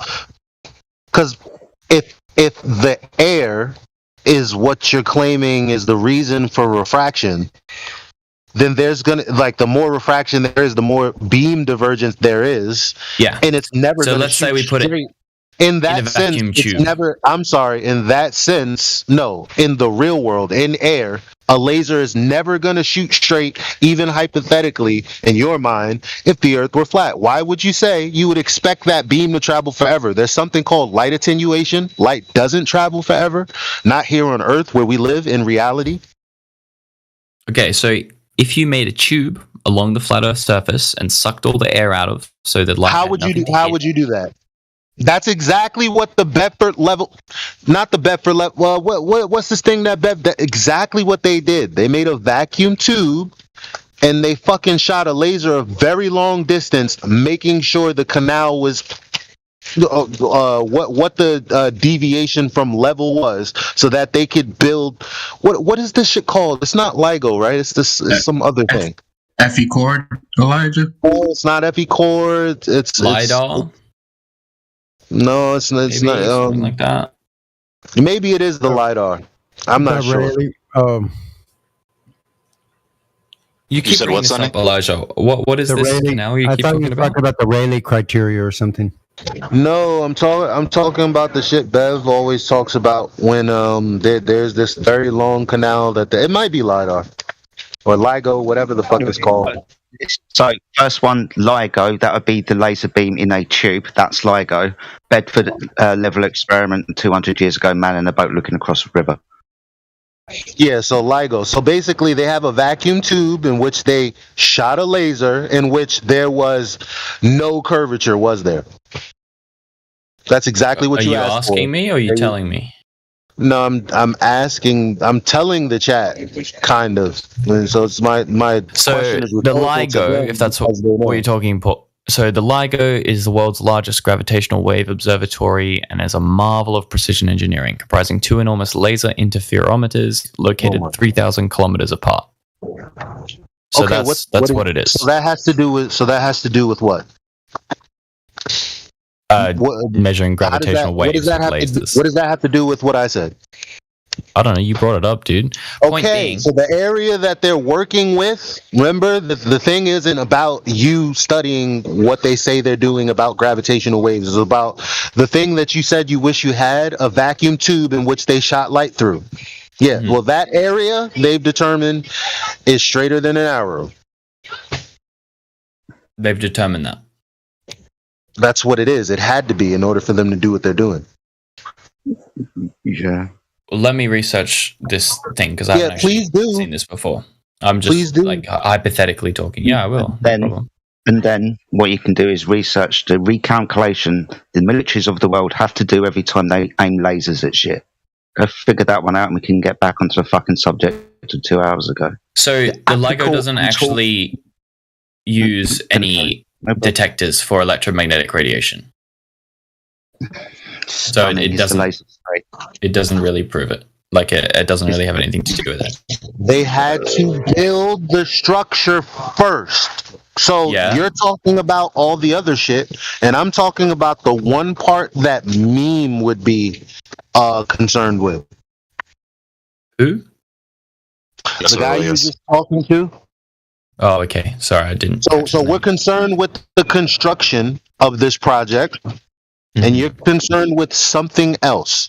I thought you wanted to know whether or not the ground was curving. Well, all of a sudden, we're getting very far away from that. Well, you keep talking, man. I'm trying to get through it. So if we build a vacuum tube, right, like they've done on the LIGO, right, but instead of trying to measure gravitational waves, we're just trying to measure each end and see if the laser goes. You're not listening. You're not listening. You're not I'm not listening, or you're not listening. Okay. What am I not listening about? Because that is after the fact, meaning after they built this thing for the light to be shot through, like on a level surface. That's the point. They had to make sure it was level to go playing with fairy dust and shit. They had to first measure it and make sure it was level. Elijah, can I ask him a question? Who cares? See if he understands it. No, Elijah, can I ask a question to him? Just go ahead and ask a question. No, because okay. Who are you asking the question to? No, because this is actually addressing the actual point, and he's trying to fight hard to move away from it, to keep it in. We could do the like the conversation lives on tomorrow. No, the conversation is over right now. If you just tell us you understand what I'm saying, and if you can rebuttal it. You're not doing that. You're just saying things that are non sequitur.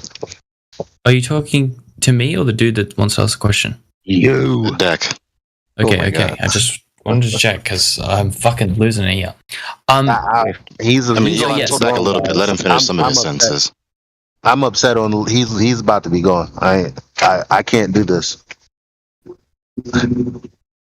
Let's not result to that. Okay, so far, Eli is demonstrating to you that this entire apparatus, which they necessarily had to construct first, and of course there are necessary preconditions for them to construct the apparatus so that they can do whatever they believe they're doing with it, demonstrates what you are asking for, and that it also demonstrates the surface of the object which they're doing this whole thing on, upon which also all the entirety of human civilization builds all their edifices.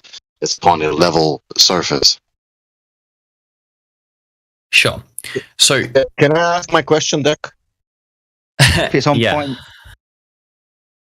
Let Deck respond to what I said, and then that's Sasha's question. Let me just go real quick, and then after. So my whole point was that if you could extend this tube and make sure the light went straight, my whole point was that if you shot it from sea level or whatever level at the initial point, I believe that if you wanted that laser to continue going straight, you would have to constantly build that tube higher and higher and higher to account for the curvature. That's all I'm saying. Okay, so there's your belief, and that belief was exploded by Elijah's appeal. Sasha? Well, Elijah doesn't know how it works, so I don't know if it's exploded necessarily. They built a tube already, but it doesn't do what he said it does and whatever. Anyway, what's the question? It definitely doesn't measure gravity wave. It's the same like an hour before. Well, that was an ad hominem though fallacy, because I'm not even talking about their operations of business. I'm talking about the construction of the project to begin with, because just that alone, without understanding what they're going to do with it, answers the question of, well, couldn't we just use a laser in a vacuum tube to make sure that the ground is either level or curving? Well, that's exactly what they established when they built this thing. I don't understand how. What's your answer? The correct answer is it's a faulty premise, because they allegedly built this thing as a plane on the curved Earth. So if they construct the thing true, it'd be impossible for you to know from the inside. So it's not a worthy measure of the surface of the Earth. Yeah. It's only speculation at best for either group to say it proves one thing or the other.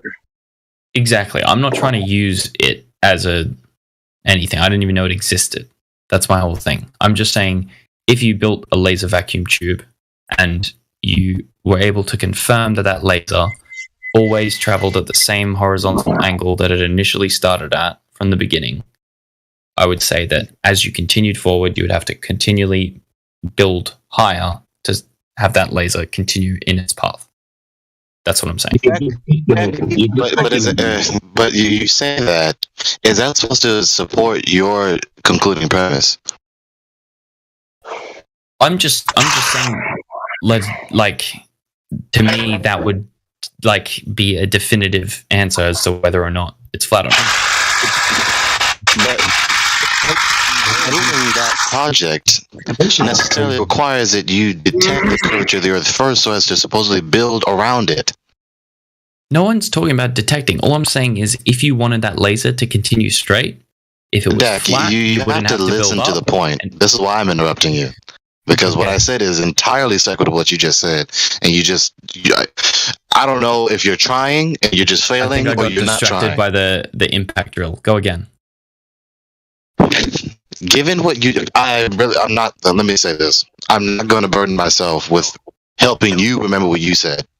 Okay, so you have to remember what you said as I try to respond to you. Okay. When you say to me, I believe that they would have to construct up around the surface of the Earth to keep in lockstep with the extension of the laser, that is patently presupposing that they're doing that around the surface of a ball. That is the very thing in question.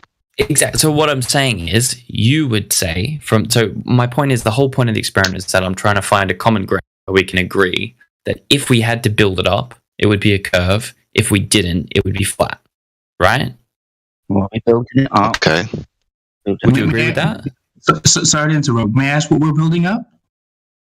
So if we continued a laser that's straight, that we knew would continue indefinitely the exact same angle it started at, which was level at the starting point. Which way does the Earth go from you? Does it go up or down? It goes down. Thank you. So stop saying up. Though what I'm saying is you have to build up. What he's saying is, the further away something is, like Chicago, that's not blocked by the obstruction, that it would have to be higher than, built higher up than, in order for a laser to hit, because it would be curving and below you. Like, so he's saying the further out the distance you're shooting to, the more height something would need to meet the target. That would prove that the Earth is curved. However, and if you didn't have to do that, we already have laser tests that debunk that. So my question to you, because you're going to refute it, like just off rip, my question to you is, what distance would you accept? I would accept 255 miles. That's a good number. Yeah, I would have to do some maths probably to figure out. There is a Guinness record of the photo 255 miles. But that's a great number, not a good number. It's a great number. It's an infallible number. And that infallible number. And do you know what that 255 miles meaning on the globe? That mountain. No, tell me. That mountain, what he got the Guinness record, should to be 3 miles behind the curvature. Mount Pinhole. That mountain, what he got the Guinness record for that shot of mountain, should to be 3 miles behind the curvature. But look up Mount Pinhole, Jack. Oh, okay. So he shot a mountain that should be 3 miles behind the curvature. Yeah. Mount Pinhole. Okay, but that's fine. That doesn't disprove anything. Oh, good lord, Dex. Is it that proof that mountain is there? Yeah, the mountain's there, but the bullet is going to follow. Is it that proof? Why mountain is not 3 miles behind the curvature? Who did that chuckle? What bullet, man? There's no bullet. There's no bullet. That is photo camera shot. Photography. Oh, I'm sorry. Okay, I'm sorry. He took a picture. Okay. I'm with. Okay, sorry. So he took a picture of a mountain that's 3 miles behind. And that mountain should to be 3 miles behind the curvature. How he make the shot of the mountain, and mountain should to be 3 miles behind the curvature? Yeah, but how tall is the mountain? It isn't 3 miles tall. It doesn't have to be 3 miles tall. 3 miles behind the curvature, no matter how tall it is. Did you understand that? All mountains should to be covered. No matter how tall the mountain is, based on the curvature of the Earth, the whole mountain should have been hidden. I'll do you one better. The mountain isn't more than 3 miles tall, because by your logic, the mountain would have to be like 8 feet tall. So 8 miles tall. 5 miles of it are above the 3 miles that are supposed to be below it. Like, wait, let me quickly ask this guy: how many feet do you think 3 miles is? Hey, how many feet do you think 3 miles is? You here, look it up for us. Talking to me? Yeah. I'm Australian. We work in metric. I'll tell you real quick. It's over 50. That mountain should be in a mile. That mountain should be 4.8 in kilometers. That mountain should be 4.8 kilometers behind the curvature. Is that all right now? I'm also counting in kilometers. Which mountain was it? Sorry, how tall was the mountain? What matters how much is tall mountain? Mountain should be covered and you cannot see mountain on the globe. Jack, you have to evaluate arguments. Like you just refuse to evaluate arguments. No, you just immediately fly to whatever cavil you can think of. No, dude, I'm trying to like check the facts. I'm just listening to some random dude talk about mountains and shoots. I'm not just gonna. Like, but Jack, the first time the argument was said to you, it was very clear. The mountain is being hit. The mountain is being hit behind which the mountain is being hit, even though it should be obstructed behind 3 miles of Earth curve. Yeah. So you'd have to have like a 4 mile, 5, 6 mile tall mountain to be seeing it, and that come on, man. How tall is Everest? That's not how that works, dude. Like 5 miles. 29,000 feet. Wait, are you saying it's 4 miles like horizontally away, or 4 miles? Then like it should be 4. Jack, it's really not that hard, dude. You understand what a mountain is. I understand what a mountain is, but you're saying it's 4 miles behind the curvature. Are you saying it's 4 miles dropped, it's supposed to be, or are you saying it's 4 miles behind horizontally? 4 miles drop, yes. Drop, yeah. You're right. Yes, in reality, it's hold on. We're saying that it would be obstructed behind 3 miles of Earth curve in your paradigm, but the mountain is contacted. Therefore, it is not obstructed behind 3 miles of Earth curve. Did they account for bullet drop? Oh no, it's not a bullet. It's a shot. Isn't it? Sorry, that's my fault. I'm getting tired. That's my bad. Man, the distance. I will have to research it further. I'm not familiar with it, but it sounds interesting. The one easier. That is easier way. The Earth is 40,000 kilometers circumference. The radius is 6,000 something kilometers. You know, the distance to that mountain is it's 400 and something kilometers. The drop should be 4 and more kilometers. Mm-hmm. Is it right? That's it. That's all. Okay, guys. And he can still see it with his camera. Stop talking, friend. Yeah. QED. Okay. You guys need to stop talking over each other. It's absolutely impossible to listen to. This is true. Big fan of that. So should we pick one? I mean, you guys should be able to naturally negotiate. So if someone says, "Oh, I got something to say," the other person can say real quick, rather than just keep talking through them. They can say, "Okay, I'll finish up and yield to you." Now, when that's done, anybody else who interjects after that's the third wheel, and they're being wrong, should only be between those two people. After that, the third person can then say, "Oh, I'll go next," or start, and then those two people naturally yield to them. Upon which time the floor yields, rather than use the gap and pause to then throw their own weight in. Because 5 people trying to explain the exact same thing to somebody who's not getting it is going to do nothing but just put diarrhea all over the walls. Very true. And a great analogy. That's by far the most funniest one I heard so far. So let's get anyway, back on point. Or you, Jedi? No, I was just telling you to get back on point as quick as you can. Well, I'm just going to quickly ask him, what reason do I have to doubt that the Earth is flat?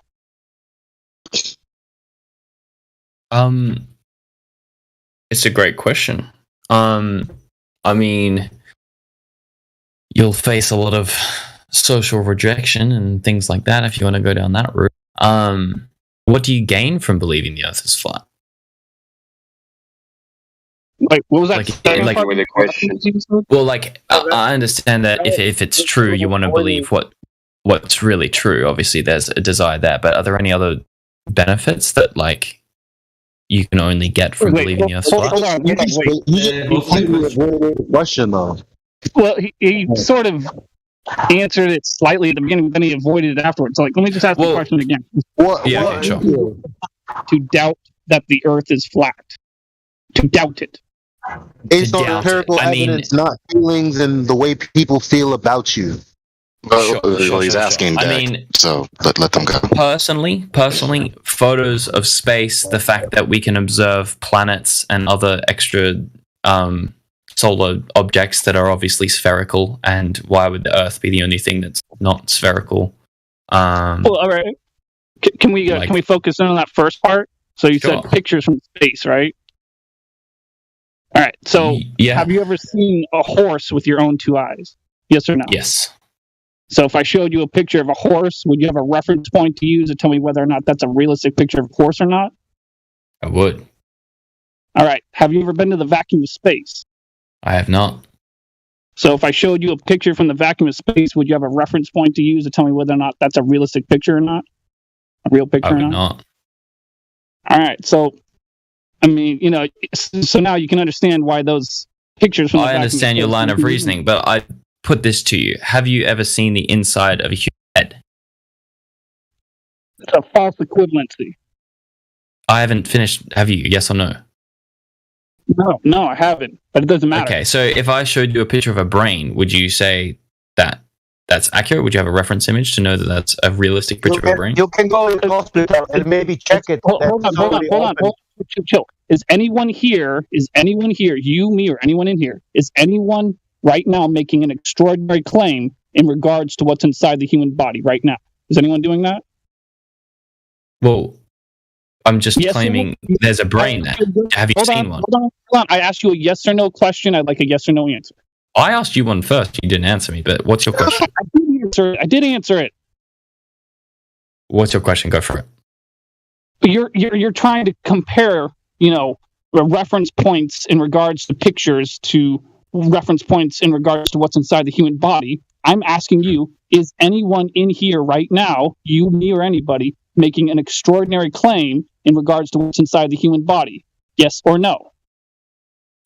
Not as of yet. I don't understand the relevance. Right. So since nobody right now is making an extraordinary claim in regards to that, that is an irrelevant thing. It has nothing to do with what we're talking about. It's completely. But you understand? It's a different subject. It's nothing to do with what we're talking about. Do you understand why it holds relevance? Because I'm using the same line of reasoning that you are. Listen. Have you ever heard the term bad analogy? Like someone made a bad analogy or something? I have. But I don't think it is a bad analogy. Reason being, you're saying it supports your argument that I haven't personally seen space, right? So if I see an image of space, then how can I know it's real? Because I've never seen it in person. That was your argument. So I'm saying, if you've never seen a brain in real life, how can you know that you see a picture of a brain and know that's real? There are very similar.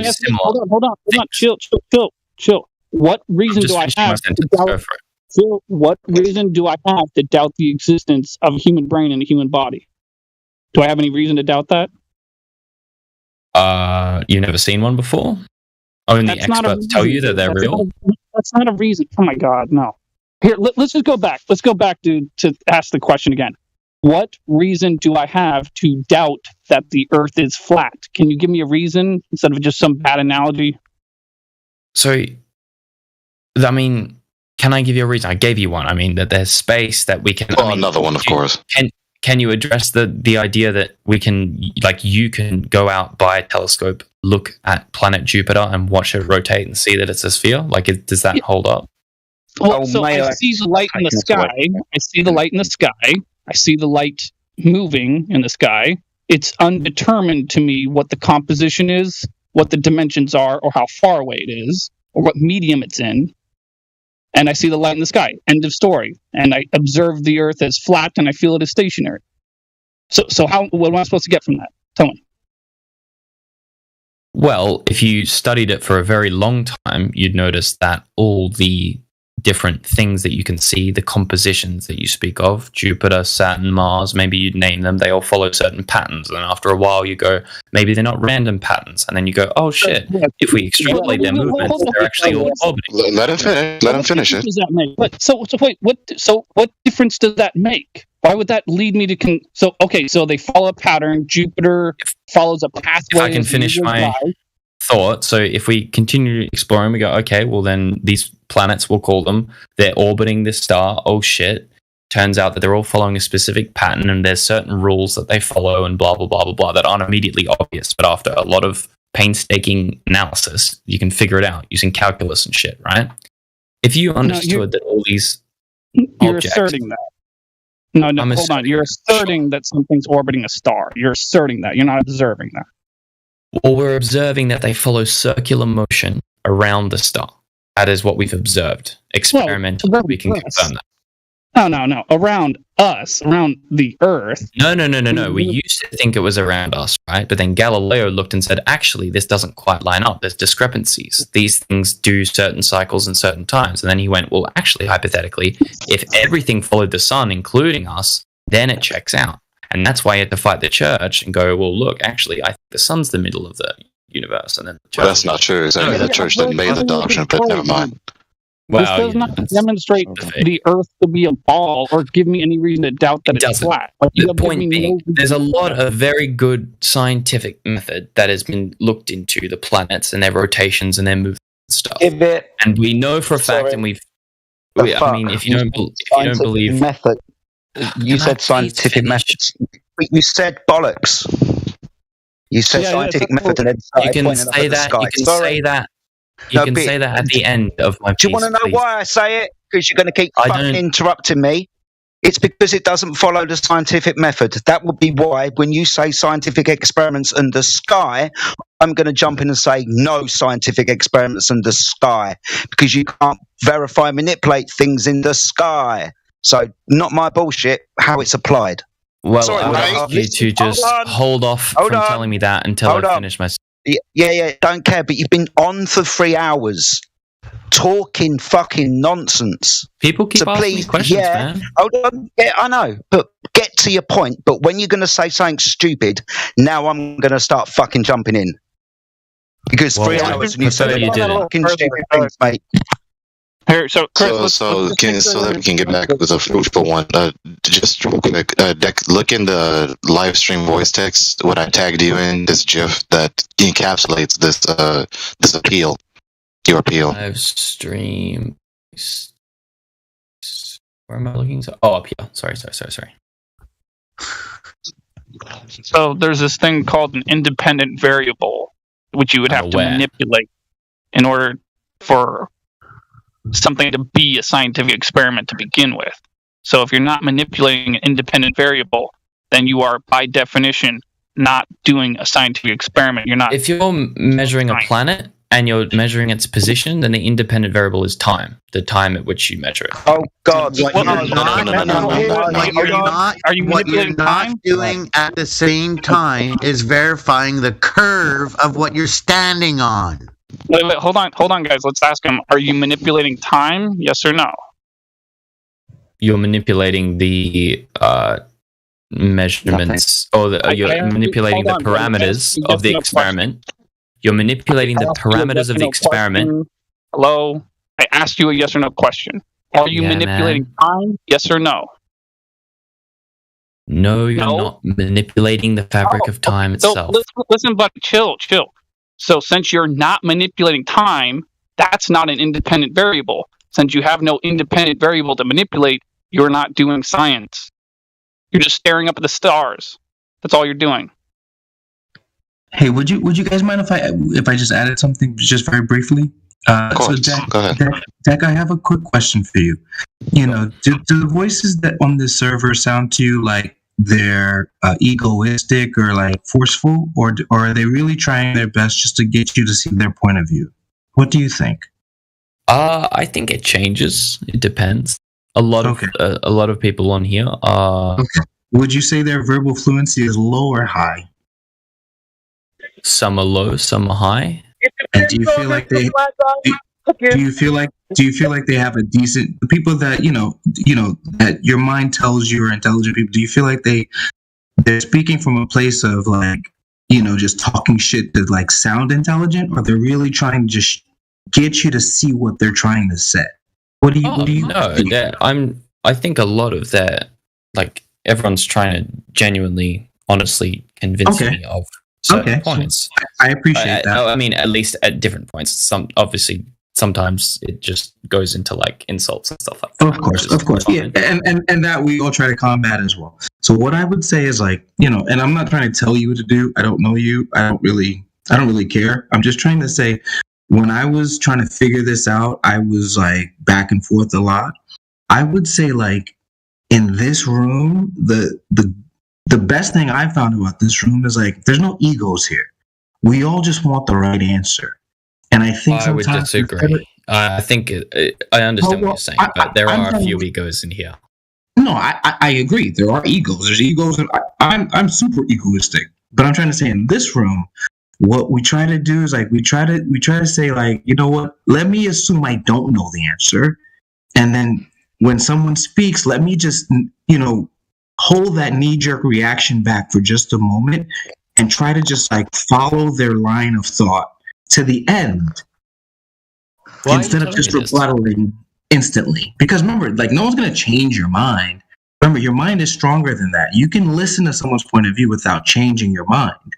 But I would say like, yeah, I know. Well, but if you're arguing so vehemently, it's like I almost wonder is like, are you getting what they're saying to you and why they're so persistent in terms of trying to like get you to see their point of view, and like why can't you? Because I think the best thing about an intelligent man is the ability to debate both sides. If you can't debate, but like can you debate from the flat earth perspective and understand where we're coming from? Yeah, 100%. That's why I'm here. I want to hear what the actual arguments are for sure. Okay, and you feel like none of them resonate with you at all. Well, the ones I've heard tend to either be like unfalsified. I mean, the way I'd see it, it's like if you come in here believing the earth is round, everything you're going to hear is against what you believe. And then if you come in here as a flat earther and hear any argument from someone that believes the earth is round, it sounds like propaganda and you know the reason why it's bullshit. So we're both on kind of complete opposite ends of the spectrum. I haven't done enough like investigation or seen enough arguments to know whether like from first principles it's based on like an actual measurement stuff like that, or if it's just kind of like an axiomatic thing where it's like, well, the earth is flat, therefore this, or if the earth is round, therefore this. Because most arguments that you can make for a round earth are not falsifiable, based in the assumption that the earth is round to some extent, and then without going to space, obviously, which is a no-no. And then on the same vein of that, space. Why? Well, I believe we can, but from what I understand, a lot of the space isn't necessarily as it's described in the media or propaganda machine or whatever, and that we're being told certain things about space and space missions, this, that, and the other, to control us to some extent. Why? What the actual gain is from that, I'm not entirely sure. Why a round Earth is more preferable to the powers that be than a flat one is. I'm not entirely sure what the benefit is for them. But from what I gather, most people in here believe that there's some kind of large lie going on about. Not satisfactory. I don't know if that's true or not. Can I answer your question, Jeff? Your mic's pretty iffy, by the way, Elijah. Yeah. You can't go to space because, as it's been told to us, it violates the second law of thermodynamics. And they claim it doesn't apply out there. So there you go. Has nothing to do with... Can you explain that a little bit further? What do you mean? Yeah, gas expands to fill available volume. Yeah. Yep. So to be a little more specific, you're gonna have to expand a bit more. Well, high pressure goes to low pressure. Yep. Yeah, it's the second part of the second law of thermodynamics. There's three parts. PV equals nRT. Yeah, that's it. That's all I got. What's the response? Are you saying that as a rebuttal to the concept of space in general, or like Or The what cosmic exactly vacuum. is? We all know we're talking about the cosmic vacuum. No, it's I didn't know the technical term they use is the vacuum of space. That's the term that we were taught. That's the term they use. Right. The I mean, concept it's not a of space, complete vacuum. It's got the little bits. concept of space is a gas pressure to an open system, our Earth, next to lower pressure. That it's not filling. Yeah. That's safe. But That's it. the reason that I understand that to be the case is because of the force of gravity is constantly causing particles of gas to weigh down. Like, that's my understanding. Obviously, you're probably going to disagree with that. Yeah, right. Sorry, someone needs to call that they're going to talk first. Sorry, buddy. Elijah, carry on, mate. You got it as good as. It's just a stream of follow-up. I don't try to get engaged with the red herrings. I'm only talking because that keeps happening. And I'm like, why? No. If you say something and I'm trying to get you to prove your premise and then you build on top of that with something else, I'm going to just keep asking why. You guys just go, well, because blah, blah, blah. Like, no. Okay, well, you're saying, well, gravity, obviously, this, that, and the third, because air. Okay, well, explain that to me. Sure. So when objects have a lot of mass, as our current understanding of Einstein's theory of general relativity and stuff, that space-time kind of distorts itself around things with mass, and that leads to other objects of mass being attracted to that. So, and that can happen at large scales, like planets orbiting the sun. What's that? Can you cite that from Einstein? Yeah, dude. The fucking Einstein's general theory of relativity. If you want to read that, go for it. That's where it's from. Now, point to it in the physical and natural world. Show me gas going back to something that it came from. So show me mass attracting gas. So listen. So if you accept that gravity is a force, oh my fucking god, dude! If I can please just give you an example, and it'll make itself clear. 5 minutes won't take long. Ultimately, you've just said mass attracts mass. 2 seconds ago, 30 seconds ago, you were talking about Einstein and general relativity. Correct. These are not the two same fucking things, my friend. They are completely different. Excellent. So don't convolute the two. They are the same. No, not one's in 3D space. You're not going to listen. You're not going to listen. You're cutting out as well. That's not helping. But the whole premise of general relativity is the fact that mass distorts space-time in 3 dimensions. Here's the thing. If you're going to say that, I didn't cite you on it, did I? I said cite that. Go find it. Give me a citation, not from people who are speculating, but from Einstein. Okay, man. I mean, if you really want me to... Yes, I do. From his paper in the theory of general relativity, I would like you to cite exactly what you just said from his paper. Okay, Einstein, 1950, General Theory of Relativity holds that what we perceive as the force of gravity arises from the curvature of space and time. Is that good enough? So you need a mass for space and time to warp? Correct, yeah. So then how the fuck did they become masses then? How did they become masses? That's correct. If you need a mass for the space to warp, then how does that happen?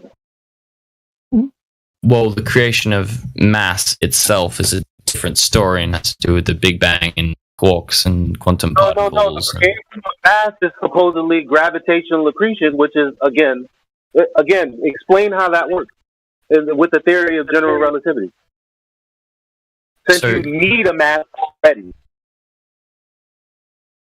Well, what do you mean you need a mass? This is why, by the way, it's not compatible. You said it was, but this is why it's not. Well, you're not making it very clear. Why is it not compatible? It's the whole basis of it. Well, how the hell would gas turn into a big plasma giant known as the sun, supposedly? Because gas particles have mass, and they attract to each other, and then eventually they all get in a big bowl. General relativity. because general that's how gravity works. Yeah. Well, there's no. May I say this? But objects aren't attracted to each other. And yes, they are. Show it.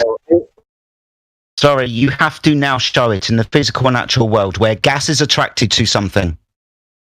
I mean, look at the sun and Jupiter. They're both made of gas and they attract each other. My friend, without going to your story about what what Jupiter is and what the sun is, let's not go within the story. Let's go to the physical and natural world.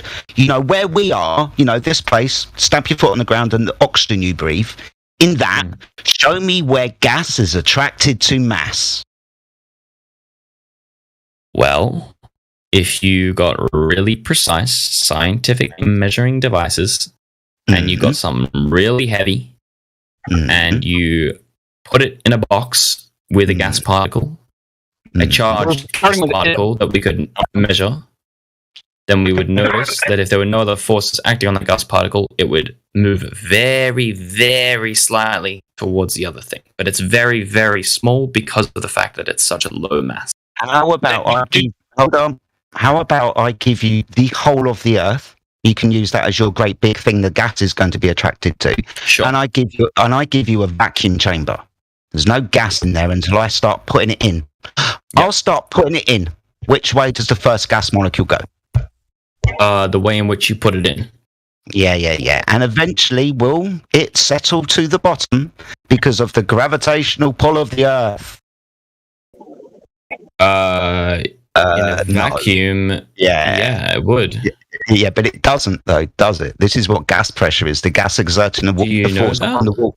Yes, that's in the definition. If you put a single gas particle in a vacuum chamber, it would go to the bottom. This is the point. If you put any amount of gas in any vacuous space, there is no attribution to it being pulled or attracted to anything. It just feels the limitation of its container and presses on the walls. That's what it does. Listen, so man, hold on. Going back to my original question, I know it's fucking frustrating for you now. I get it because your fucking hypothetical bullshit didn't go anywhere. So no, you just interrupted me. That's the only point. Yeah, no, because I'm going somewhere. You have to get down to the. Yeah, brilliant. We'll stay on my first fucking point. Fucking ADHD cunt.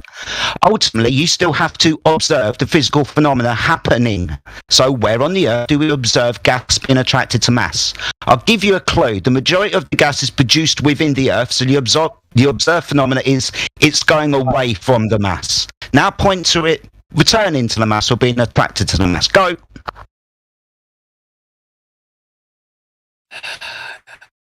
Deep breath. So, without any hypothetical situation, show me. How the fuck am I going to show you with a video? No, you cannot go to a hypothetical situation and go to the physical and natural world somewhere that I can agree. You can start your fucking story from there.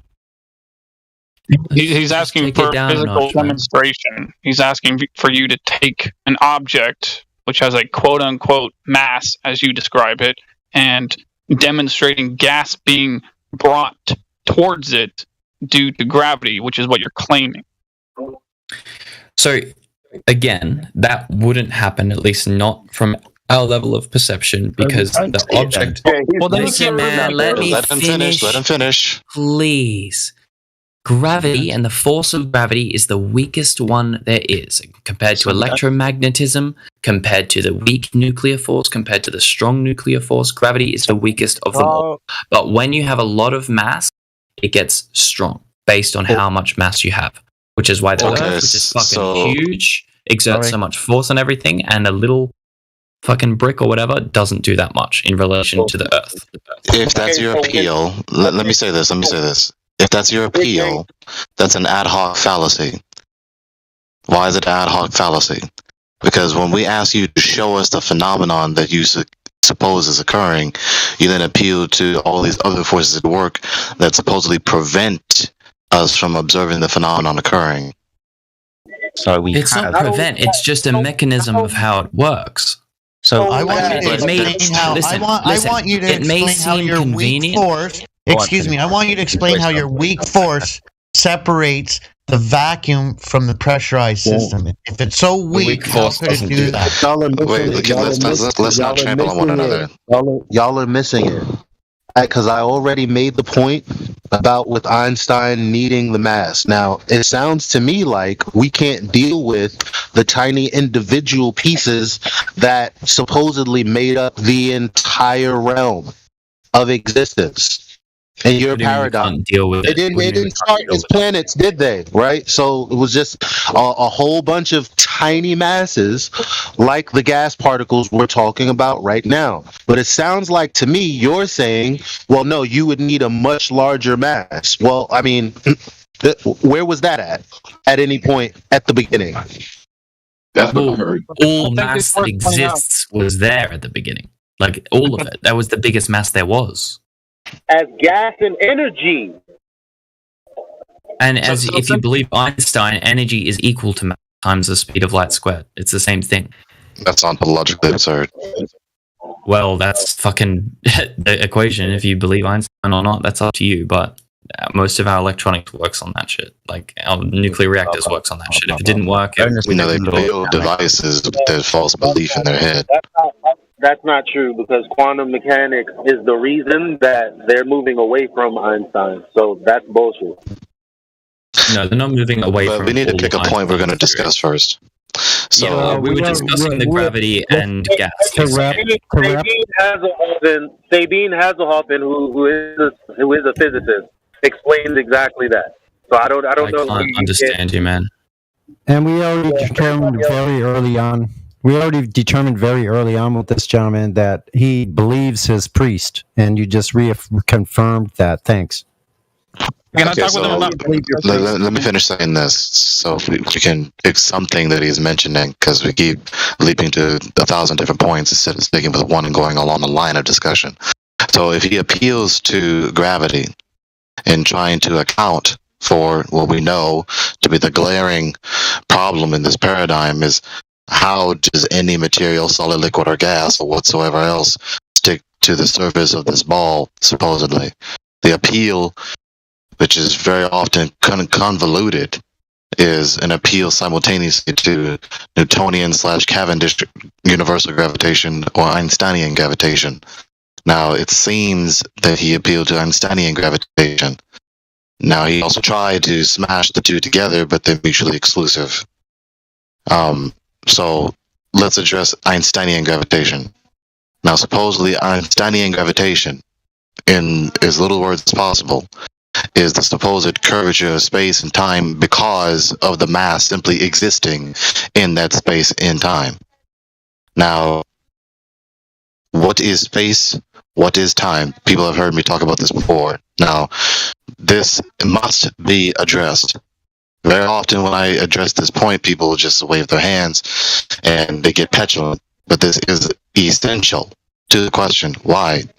It's the very thing you're appealing to. If you are appealing to space and time and the curvature thereof because of the supposed mass, if this is your metaphysic, because this is more than just a physical doctrine, this is a metaphysical doctrine. If you are appealing to these entities but are categorically misconstruing them, then your doctrine is absurd. Okay, so you're telling us that mass is curving space and time. What is space and what is time? Address space first. Space is the 3 dimensions in which things can move and operate and exert force in. Time is the 4th dimension in which it passes and things can interact with each other and cause and effect occurs. And yeah, is that enough? Okay. You want more? And let me ask you this follow-up question. Is space, as you just defined it, is space concrete or abstract? How do you define concrete or abstract? Concrete has substantial extension in space and or has causal power. Abstract are non-material, immaterial, non-concrete entities which we quote-unquote abstract or grasp or conceive in the mind, which correspond and are related to concrete entities in reality. Oof, big question. I don't know. It's a big one. You'd probably have to ask Einstein. But I mean, space itself, from the way we currently understand, as far as I'm aware, with the Big Bang, space and time itself expanded with everything else. So, what's that? So, let's say let's contemplate. Whenever you, in your entire human experience, when you talk about space in your general anecdotal human experience, correct me if I'm wrong, you're talking about an area of absence that can be occupied, in which things exist and move over time, correct? Yes, I believe so. Okay.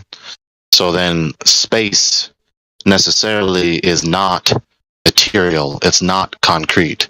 It is the area of absence that concrete entities exist in and move through over time.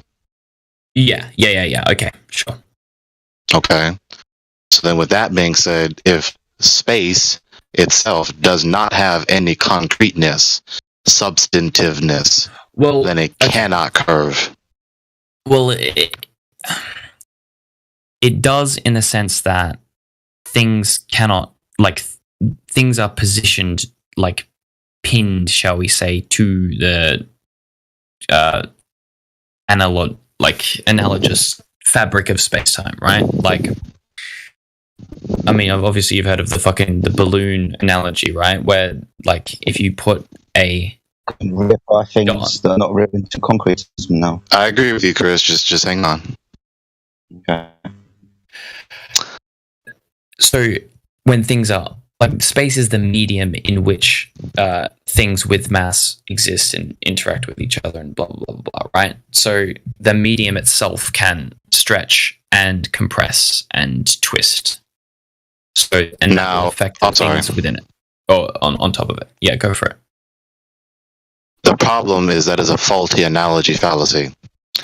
Because the point of analogy is that space is analogously in point with the balloon.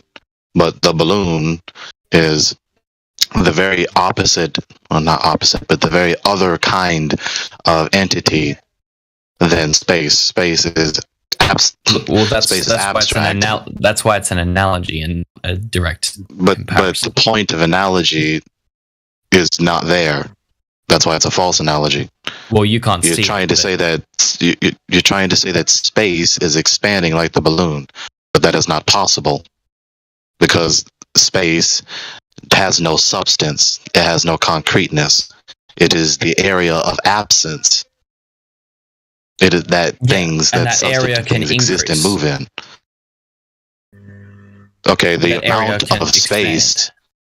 Yeah, of course, the amount of space can increase relative to whatever concrete reference frame has the space that has space in it. But that is not an increase of substance. That's an increase of area of the area of absence. Correct. All right, so when I have a box, if you increase the area of absence between two concrete things, they would get further apart. Yes, but just so you understand, when I increase the quantity of area between anything or within anything, I'm not increasing a quantity of substances, right? I have a penny, then I add another penny and another penny and so on and so forth. I'm increasing the substance of copper in my hand. That's not what you're doing when you expand an object so that more space is available in it, an area of absence that can be occupied, or when you separate entities to be farther apart or closer to one another, you're just increasing the distance between two objects, or you're increasing the amount of area of absence within the object. Yes. Okay. Which is the same thing as distance, because distance is measured with space. Yes. So that is an intelligible understanding, an intelligible theory, as it were, of space. So with that being said, that necessarily follows that to suppose that any entity, both material, concrete, and abstract, is curving space or at all changing the shape of space is ontologically absurd because space is not that kind of thing categorically. Well, not when you don't believe it is, but if you do, then it is. The reality of the nature of anything is independent of your belief about it. That's debatable, but we can take that point. Okay, if you want to debate that, so if you believe, we don't have to debate it right now. If you don't want to, okay. I mean, we can. I mean, you brought it up.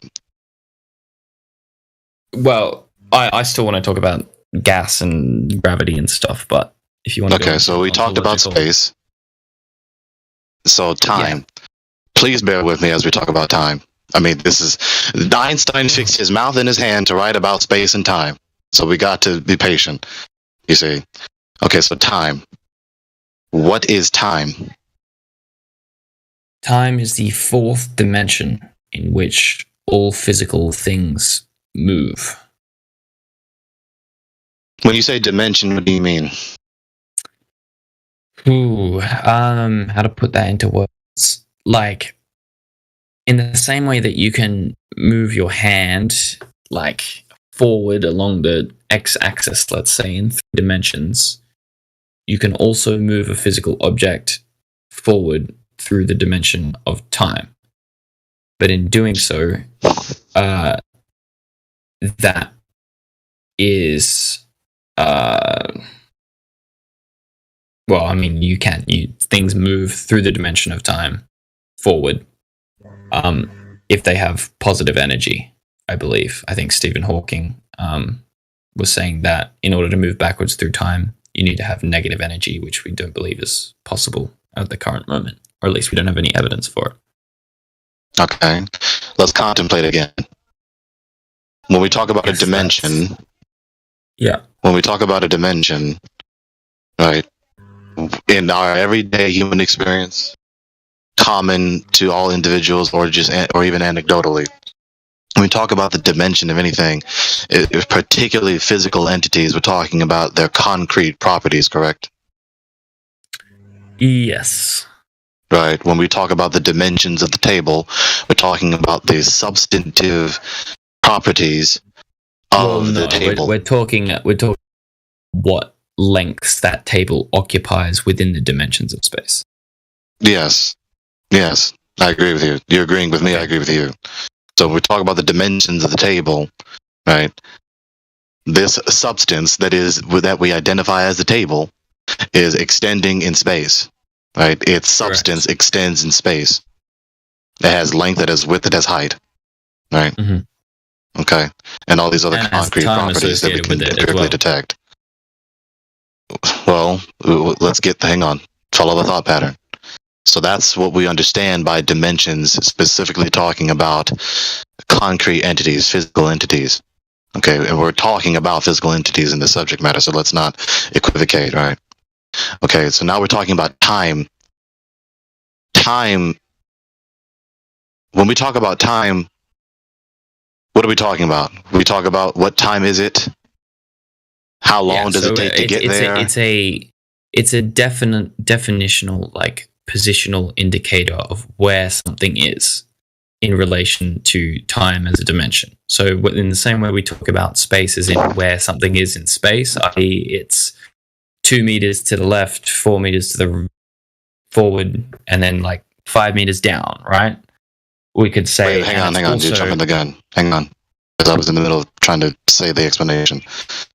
So when we talk about time, well, I was trying to complete that. Okay, go for it. When we talk about time, we say things like, what time is it? How long does it take to get there? How long does a movie last? How long does a video last? How long have we been talking about this? How fast is that moving? How slow is he moving? Et cetera, et cetera. Mm-hmm. So what is that? What are these questions asking? Are they not asking about the quantity of moments that an event took to elapse, or at what particular moment in the past or the present or the future will this or that occur? Correct? Yeah. Okay. I'm not entirely sure about a quantity of moments. necessarily, but in terms of at what time something will occur and what position in time will occur, yeah, I agree with that. Okay.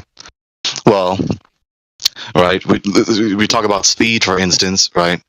I traveled a certain distance over a certain quantity of time. Sure. Right. So moments, time, they're synonymous, right? Give me a moment. I need a moment. Give me a few moments. Give me a minute. All right. When we say things like this. So time is a quantity of moments, basically comprised of the past, the present, and the future. Okay. Yeah, I get. I mean, moment is an ambiguous length of time. Like, it depends which sense you say it in the context you say it. Yeah. But I know what you mean. Yeah, totally. Okay. So we're not talking about a concrete substance, are we? So to call time a dimension in the same sense that you call length, width, and height a dimension is categorically erroneous, isn't it? No, I would disagree. In the same way, like it's as much an indicator of position as space is. If you consider that time to be like part of this continuum, as you say it, but like if you say, meet me at like these coordinates at this height. So you have all three physical directions, or dimensions, sorry. That's not enough to actually create a collision or interaction with something, right? You need the fourth dimension, which is at what point at which that will occur within the dimension of time. Because if you both show up at the exact same spot, you could be 2 minutes apart, you could be 2 million years apart, and everything else is right except for the dimension of time. So the dimension of time is a measurement of a position in many regards. Well, so a position within a position, a position within time. Yes, not a position within space. When we ask about what time it is or what's the time, we're asking about an event. Well, we're asking about the measurement of the dimension of time. When you talk about measuring time, you're measuring what? An event, are you not? Well, you're measuring the passage of time. You're measuring the movement of things within the dimension of time. Well, no. You say what time when you hang on. Sorry, I just posted the definition of the word dimension in the live stream voice text. Can this guy read it out for us, please? Dimension, a noun, a measure, spatial extent, width, height, length, extent or magnitude, scope, aspect, element. Yeah, so that's from the dictionary. So how does time? How is time a dimension? Going by this definition. Well, that's a colloquial definition of English, right? That's going to be slightly different to the definition of dimension within physics. Colloquial definition? No, forget about that colloquial nonsense. Time is not it's relevant. This definition, is it not? One more time, sorry. So when you say time is a dimension, does that fit this definition that you just read? Is time a dimension? Doesn't fit that one, no. But that definition isn't inclusive of all doesn't physics fit that one. Terms. So, okay, wait, hold on. Then can you please post a link to a source of a definition of the word dimension that includes time in it? Well, I'll read you the first line of Wikipedia article on dimension. In physics and mathematics, the dimension of a mathematical space or object is informally defined as the minimum number of coordinates needed to specify any point within it. So like I was saying before, you need a minimum number of 3 spatial coordinates, right? You need your x, y, z, but you also need the measurement of time, the coordinate of time, to be able to specify a point. That's why it's a dimension. You don't need to know what time it is to know something's location. You don't need to know what time it is to know what? You don't need to know what time it is to know something's location. Yeah, you do. No, you don't. Well, I can know that you're located. I can know that you're located in Australia or wherever you are actually located, or how I'll say this. I can know that I'm located in my room in Fairfield, California, without knowing what time it is right now. Yeah, with the blind shut. Yeah, but if you wanted to meet someone else, you would be able to do that. But, I mean, but there's my an example, implicit but implication my when we example, speak. you immediately flew to another example. My example, I do not need to know what time it is to know that I'm located in my bedroom in Fairfield, California. That's I don't correct. need to know what time it is But to know that. that's only because you're measuring yourself within spatial dimensions. You're not worrying about measuring yourself within Right. time. So time is irrelevant to concrete dimensions. Time is not a is not a Time is dimension of a irrelevant concrete. to spatial dimensions. Wait, let me finish the sentence. Time is not a dimension of a concrete entity. It's categorically erroneous. You're incorrect on that. Like an infinite amount of objects have occupied that spatial coordinate in which you claim to be, right? Like there's been asteroids, there's been fucking stars, there's been this, there's been that, there's been like 1,000 different people, there's been dinosaurs, there's been whatever the fuck, right? To not specify what time at which you want to specify the coordinates of your spatial location, it's irrelevant. Obviously, colloquially, as we understand it, we think a lot in the present moment, and we operate on that kind of, or as soon as possible, or whatever. But if you're going from an actual mathematical, physical perspective, the time is absolutely relevant into determining a position. Dinosaurs. But no, it's not. You don't need to know what time it is to know something's location in space. That does not follow. Yeah, we agree there. But if you want to know its so it's not relevant to physical dimensions. Oh, wait a minute. It's not relevant to dimensions of material entities. Without eliminate the cavilling. Just stop cavilling. Just stop. This point is so simple. We're about to go in circles. This is where it gets annoying. Yeah, well, you are talking about time as though it's a dimension. You're talking about time. You're talking about time as though it is the same kind of dimension, like length, width, and height. It is not.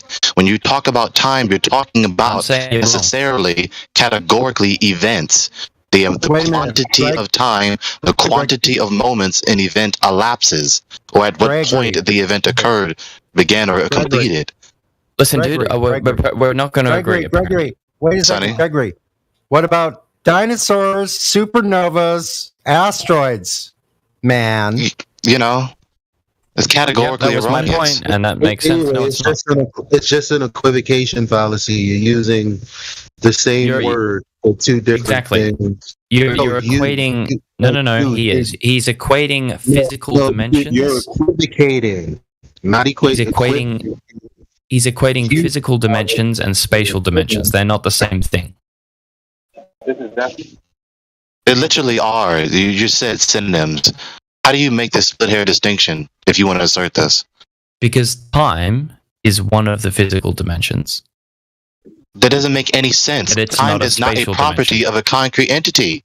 Yes, it is. No, it's not. That is not an intelligible conception of time. That does not make time make sense. Maybe not to you, but to me that makes perfect sense, and I'm sure that doesn't make any sense at all. You're just reasserting this absurd premise. There is no justification for this premise. You do not look at any object and see that this is its time.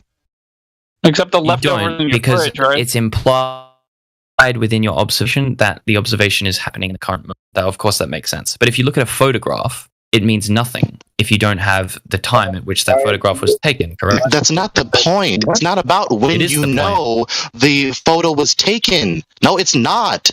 This is garbage. When you look at any entity, there is no empirical observation that tells you what time it is except making intelligible the motion of the celestial bodies and or any other artificial clock. No, that's wrong. If you found an apple, right, and it wasn't rotted, you could say in relation to the apple falling that it was quite soon. And then if you see an apple that's rotted, you could say in relation to the apple falling, it's been a longer amount of time, right? Right, that's not the property of the apple. It's not a concrete property. It is. When you talk about... No, it's not. When you talk about the apples that you made... It is. Stop. When you talk about the apples in your analogy... One is rotted, one is ripe. You're talking about what? The quantity of time the apple has existed. It's not a concrete property of the apple. It's the amount of time, the quantity of time the apple has existed. Time is not a concrete property. Maybe not to you. I mean, but look, I'm explaining Einstein's theory of general relativity. In that framework, time is a dimension, whether you like it or not. Okay, time is not a physical dimension, whether he likes it or not. It's categorically erroneous. Okay, well, you're smarter than Einstein. You're smarter than Einstein, and you've got it all covered, all right? But whatever. Okay, fine, go ahead and say that. Okay. I've exploded his ontologically absurd doctrine. Now, as you try to petulantly insist this when I'm exposing its absurdity and the inconsistency of you utilizing these terms, both time and space and dimension, you are erroneously categorizing time as a physical, concrete property of physical, concrete entities. It is not. Okay, in your opinion, sure, but I disagree. It's all good. Caviling back at me, just demeaning my argument as simply my opinion is no refutation. Hey, Gregory, this is the same guy who said he came up with all this stuff in his own head, and now he's desperately talking about Einstein. Dude, I'm not saying I came up with general relativity in my head. I'm coming up. Wait, before Orion says that, let me just conclude saying this. Okay. So we talked about space. That is the area of absence that concrete things exist in and move in. It's not concrete, therefore it cannot bend, cannot change shape. Time is the quantity of moments in the past, the present, or the future. Okay. And therefore it is not also a concrete entity. Time is not a physical property. It's not a concrete property of any physical concrete entities. Therefore, it also cannot bend. So Einstein's concluding premise, supposing that concrete entities, masses, can curve space and time, is ontologically absurd and thus ridiculous. Okay, from your understanding, but it's evident that you don't get or don't want to get certain parts of it. That's okay. I'm gonna go to bed because it's 5 a.m. and I've been up all night talking to you. I had a good time. It's been fun. Is time tangible? What's that, sorry? Is time tangible? Yes or no? Ooh, what do you mean by tangible? I can't touch it. Do you know what tangible means? It means you can touch it with your finger. Well, then obviously time is not tangible. All right, yeah. Follow-up question. Is the height, length, and width of my dining room table tangible? Yes or no? No, the atoms that exist within the height, width, and length dimensions are, but not the actual dimensions themselves, no. Holy cow, dude. You need to get a grip on yourself. Okay, man, you need to look up the definition of a dimension, but all good. Look at the definition of tangible. What the hell? And well, you can't touch the dimensions of space, dude. You can't touch them. Look up the definition of dimension. You just said that to me. I already looked it up and posted it, and you read it. Are you dreaming, Deck? What's up? Are you in the middle of a dream, Deck? Are you angry at me for something? No, I'm asking you a question. No, I think he's forcefully sleepwalking. No, I'm not. No, I'm not dreaming. The mic set over has to holler a little bit. I can't hear you. Your mic's peaking because you're yelling. Are you in the middle of a dream or a nightmare, mate? I am right before a lovely sweet dream before I go to bed. Go to bed. I will, man. Or wake anyway, up. It's been nice talking to you. Thanks for having me. Dream about your rovers on Mars. Being understanding. No one's played golf on the moon. You're a clown, dude. No one has played golf on the moon. Let's not evolve to that. Can we just... Okay. Good night, Deck. Anyway, I wish you all the best. Stay safe. See you guys. Not smart enough to figure out where you are. You need to have somebody tell you where you are and what time it is, because you're not apparently smart enough, or you can't make up your own mind. You can't critically think your way out of gone, paper Sonny. I mean, Sonny is not here anymore. I know. I do this all the time. I don't care if they're gone. I'm still talking about them. Oh. I do it on purpose. Okay. At least you know you're doing it. Yeah, no, I know. I knew he was gone. So anyway, wow, what a clown. This is what we have with the globe. Low-hanging fruit. It already began when he started to claim to be an expert about an experiment that he didn't know beforehand. That was the irony of it. Yeah, and he doesn't know what doesn't know what an experiment is. He has no idea what an experiment is. He kept using these words, and no one was stopping him. But just think about the insanity. He was introduced to something that he didn't know existed yet. And then he started, right afterwards, 5 minutes later, he started to explain to us why that is possible on the globe, even though 5 minutes earlier, he didn't even know that experiment existed. Just think about this. These people are, sorry to say this word, but it is kind of pathetic. You know, it's like, you're not honest. You're not like just stating, okay, I actually, this is something new, you know, since you have introduced me to this, let me see some more information. Wow, that's crazy. Why is this working even though I'm supposed to be on the globe? That's being intellectually honest, but what he's doing is going into defense mode and plays the teacher or imitates to be a teacher about something he himself has no clue about. And then it got even worse when he talked with Gregory about gravity and the theory that Einstein supposed. And literally he couldn't really answer anything. He even referred to, you might as well ask my priest, which in other words, you might as well ask Einstein. Like, yeah, insane. This is one of my philosophical pet peeves when people misconstrue the ontology of time. But think about what he said, like the last thing he said that my dining room table is not tangible. Meaning I can't touch it with my finger. Well, I asked him if it's tangible, and he said, no, but you can something blah, blah, blah with the atoms. Like he was trying to like maneuver around it. But he started by saying no. I asked him directly, is my dining room table tangible? And he started the answer with no, and then said a bunch of nonsense after that. Like saying no to that question, that is a very deep level of mental illness. Like, yes, my dining room's table, I can touch it with my finger. It's tangible. Time is now. Be suspicious. He has to defend the position that touch and tangibility is because of electrons. That's why. Which it still implies that you are tangibly contacting tactilely substance. So the more you break down with these people, at the end of the day, they will end up telling you that everything you experience within reality is just relative. And even in the step even more further to this is the ridiculous statement at the end of all things, yeah, actually we might be living in a simulation. That's how far this thing can go. At the end, if they have nothing to say anymore, most of them just to relate to, everything is relative. Actually, what you touch, feel, and see, your senses, they just can all trick you. Actually, it's just all in your mind, you know? It's actually just in your brain, what you see in the world. So, hence, it can only be relative. Now, these are the metaphysical and epistemological necessary implications when you are a materialist. When you are a materialist, it implies these absurdities ontologically. And when you're a materialist, it necessarily applies an empiricist approach to knowledge, which is, of course, self-defeating.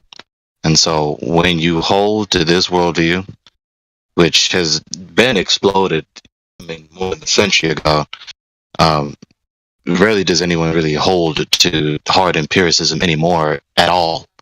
But some still do naively, mostly the public, the general common person. And so that's the problem. So it implies these absurdities which I just exploded.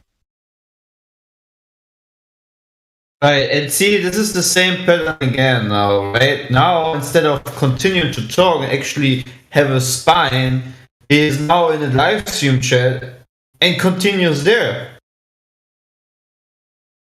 Because now he needs to hide, right?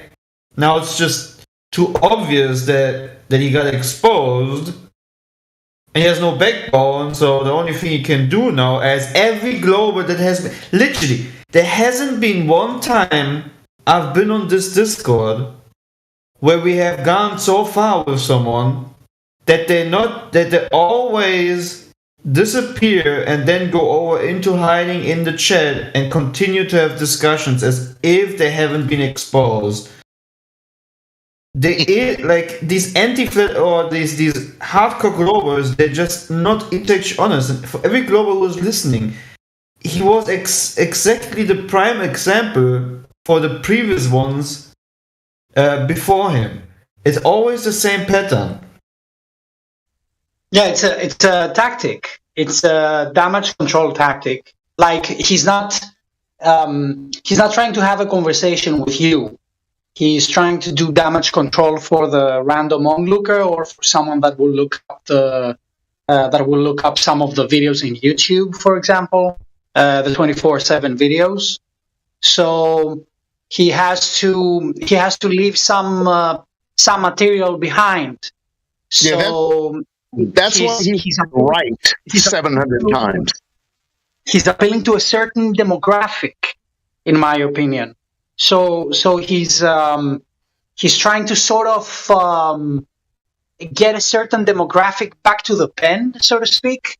So if someone is, kind of a little bit maybe skeptic about the globe, and then somehow discovers this stream and listens to it, they'll be like, okay, let me hear what those guys say.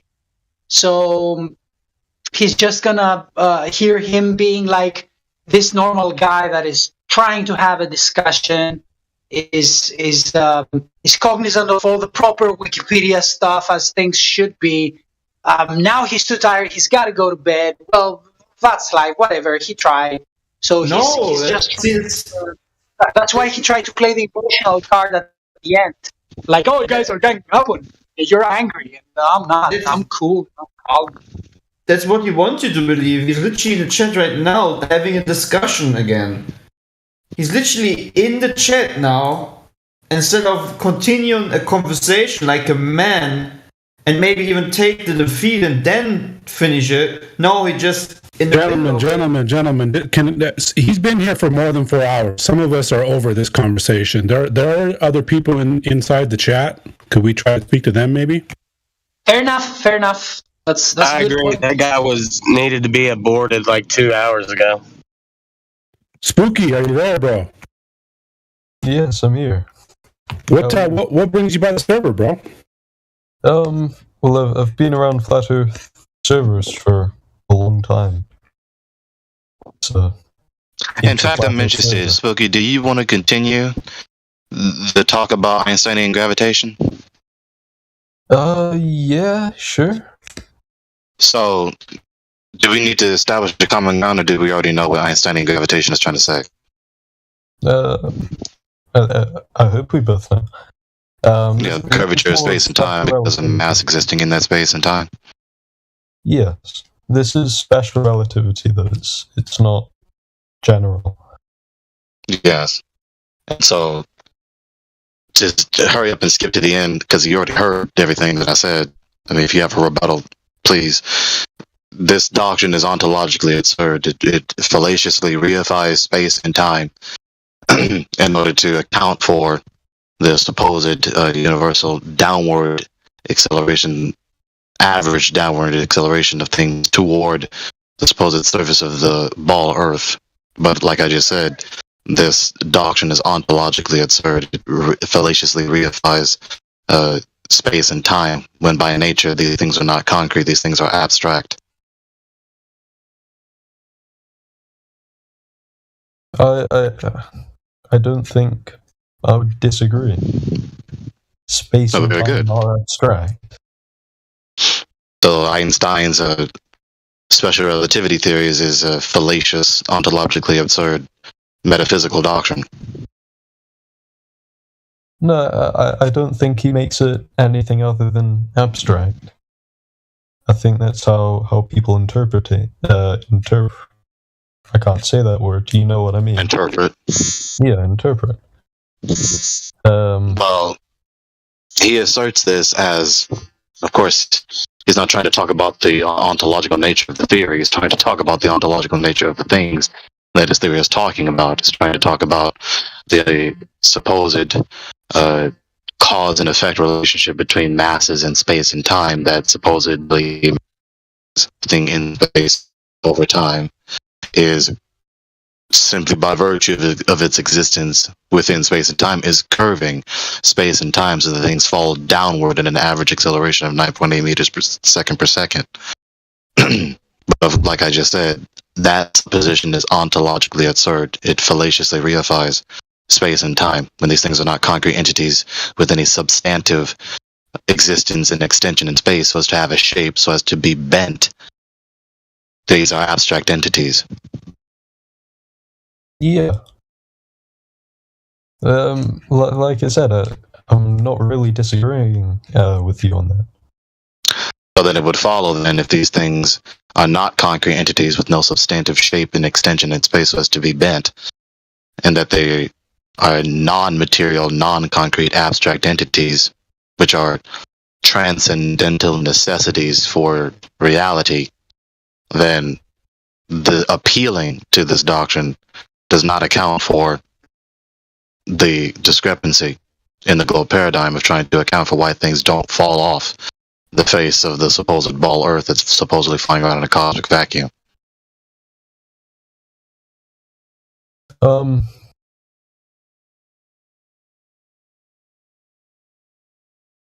I just got to think about what you said.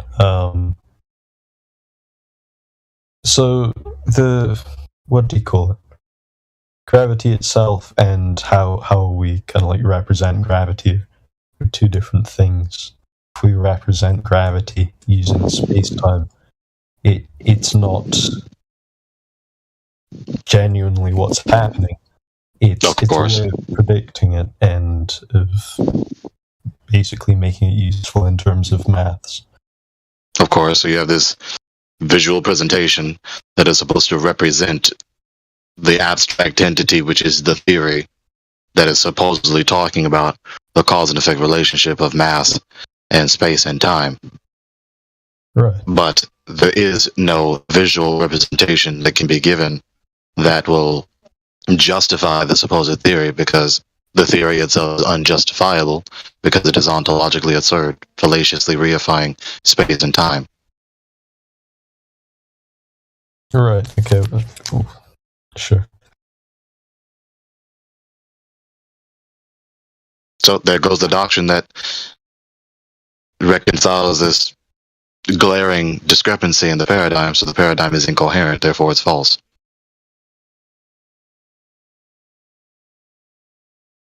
Sure, okay.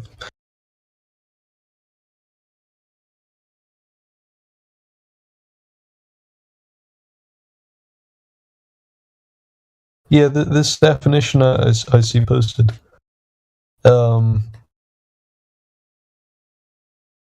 It doesn't actually mean anything. Space-time is a concept. Space-time, I can't give you a space-time. I can't touch space-time. I can't count space-times. It is inherently conceptual, just as speed is conceptual. I can't. Quote unquote space time, right? I agree with you. Quote unquote space time is a metaphysical supposition and is a presupposition within the globe paradigm, which is analytically false on its face. It's just a grammatically erroneous smushing of space and time together, and then is defined as some kind of concrete ubiquitous entity that occupies all space and is affected by the existence of other masses. This is nonsense. Well, it's just a way of representing what we see and what we see happen in Yeah, it's a representation of a fallacious, analytically false assertion. What is the false assertion? Well, like you just said, you just conceded with me, right? Space-time, quote unquote, is a smushing, or as it were, a portmanteau. Type in portmanteau is a French word. It's a smushing together or portmanteau of space and time, and is then defined as a kind of concrete, substantive, ubiquitous substance that can be affected by other particular masses, which is fallacious because, again, a grammatically erroneous, analytically false on its face, a fallacious reification of space and time, which are not concrete entities but are abstract. No, the thing is, no one is saying that space-time is a concrete thing, you know? Well, they may not say the term concrete, but given what they do say, it is necessarily implying that it is concrete, so that it can be bent, so that it can be curved. Sure, it's just people using normal words to represent something that's happening. No, it's applying physical properties to a concept. Right, the assertion is analytically false. It's false. They're speaking, they said the assertion, using the words that they're using in the sentence, in the structure that they used, in the language that they spoke it in, and it is analytically false. Sure, okay.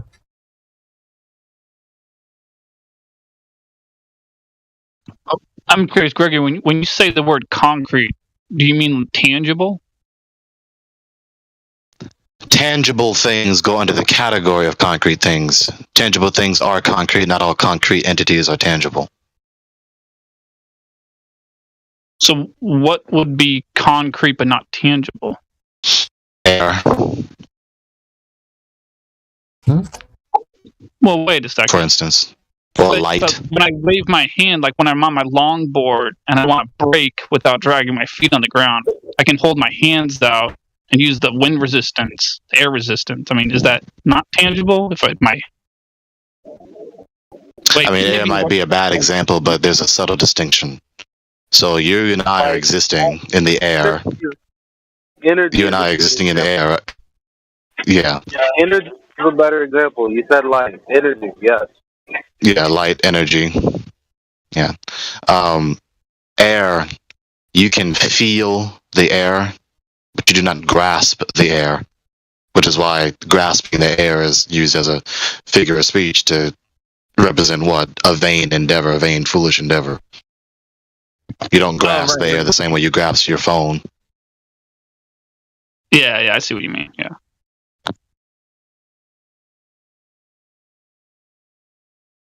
It's a very subtle distinction. You have what you are extending outward to contact, as opposed to what is extending toward you, contacting you.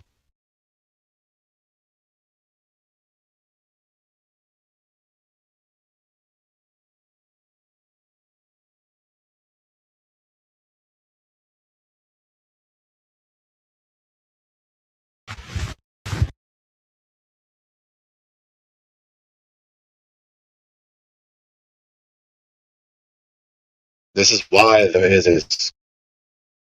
Is it a school of thought? Yeah, it's a school of thought. It's a school of thought in philosophy, which is why you've heard me say the term analytically false, because when you analyze the proposition, you can detect the error, the fallacy, whatever it may be within it. And this is what is called analytic philosophy, which is just an elongated term for discernment, really.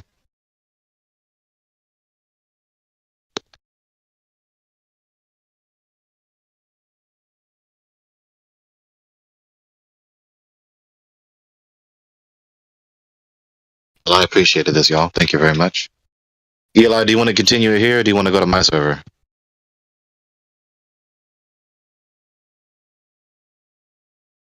Well, we can head out here. Hey, Thank you. Gregory. God bless. God bless you. God bless you all. Thank you. Eli, go to family room. You as well, Elijah. All right, let's do it.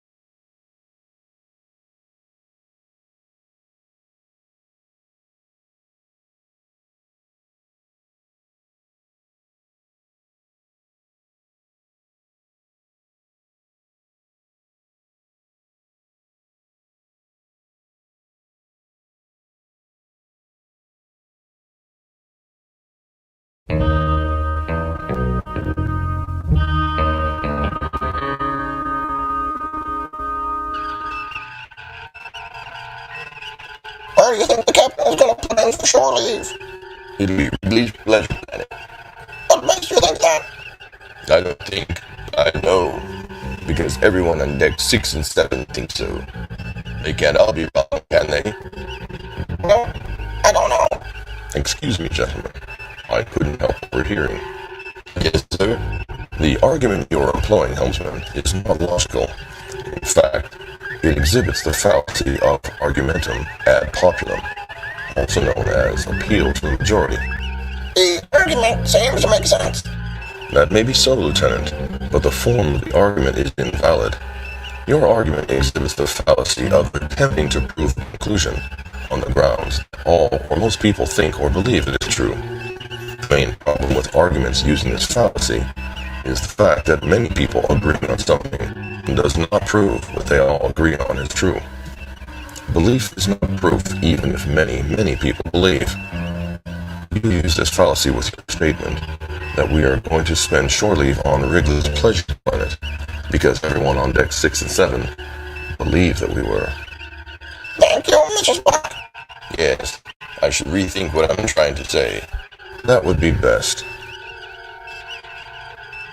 Even if an argument seems to make sense, it cannot be valid unless the form is valid, and that it does not exhibit one of the logical fallacies such as argumentum ad populum, the appeal to the majority. It's only logical.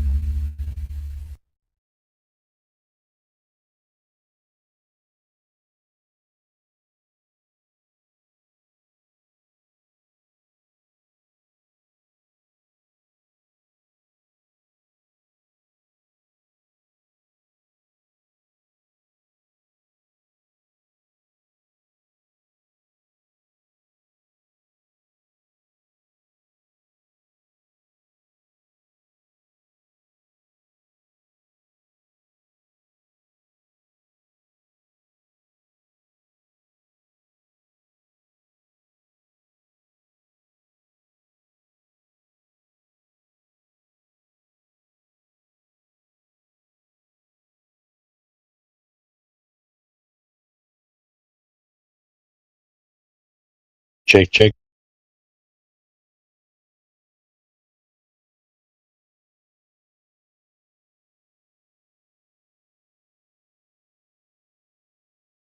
Mic check. Yes, your check was successful. I gotta go out. Dziękuję bardzo. I can hear you, but I can't hear much else. I was too far away. I was telling your check was successful. I don't know if you heard that. Probably so, because I'm a loudmouth. I'm proud of it. I gotta go out for a while. Too quiet in the room, just making sure.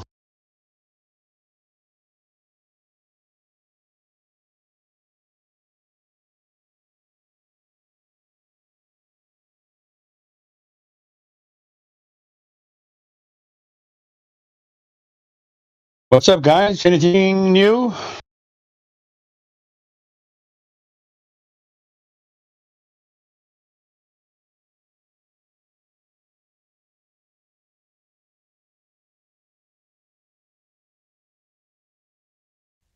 There's some guy in chat ranting about gravitational fields, whatever those are. What crops do you put on those fields?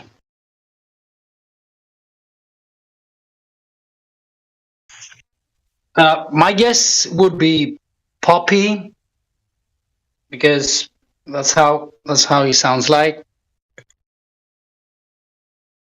I see.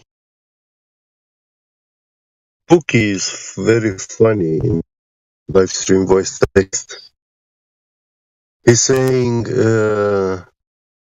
while energy is conserved, kinetic energy is lost.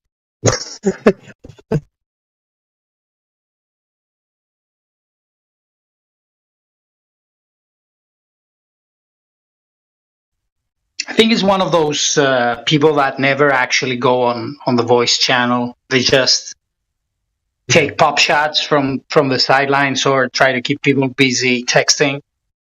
Yeah. I see. It's one of those guys looking for free energy. Meanwhile, they're walking around with no cables attached to them.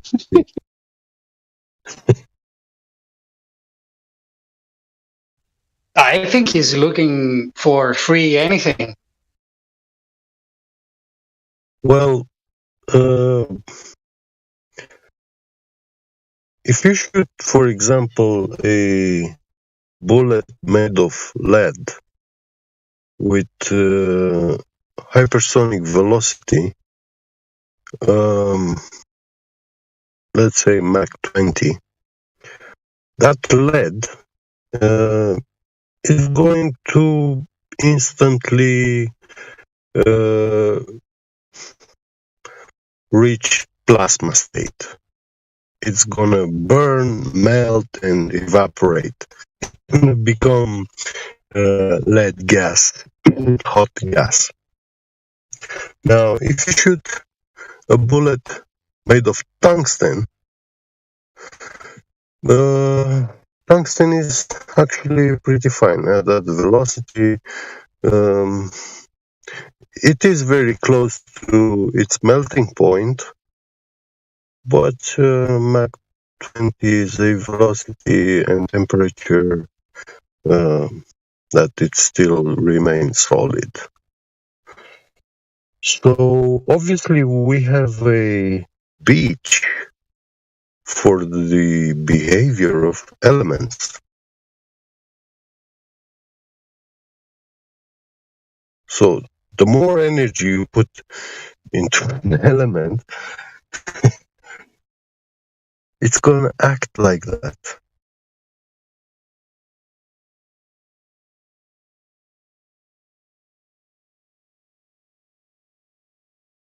It is physical properties, magnetic, electric, and electrostatic, will not change. You can never make a lead bullet withstand Mach 20 speeds in the medium of air. I think you're trying to engineer this too much, man. You cannot have something out of nothing. That's the main thing. Yeah. That would be a violation of the first law. So, obviously, we take energy out of anything nowadays, isn't it? Anything you can harvest energy from, as long as you can spin an engine, you're generating energy. But yeah, it doesn't come out of nothing, because nothing cannot produce something. Exactly. We know that. Yeah. We take energy from fossil fuel, from radioactive materials, from Aren't we ourselves rivers, putting energy in the air with radio lakes. emissions and TV and so on? Yeah. We have this language of saying you're on the air now. What does it mean? I'm on the air. Yeah, you're transmitting live. I mean, this transmission is on the air. How can it be in the air? I'm breathing air. Transmission is there as well. So part of the language that we use, The air that we breathe, the breathable air for man is like between minus 60 Celsius and up to 50 or 60, 70 degrees Celsius. If you breathe hotter than that, I'm not sure, but you might get in trouble. I haven't checked yet. But obviously, we have a beach for the air temperature that we can breathe to survive, to live.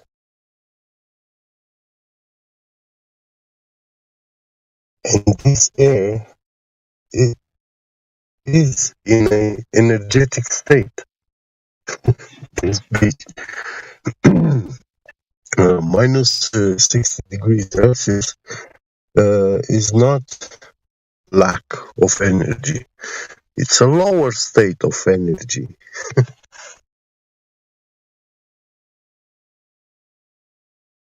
I have an interesting thing to point out if anybody might want to comment on it. Just curious. That's right. So I've thought about Go this ahead, man. before, but I just went fishing a couple days ago, and I thought about it again. So now that I'm in here, I'm asking you guys what you think. So I go fishing in the afternoons often, and when I go fishing, I will fish until the sun is all the way down and it's dark. So I'm sitting in my kayak, and very rarely am I fishing during the day when the water is completely smooth and still. There's always a little bit of wind. Therefore, like you can see it, the ripples on the water. And I'm talking about in a lake, not in the ocean. And not like a huge lake like the Great Lakes.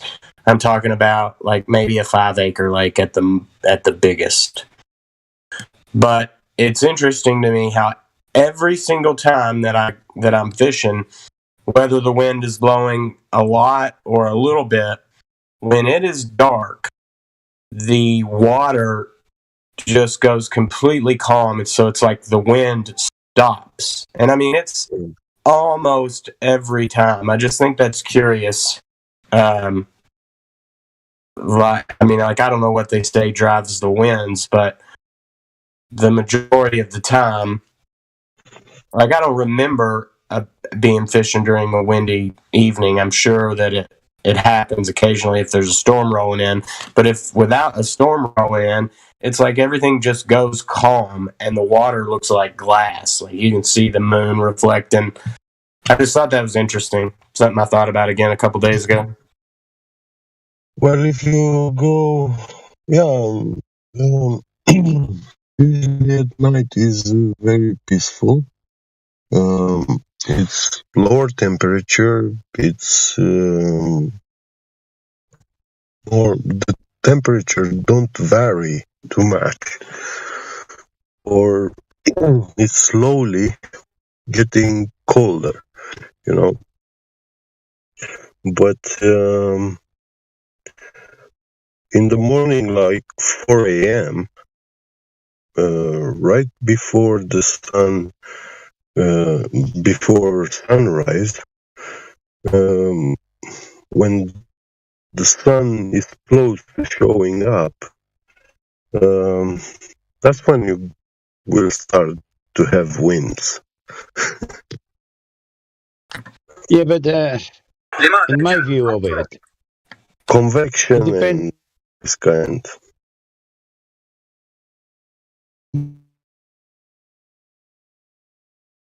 Of how arc you mean no sunlight. That's what you meant. Evening, and that I can understand. But it has nothing to do with the weather. When, for example, during the day, the weather conditions get darker due to atmospheric conditions, lots of cloud formation, you don't have a serene water. The water is not going to be like olive oil. No. It's going to be highly agitated. It's completely the reverse. It's not because of the light of the day, is the weather pattern above your head, the high or low pressure systems.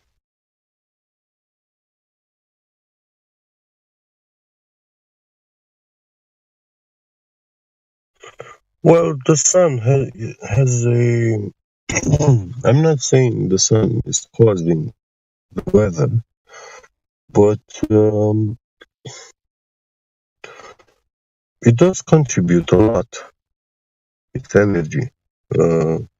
its light can. Oh yeah, entropy. Yeah, mainly from the sun, obviously. It facilitates the gathering of clouds.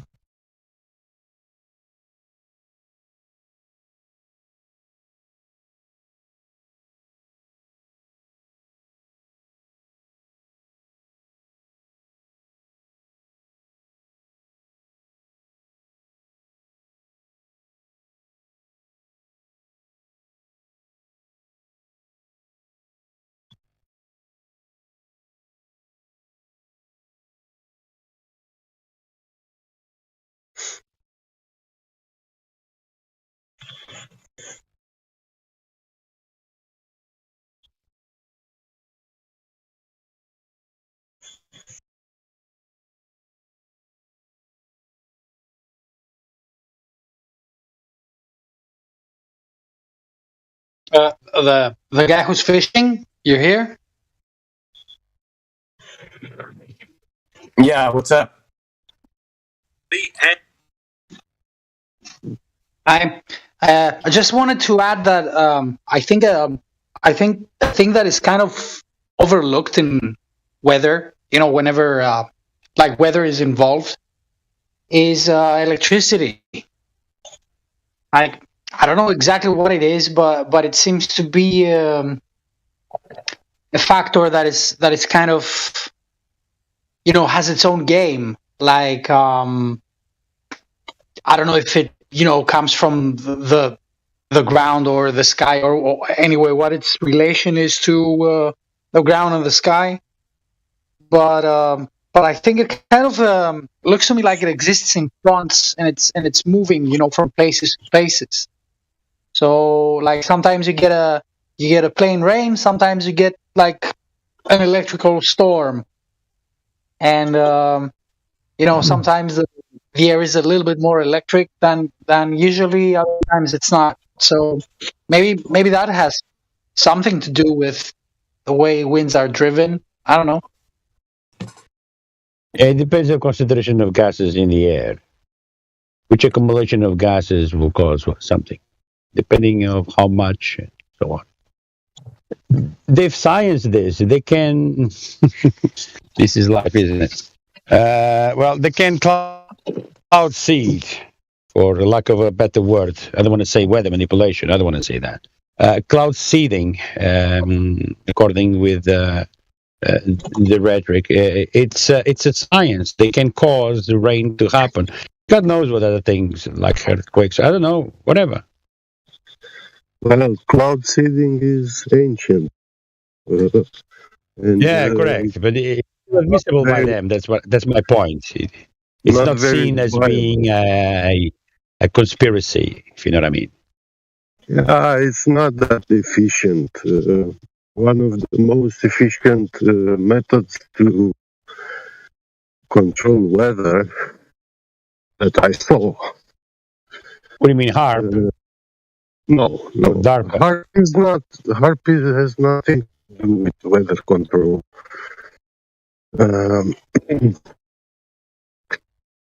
What I saw is some guys, and this is a officially registered company in United States.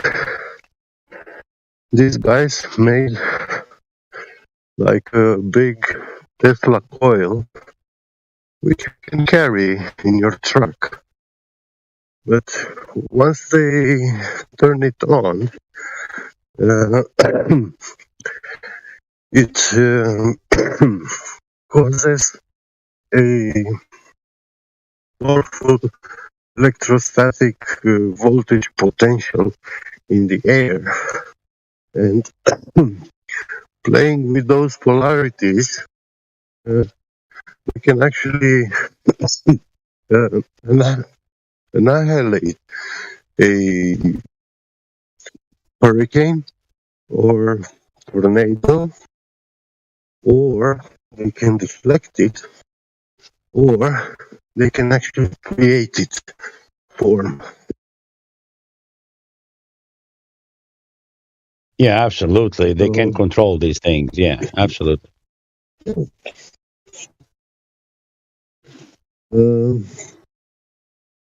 But I mean, it's science through and through. It's cause and effect relationship. We understand that.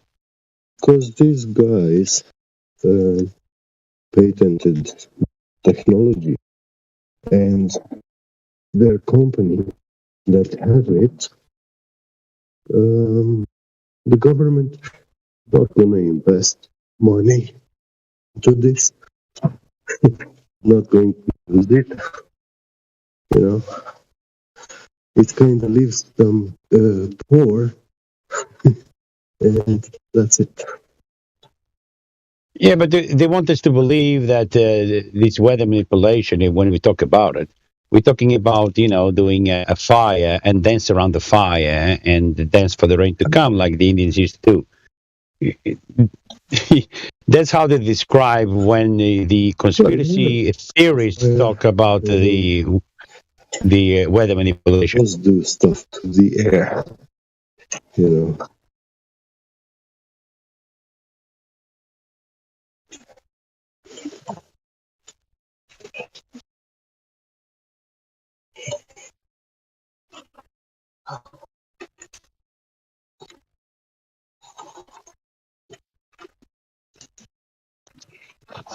Sorry, I missed the convo. Who is controlling what?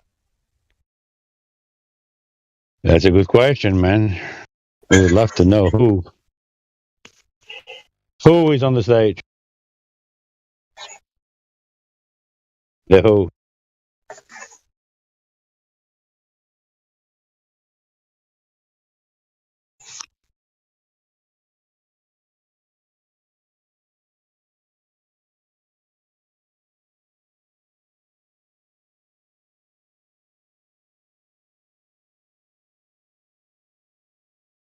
Obviously, the answer to that question would be the military compound, as they're called, not the civilian. Have a look.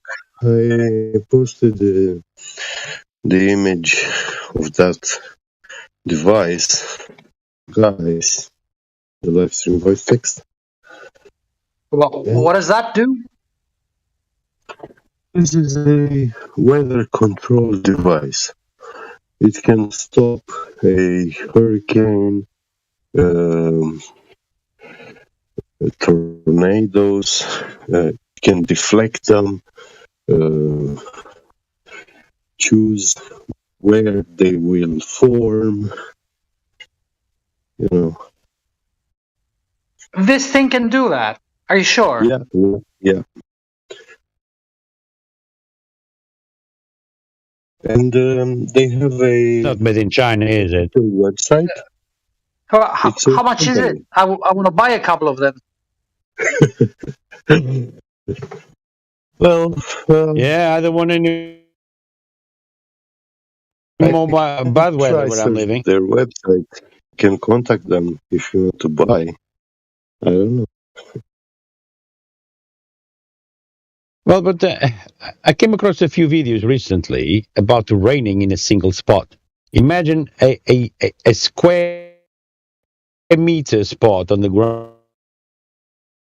I've seen quite a few videos lately on the internet about raining in a single, but raining, like they can cause a tropical rain storm, too. but in a single spot. Yeah.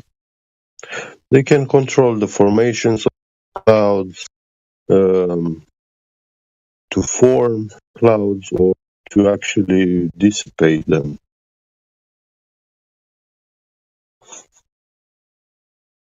So, well, they've managed to create a drought in California a couple of years ago, wasn't it? By avoiding the weather to come in, so they had tropical weather throughout a few years, and they had a drought because of it. With powerful lasers, that can be done also.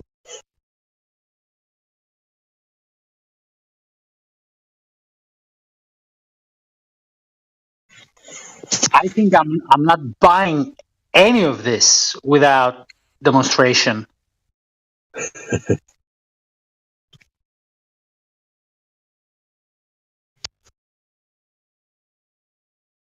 It's just a simple release of chemicals in the air. You just need to know which combination of chemicals and amounts and so on.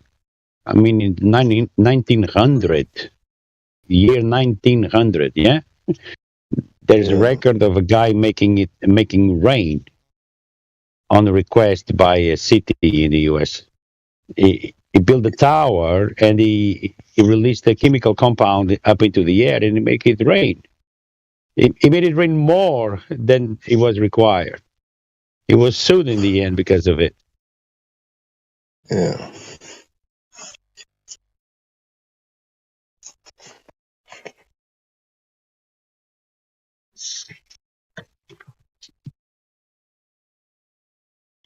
And I don't know. I can clearly see that there's like an international, or better said, a world government weather control program going on.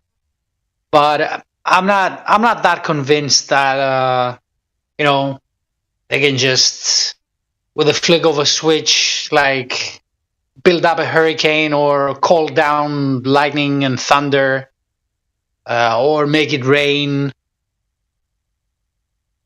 I mean, I don't know. You just need a few airplanes in the air to release whatever chemicals are necessary, and then Lots of them. you do an electrical charge on it. Do an electrical charge on In it. the whole fleet. I don't think you can do it with a few planes. And I mean, anytime I scan for them, like anytime how many fleets are there? How many fleets you see in the sky, crisscrossing the sky? Yeah, at any given moment, like when I've got a vantage point nearby, so whenever I look around at like any given moment, I see at least 5 or 6, you know, of the little ones that they kind of fly low and spray shit, or at least they leave a trail behind them. I'm not sure they're spraying. I mean, I've seen a couple that it really looks like they are depositing something. Doesn't look like a passive trail or anything. But anyway, the point is that the way they fly, it blocks the sun, leaves a trail that is persistent, and there's at least 5 or 6 of them at any given moment. They even fly at night. They're covering for something. They also seem to be kind of tracking the trailing the sunset. And the path. They also seem to kind of trail the sun, like they seem to be following the sunset. You know, like during the evening when the sun is close to setting, they're kind of, that's the area where they're flying over. They're not going to be flying to the east of where I am. Whereas in the morning, it's the opposite.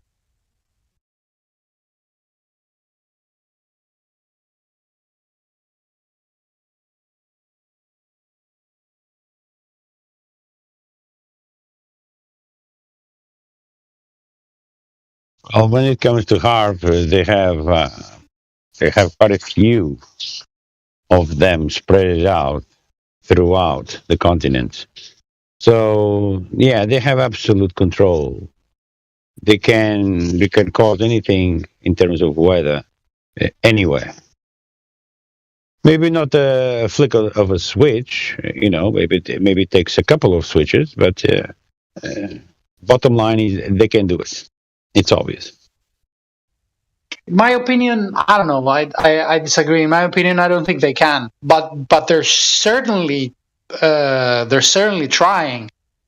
I think I've seen a lot of improvement on that. You know, in during the recent years, like the flights have become more often, more structured. There's more planes. There's other shit going on as well. I think it's a work in progress. That's how it looks to me, at least.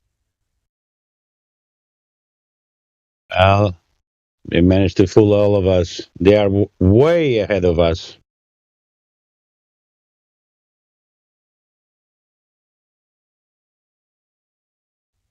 Oh yeah, like in military tech, you mean, and stuff? Of course. Of course, this is not military. This is not civilians. No civilian have access to these things. These things are organized. Obviously, it's military. Only military compounds can have this kind of infrastructure and the manpower to succeed with these things. This is not a one-man job.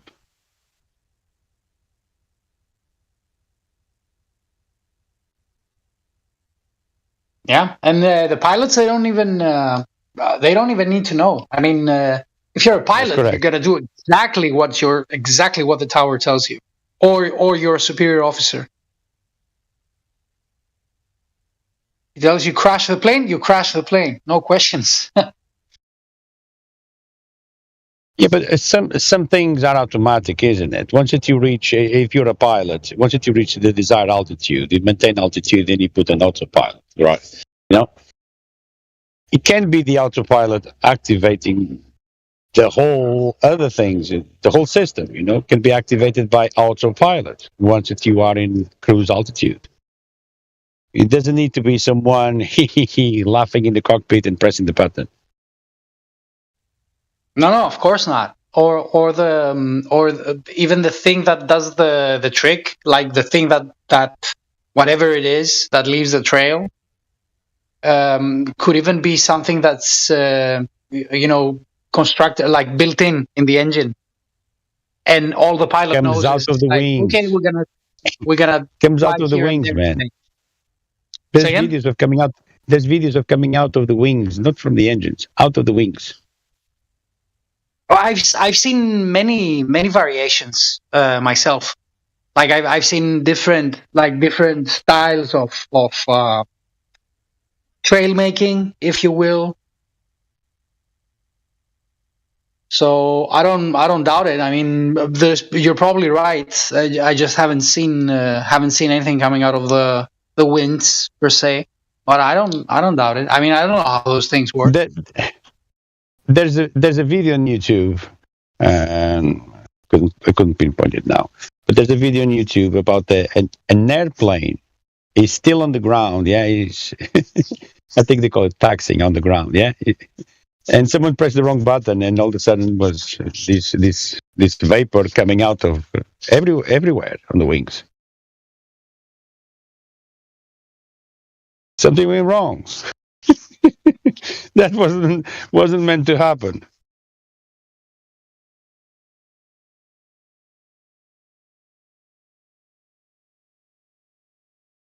You know, when they're doing all the checks, yeah. Check that switch over there.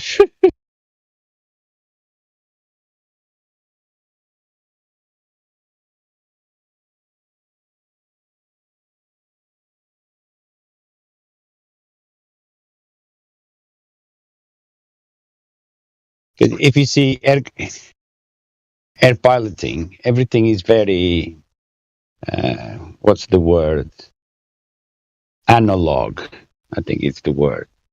This button is for this, that button is for that. So every single thing has a specific button for it. You know, I think that's the word, analog.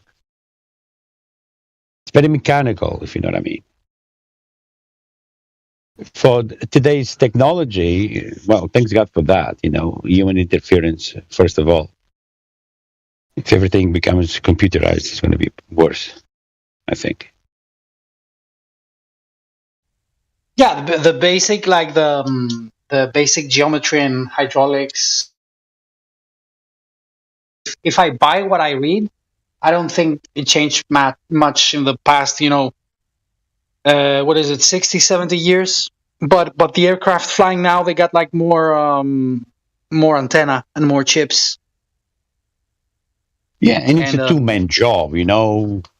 You have the captain, you have the co-pilot, and so on, you know, and one needs to do something, needs permission from the other, and so on, you know. If I don't press my lever, I don't give permission to you to use yours, and so on, and so on. So I think it's a positive thing still. But, you know, times are changing. AI everywhere. I don't know. I think it's a little bit useless, to be honest. Like, for me, the obvious way to move around would be boats and airships, because there's so much water and so much air. And I mean, and an airship is very, like, safe and cheap, and I mean, it's not that fast, okay, but it can pick up stuff. I mean, it can lift quite a lot. So I don't know why there isn't like a fleet of airships out of my window. I just don't get it. Soon, you'll have a fleet of drones. No, not drones, airships. Like Yeah, I understand what you filled with lifting gas. I mean, only if there is a storm you have to ground them, or if there is like extreme wind. Otherwise, they're good to go. You lost me there then. Like, I mean, airships. like a balloon filled with lifting gas. Lifting gas. Like a blimp. The big, massive balloons that transported people. Yeah, blimp. Sure. Yeah. Yeah.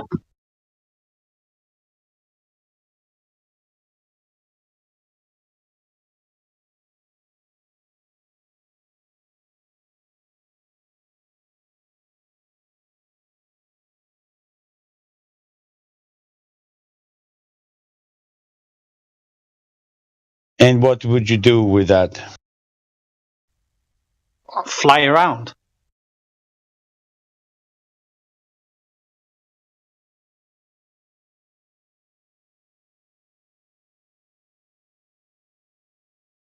I'm still lost. Would this be like a military operation thing, military base floating around? You mean what I would do with that, or like an airplane carrier, basically?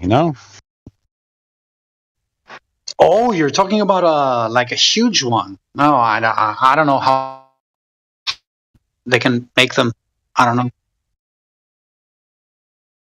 Well, you need an anti-gravity device.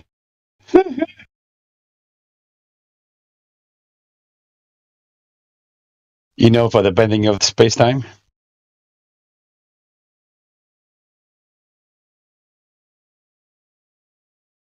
Love? Say again? Bending of love.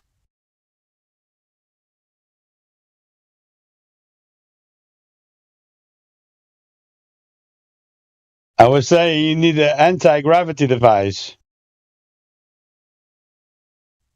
What's an anti-gravity device? It's a device for bending of space-time. Your legs, it's anti-gravity device. What's space-time?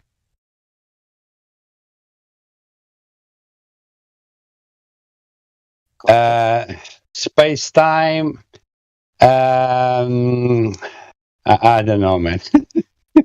Out of ideas. Well, in actuality, it's just something that came out of Einstein's imagination. What's an Einstein? Einstein, well, one stone in German, yeah. It's the guy who created the pseudo-Riemannian force space. Wasn't that Riemann? Was it? I mean, it's called Riemannian. It's not called Einsteinian. Oh, yeah, correct. Yeah, you have a point. But that's the geometry, the geometry's name, isn't it? Force space geometry. Isn't geometry the measure of Earth, like literally? Yeah, yeah. Geo means Earth and metric, yeah.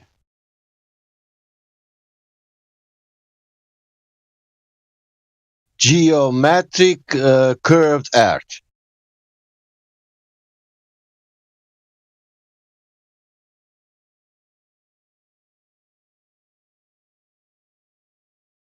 Is it? Geometric curve Earth. Yeah. I don't know, man. But why? If level it's curved, fucking also geometric is curved. You mean a curval? It's an instrument to measure curved levels. Yeah. That level is curved. Oh, I think I got a picture of one of them. Let me see if I can post it in chat. Give me a moment. Sorry. So I picture one of them. What's them? The curved levels you said. Oh, I see.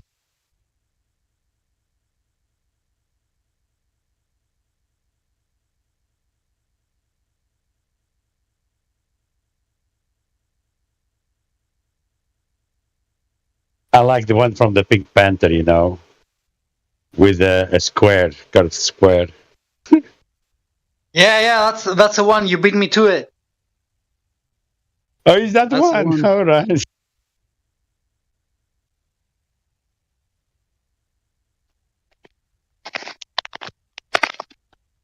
Look at the angle.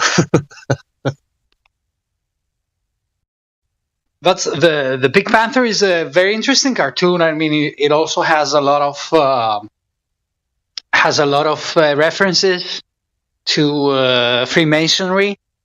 Yeah, hidden messages. No, not just hidden. I mean, it has a whole episode where the aardvark is no, what is it? I think it's the ant.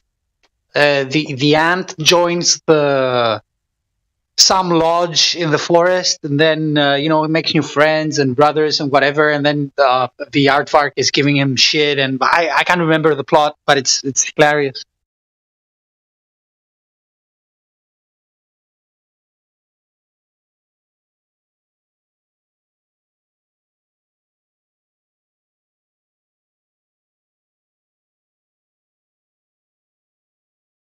Now, when it comes to this subject, nothing beats the Spaceballs in terms of movie. I don't know. The Pink Panther is pretty good, but yeah, the Spaceballs is also it's also kind of interesting. Light speed? No. That's too slow. We're gonna go ludicrous speed. And the maid that sucks the air. I mean, it's hilarious. I'm surrounded by assholes.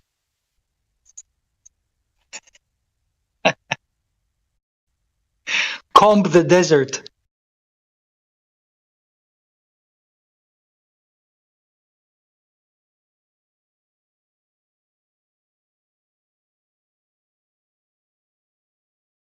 Too funny.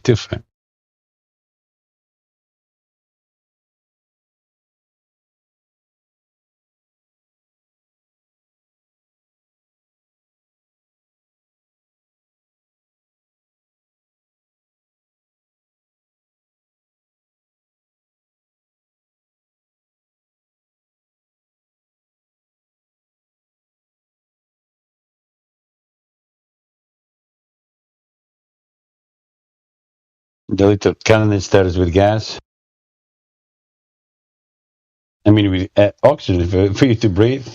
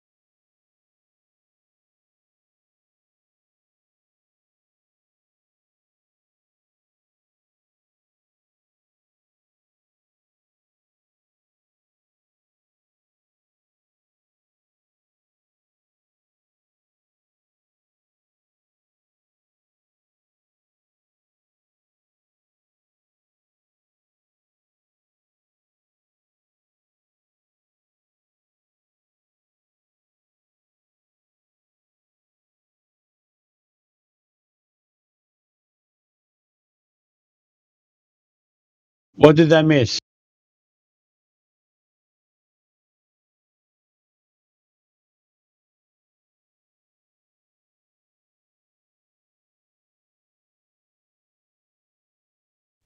Sorry, I had a phone Nothing. call. Nobody's been talking.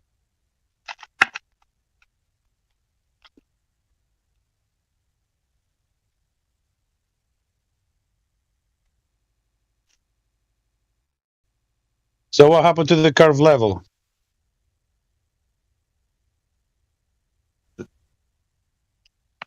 They are working to put in every dictionary.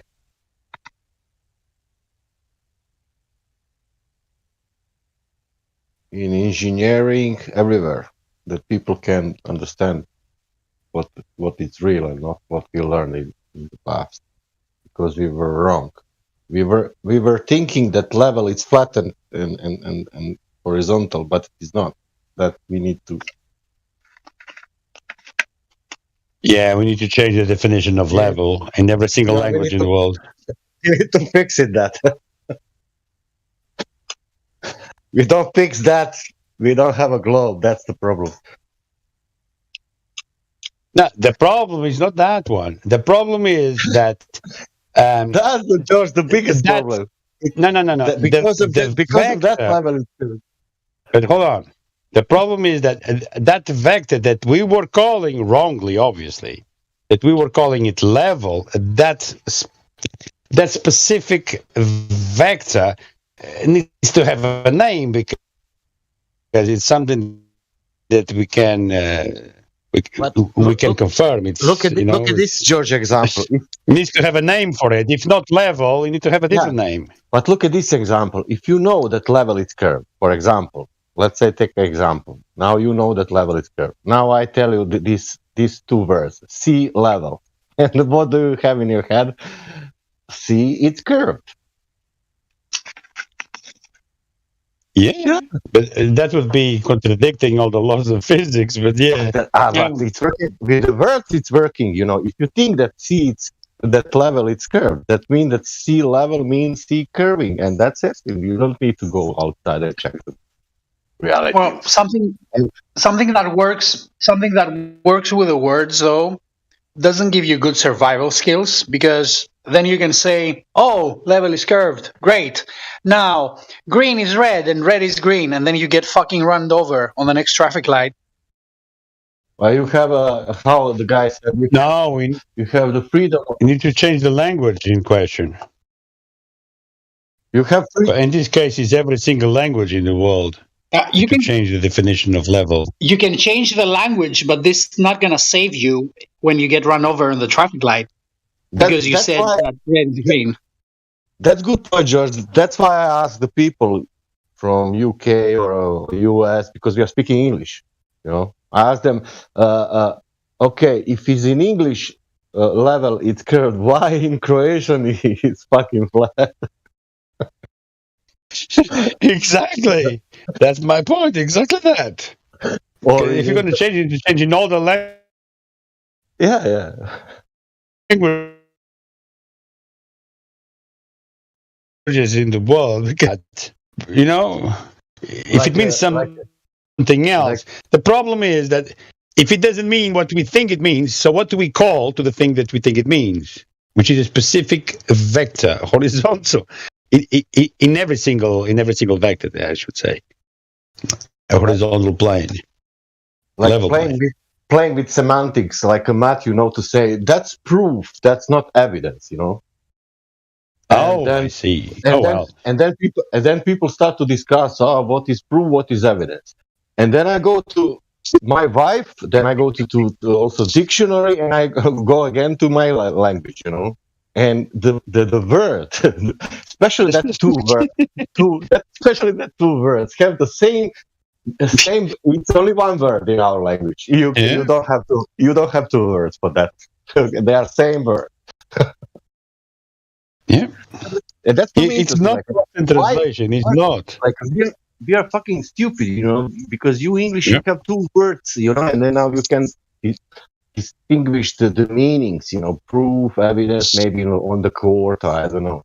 But in my language, you don't have You cannot distinguish. It's the same fucking word. Yeah. That's my problem. I don't know. Yeah. There's many faults in language, not just English, but yeah, we're talking in English, But and I'm not words have thinking in meaning. English, George. You don't understand me. I'm not thinking in Yeah. English. I'm Correct. I'm translating it. Yeah. English is even my third language. Yeah. In I Italian, understand you. in I Italian level, understand it's exactly also what you're saying. Yeah.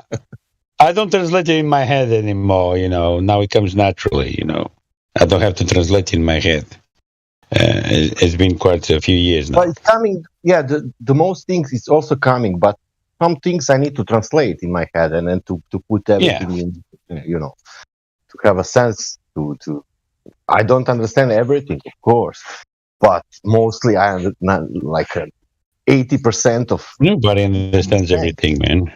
They make sure of that. That's why they try to invent these languages that the normal Joe cannot understand, because it's specific to every single field. There is a specific language attached to it, and science is another one of them. There's words and expressions that it's used by them. When they use a word, they know what it means. If they use a measurement of, that's the measurement. If it's in centimeters or inches, whatever it is. That's how we communicate. Cannot be lost in translation, not when it comes to these things. The physical and natural world, or the study of it, science in this case, cannot be lost in translation, regardless which language you're using. You can also put it into context if there's a miscommunication over words. We can put it in context. But why would you need words for science? Why would you need? You're not trying to explain anything or to interpret anything. If you're assuming you're doing something, you're following the scientific method. You don't need words. Well, you need to be able to describe what you're doing or what you've done in your achievements. You need to be able to, because it's part of the scientific. One of the parts of the scientific method is systematic experimentation. So, in order for other people to achieve the same results as you, they need to be able to follow your instructions by letter. Not up to interpretation. Otherwise, you're going to achieve different results. We're talking about science. It's very, very precise. You have to be precise. Like to the same thing in engineering, it would be the same, isn't it? You don't want to be an engineer who designs a project in centimeters, and someone else is going to interpret that into inches. I have a challenge for science. I have a challenge for science. Let's repeat the same experiment in the same way, with the same conditions what Aristophanes did. I think someone tried to speak like about a minute ago. It was a new voice. I haven't heard it before. So, who was that?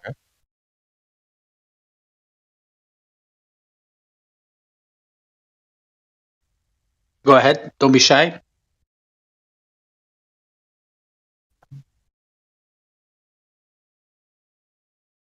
Come on, man. The dogs are locked away. You can talk.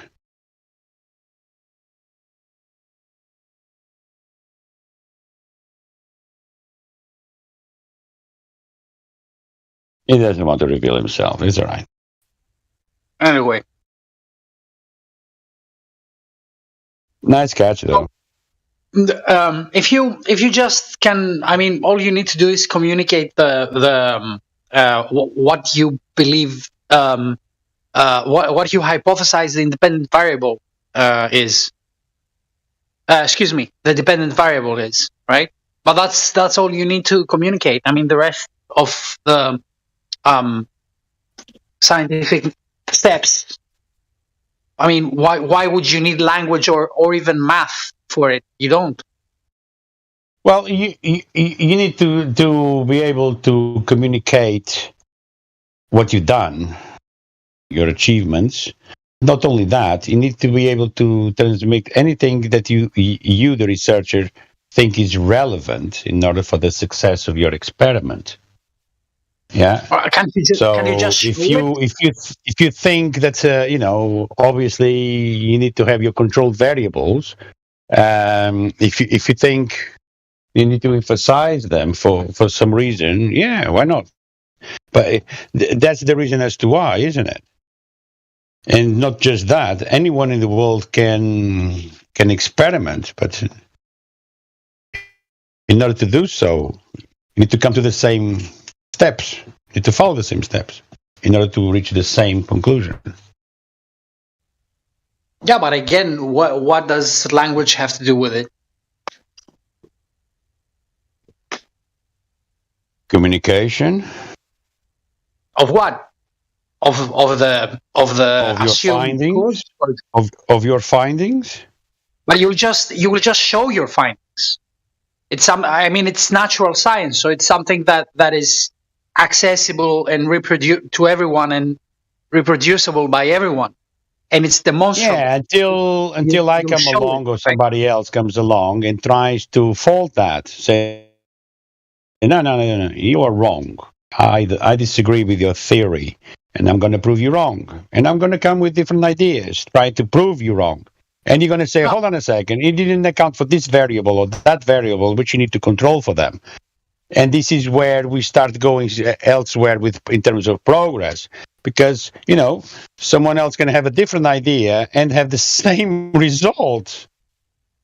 You know what I mean? Yeah, but you cannot. If you're talking about results, right? If you're trying to establish the cause of an effect, you cannot have causes. You cannot have more than one cause. If you have more than one cause, you're not establishing the cause. So something is being wrong. Something is not being controlled. Again, I don't see what language has to do with it. If someone can find the cause, you either establish the cause or you don't establish the cause. And this is communicated by demonstration of the experiment. There you go. Language needs to come about. Or we just use Gugu Dada.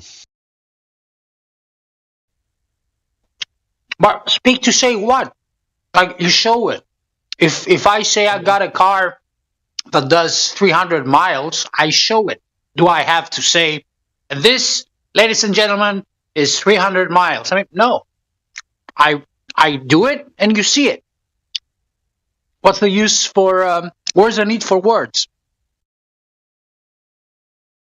Well, we need to communicate at least to the Guinness World Records to come around and analyze, see what kind of tires and the type of track used.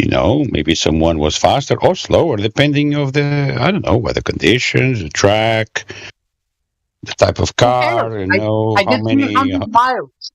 What does the engine? How many valves it has? Why? It's like fishing. It's like fishing. The world record of fishing. The thinner the line and bigger the fish, it's greater the record, isn't it? Because if you have a massive line, like a chain, and you get the whale, you're not expecting the chain to break, are you? But if you have a thin line and you get the big fish, that means that you needed to work the fish and tire the fish to the point that with a thin line you were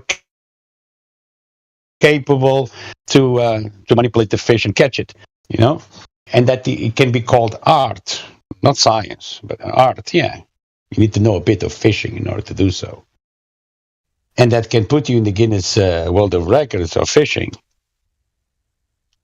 I honestly have no idea what you said. But again, communication, man, communication. You must. That's the tools. I can tell you something. Look at this. Take the water, put it in the some kind of metal thing, put it on the heat to heat, and it will boil. And I told you that.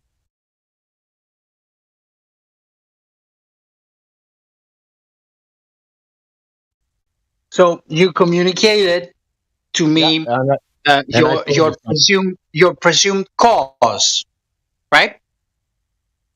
No, I only in this case I only use it my words, nothing else.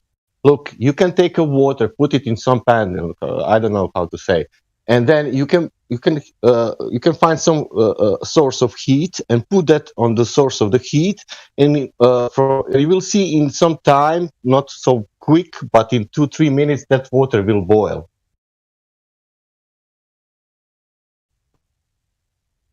Okay.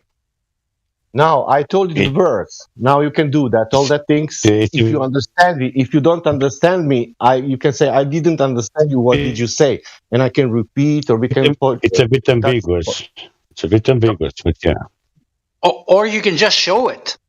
Yeah, but it's it's a bit ambiguous. It's a bit ambiguous. You know, the choice of words used here was a bit ambiguous. I understand the English is not your main language, but it becomes ambiguous because I can have a heat source and never achieve a boiling point of water. Of course. I need to say it must be that my heat must be to reach the 100 degrees point. Blah blah blah.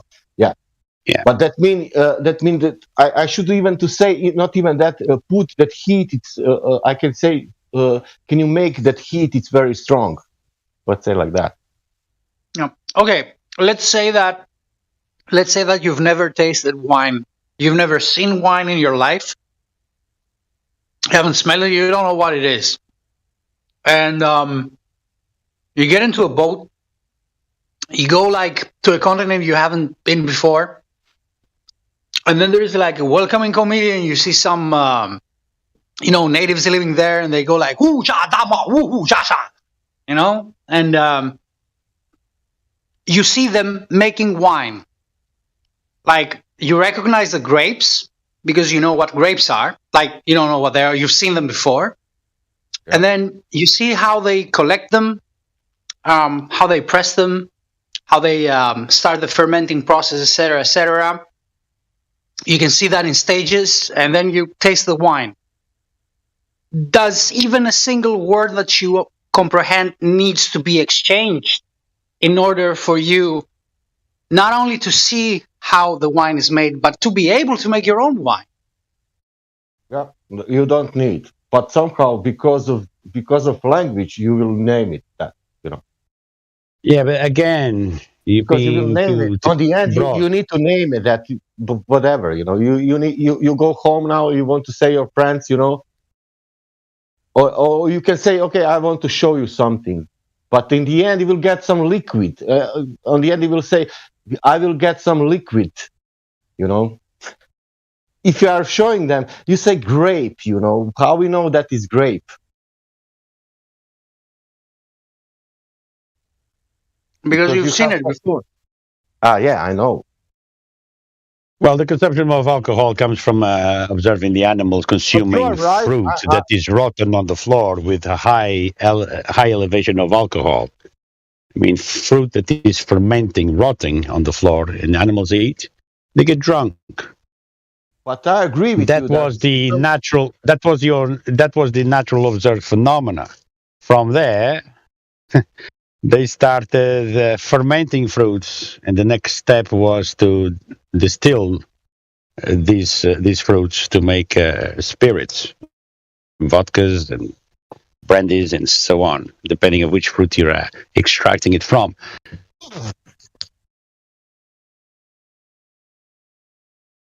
But champagne, for example, was called the wine of the devil at some point when Dom Perignon first came across the corks popping from the wine bottles. He didn't know what was the reason. And he would run away, and he called it the wine of the devil, because that wine was different from all the other wines that he produced for long years, That one was popping corks out like crazy. So it was called wine of the devil for quite some time, until they came across the knowledge as to why the wine was becoming like that. The fermentation of the grapes in the bottle was producing the carbonic gas. So Then they changed the name. But all of these things they came across by chance. Most of these things were just chance, like Michio Kaku says. Sit of your pants, guesswork.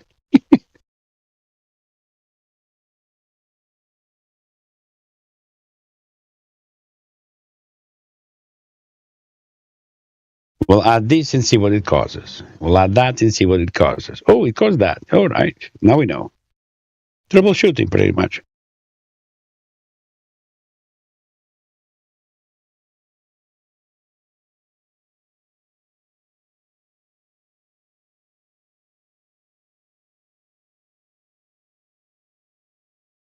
But I agree with you. With watching something, you don't need words. You can watch and follow the process.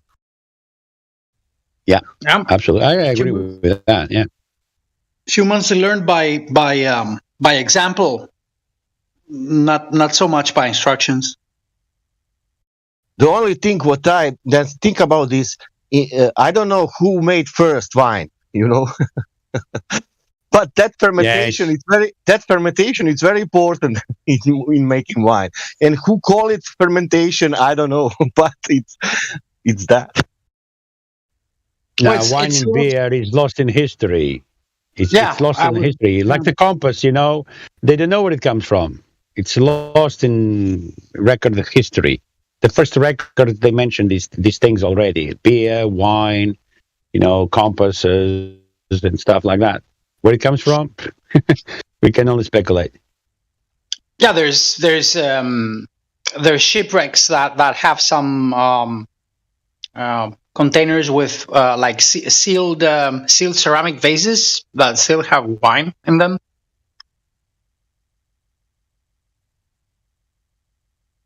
Shipwrecks in the Mediterranean and stuff. Well, the famous port wine that Portugal produces is famous all over the world, was called the returned wine for a period of time, because they would take that wine on expeditions throughout, and to exchange by other goods, in the foreigner lands, and sometimes they would bring wine back. And that wine that was returned was tastier, was sweeter, was better than when it left the harbor many years before. So that wine, once that the kings appreciated the wine itself, they didn't know the cause of it. They thought it was the sea. They thought it was sea-related. So they did journeys with boats full of barrels with wine, and coming back years later because they thought the sea would bring that characteristic to the wine. Only later they find out it has nothing to do with the sea. It's the barrels and the casks that makes the wine get older and richer. But yeah, it was called the returned wine. It's part of Portuguese history. Cool. The other thing that people don't know is the scurvy is one of the things that we talk sometimes here due to lack of vitamin C, blah blah blah blah. Yeah. The Portuguese mariners, they didn't have problems with that. Why? Because the boats were always filled with oranges. Actually, in some languages, oranges is called portugal, which Algarve is famous for, the Algarve oranges even today. So the ships docking in Portugal, they would load themselves with limes and oranges and so on. One of the main reasons why they were planted there, so mariners could take on their expeditions and to fight the lack of vitamin C at sea. Yeah, it's a crazy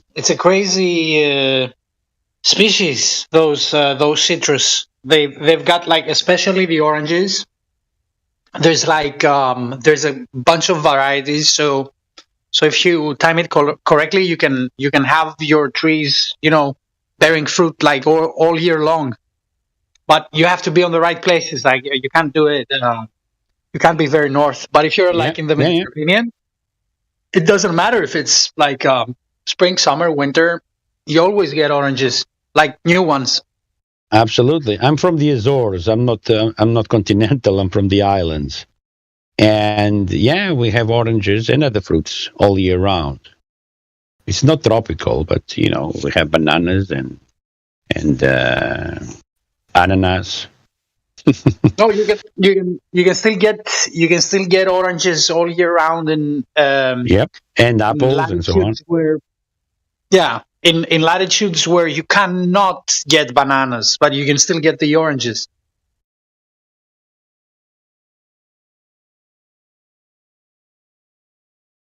I mean, when it comes to fruits, lots of fruits were planted in the Azores. We're talking about 1800s. There was a massive disease attacking the vineyards mainly, but other fruits as well, all over Europe. It was a phylloxera disease. And they found out that the what they call the enchaufre, the steam that comes out of the volcanic ground, kills that bacteria. So a lot of plants were planted in the Azores for that purpose, in order to resist the disease.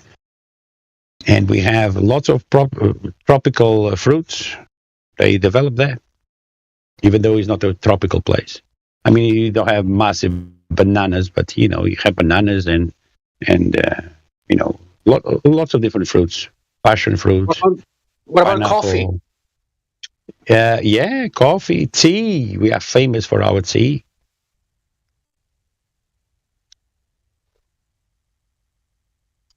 Is it like and sugar, lots of sugar. Okay. Is it like Portuguese? Is it like Portuguese ground, the Azores, like jurisdictionally?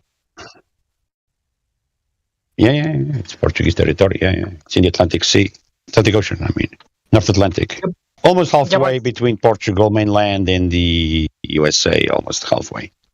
Holy, yeah, it's far away, isn't it? Yeah, 2.5 hours flight from Lisbon.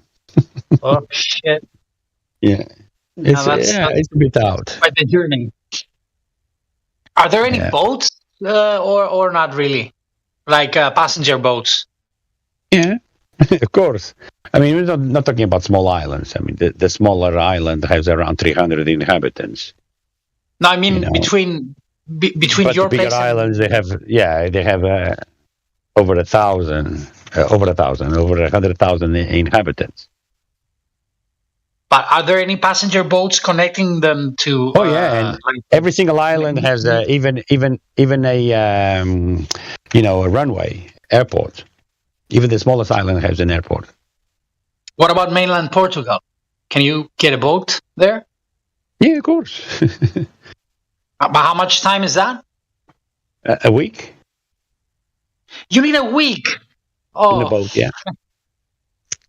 But with an aircraft, you do it in like 2.5 hours. Yeah, correct. Shit. Holy shit.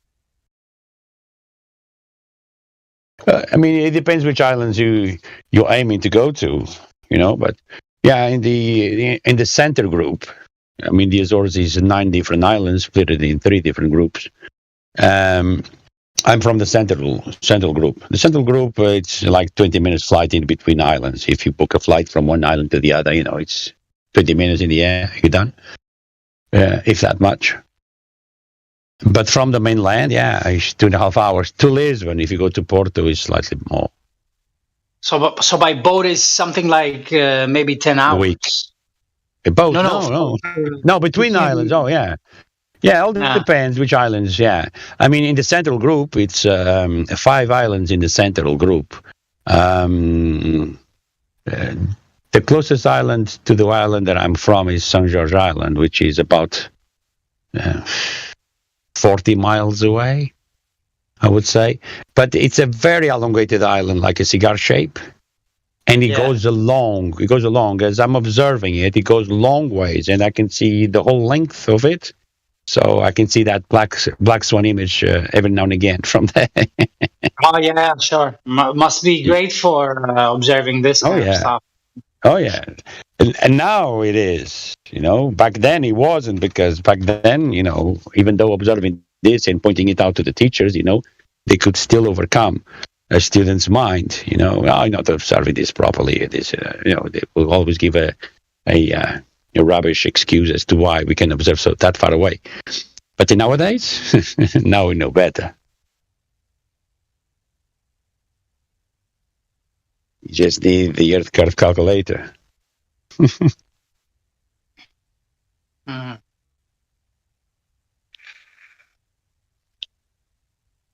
Sounds good.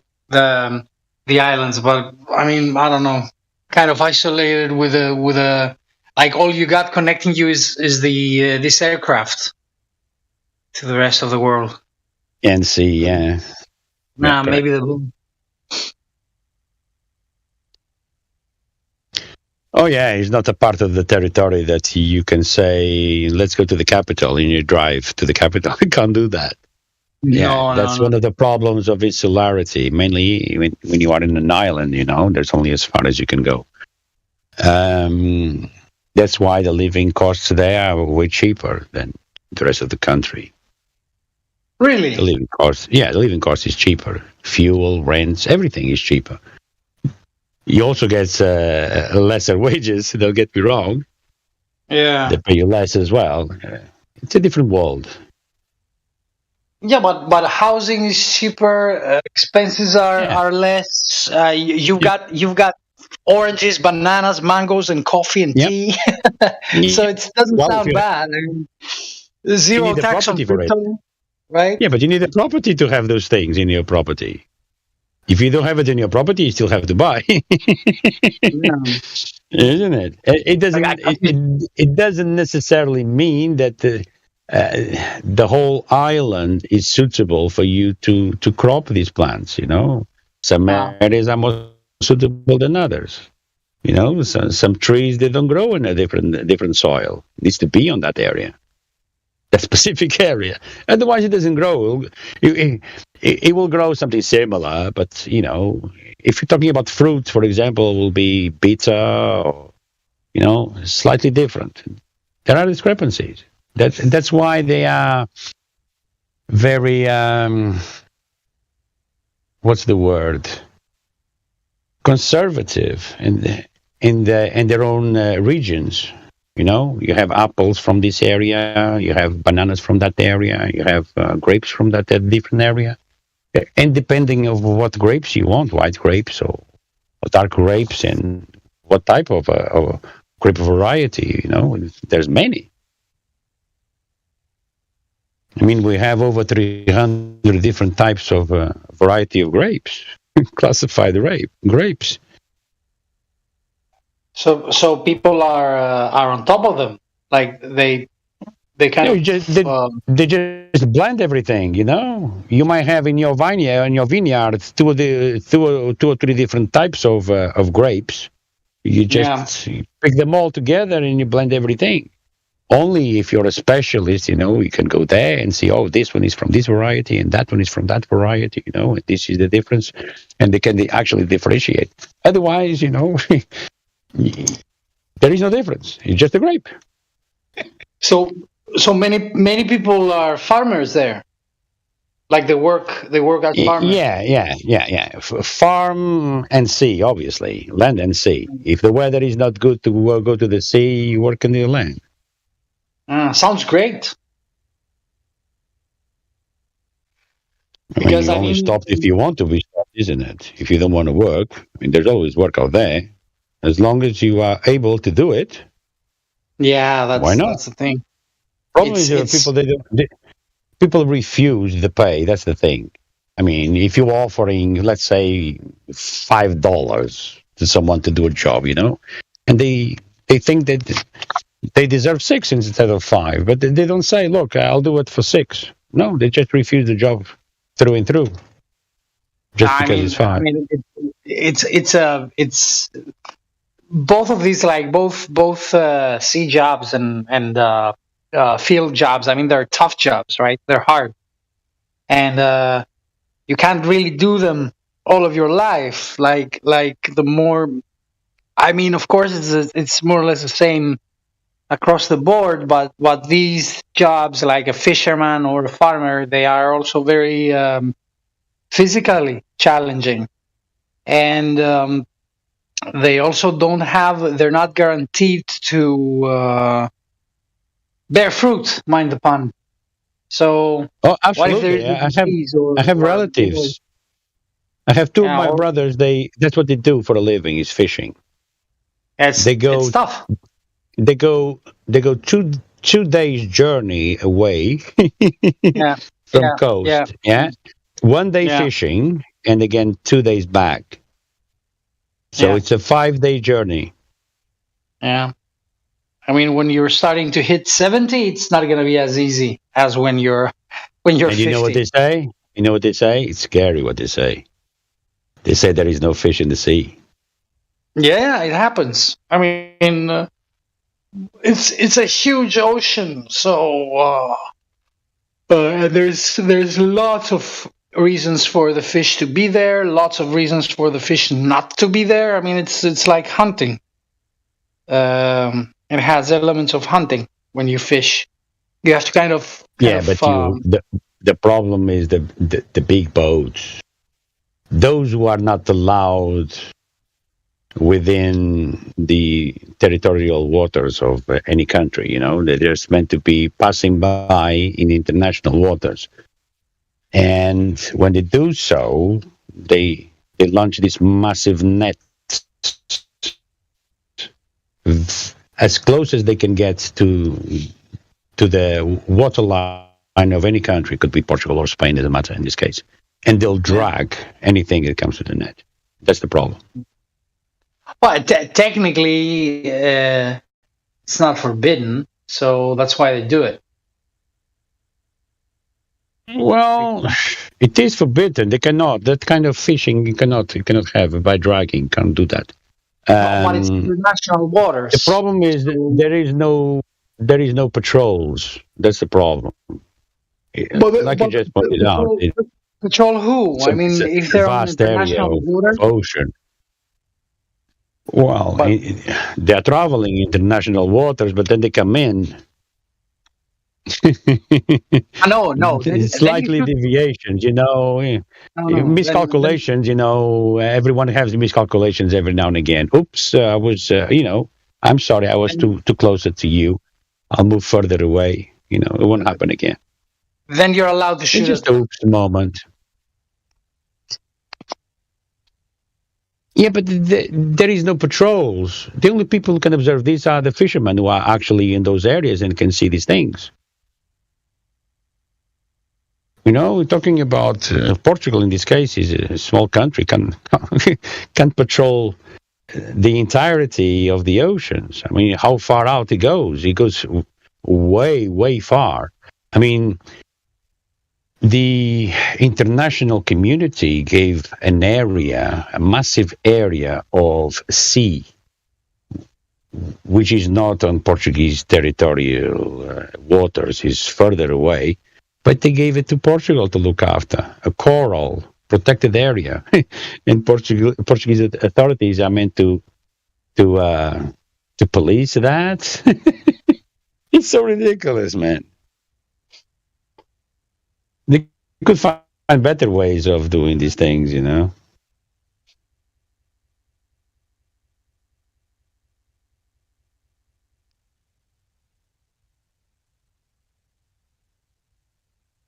Hi, Dan. Something about acceleration. Sorry, go ahead.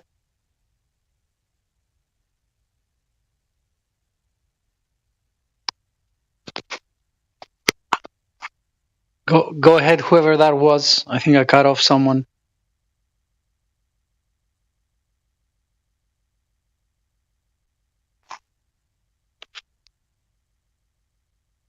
Mic check. Yeah, you good? Oh, okay.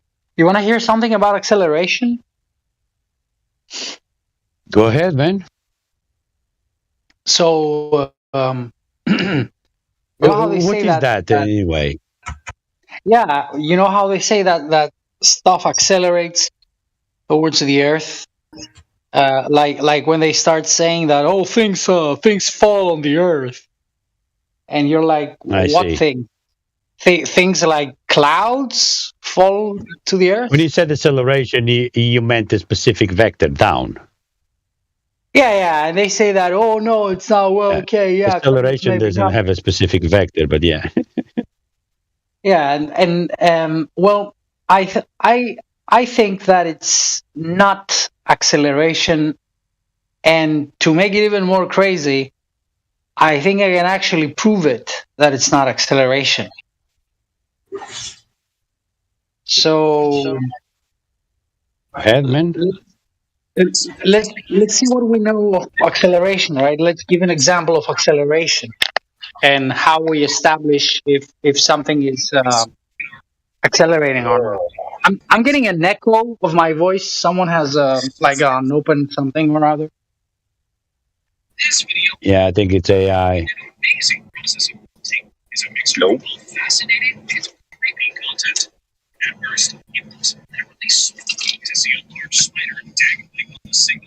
Yeah, it's AI is coming through.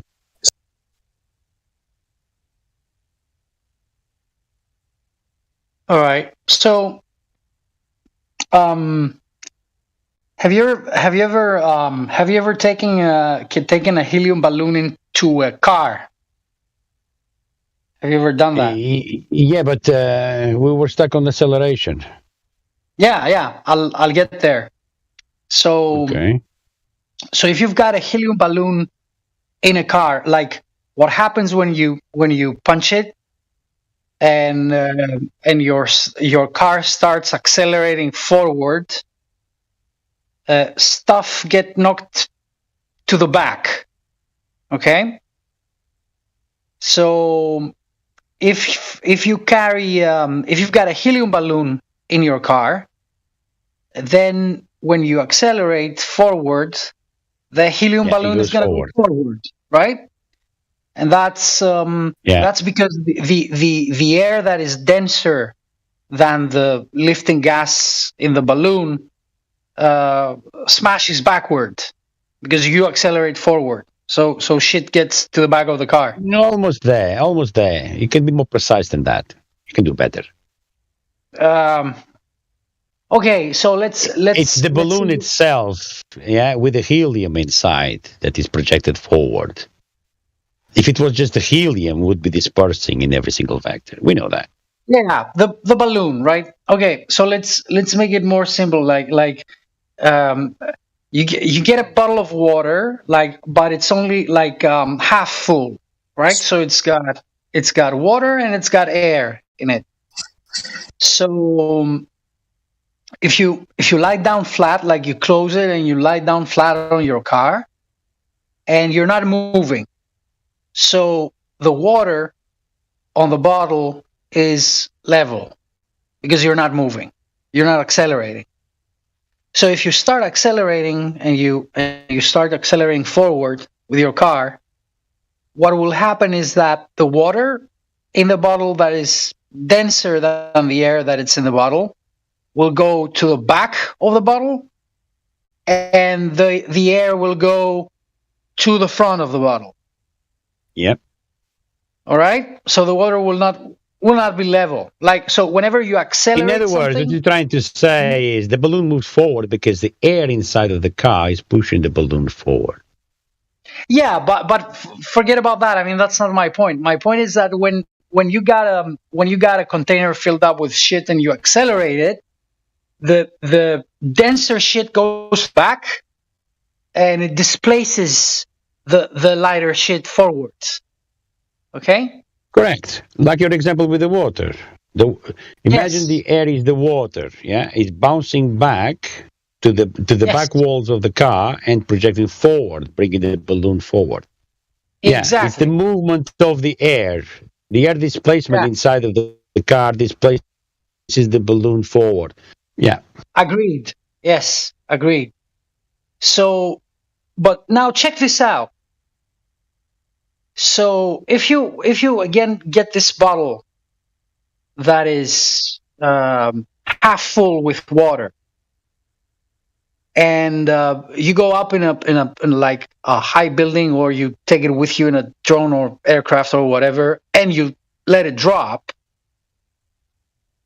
the water inside the bottle is not going to rush to the top of the bottle. See what I mean? I'm not following. Say again? So you mean a closed bottle, Francis? A closed bottle? Yes. Yeah, okay. So you get a bottle that is sealed, and it's half Yeah, I full got with that water. far. I got that far. Yeah. And it's flat down on the side of the car. No, now you start lifting it up, high up, higher and higher, Oh, and the then you let it bottle. drop. Yes. The bottle. And now. Oh, yeah, and you let it drop. Okay. You let it drop. So while it's dropping, the water inside the bottle does not rush to the top of the bottle, displacing the air to the bottom of the bottle. It's not doing that. So how can you the water is inside Mhm. the water is inside of a different system, isn't it? Closed system in this case, a bottle. Same with a car. Yeah, but different, isn't it? Why? I understand. The car with gas and the bottle with water. Yeah, take okay. Let's make it the same. So just so I make sure that I express it correctly. So you get this bottle that is half full. It's closed, okay, and it's half full with water, and the other half is air. And you put this inside a car, and you start punching it forward, like you accelerate forward with your car. So what happens to the water inside the bottle is that it slushes to the back side of the bottle because it's accelerating. All right? Yeah. You keep the bottle in place, like you keep the bottle motionless with respect to the car, like it's fixed on the frame of the car. And then you accelerate the car forward, so the water inside the bottle goes to the back side of the bottle, displacing the air to the forward side of the bottle. So when you accelerate the bottle, what happens is that the water gets to the back side of the bottle. Good so far? Yeah. I've got a question. Sorry to interject. Wouldn't that be the kinetic energy that's transferred from the tires that's affecting the bottle? Like I'm imagining a string from the roof of the car holding the same bottle. No. We already established the cause is the movement of the air inside of the car. This case is the bottle. The bottle with water with acceleration is projecting the water backwards, like the same way as a person inside of the car will be projected to the back seat. Mm-hmm. Yes. And then? So now, if you forget about the car, you take the bottle on your hand and you go high up, and you let it drop. So you're holding it a little bit there, like you're looking at it. You're waiting for the water to be at rest. So the water is on the bottom side of the bottle, the air is on the top side of the bottle, and you're letting this drop. So while it's dropping, the water does not rush to the top side of the bottle. Obviously. Yeah. So how can you call this that the bottle is accelerating? Is it accelerating? If it was accelerating, if the bottle was accelerating, shouldn't the water inside the bottle hit the top side of the bottle and stay there for as long as the bottle was accelerating downwards? Not just that, they will tell you that the bottle with water or without water will fall at the same rate. Yeah, that's not true. I mean, it doesn't. But that's maybe a tangent to what we're talking about. But yeah, I agree with you. That's what they would tell you, which is, I think, pretty much irrelevant to what we're talking about now. But wouldn't you agree with this, that when you drop a bottle that's half full with water, the water inside the bottle, which is free to move, it could move inside the bottle if it wanted to. Nothing is constraining it. Yeah, but the bottle inside of the water inside of the bottle, it's in equilibrium. As long as you just let it drop, if you don't force it down, if you just let it drop, its own way, for a lack of a better word, don't ask me what that is, its own way, will bring the bottle down. But there is no displace on the water to the upper walls of the bottle. It won't happen. The water will be in equilibrium inside of the bottle. Again, it's a container. Yeah. Even if it was a bucket and you let it go. Yeah, you're breaking up.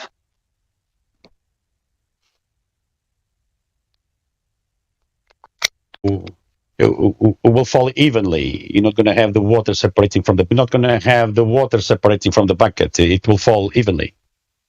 So it's not accelerating then. So the bottle is not accelerating, right? Well, acceleration is a variation in speed, isn't it? Yes. They need to prove that there is a variation in speed as well.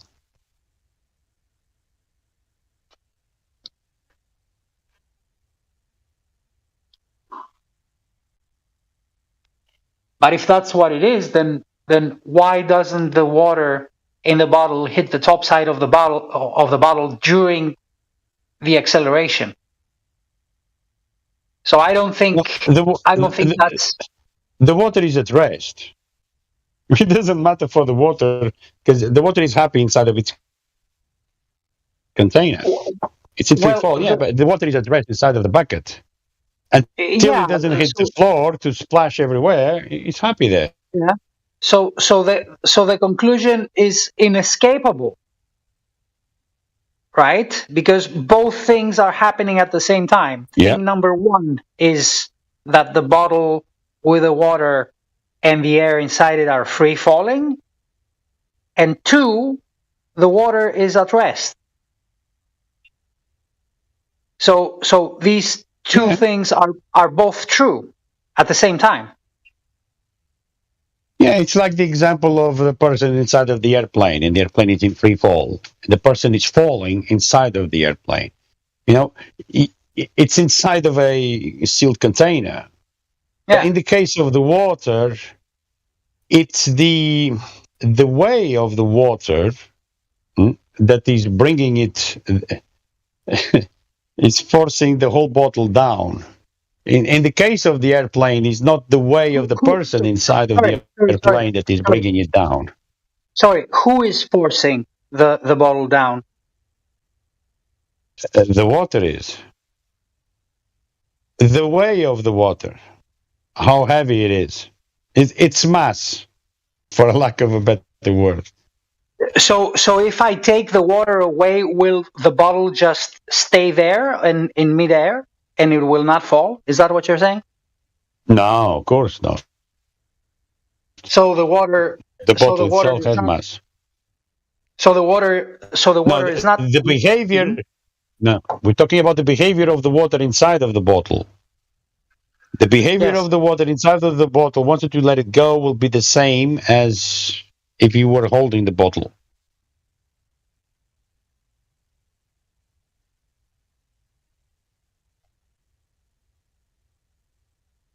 What I'm saying is it will fall evenly.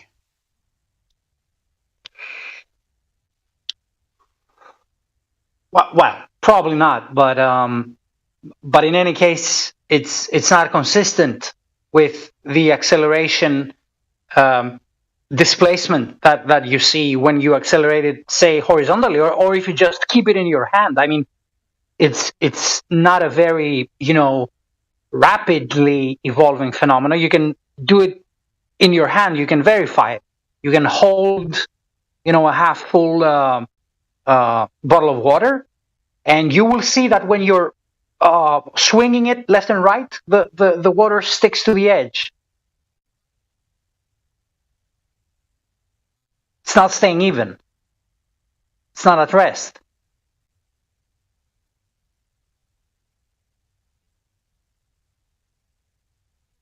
You there? Yeah, I'm here. Sorry.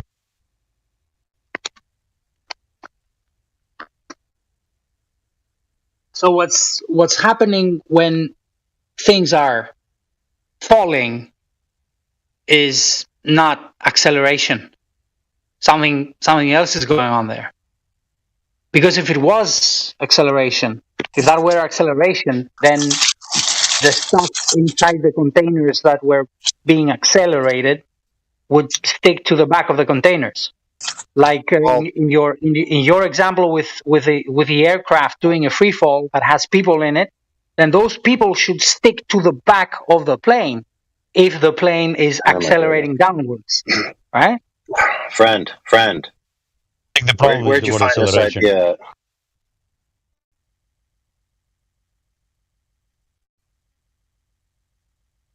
Did you come up with this idea on your own, or did you find it somewhere?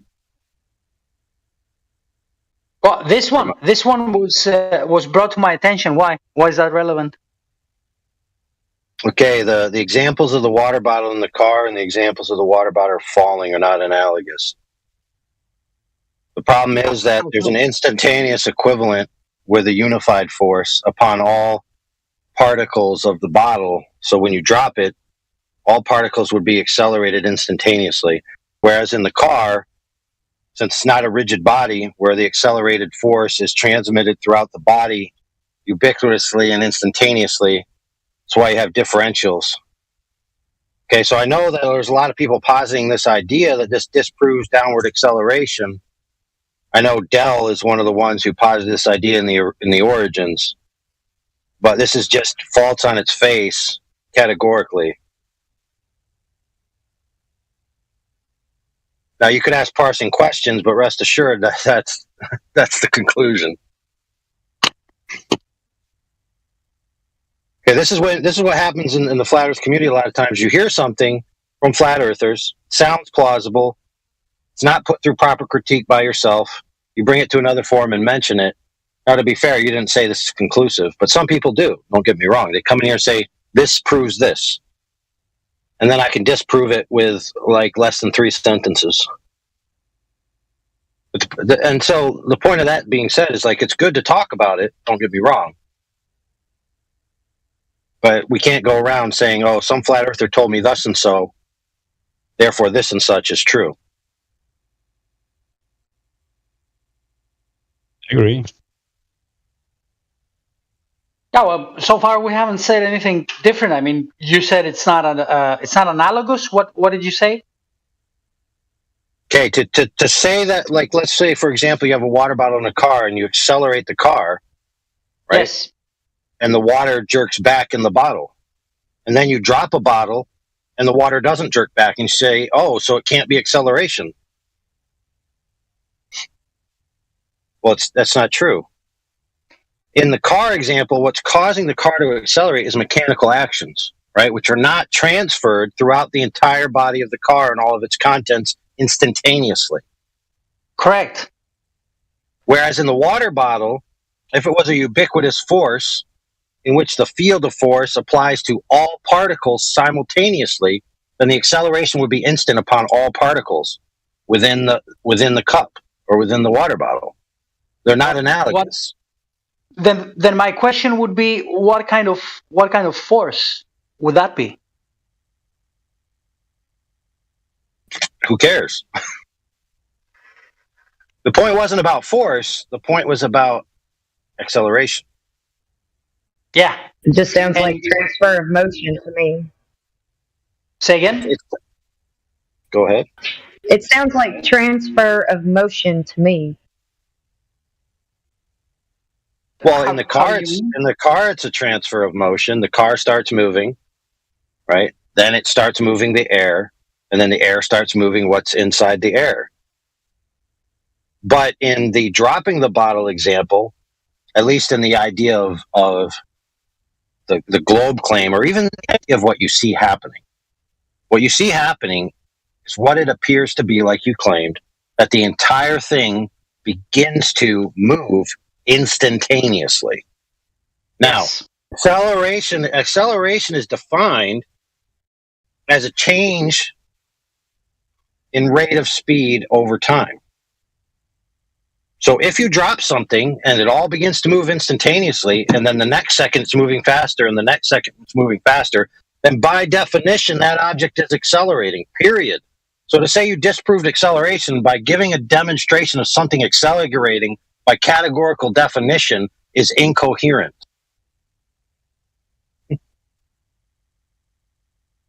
But then again, you would have to. Motion is relative, is it not? So doesn't matter. So when you define acceleration as the derivative of velocity, which in turn is defined as the derivative of space, then you would have to also define the whatchamacallit, velocity with respect to what? Like you would have to call one thing, ground zero or speed zero, and then define your. No, velocity. we don't. It's already established. Anytime you're talking about something falling down to the earth, okay, you've already established all of those things. The earth is the zero baseline. The distance from the earth is the increase. The direction in which it travels towards the earth is the vector. It's all defined. We don't need to go into extraneous definitions. Yeah, rest assured, if something is in free space away from the earth, it then is untethered from any obstruction, right? And it's denser than the surrounding air. What will it do? It will move towards the earth. That's what experience shows. There you go. So all those things that you asked are already defined in common experience. Down is towards the earth, period. Acceleration is a change in rate of speed over time, which is what the object does when it's released, if it's more dense than the surrounding medium, or if it's in a medium, or if it's removed from a supportive medium. Right? If it's a single object, right? But if it's a gas, that's a little bit different. Yeah, I don't disagree. But whenever I follow this train of thought, there is still a component missing.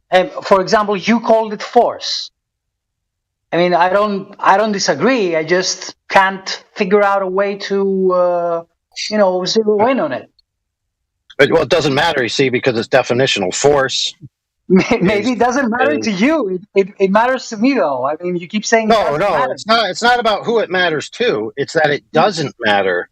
You don't need to define the force because the force is defined as a mass accelerating. So when you drop it, as soon as you let it go, it begins to move. True or false? Yeah, true. I'll give you that. Okay. So as soon as you let it go, it begins displacing spatial dimensions. True or false? Yeah, it does. It changes place. Correct. And in that process, yes, absolutely. And let's say it's headed towards the ground.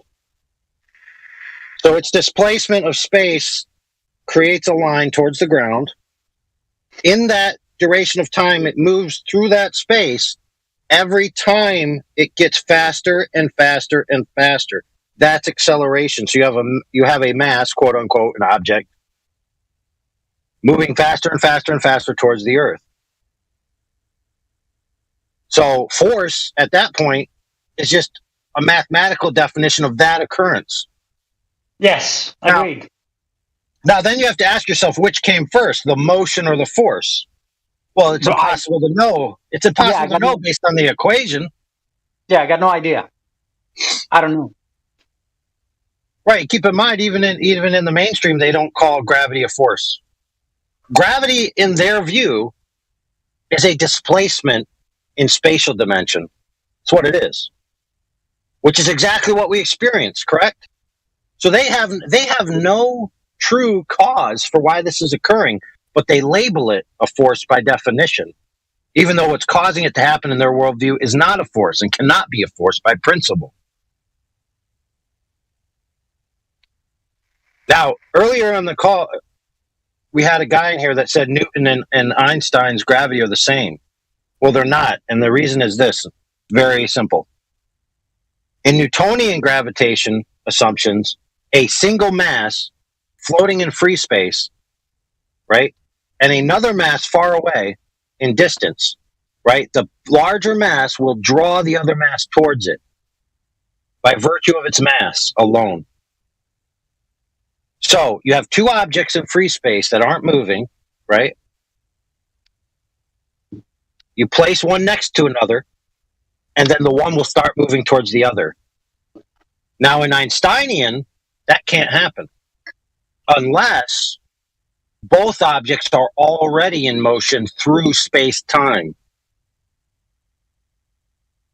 So there's a very distinct difference between the two paradigms. One, an object can start moving without having precedent motion, simply by the quote-unquote forces of the attraction between the two bodies. Whereas in Einsteinian, you need both objects to already be in motion. Now, you're going to start scratching your head here, because we already said which came first. The force or the acceleration, the force or the movement. So where'd you get your first motion from? That's the problem, is it not? That's like one of the oldest questions that you're asking now.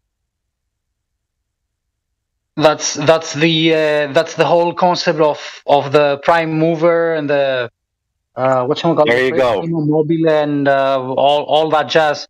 That the current Wikipedia paradigm is trying to explain this away with a Big Bang. That's what they say that the first motion came from. Right. But I also want to add to what you said that there's another fundamental difference between the Newton and Einstein stuff, and that's hold on a second. What about the smaller bang? I mean, the Big Bang brought everything into actuality, implying there was a smaller bang, no? I'm not following. What do you mean? What you're saying is, where there's no comparison for size, how can it be big? It's just. It's just the doesn't have to do with size. It has to do with it's hierarchically the first one. That's the idea. So why did they just say it's the first bang? Why the Big Bang? By saying the Big Bang, you implying that it was a smaller one. Because, in my opinion, it's because of PR reasons. It's more of a buzzword to say Big Bang, but if you say first bang, then you sound more pompous and more religious. But if you say Big Bang, it kind of jives better with a matter before mind kind of cosmology. Yep. Well, I got an experiment we can all do right now to show a coherent, demonstrable answer to the precedent cause of motion. So, just pick anything up in front of you, anything at all, pick it up. All right, do it. Make sure you actually do it if you're going to participate. So, I'm going to pick up my zebra cake and I'm going to eat a bite of it. Yum, yum, yum, yum. Now, why did that zebra cake move? Because you were hungry. Well, you could go down the chain of causation, right? Yeah, but that's what I my did. my hand grabbed it. Yeah, my hand grabbed it, right? But why did my hand grab it? Because you wanted to eat it. Right. But why did my hand grab it though? You could say because I wanted to eat it, sure, but we want to get into like why it actually moved. Well, the answer is that I willed my hand to move, and it moved. I'm saying the same thing that you are. Absolutely. So it's perfectly coherent and rational. Since you can't have an infinite causal loop where the where the cause comes after the effect. So, yeah, when you go back to the prime mover, all you need is a sentient agent. Boom, problem solved. So simple.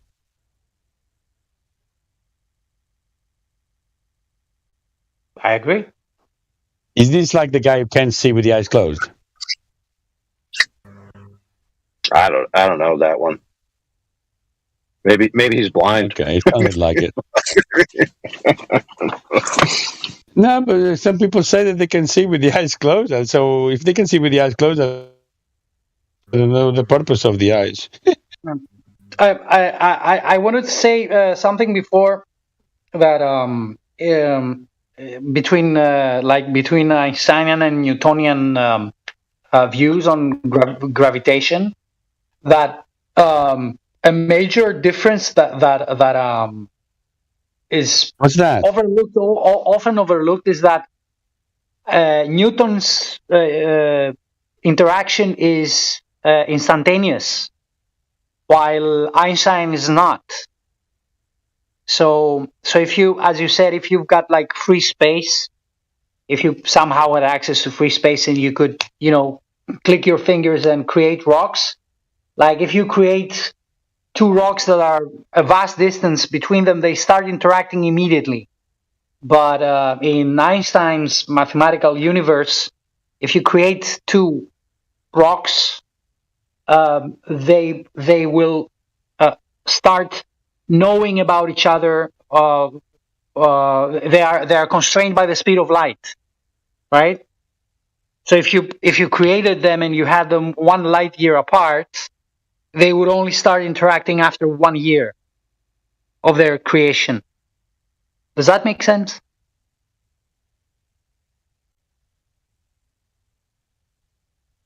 Sound check. It was clear English to me, yeah. Yeah, but that's what the that's a big difference actually. Where's the light you're coming from? From an assumed speed of light in an assumed vacuum.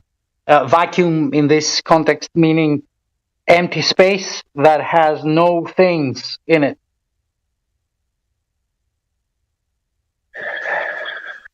So in other words, an empty space that is not empty. Well, the proper word for an empty space that isn't empty is hollow. A hollow space. Correct. So if we were to call space even itself hollow, that would leave a bigger question: what's the container of this hollow void? Reality itself. There you go. I don't know. I think reality is... Well, I probably shouldn't be saying anything after a beer. After a beer? Yeah, I don't drink. So 1 beer and you're out? Yeah, man. No, I'm kidding. Just sounded like, I don't know, I was just talking out my ass for a second there. You guys continue. No, you're not. It sounds like you need the beer. Sounds like you need the beer to take the brakes out of the tongue. But the tongue is... he's still with the brakes off. No, he's got a good philosophical point there, which is okay, like the Globers will say to the flat earthers, well, if the earth is flat and limited in scope, then what do you think, that reality just stops at the end? We'll be like, well, transversely, what do the Globers believe? They believe that space itself is expanding into something that's not space. So at the boundary, Yeah, the boundary of this, where does space that maintains the universe, what's it existing in? Nothing? Yeah, so they get mad at us for space expanding into space. they get mad at us for saying it's on a micro scale when they're saying the same thing but on a macro scale. Yeah, and it's okay for them to do it because it's so far away, right? It's way out there. And then it's yeah, plus all the scientists and stuff and the people have died that have clearly, been right, Yeah. Hold on a second. Like people...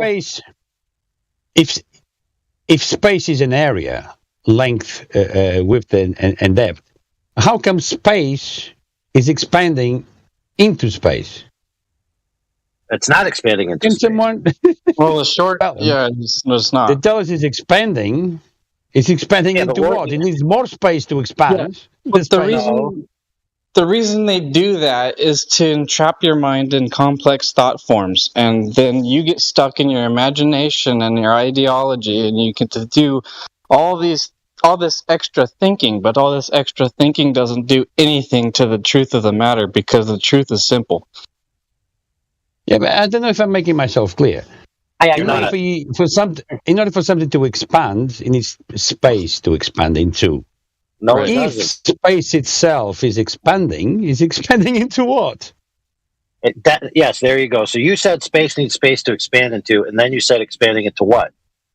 So into what is the correct answer because it has a question mark on it. They don't know what it's expanding into.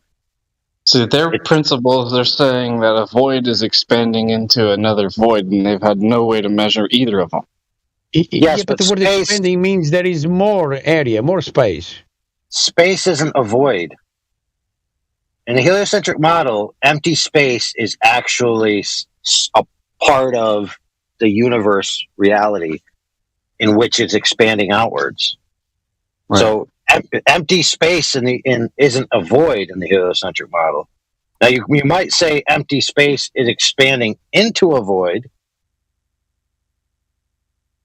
but even that kind of starts to sound incoherent. But the point that I was trying to make, and you caught on, is that they laugh at flat earthers, right, for similar problems and not realizing that this is a huge problem in their model that they have no answer for. Yeah, but they are convinced though that they can measure the speed of distant galaxies, and they are also convinced that those galaxies are made of billions of stars, and they're also convinced that those stars are similar to the sun, and that the sun is one of them, and that we're also into a galaxy. Yeah, you're going to need the radius value for the Earth. That is a very beautiful illusion, but it is an illusion nonetheless. It's still the same thing as taking the lights above your head and turning them into something they're not. Yeah, and you need the Earth to be a sphere. You need the Earth to have a radius value in order to progress in this, and also you need to assert that Venus is exactly the same size as Earth in order for you to use Kepler's third law and so on. So yeah, you're going to need a radius value for that first. But they don't know that. Most people are not aware of that. What you just said. Well, they're unaware that spheres and globes need radiuses. No, they're unaware that the whole paradigm of distant galaxies fucking off and stars being suns necessitate a certain radius for the Earth. Yeah, and a certain speed of light. They don't see that connection. Yeah, plus they can make all these fake calculations, but they cannot make anything close to a replica. It all starts and ends with the Earth's curvature or lack of thereof. If there is no curvature, there is no sphere, there is no planet. I mean, everything else collapses after that. Everything based on that foundation of the Earth being a sphere collapses on its own because the Earth is not a sphere. Not with a radius of 3959 miles, it's been proven. So definitely not a sphere. I don't think it's a sphere. I think it's a plane of existence. And, they can imagine about infinite space, but it doesn't bring it any closer. Oh, well, the Earth was measured to be flat, so. Right. A flat sphere. Oh, man. Dude, thanks. I just wrote some new lyrics. It's a plane of existence. I like it. Well, it's a planet without the T, so, it feels right to say it's a plane. Yes, but you don't want to live a plane existence on the plane of existence. You want to give resistance. Exactly. Yes, I like it. So that's a pretty good beginning of a verse. I like it. Yeah, I was going to say that. Just be careful with the big words, because people will get confused. Just you're talking about. It don't matter, dude. The whole point of it is to just rhyme the phonemes and the homonyms, or whatever they're called, with a beat in the background. You know what I'm saying? And then you spit a lot, and you make a lot of like highs and lows, and nobody knows what you're talking about anyway. It's just one big jam session. Yeah. And then, you see, my friend, then they have to look up the lyrics in writing. And then that's when the magic begins. Don't think anybody does that. It started to sound like a glober, just speak gibberish, and everyone has fun with it, That's not gibberish. Something hard to comprehend. The globers can speak gibberish about the globe,